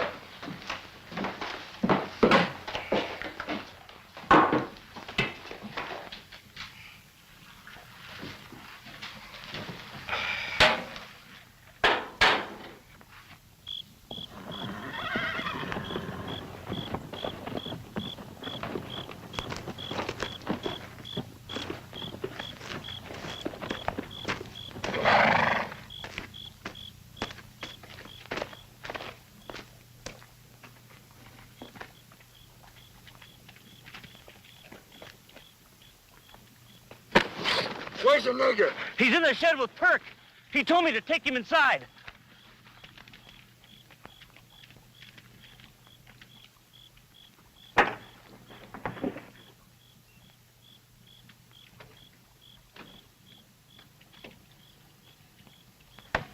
Where is he? Well, I was hit on the head first, and then the other nigger made me go tell Sonny to bring the big nigger inside. And then he hit me again. That's all I remember. All right.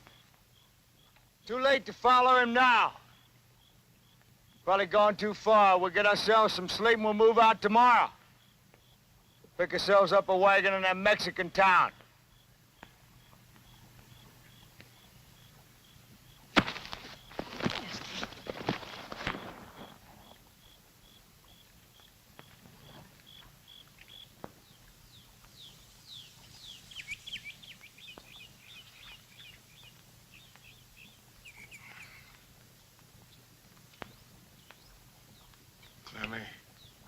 Clammy. Where's Amos?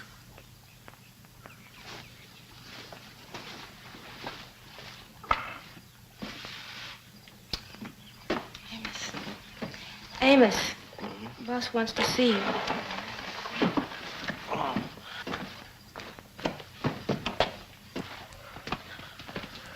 Amos, get the ammo, the gun. Here, boss. Good. We'll be starting after them soon. You won't have to. Doc heard the boys talking in town. Jed's due in town today to get some supplies. That's good. Get everything ready, Amos. You know what to do. Okay, boss. Clammy. You go to the cantina. Stay off the street.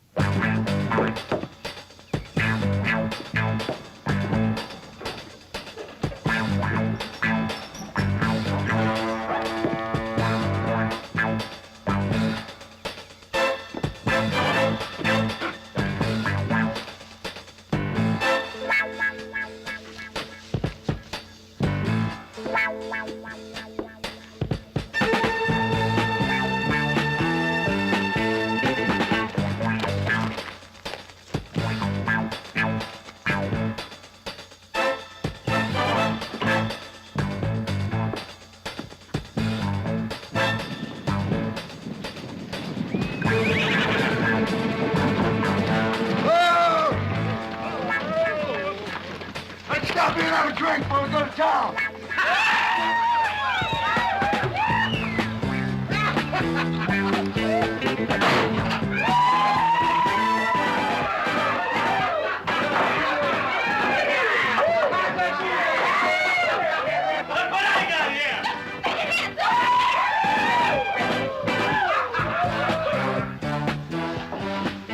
Oh, I've seen this one before. Yeah, I think I want to try me some of this again. Come here, Blackie. Now you come on to Jed. Come here, you black bitch!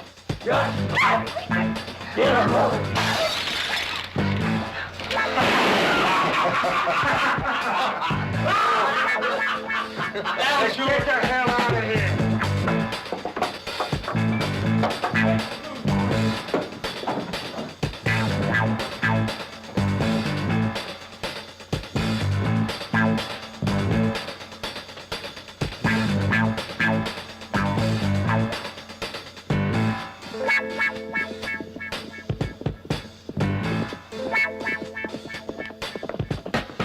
Jed's at the cantina and he's killed a black girl. Coming into town now. Jed's men, they're at the cantina now. Hey, no, boss. Wait, no. Boss, no. No, boss. You can't go now. We got to do just like we planned.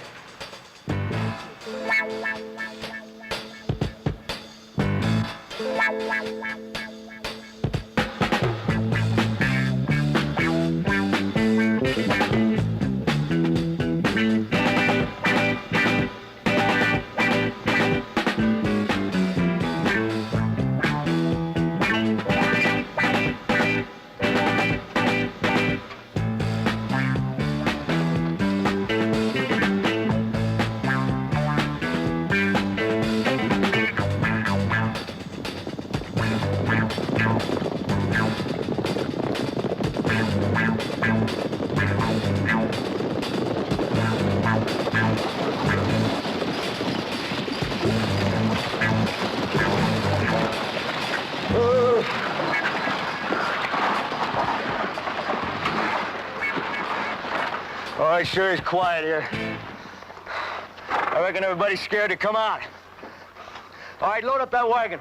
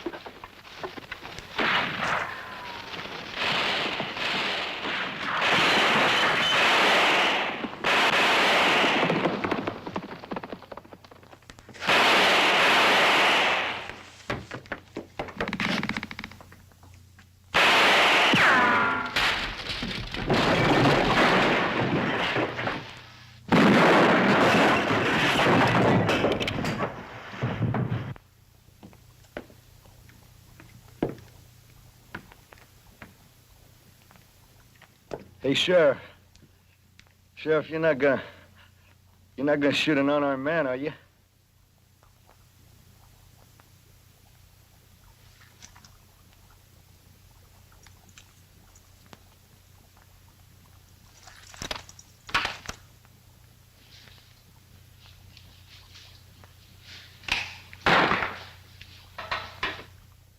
Hey!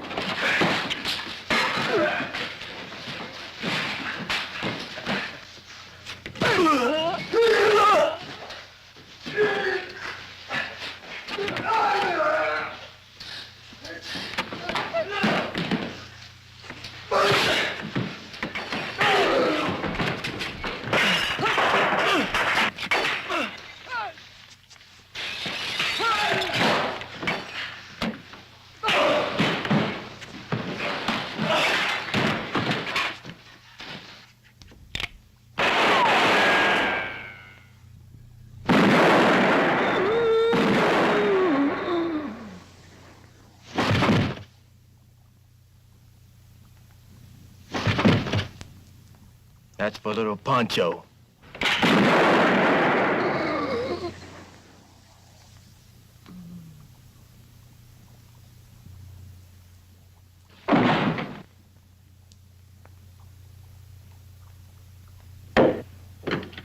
That's for me.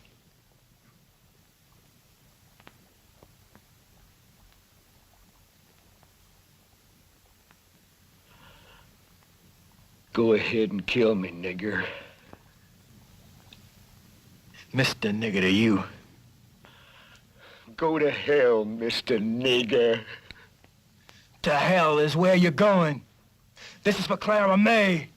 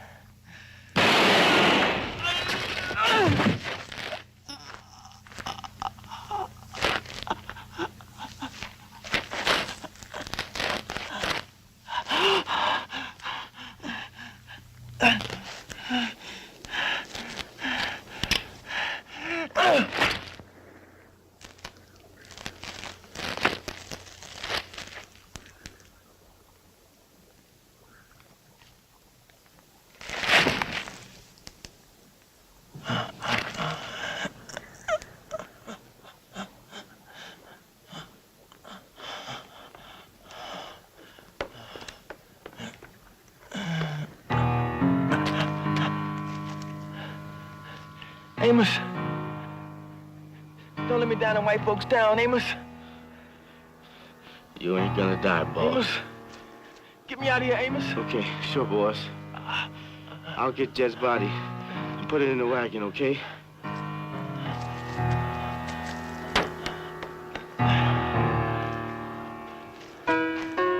I'm coming with you. Thanks, school teacher. But a black man's got enough problems without having a white woman follow him around.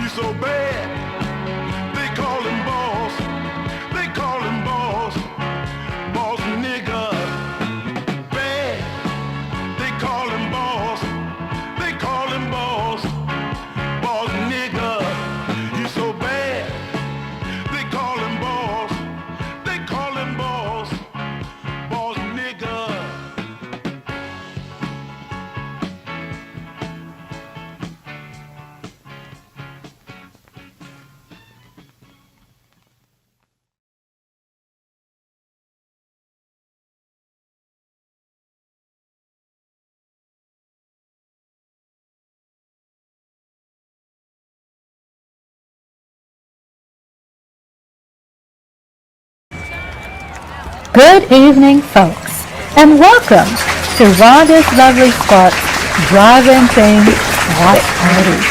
Oh, we have a wonderful evening of entertainment lined up for you. No tie, an old shirt and slacks, a house dress? Don't even give it a thought. We're glad that you came as you are. We just want you to enjoy yourselves. You'll love the tasty array of snacks that we have to offer. So will the youngsters. Everything is quality and so good. There's always wonderful pictures to see and delight snacks to nibble. A gay, pleasant evening for all. And oh, a word of caution. Don't drive over 10 miles per hour in the theater parking area for your safety's sake. And mom and pops, go with the kids when they leave the car. And we hope you have a wonderful time. Come back soon. Oh, I just love her so much. And she's probably saying, what are you doing with me right now? And this is Mothra. She's the mama of all. And I just love this sweet little baby. And you know what? I do kiss her. And I don't care what anybody say. You can tell she loves it.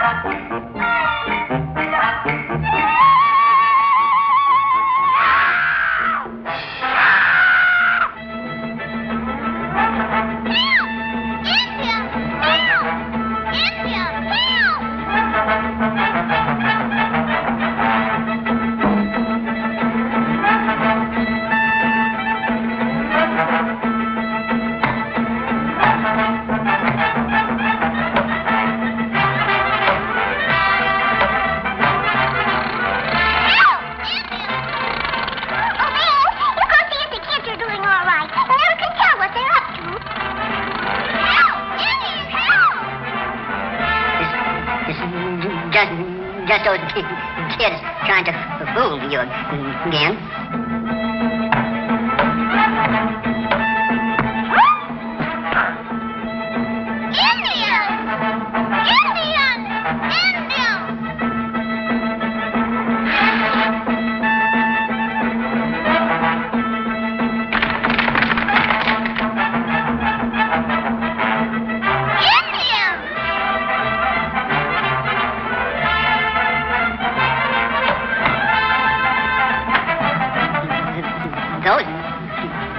Kids must think we're pretty dumb.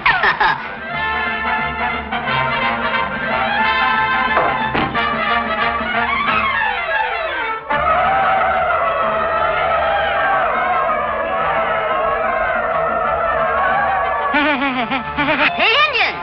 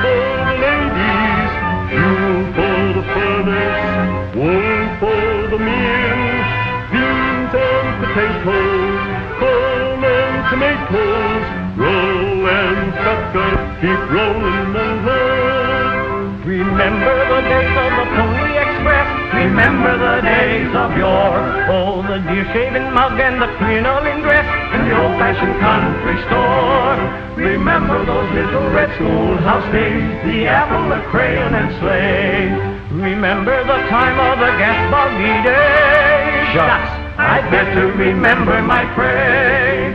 Rollin' trucker, keep rolling along. Rollin' trucker to a rolling song.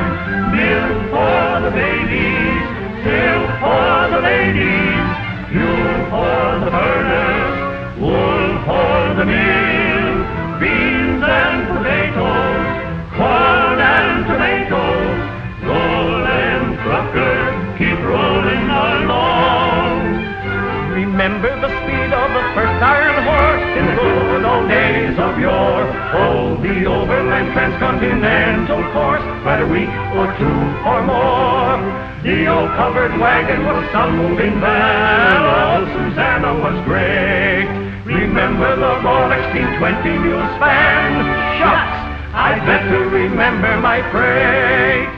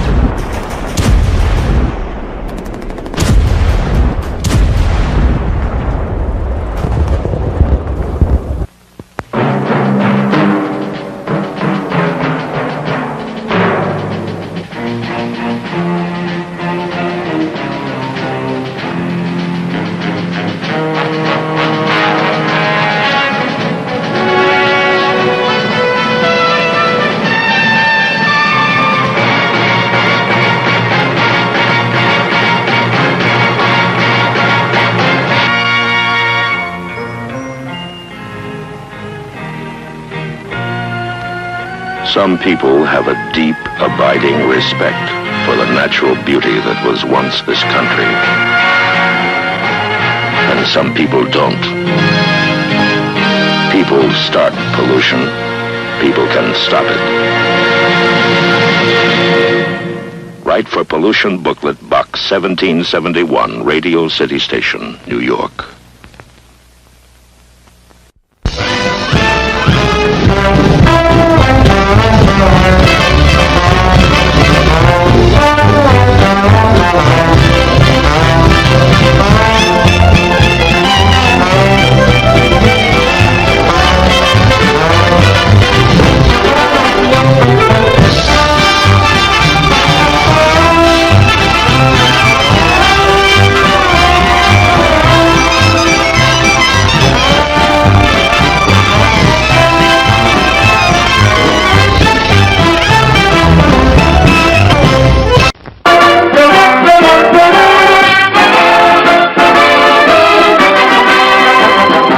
Show starts in 8 minutes. Yum, yum. It's time for a tasty and refreshing snack.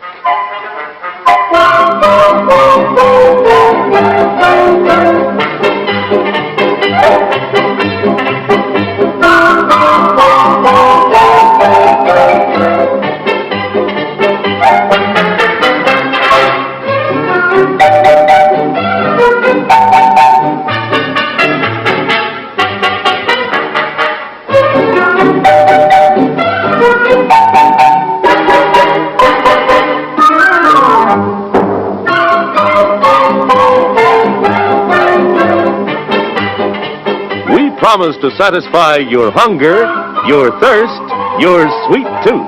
So visit our refreshment center now. Let's go!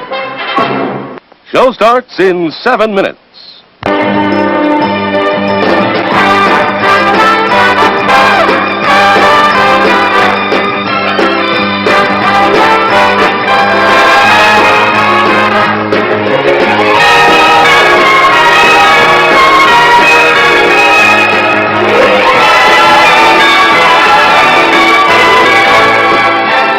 It's refreshment time, folks. Taste that beats the others cold. Pepsi pours it on. Taste that beats the others cold. Pepsi pours it on.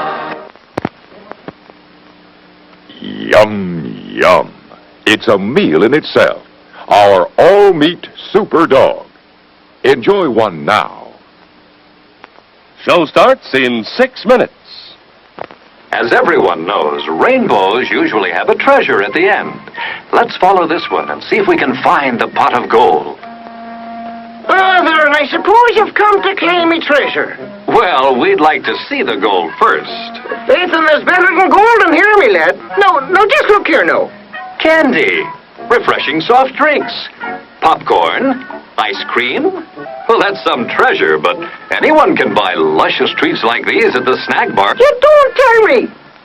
Do you suppose you could get me a job as a snack bar attendant?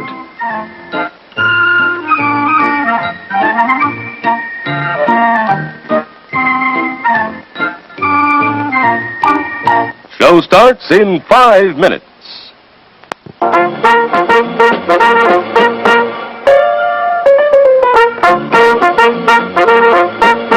We're happy to have you with us this evening and want you to enjoy every minute of your stay here. And while you relax and stretch, visit our concession where you'll find something to please you. There are ice-cold drinks, delicious sandwiches, ice cream, coffee and snacks, and many other pleasing treats. Our foods are fresh and tasty, our drinks satisfying and refreshing. They're so good. You get more out of life when you go out to a movie. Show starts in 4 minutes.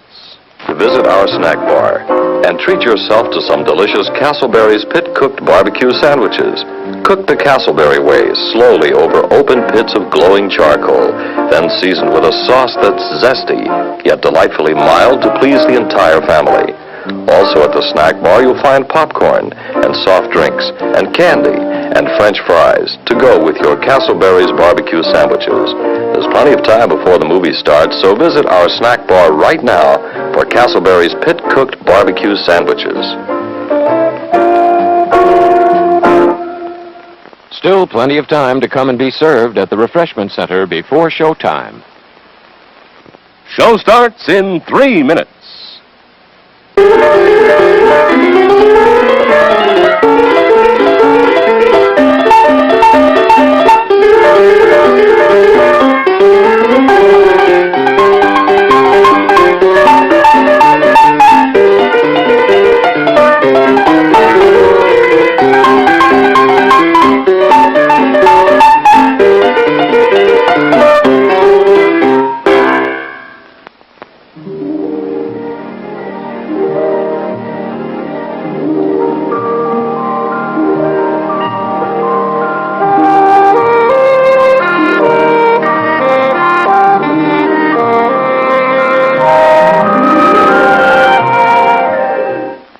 Show starts in 2 minutes.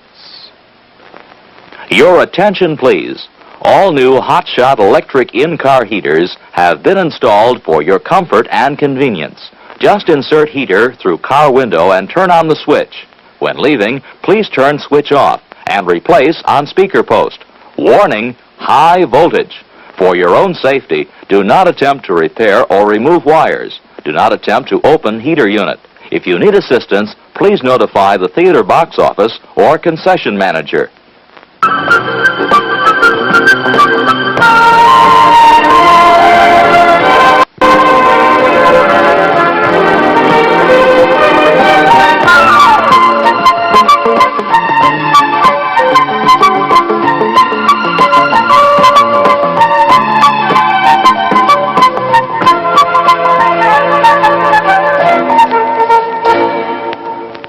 Show starts in 1 minute.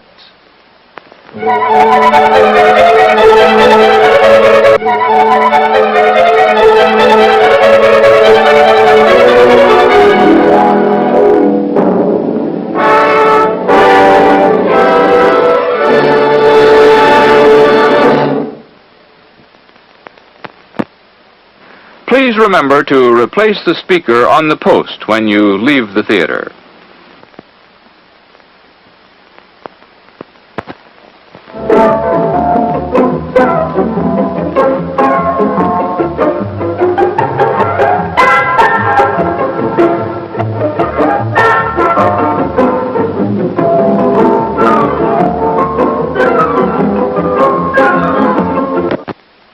And now, on with the show. Hello, everyone. It's great to see you all. I hope you all are enjoying my new format, which will consist of what you saw earlier, more of me being a part of my the things that I'm doing, my live and my videos and my movie watch parties, and also incorporating also something educational, and me putting my my twist on it. And that's what's so important about the content is making me in the position where I'm actually taking ownership. The movies that I do are public domain, and I'm adding my commentary. So guess what, everybody? Movie night, let's scream! Slumber party over there, we're gonna party. Come on, baby, get on it. Live chat. I post trivia, polls, fun facts about the movie, about the actors and actresses, and found out there's just some whole lot of juicy stuff going on. But also, everybody, go ahead and subscribe to this channel. And I also post, probably during or after every movie, I post vintage car trivia. So the cars, if that information is accessible, then I will post vintage car trivia. I'm excited. Aren't y'all excited about movie night? Oh my gosh. I just love it. Let me share some information with you that I'm just chilling right now and have my legs crossed, relaxed. I have my husband's flowers that he bought me and just have the lights dimmed. Martha is sitting right over there and got my Cowboy Nation hat out. Oh yeah. So let me get down to the movie. Tonight is movie night.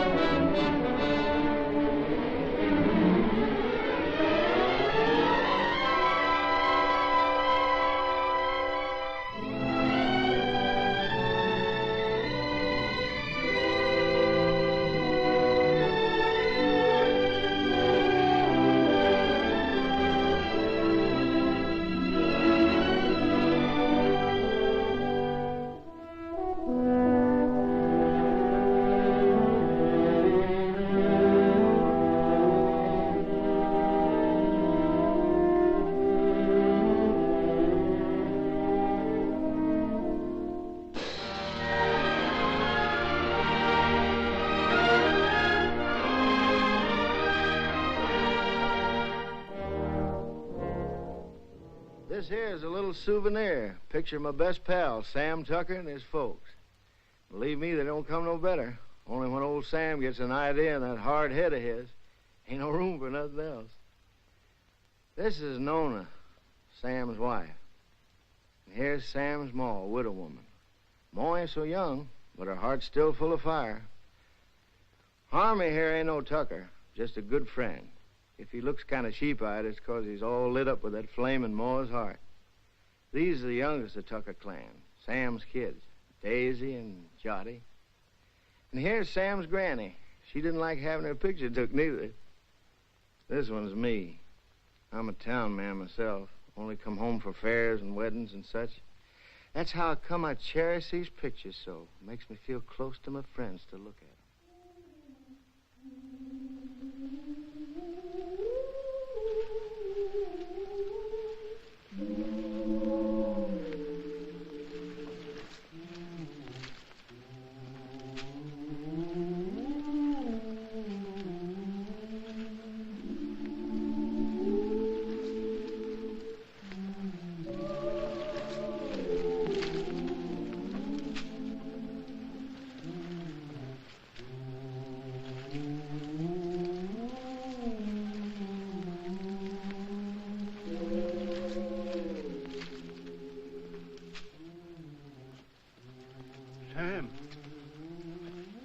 Sam.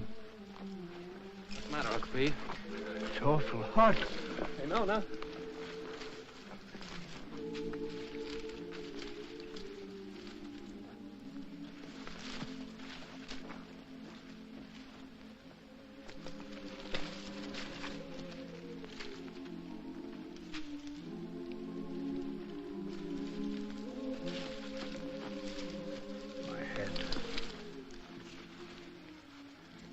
You lie here, Uncle Pete. Get some water. It's my darned old heart. Yeah.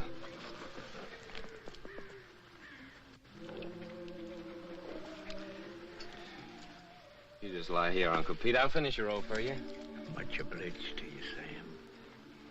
I gotta take my cotton back now, honey. I'll take care of Uncle Pete. Yeah.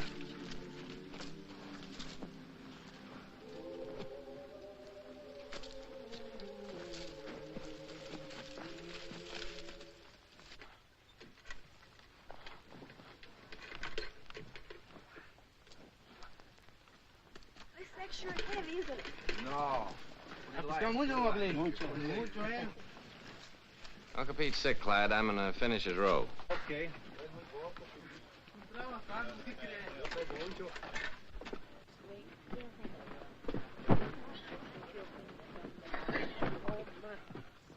Where are you going after the crop's over? I figured I might stay here, get me a bulldozing job. Where are you going? Well, I think I'm going north next year. Oh? Go ahead and sit down. Hi, fella. Tired? Yeah.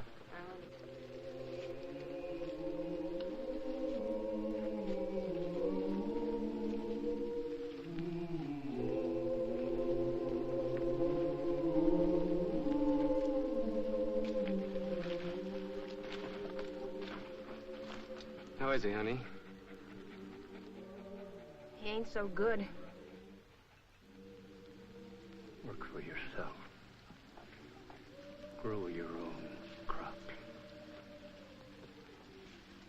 You want some more water, Uncle Pete?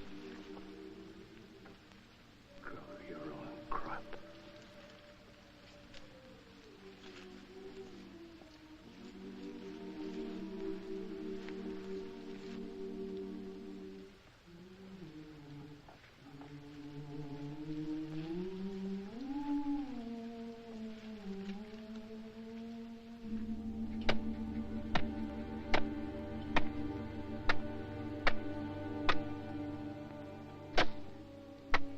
We could raise him a tombstone. That's for folks that got money. Come here, Zuni.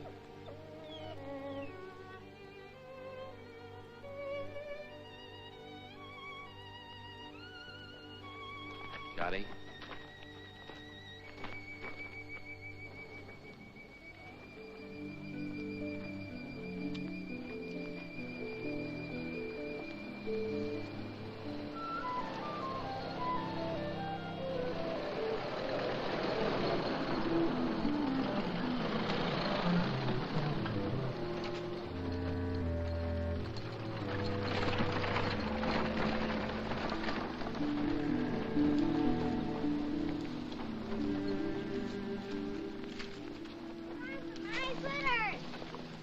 Does it, Jetty?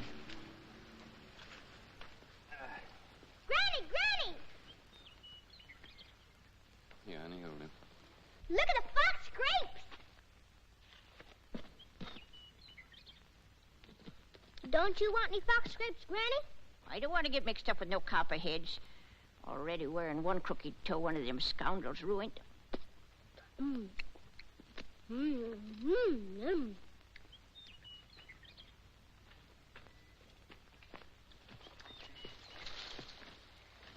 Don't be a hog, Daisy. Leave a few for the next feller. I thought you was afraid of snakes.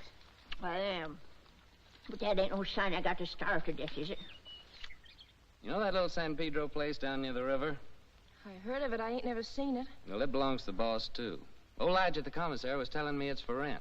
It's been laying out there now for 3 years. It should be as rich as mud. In the old days, old man Corinth used to raise the best crops in the country on it. If it's been laying out all that time, it'll take a whole year to clear it off. Yeah.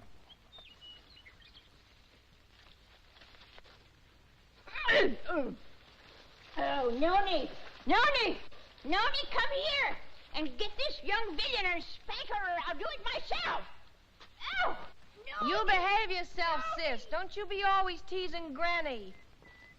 I reckon I could ask old man Hewitt for his mules. He don't ever hardly use them nohow. Pay him with a bit of the crop.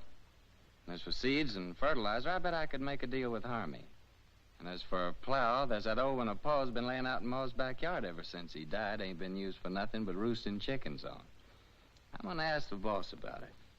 Asking don't do no harm. No, asking or work either don't harm a man. After all, the boss is a pretty good guy. We all have been friends. Jody, sis, Granny, come on.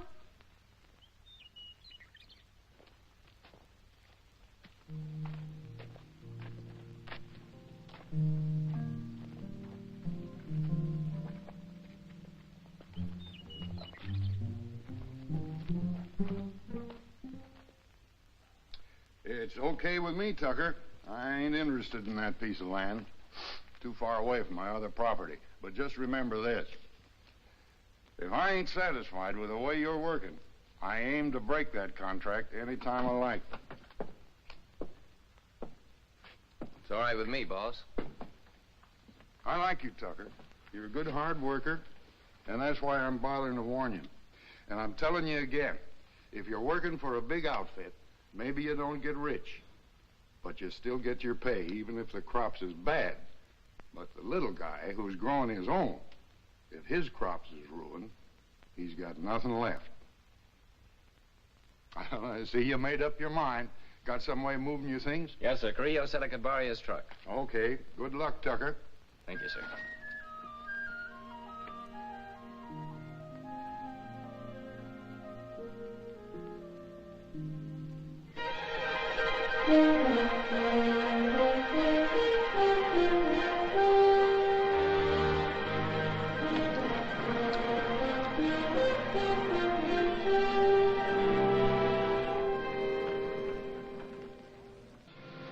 How far is our house from the river, Papa? Why, it's almost just right next to the river, honey. Oh, goody, goody.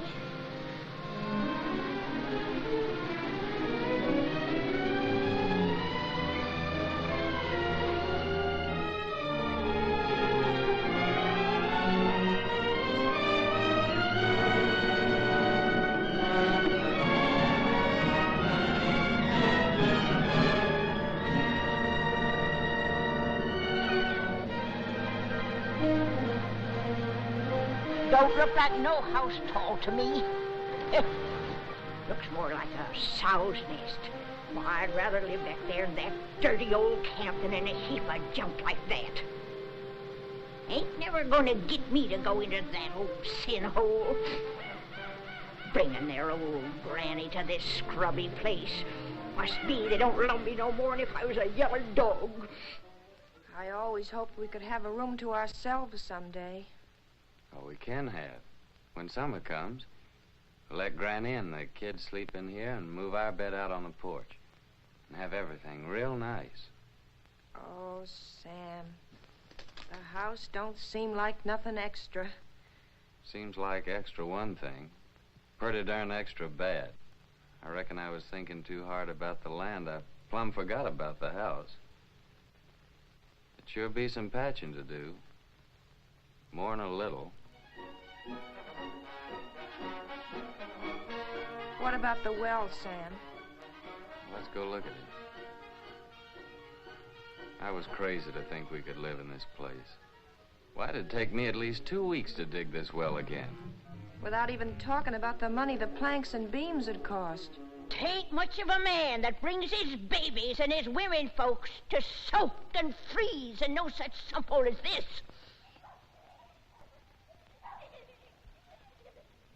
Maybe she's right.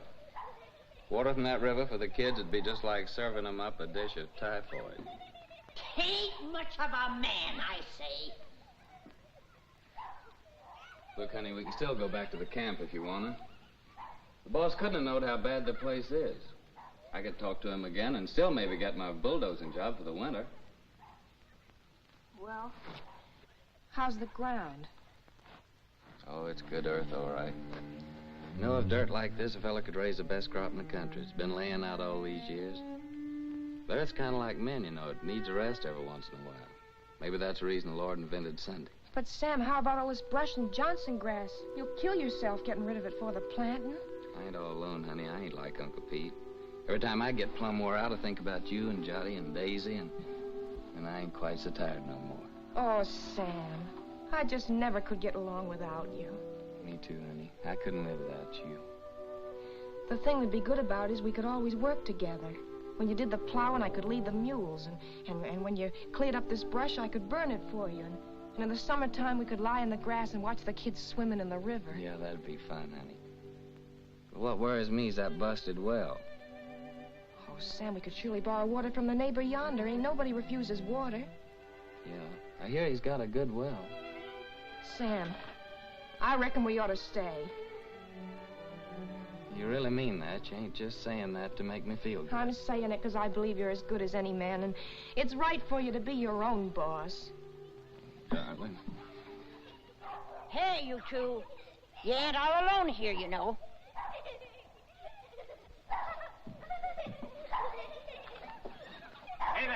got a house. We're moving in, and it's all iron. Come on, you parsons, help me. Give me a hand.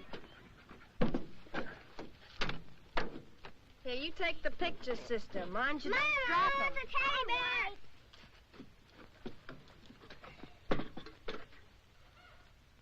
Come on, cutie, I'll help you down. No, you don't. I don't aim to go no slew-footed. Can't even say it, being I'm a lady. All right, old lady, but you better be down before morning, or you'll go right back to camp with this truck. Old man Carrillo might not like it so much, neither.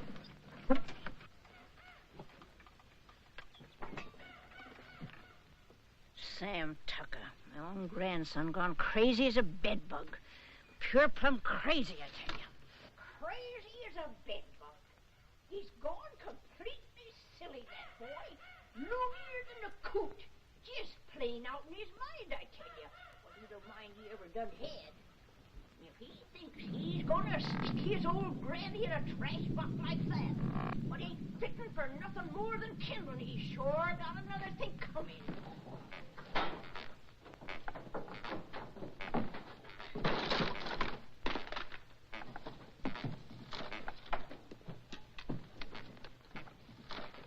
Some what's just downright mean.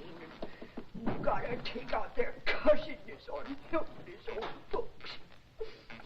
Well, I done had my share, and I ain't taking no more nohow, I tell you, no more! Ain't exactly a veranda, honey, but to me it's a porch that makes the house a home. Sam, I think I got the stove working. Oh, did you?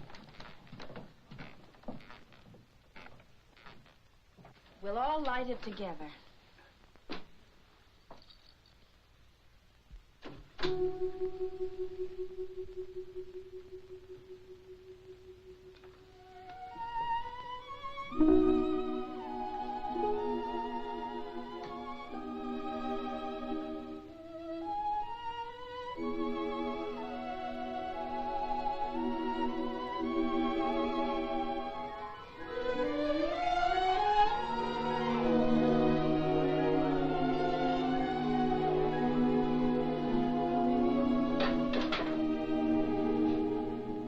Our first fire in our own house. Yeah. Sure made a good job of that stove, honey. Won't be long before we'll have a good hot cup of coffee. You get some water, Sam. Jotty, Daisy, get the cups and put them on the table.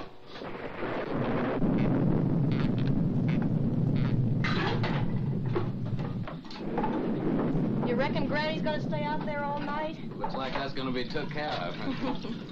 Sis, you go call Granny.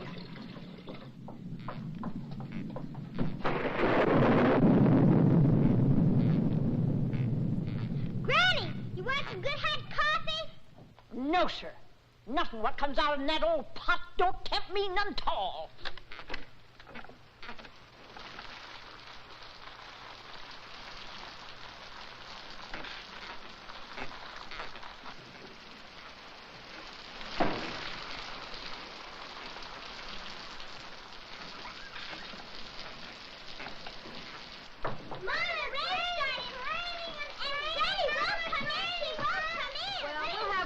Anyway. You sit down, honey. I'll get it.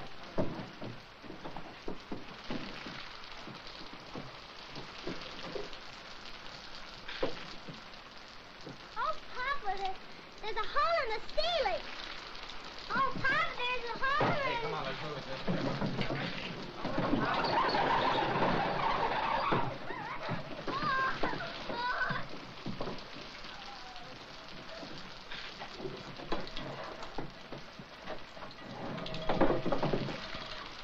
Have to ask our neighbor for good water today.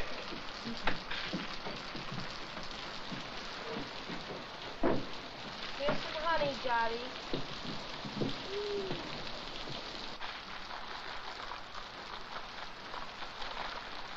Oh, Papa, Granny's changed her mind. She's changed her mind. Oh, Granny, changed her mind. Changed her mind. Come on, Granny. Here, I've got your good blanket. Now put it around you before you catch your death of cold.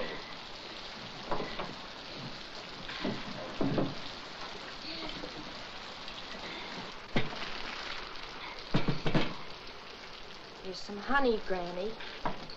Honey. They not only let me die of the cold, but they hide out the goodies on me.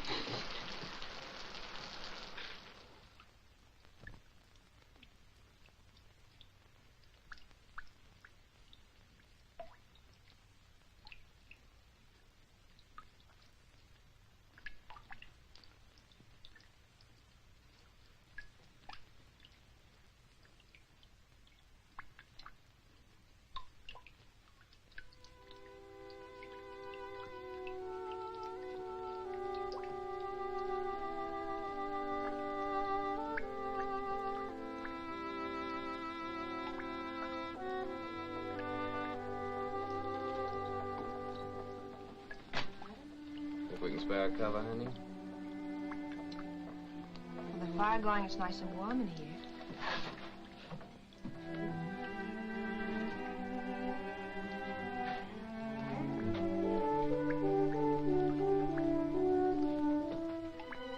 Good night, Granny.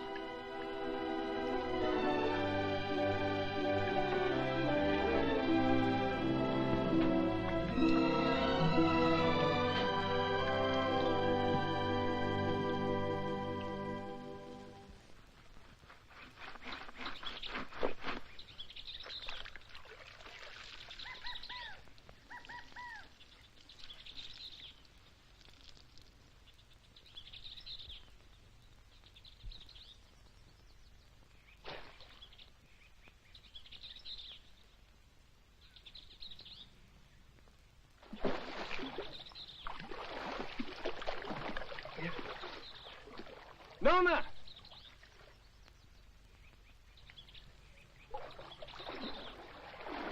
Nona, come on over here.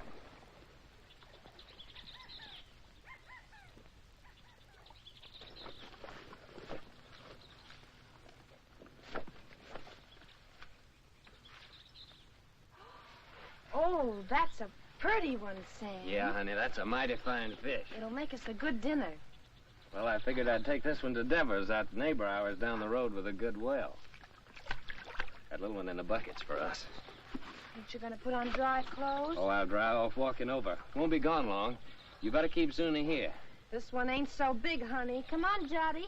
Well, Zuni? I'll catch us another one tomorrow. A big one. We'll keep it.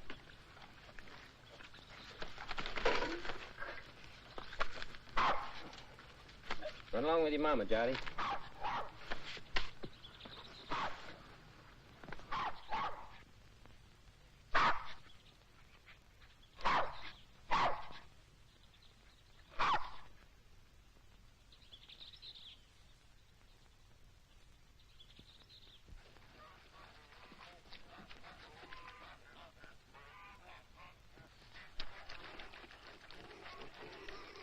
Mighty fine place you got around here.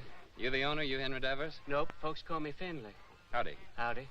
He's my uncle. He's over yonder in the shed. Much obliged, Finley.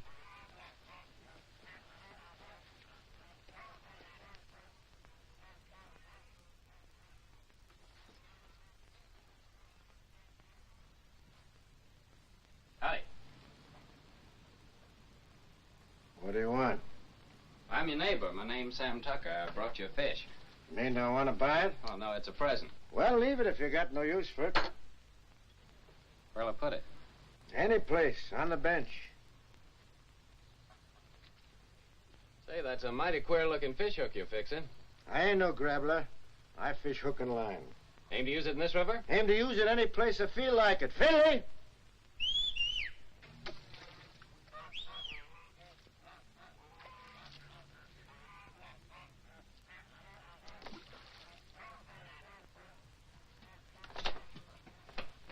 Take this here fish, give it to Becky to cook for dinner. You the new neighbor? I'm Becky Devers. Yes'm, we're the Tuckers. Been nice having folks next door. It's lonesome here. What are you doing here? I didn't send for you. But I thought Papa... You don't have to think. Get that fish and go back in the house. If there's a real fine fish... And you get your washing finished.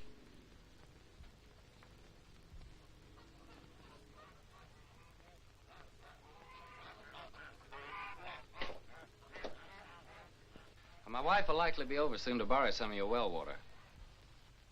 So that's what you come for. That's right. My well ain't no good. I could have told you that.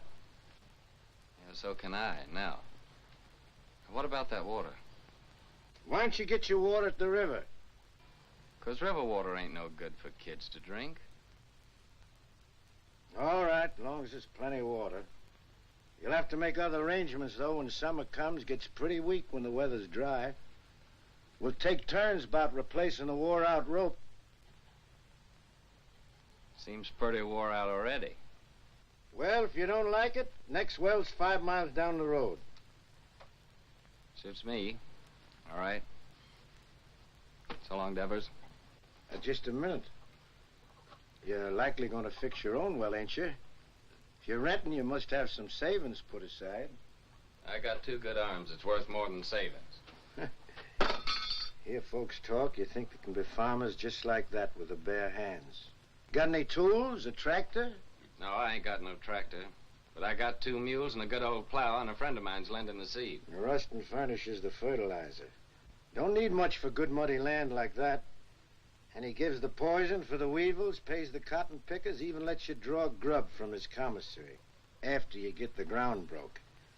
Yeah, he just furnishes about everything but the sweat.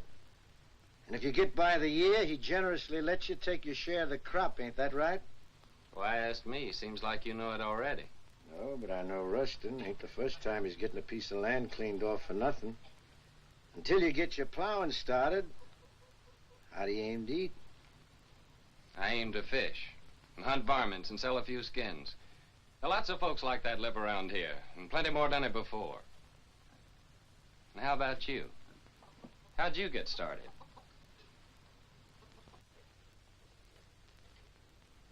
Sharecropping. First year, I lost my whole crop. It was ruined by the hail. Next year, Blackleg got my cow and pig that I'd spent all my savings for. My wife caught cold and she died. 2 years later, one of my kids, the boy, he died from spring sickness. Maybe I lost them both, my woman and my kid, 'cause I didn't have no money for doctoring. And here I am with a farm. Good one, belongs all to me and worth lots of money. Only I can't forget what it cost me. So when I see young folk like you with their proudness, noses stuck in the air, it just makes me laugh. Well, much obliged for the water. And good luck with your fish hook.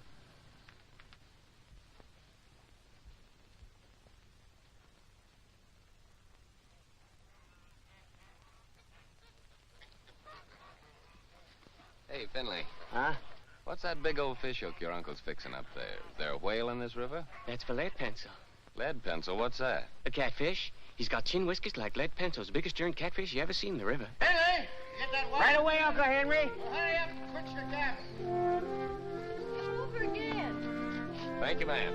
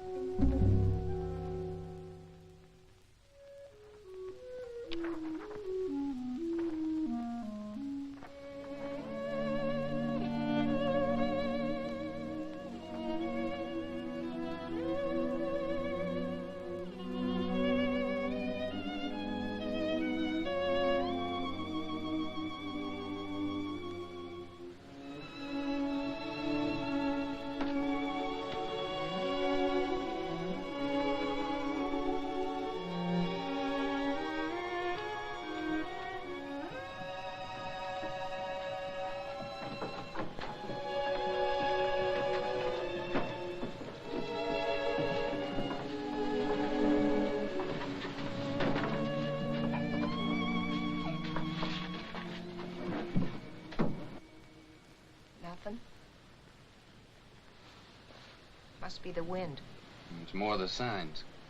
For days now, the moon's been moving closer and closer to the North Star. The animals don't like that. They hide out. Crazy to go against the signs, but what can you do? Gotta get fresh food. Daisy, honey, why don't you and Sonny get into bed? It's nice and warm there. Come on, Daisy. Good to bed, Jotty.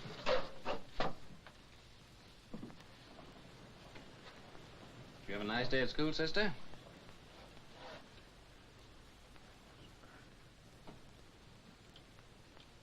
She didn't go, Sam. Why not?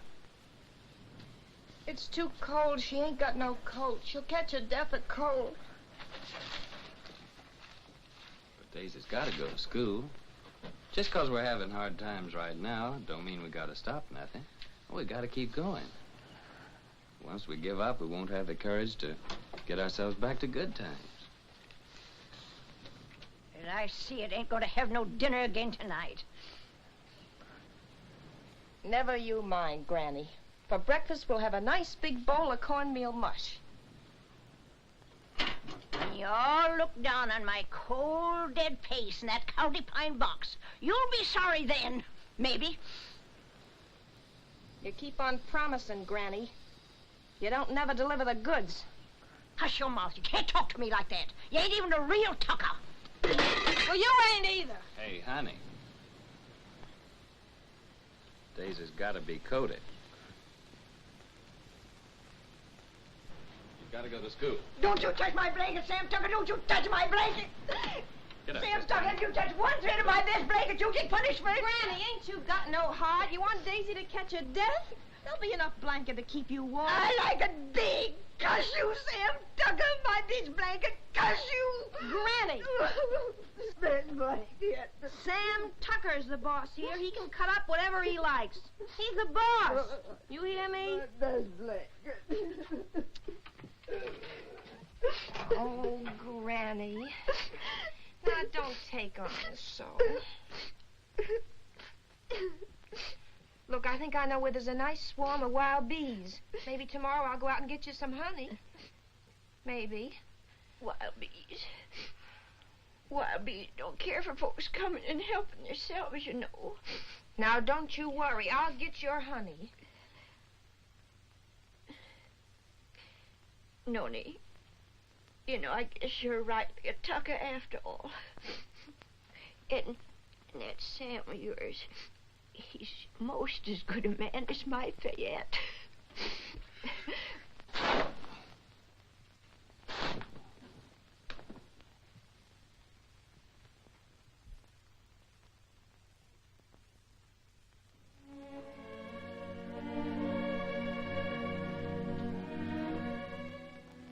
My best blanket.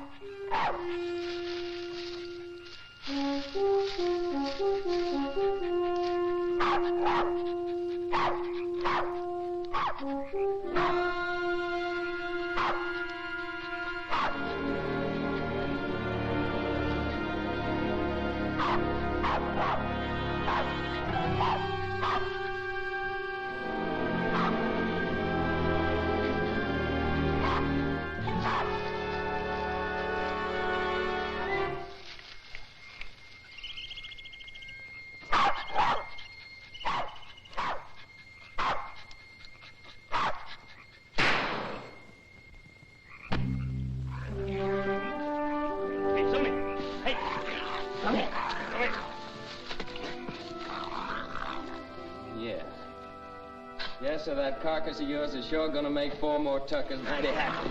Oh, no. Come on, Zuni.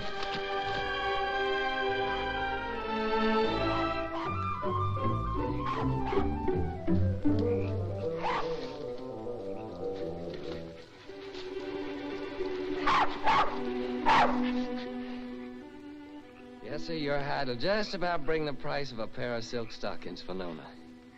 Nice and shiny.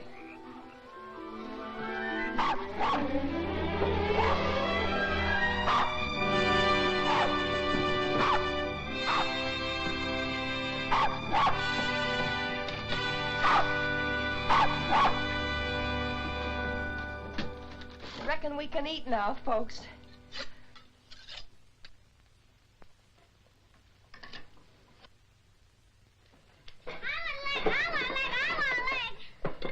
You'll all get your share. Hold on, everybody. There's gonna be a blessing. Much obliged, Lord. Looks like the Tuckers are gonna make the grade after all. Amen. Granny? Granny gets the first because she's the eldest.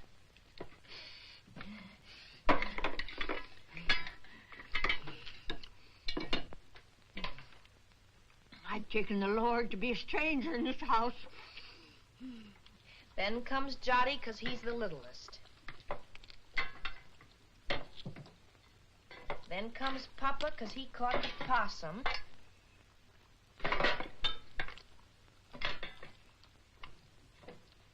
And this one's for Zuni because he helped him.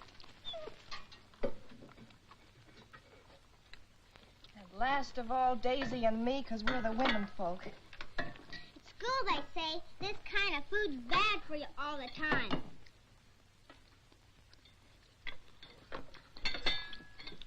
They say you gotta eat vegetables. Too much meat's bad. Vegetables in winter? If you don't, they say you get pellagra. That must be spring sickness, Sam. Well, it's vegetables that causes spring sickness. That's when you get it along about the time you start eating vegetables.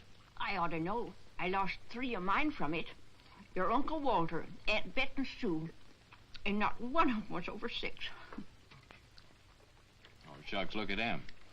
Anything a body likes as good as that couldn't be bad for him. Ain't that true, Nona? That's right, Sam.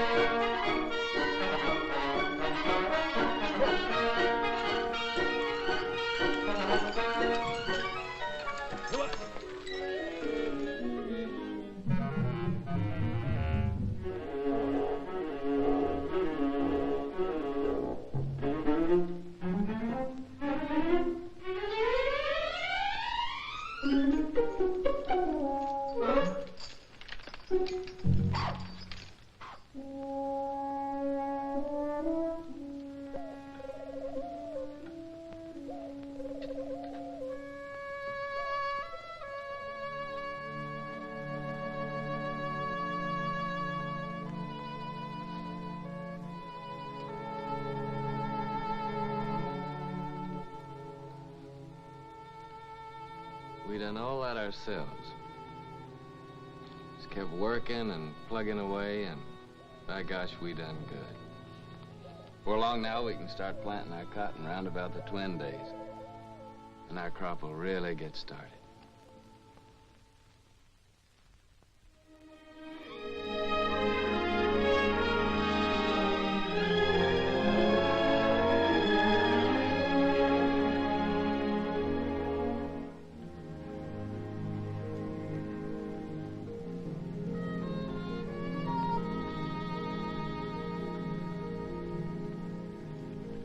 Pull that for me, honey, will you?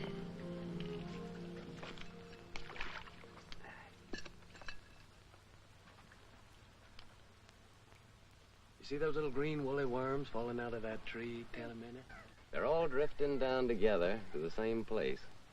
And some folks might think that they're what lead pencil's after. But they'd be wrong. Because he's after something else. He ain't interested in no worms. Old Ed's a pretty smart old guy. Wouldn't hardly live to be as old as he is if he wasn't. I'll bet you old Ed waits for his dinner right over yonder with that there drift. It's like a trap on the river bottom. Is Lead Pencil older than Granny, Papa? Yeah, he's older than Granny. Yes, sir? It must be yonder. Old Ed Pencil's got his covered.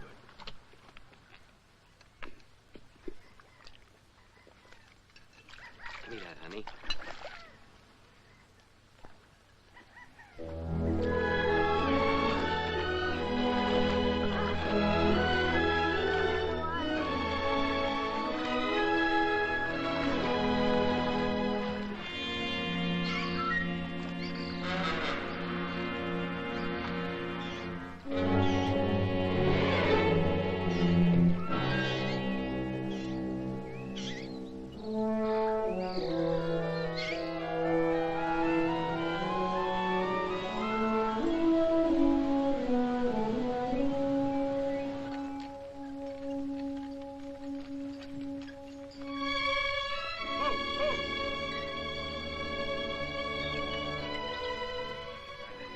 Thanks, Denny.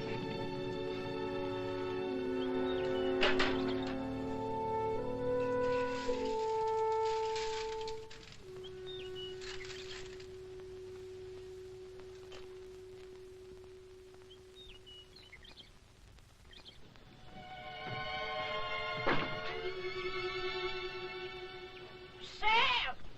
Nooney! Y'all come here quick. What are you saying, Granny? John's ailing. I reckon he's got the spring sickness. Spring sickness? How do you know? I'm saying spring sickness. Who'd know better than me? It's already lost 3 from it.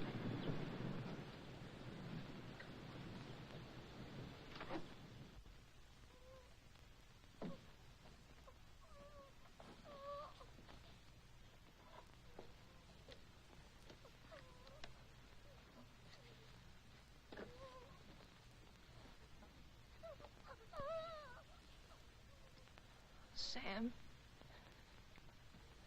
I'm afraid.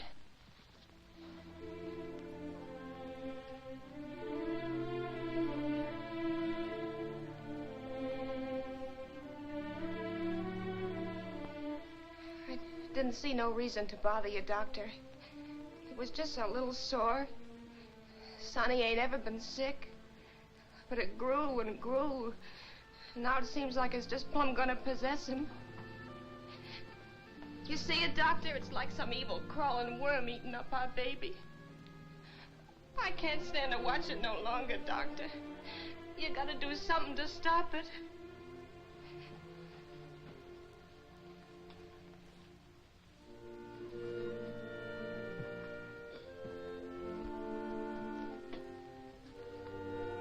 You don't have a cow, do you?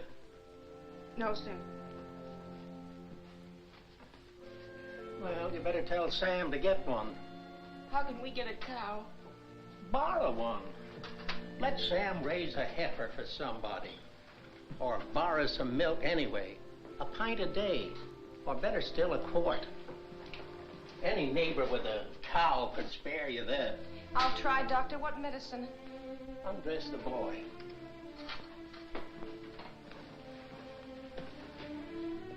What vegetables you been eating lately? Vegetables. Couldn't grow vegetables in winter. You got any money? Yes, Doctor. I got your $2, and Sam's got $1.35 more. Keep it. You take all your money and spend it all for vegetables, and get some lemons.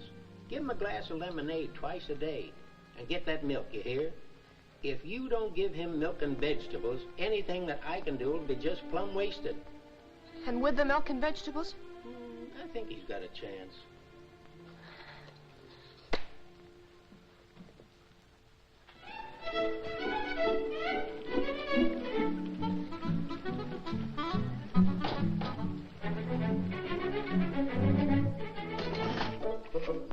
Thank you. Call again. Me, I know a boys.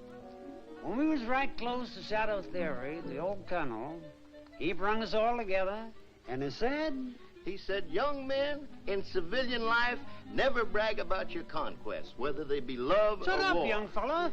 I'm telling you, I know.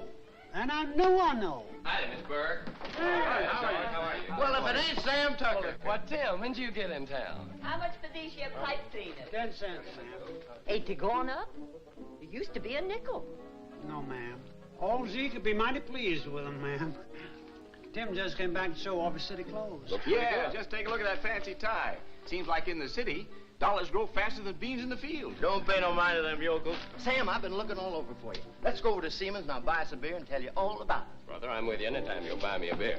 Well, Harmy, Nona and Jot over at Doc White's. When they come over, tell them I'll be back in a minute, will you? Yeah. I know what a minute means when you're drinking beer with old Timmy there. How much for this pair of garters? Said Nona and Johnny's over to old Doc White's? Yeah. What's wrong, Sam? Well, Jotty's ailing. Granny says it's spring sickness. Yeah, poor Nona. The sick kid, she don't hardly get a wink of sleep. Yeah, it's tough, man. And my ma came out to my place yesterday to help. Harmy brought her out in his truck. Well, that's kind of a relief.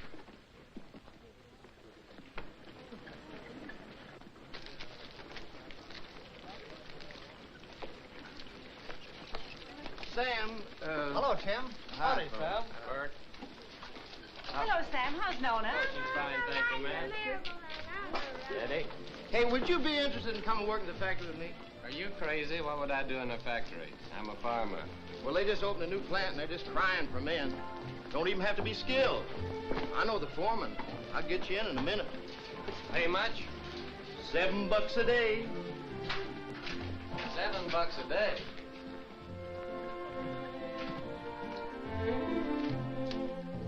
Howdy, gents. What'll it be? Ain't you new here? What'll it be? Okay, big shot. 2 bottles of beer. Sure is hot in here. What about a beer for me? I'm mighty thirsty. Well, why don't you ask your sweet papa there? He gets it wholesale. Oh, him. This ain't one of his good days. Must have got out of bed on the wrong side. Well, I got out on the right side. Bartender, another beer. Handsome. Ain't I seen you someplace before? Huh? What'd you say? I asked you. Ain't I never seen you someplace before? Could be. I don't know. You in town all alone? Oh, no, ma'am. Well, like you see, I'm with my friend here, and my wife's waiting for me at Harmy's store. Oh, so you got a wife. Yep, I got a wife. Well, someone's got wives and they're still nice and friendly. I'm sorry, ma'am. I was studying about something. Let's go down to the end of the bar, pal. We can't talk here. Excuse me, ma'am. I ain't got no wife waiting for me, baby. How about a date tonight? You big pig. You know what you can do with your dates. Okay, baby. We'll talk about it later.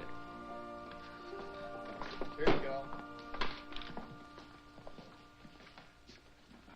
To your kids, Sam.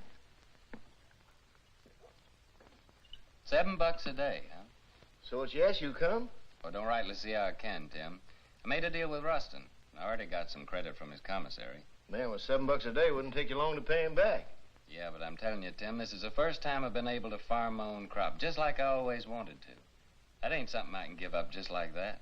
Well, how much can you get on your crop? Man, with that ground I got, it'll be the finest crop in the country. Well, what does that mean, the finest crop in the country? With any luck at all, I can make 2 bales an acre. Well, how much does that make for you? More than 50 bales. No, I mean how much money? Do you know that on that ground that I've been working on now, old man Corinth made a fortune in the last cotton boom, a real fortune. Oh, so that's the idea. All you farmers is just the same. Gamblers. That's what you all are, to a man. Year after year, you starve yourself to death in hopes that some fine day... Well, I think you're loco. Me, I'd rather be safe first. Me, I'd rather work in my fields. I feel better that way. I feel more free. Free? Free? Man, with money in your pocket, you're as free as the wind. With this, if you want a good meal, you go to a restaurant. A good room, you go to a hotel. All you got to do is flash your greenbacks. You get anything you want. You call that free, sweating from morning till night in the baking hot sun, working in them fields? Oh, I allow as how it's sometimes pretty hard. But what I mean is being able to decide things for myself. To know I can choose my own time about planting and plowing and harvesting my crop. That I can do it all in my own way and don't have to answer to nobody. I mean, for me alone to be accountable for it. Whether the weevils strip it clean or whether it's the best crop in the country. And all that baloney, that means no. Afraid so, Tim. Well, pal, I think you're making a big mistake. Hey, bartender, where's my other $4? What $4? I'll give you a $5 bill. Oh, no. Lizzie, you seen that was a one. Of course I did. And that pretty boy that's going home to his wife, he's seated too. Well, I'll be doggone. So that's how it is. Nothing but a hickey old farmer, and yet the girls fall for you like a ton of brick. What in the heck have you got that I can't buy with my dough? Give me my $4, you big double-jointed son of a skunk, or I'll tear this joint Outside. Okay, brother. But I hope it's going to be worth the $4 to you.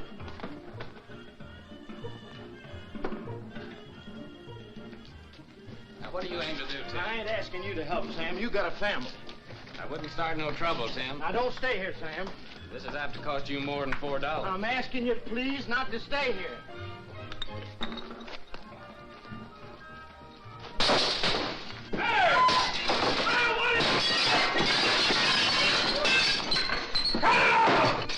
What are you doing?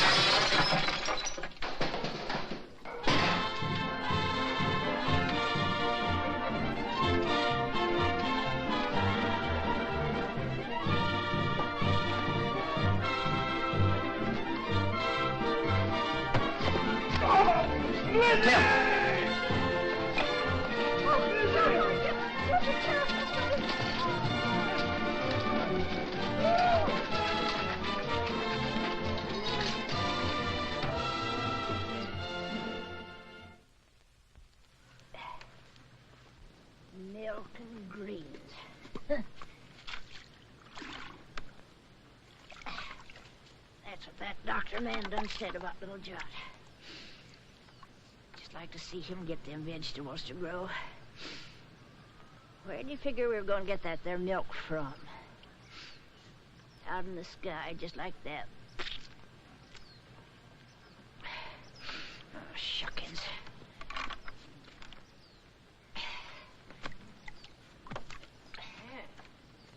Seems like Sam ain't the only pig-headed one around here. That Ma of his thinks she can cure the spring sickness with fresh air.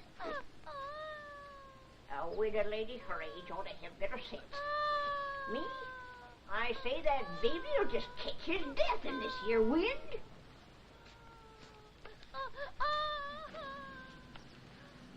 I'm gonna get that milk. Poor Sam. Nails in this here Tucker family just ain't strong. No, sir. It's just like I told you, Tucker. I don't need no extra help. I got Finley and my gal Becky. Too bad about your boy. I know what that is, a sick kid. Pretty sorrowful. Put some in, Becky.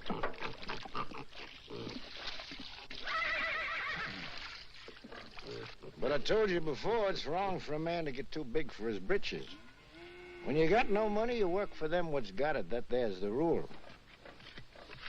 Why don't you go back to Ruston? Get you 6 bits a day, some milk for your chap, maybe some doctrine even. About the milk, like you see, I can't rightly spare a drop. Me, I got no milk for myself. It's all for the pigs. Throw the rest in, Becky. Finley, bring the grain.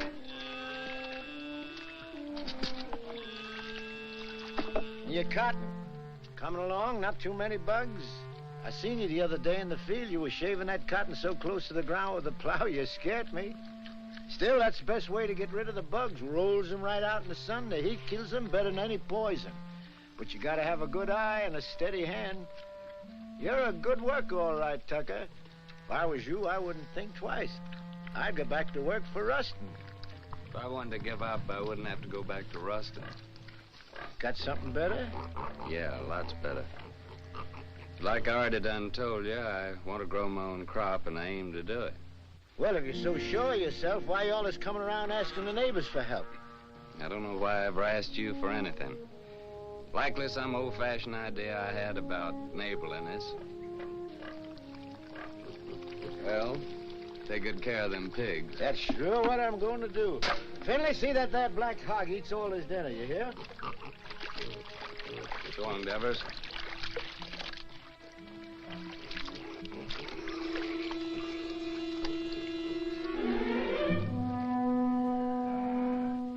Sam!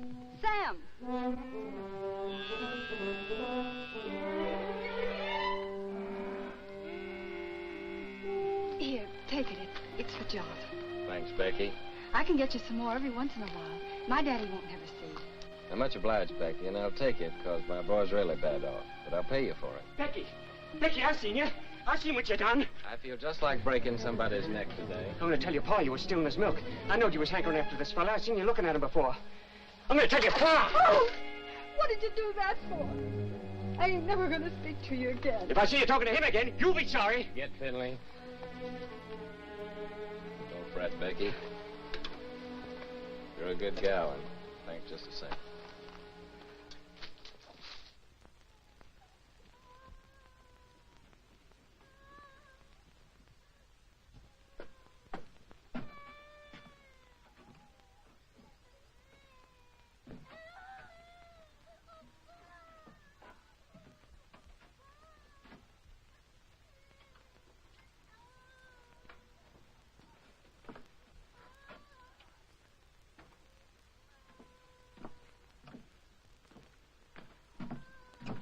Honey?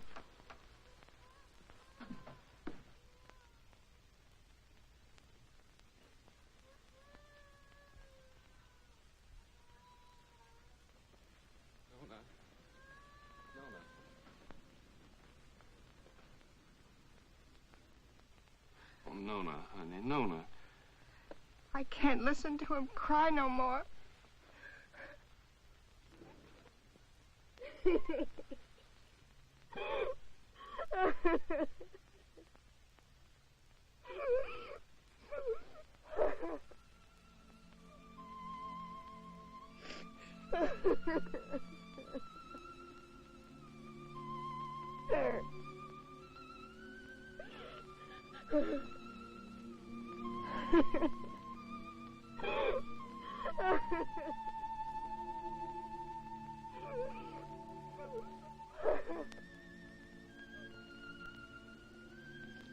Well, Lord, how come you put that sky up there and this old mud down here? Made it so purty if you didn't want us to work it and to love it. You want me to give all this up? Move in town with Tim and work with him in a factory under a roof that hides your sky and puts out your light? Tell me, Lord, help me to know.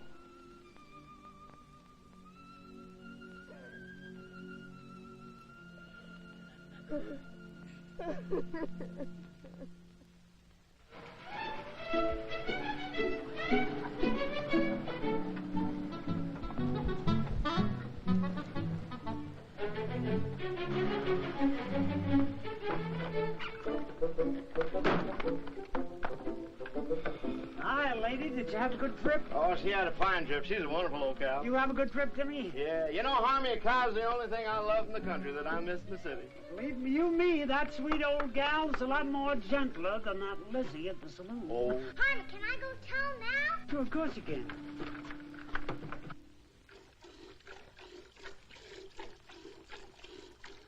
That Harmon.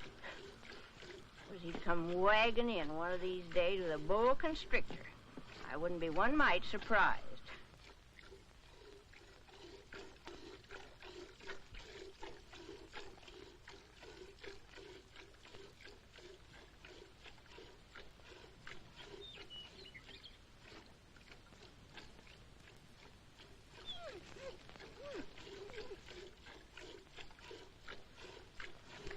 gonna call her, Uncle Walter.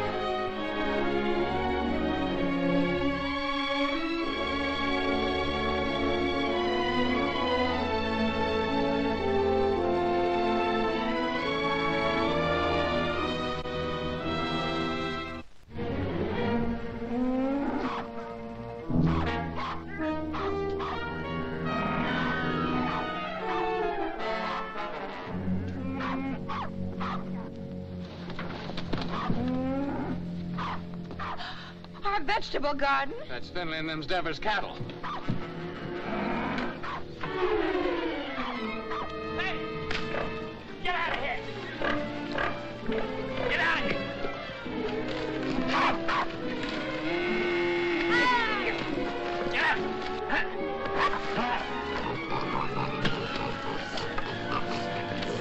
Get out! Toonie!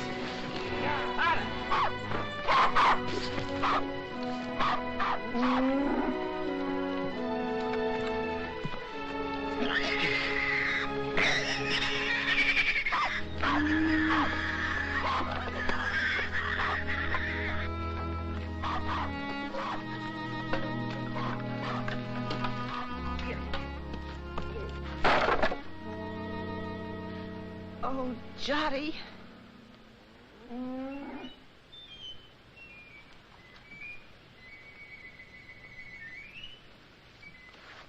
You go on back in the house, honey. Go on back in the house.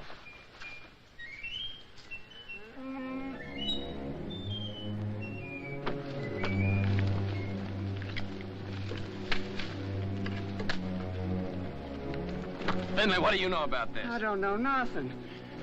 I didn't do it. No, not by yourself, but we both know who did. Come on, we're going to your place.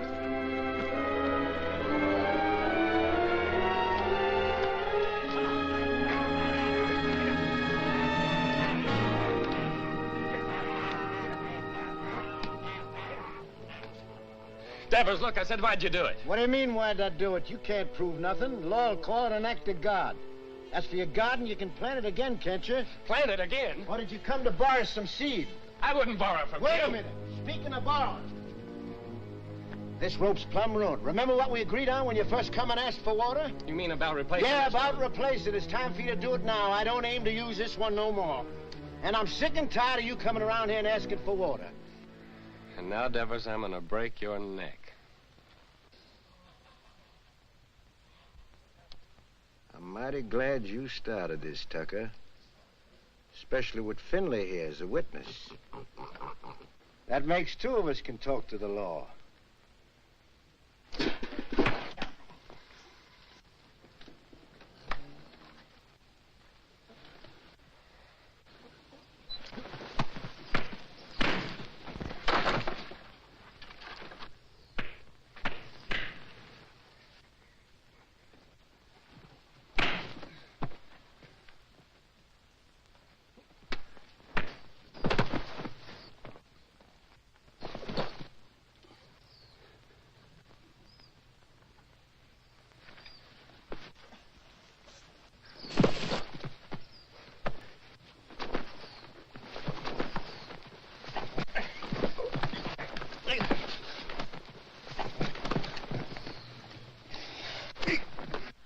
Don't!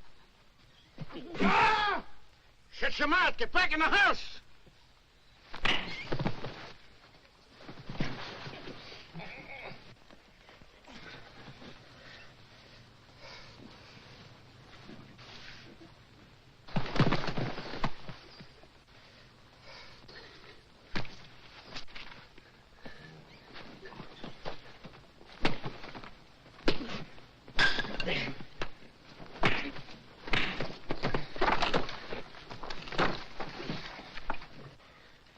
like to see me leave her, wouldn't you? Yeah.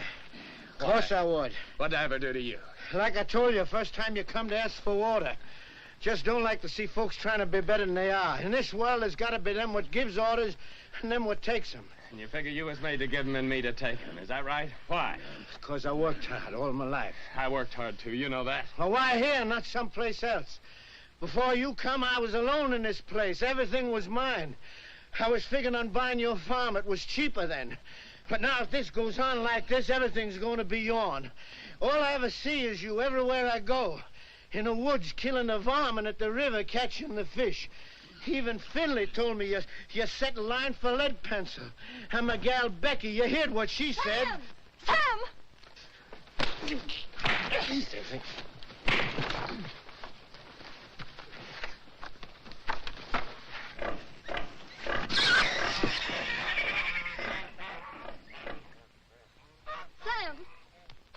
Sam, you better take care of that cut. Go on back in the house, Becky. Best not bother about me anymore.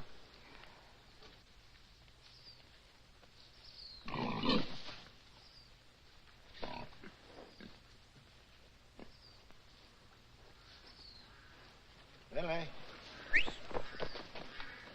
Get my gun.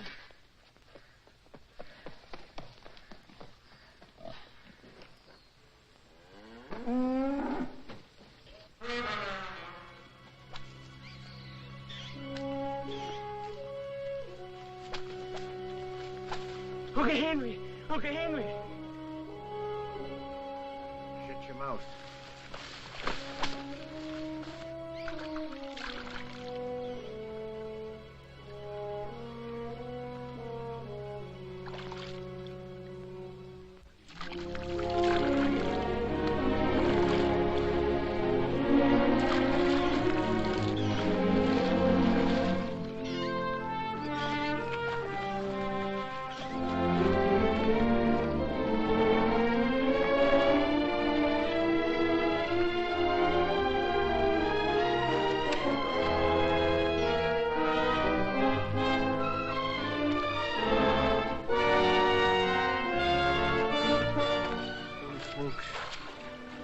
Lead pencil.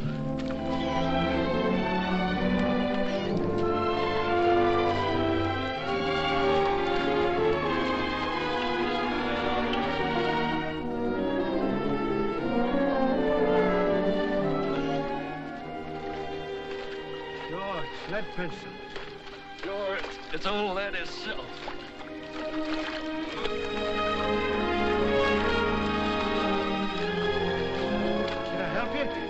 You can grab hold of this line here for a second.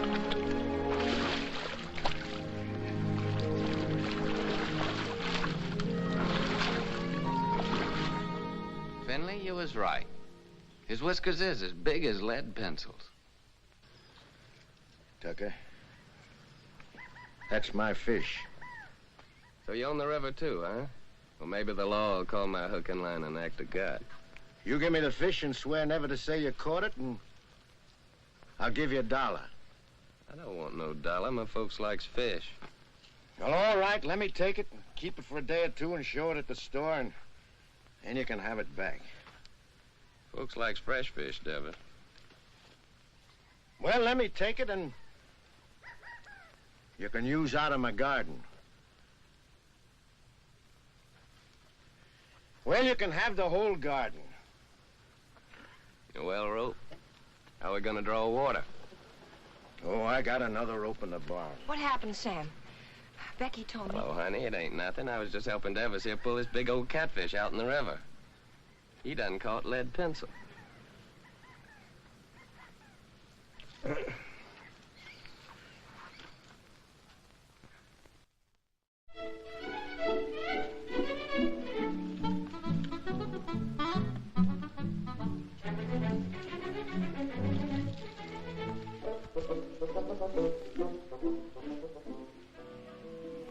We forgot to tell you.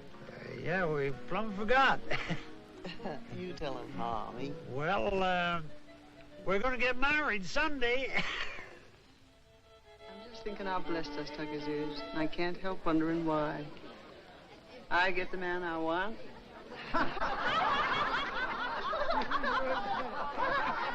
Here we are all together. Jotty's cured and happy once more. Daisy's so good at her book learning, she's going to get a prize at school. Sam's grown the best crop in the county. Maybe even going to buy his own place with what he makes off of it. Yep. I keep studying why Almighty blessed us Tuckers so generous. But I reckon I know. It's 'cause of Sam and the way he worked that farm of his. That crop he done growed. Must be just the way the Lord wanted him to. You're sure right, only if Sammy's like he is, it's 'cause he's got such a good mind. Yeah, I got something to say, too. I can't think of nobody I'd rather have than Harmy for my pa. Hey, son, he ain't a baby no more. Leave your ma alone. She's mine now. Oh, she's yours, is she? Who do you think you are, Indian, is she? She's not mine. Let me kiss the groom. Think if these kids don't know anything, they ain't had our experience. Hey, Harmy, now that you're married, I suppose you'll be going on the wagon, huh? I was just thinking I'd start that tomorrow. Oh. But it ain't tomorrow yet. Come on in here. He says it does. Say, Sam, come on. Come on, everybody. What's your Tim? Okay, boss. Don't worry about me. When we get rich. When our ship comes in, I want us to get one of them talking machines and a lot of sacred records. I want to sit on the gallery and I want to drink lemonade with ice in it and hear Beulah Land, you know. Sweet Beulah Land, sweet Beulah Land, as on the highest mountain stand. I look away. Good. Say, Harmy, you're sure you didn't catch cold the night you made that, huh? Don't you know this is just stuff to keep you warm? Hey, Harmy, weren't you feared of the law? You kidding? The law was right there, waiting for the finished product. Hey, Sam, come on. I want to show you something. Rye whiskey, I cry. If a tree don't That fall kills that. on Don't me, worry, I've got a till sister. I die. It's real city stuff, Sam. Same as they're drinking them hot shot nightclubs. Lay your nose on that. Smell it, Sam. Smell it. Ain't that something? Oh, it sure is. $3 a quart. Not square dance now, folks. Oh, I gotta find a good hiding place for this.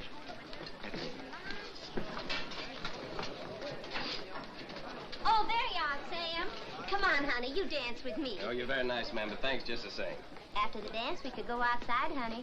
I got some mighty fine drinking liquor in my car. Well, thank you, ma'am, but I got a partner. How about dancing with me, honey child? And after the dance, we'll go out to your car. Well, I don't know about that. Come on now, don't do that.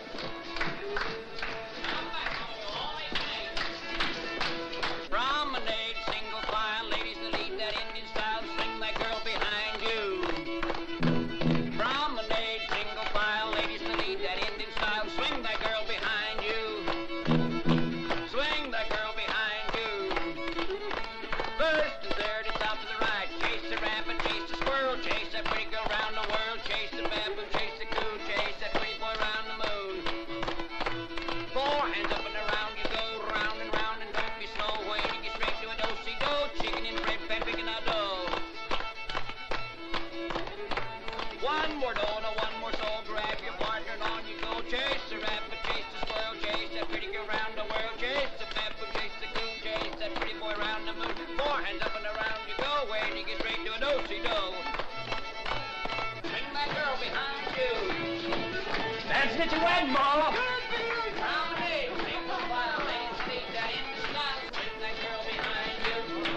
Hey, Mom, Harmy, come on, get in there, folks. Shake it out.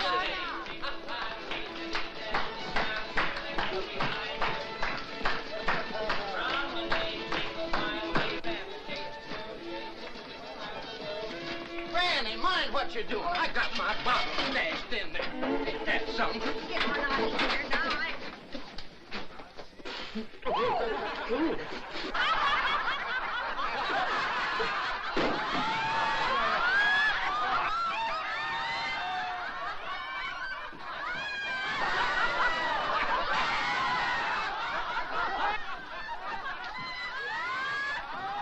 Serves you right. Well, it cost me $3. Oh, so you think it's a joke, eh? Oh, so that's how it is.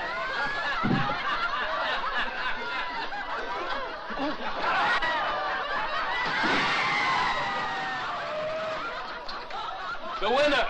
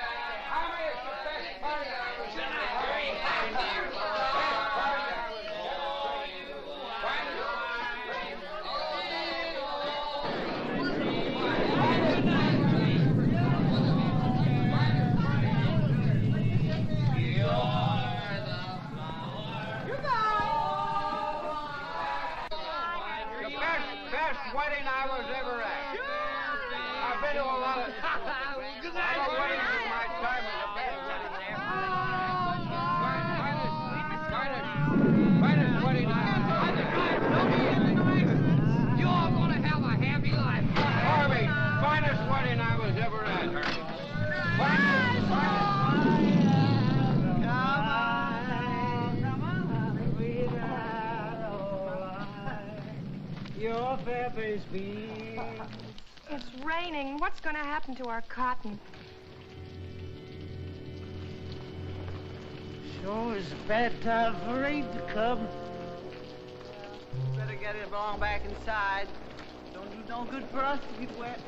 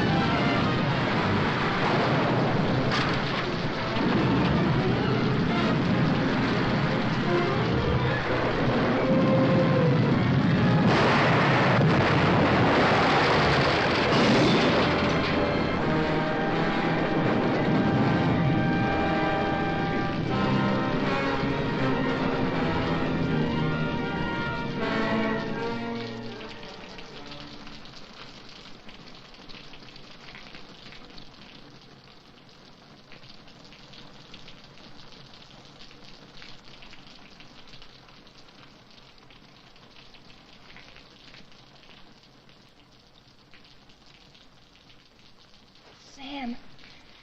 Sam. Oh, Ruth. Sam, wake up.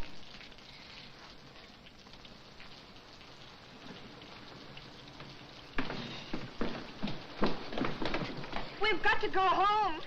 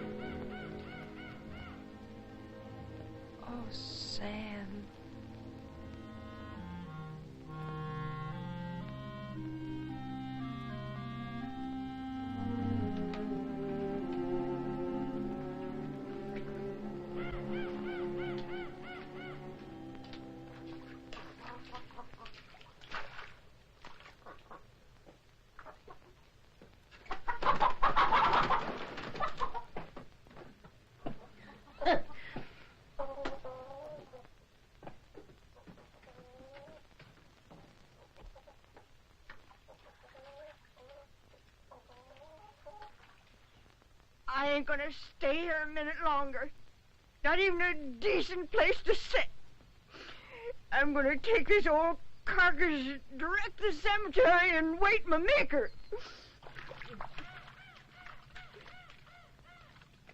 I never thought you'd treat your old granny like this. Sam Tucker, you're a criminal. A mean criminal. You don't dare whatever. Granny! I won't. Granny! You stay here. Time like this, folks gotta stick together. You stay here with the rest of us. Hey, Sam. Boy, it's good and ruined, Tim. Well, gotta go find Uncle Walter. All right. I'll stay 'cause you're trapping me like you always do. You're strong and you got that switch. What can an old crepit granny do against the likes of you? Come on, back to the house. We got work to do.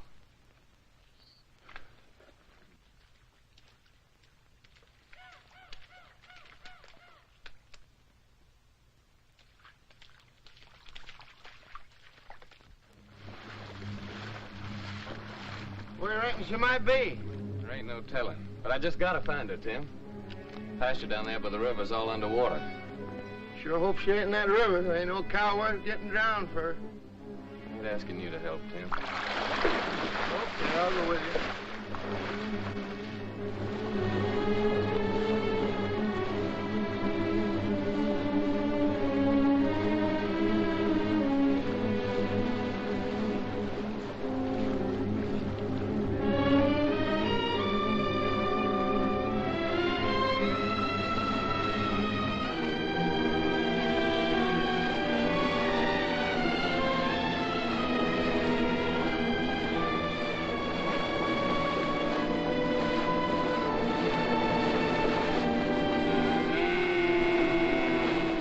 Uncle Walter, there she is. I'm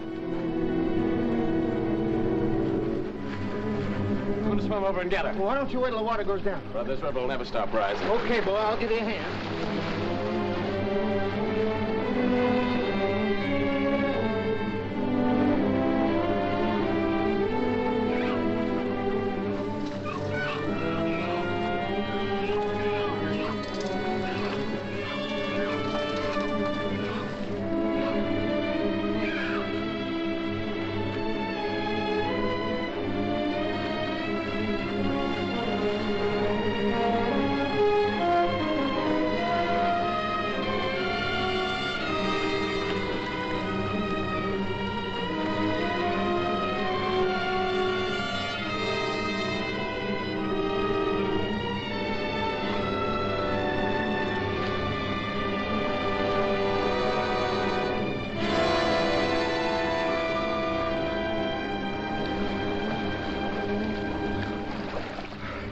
Okay, Tim? Okay, boy. Okay, I'm swimming on along. No, you ain't. I'm going on with you. You better stay here.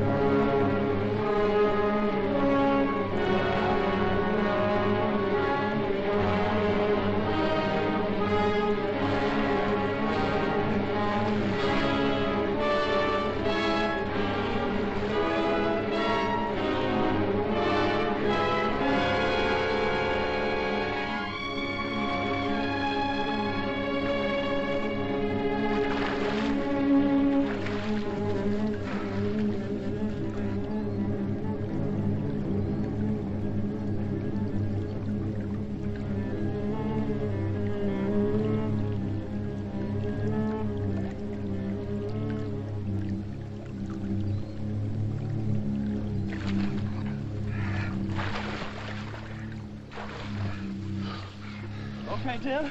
Okay, Bub.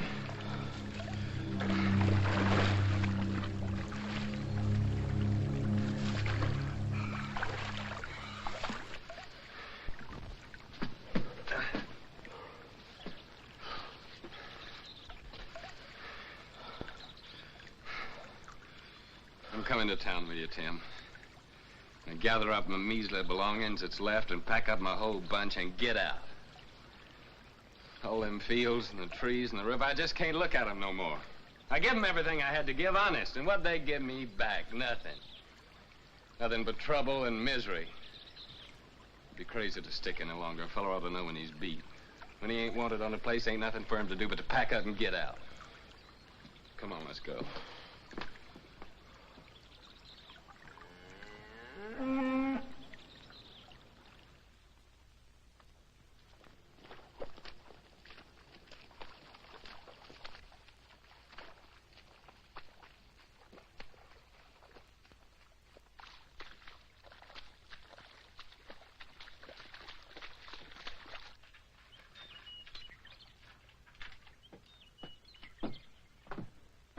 Sam, I can hardly believe the house is still standing. Sam, your gun is safe, and lots of other things, too. Most of Johnny's vegetable jars are still whole. Of course, the pictures got kind of broke, but once I get them hanging straight on the wall, they won't look so bad.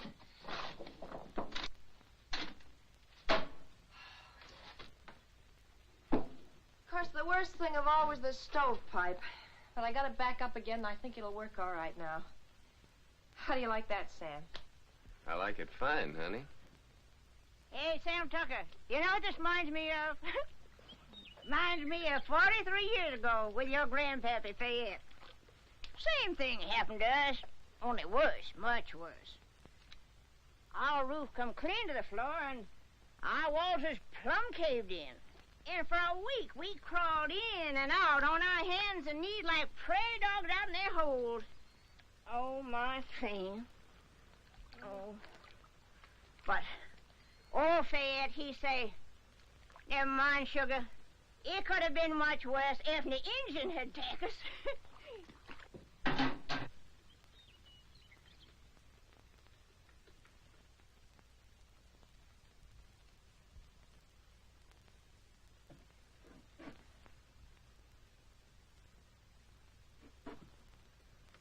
Sam. Yeah, what is it, Tim? You said you was coming to town with me. Yeah. Yeah, I said it. You said it, but you ain't coming now, huh? I was so plumb wore out for a while, I didn't seem to believe in nothing no more. But now my clothes are starting to dry, I'm beginning to believe again. I guess that's the way the earth feels when she's wet. But the sun will start drying her out, and she'll start calling to me again, just the way Nona does sometimes. I knowed it all along you'd never leave this place. If there was only one farmer left in this earth, that'd be you. Quit your kidding, Tim. Well, them machines of yours, they're fine, I realize that, but you sure can't eat them. Once in a while, you gotta have a hunk of beef and a few ears of corn to fill up your belly. Oh, you city folks are mighty smart. But I'm afraid without us farmers, you'd get kind of skinny. And without us workers, I just wonder what had happened to you all. Your plow. She sure didn't grow on no tree. And your gun that you feed your bunch with in the winter. You didn't plant no seeds to get that. Someday, like, I hope you get you a tractor. Where you reckon that'll come from? Believe me, friend, it takes all kind to make up this whole world. You love your farm. It's right you stay. I like to work in a factory. And that's why I come here to take you back with me, Sam. Well, you know what I'm talking about. I don't mean no harm. I'd just like to help you. Yeah, I know, Tim. Thanks. Coffee's all ready.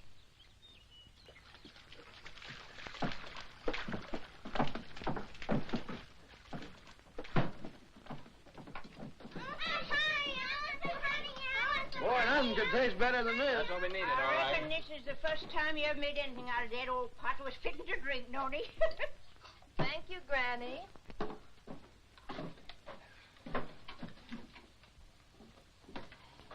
Thank you, honey.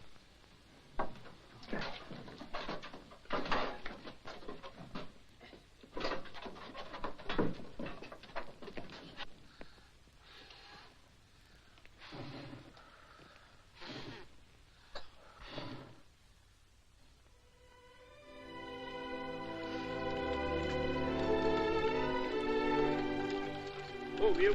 Move. Tomorrow, I guess we'll be through with the plowing. Through with the plowing. I'll be jiggered. As if we'd ever get through with the plowing. I'm going back to the house and just sit and wait for my call to glory.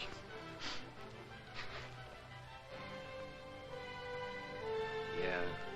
Spring's gonna come a little early this year, honey. I reckon we can start our seeding even before the twin days.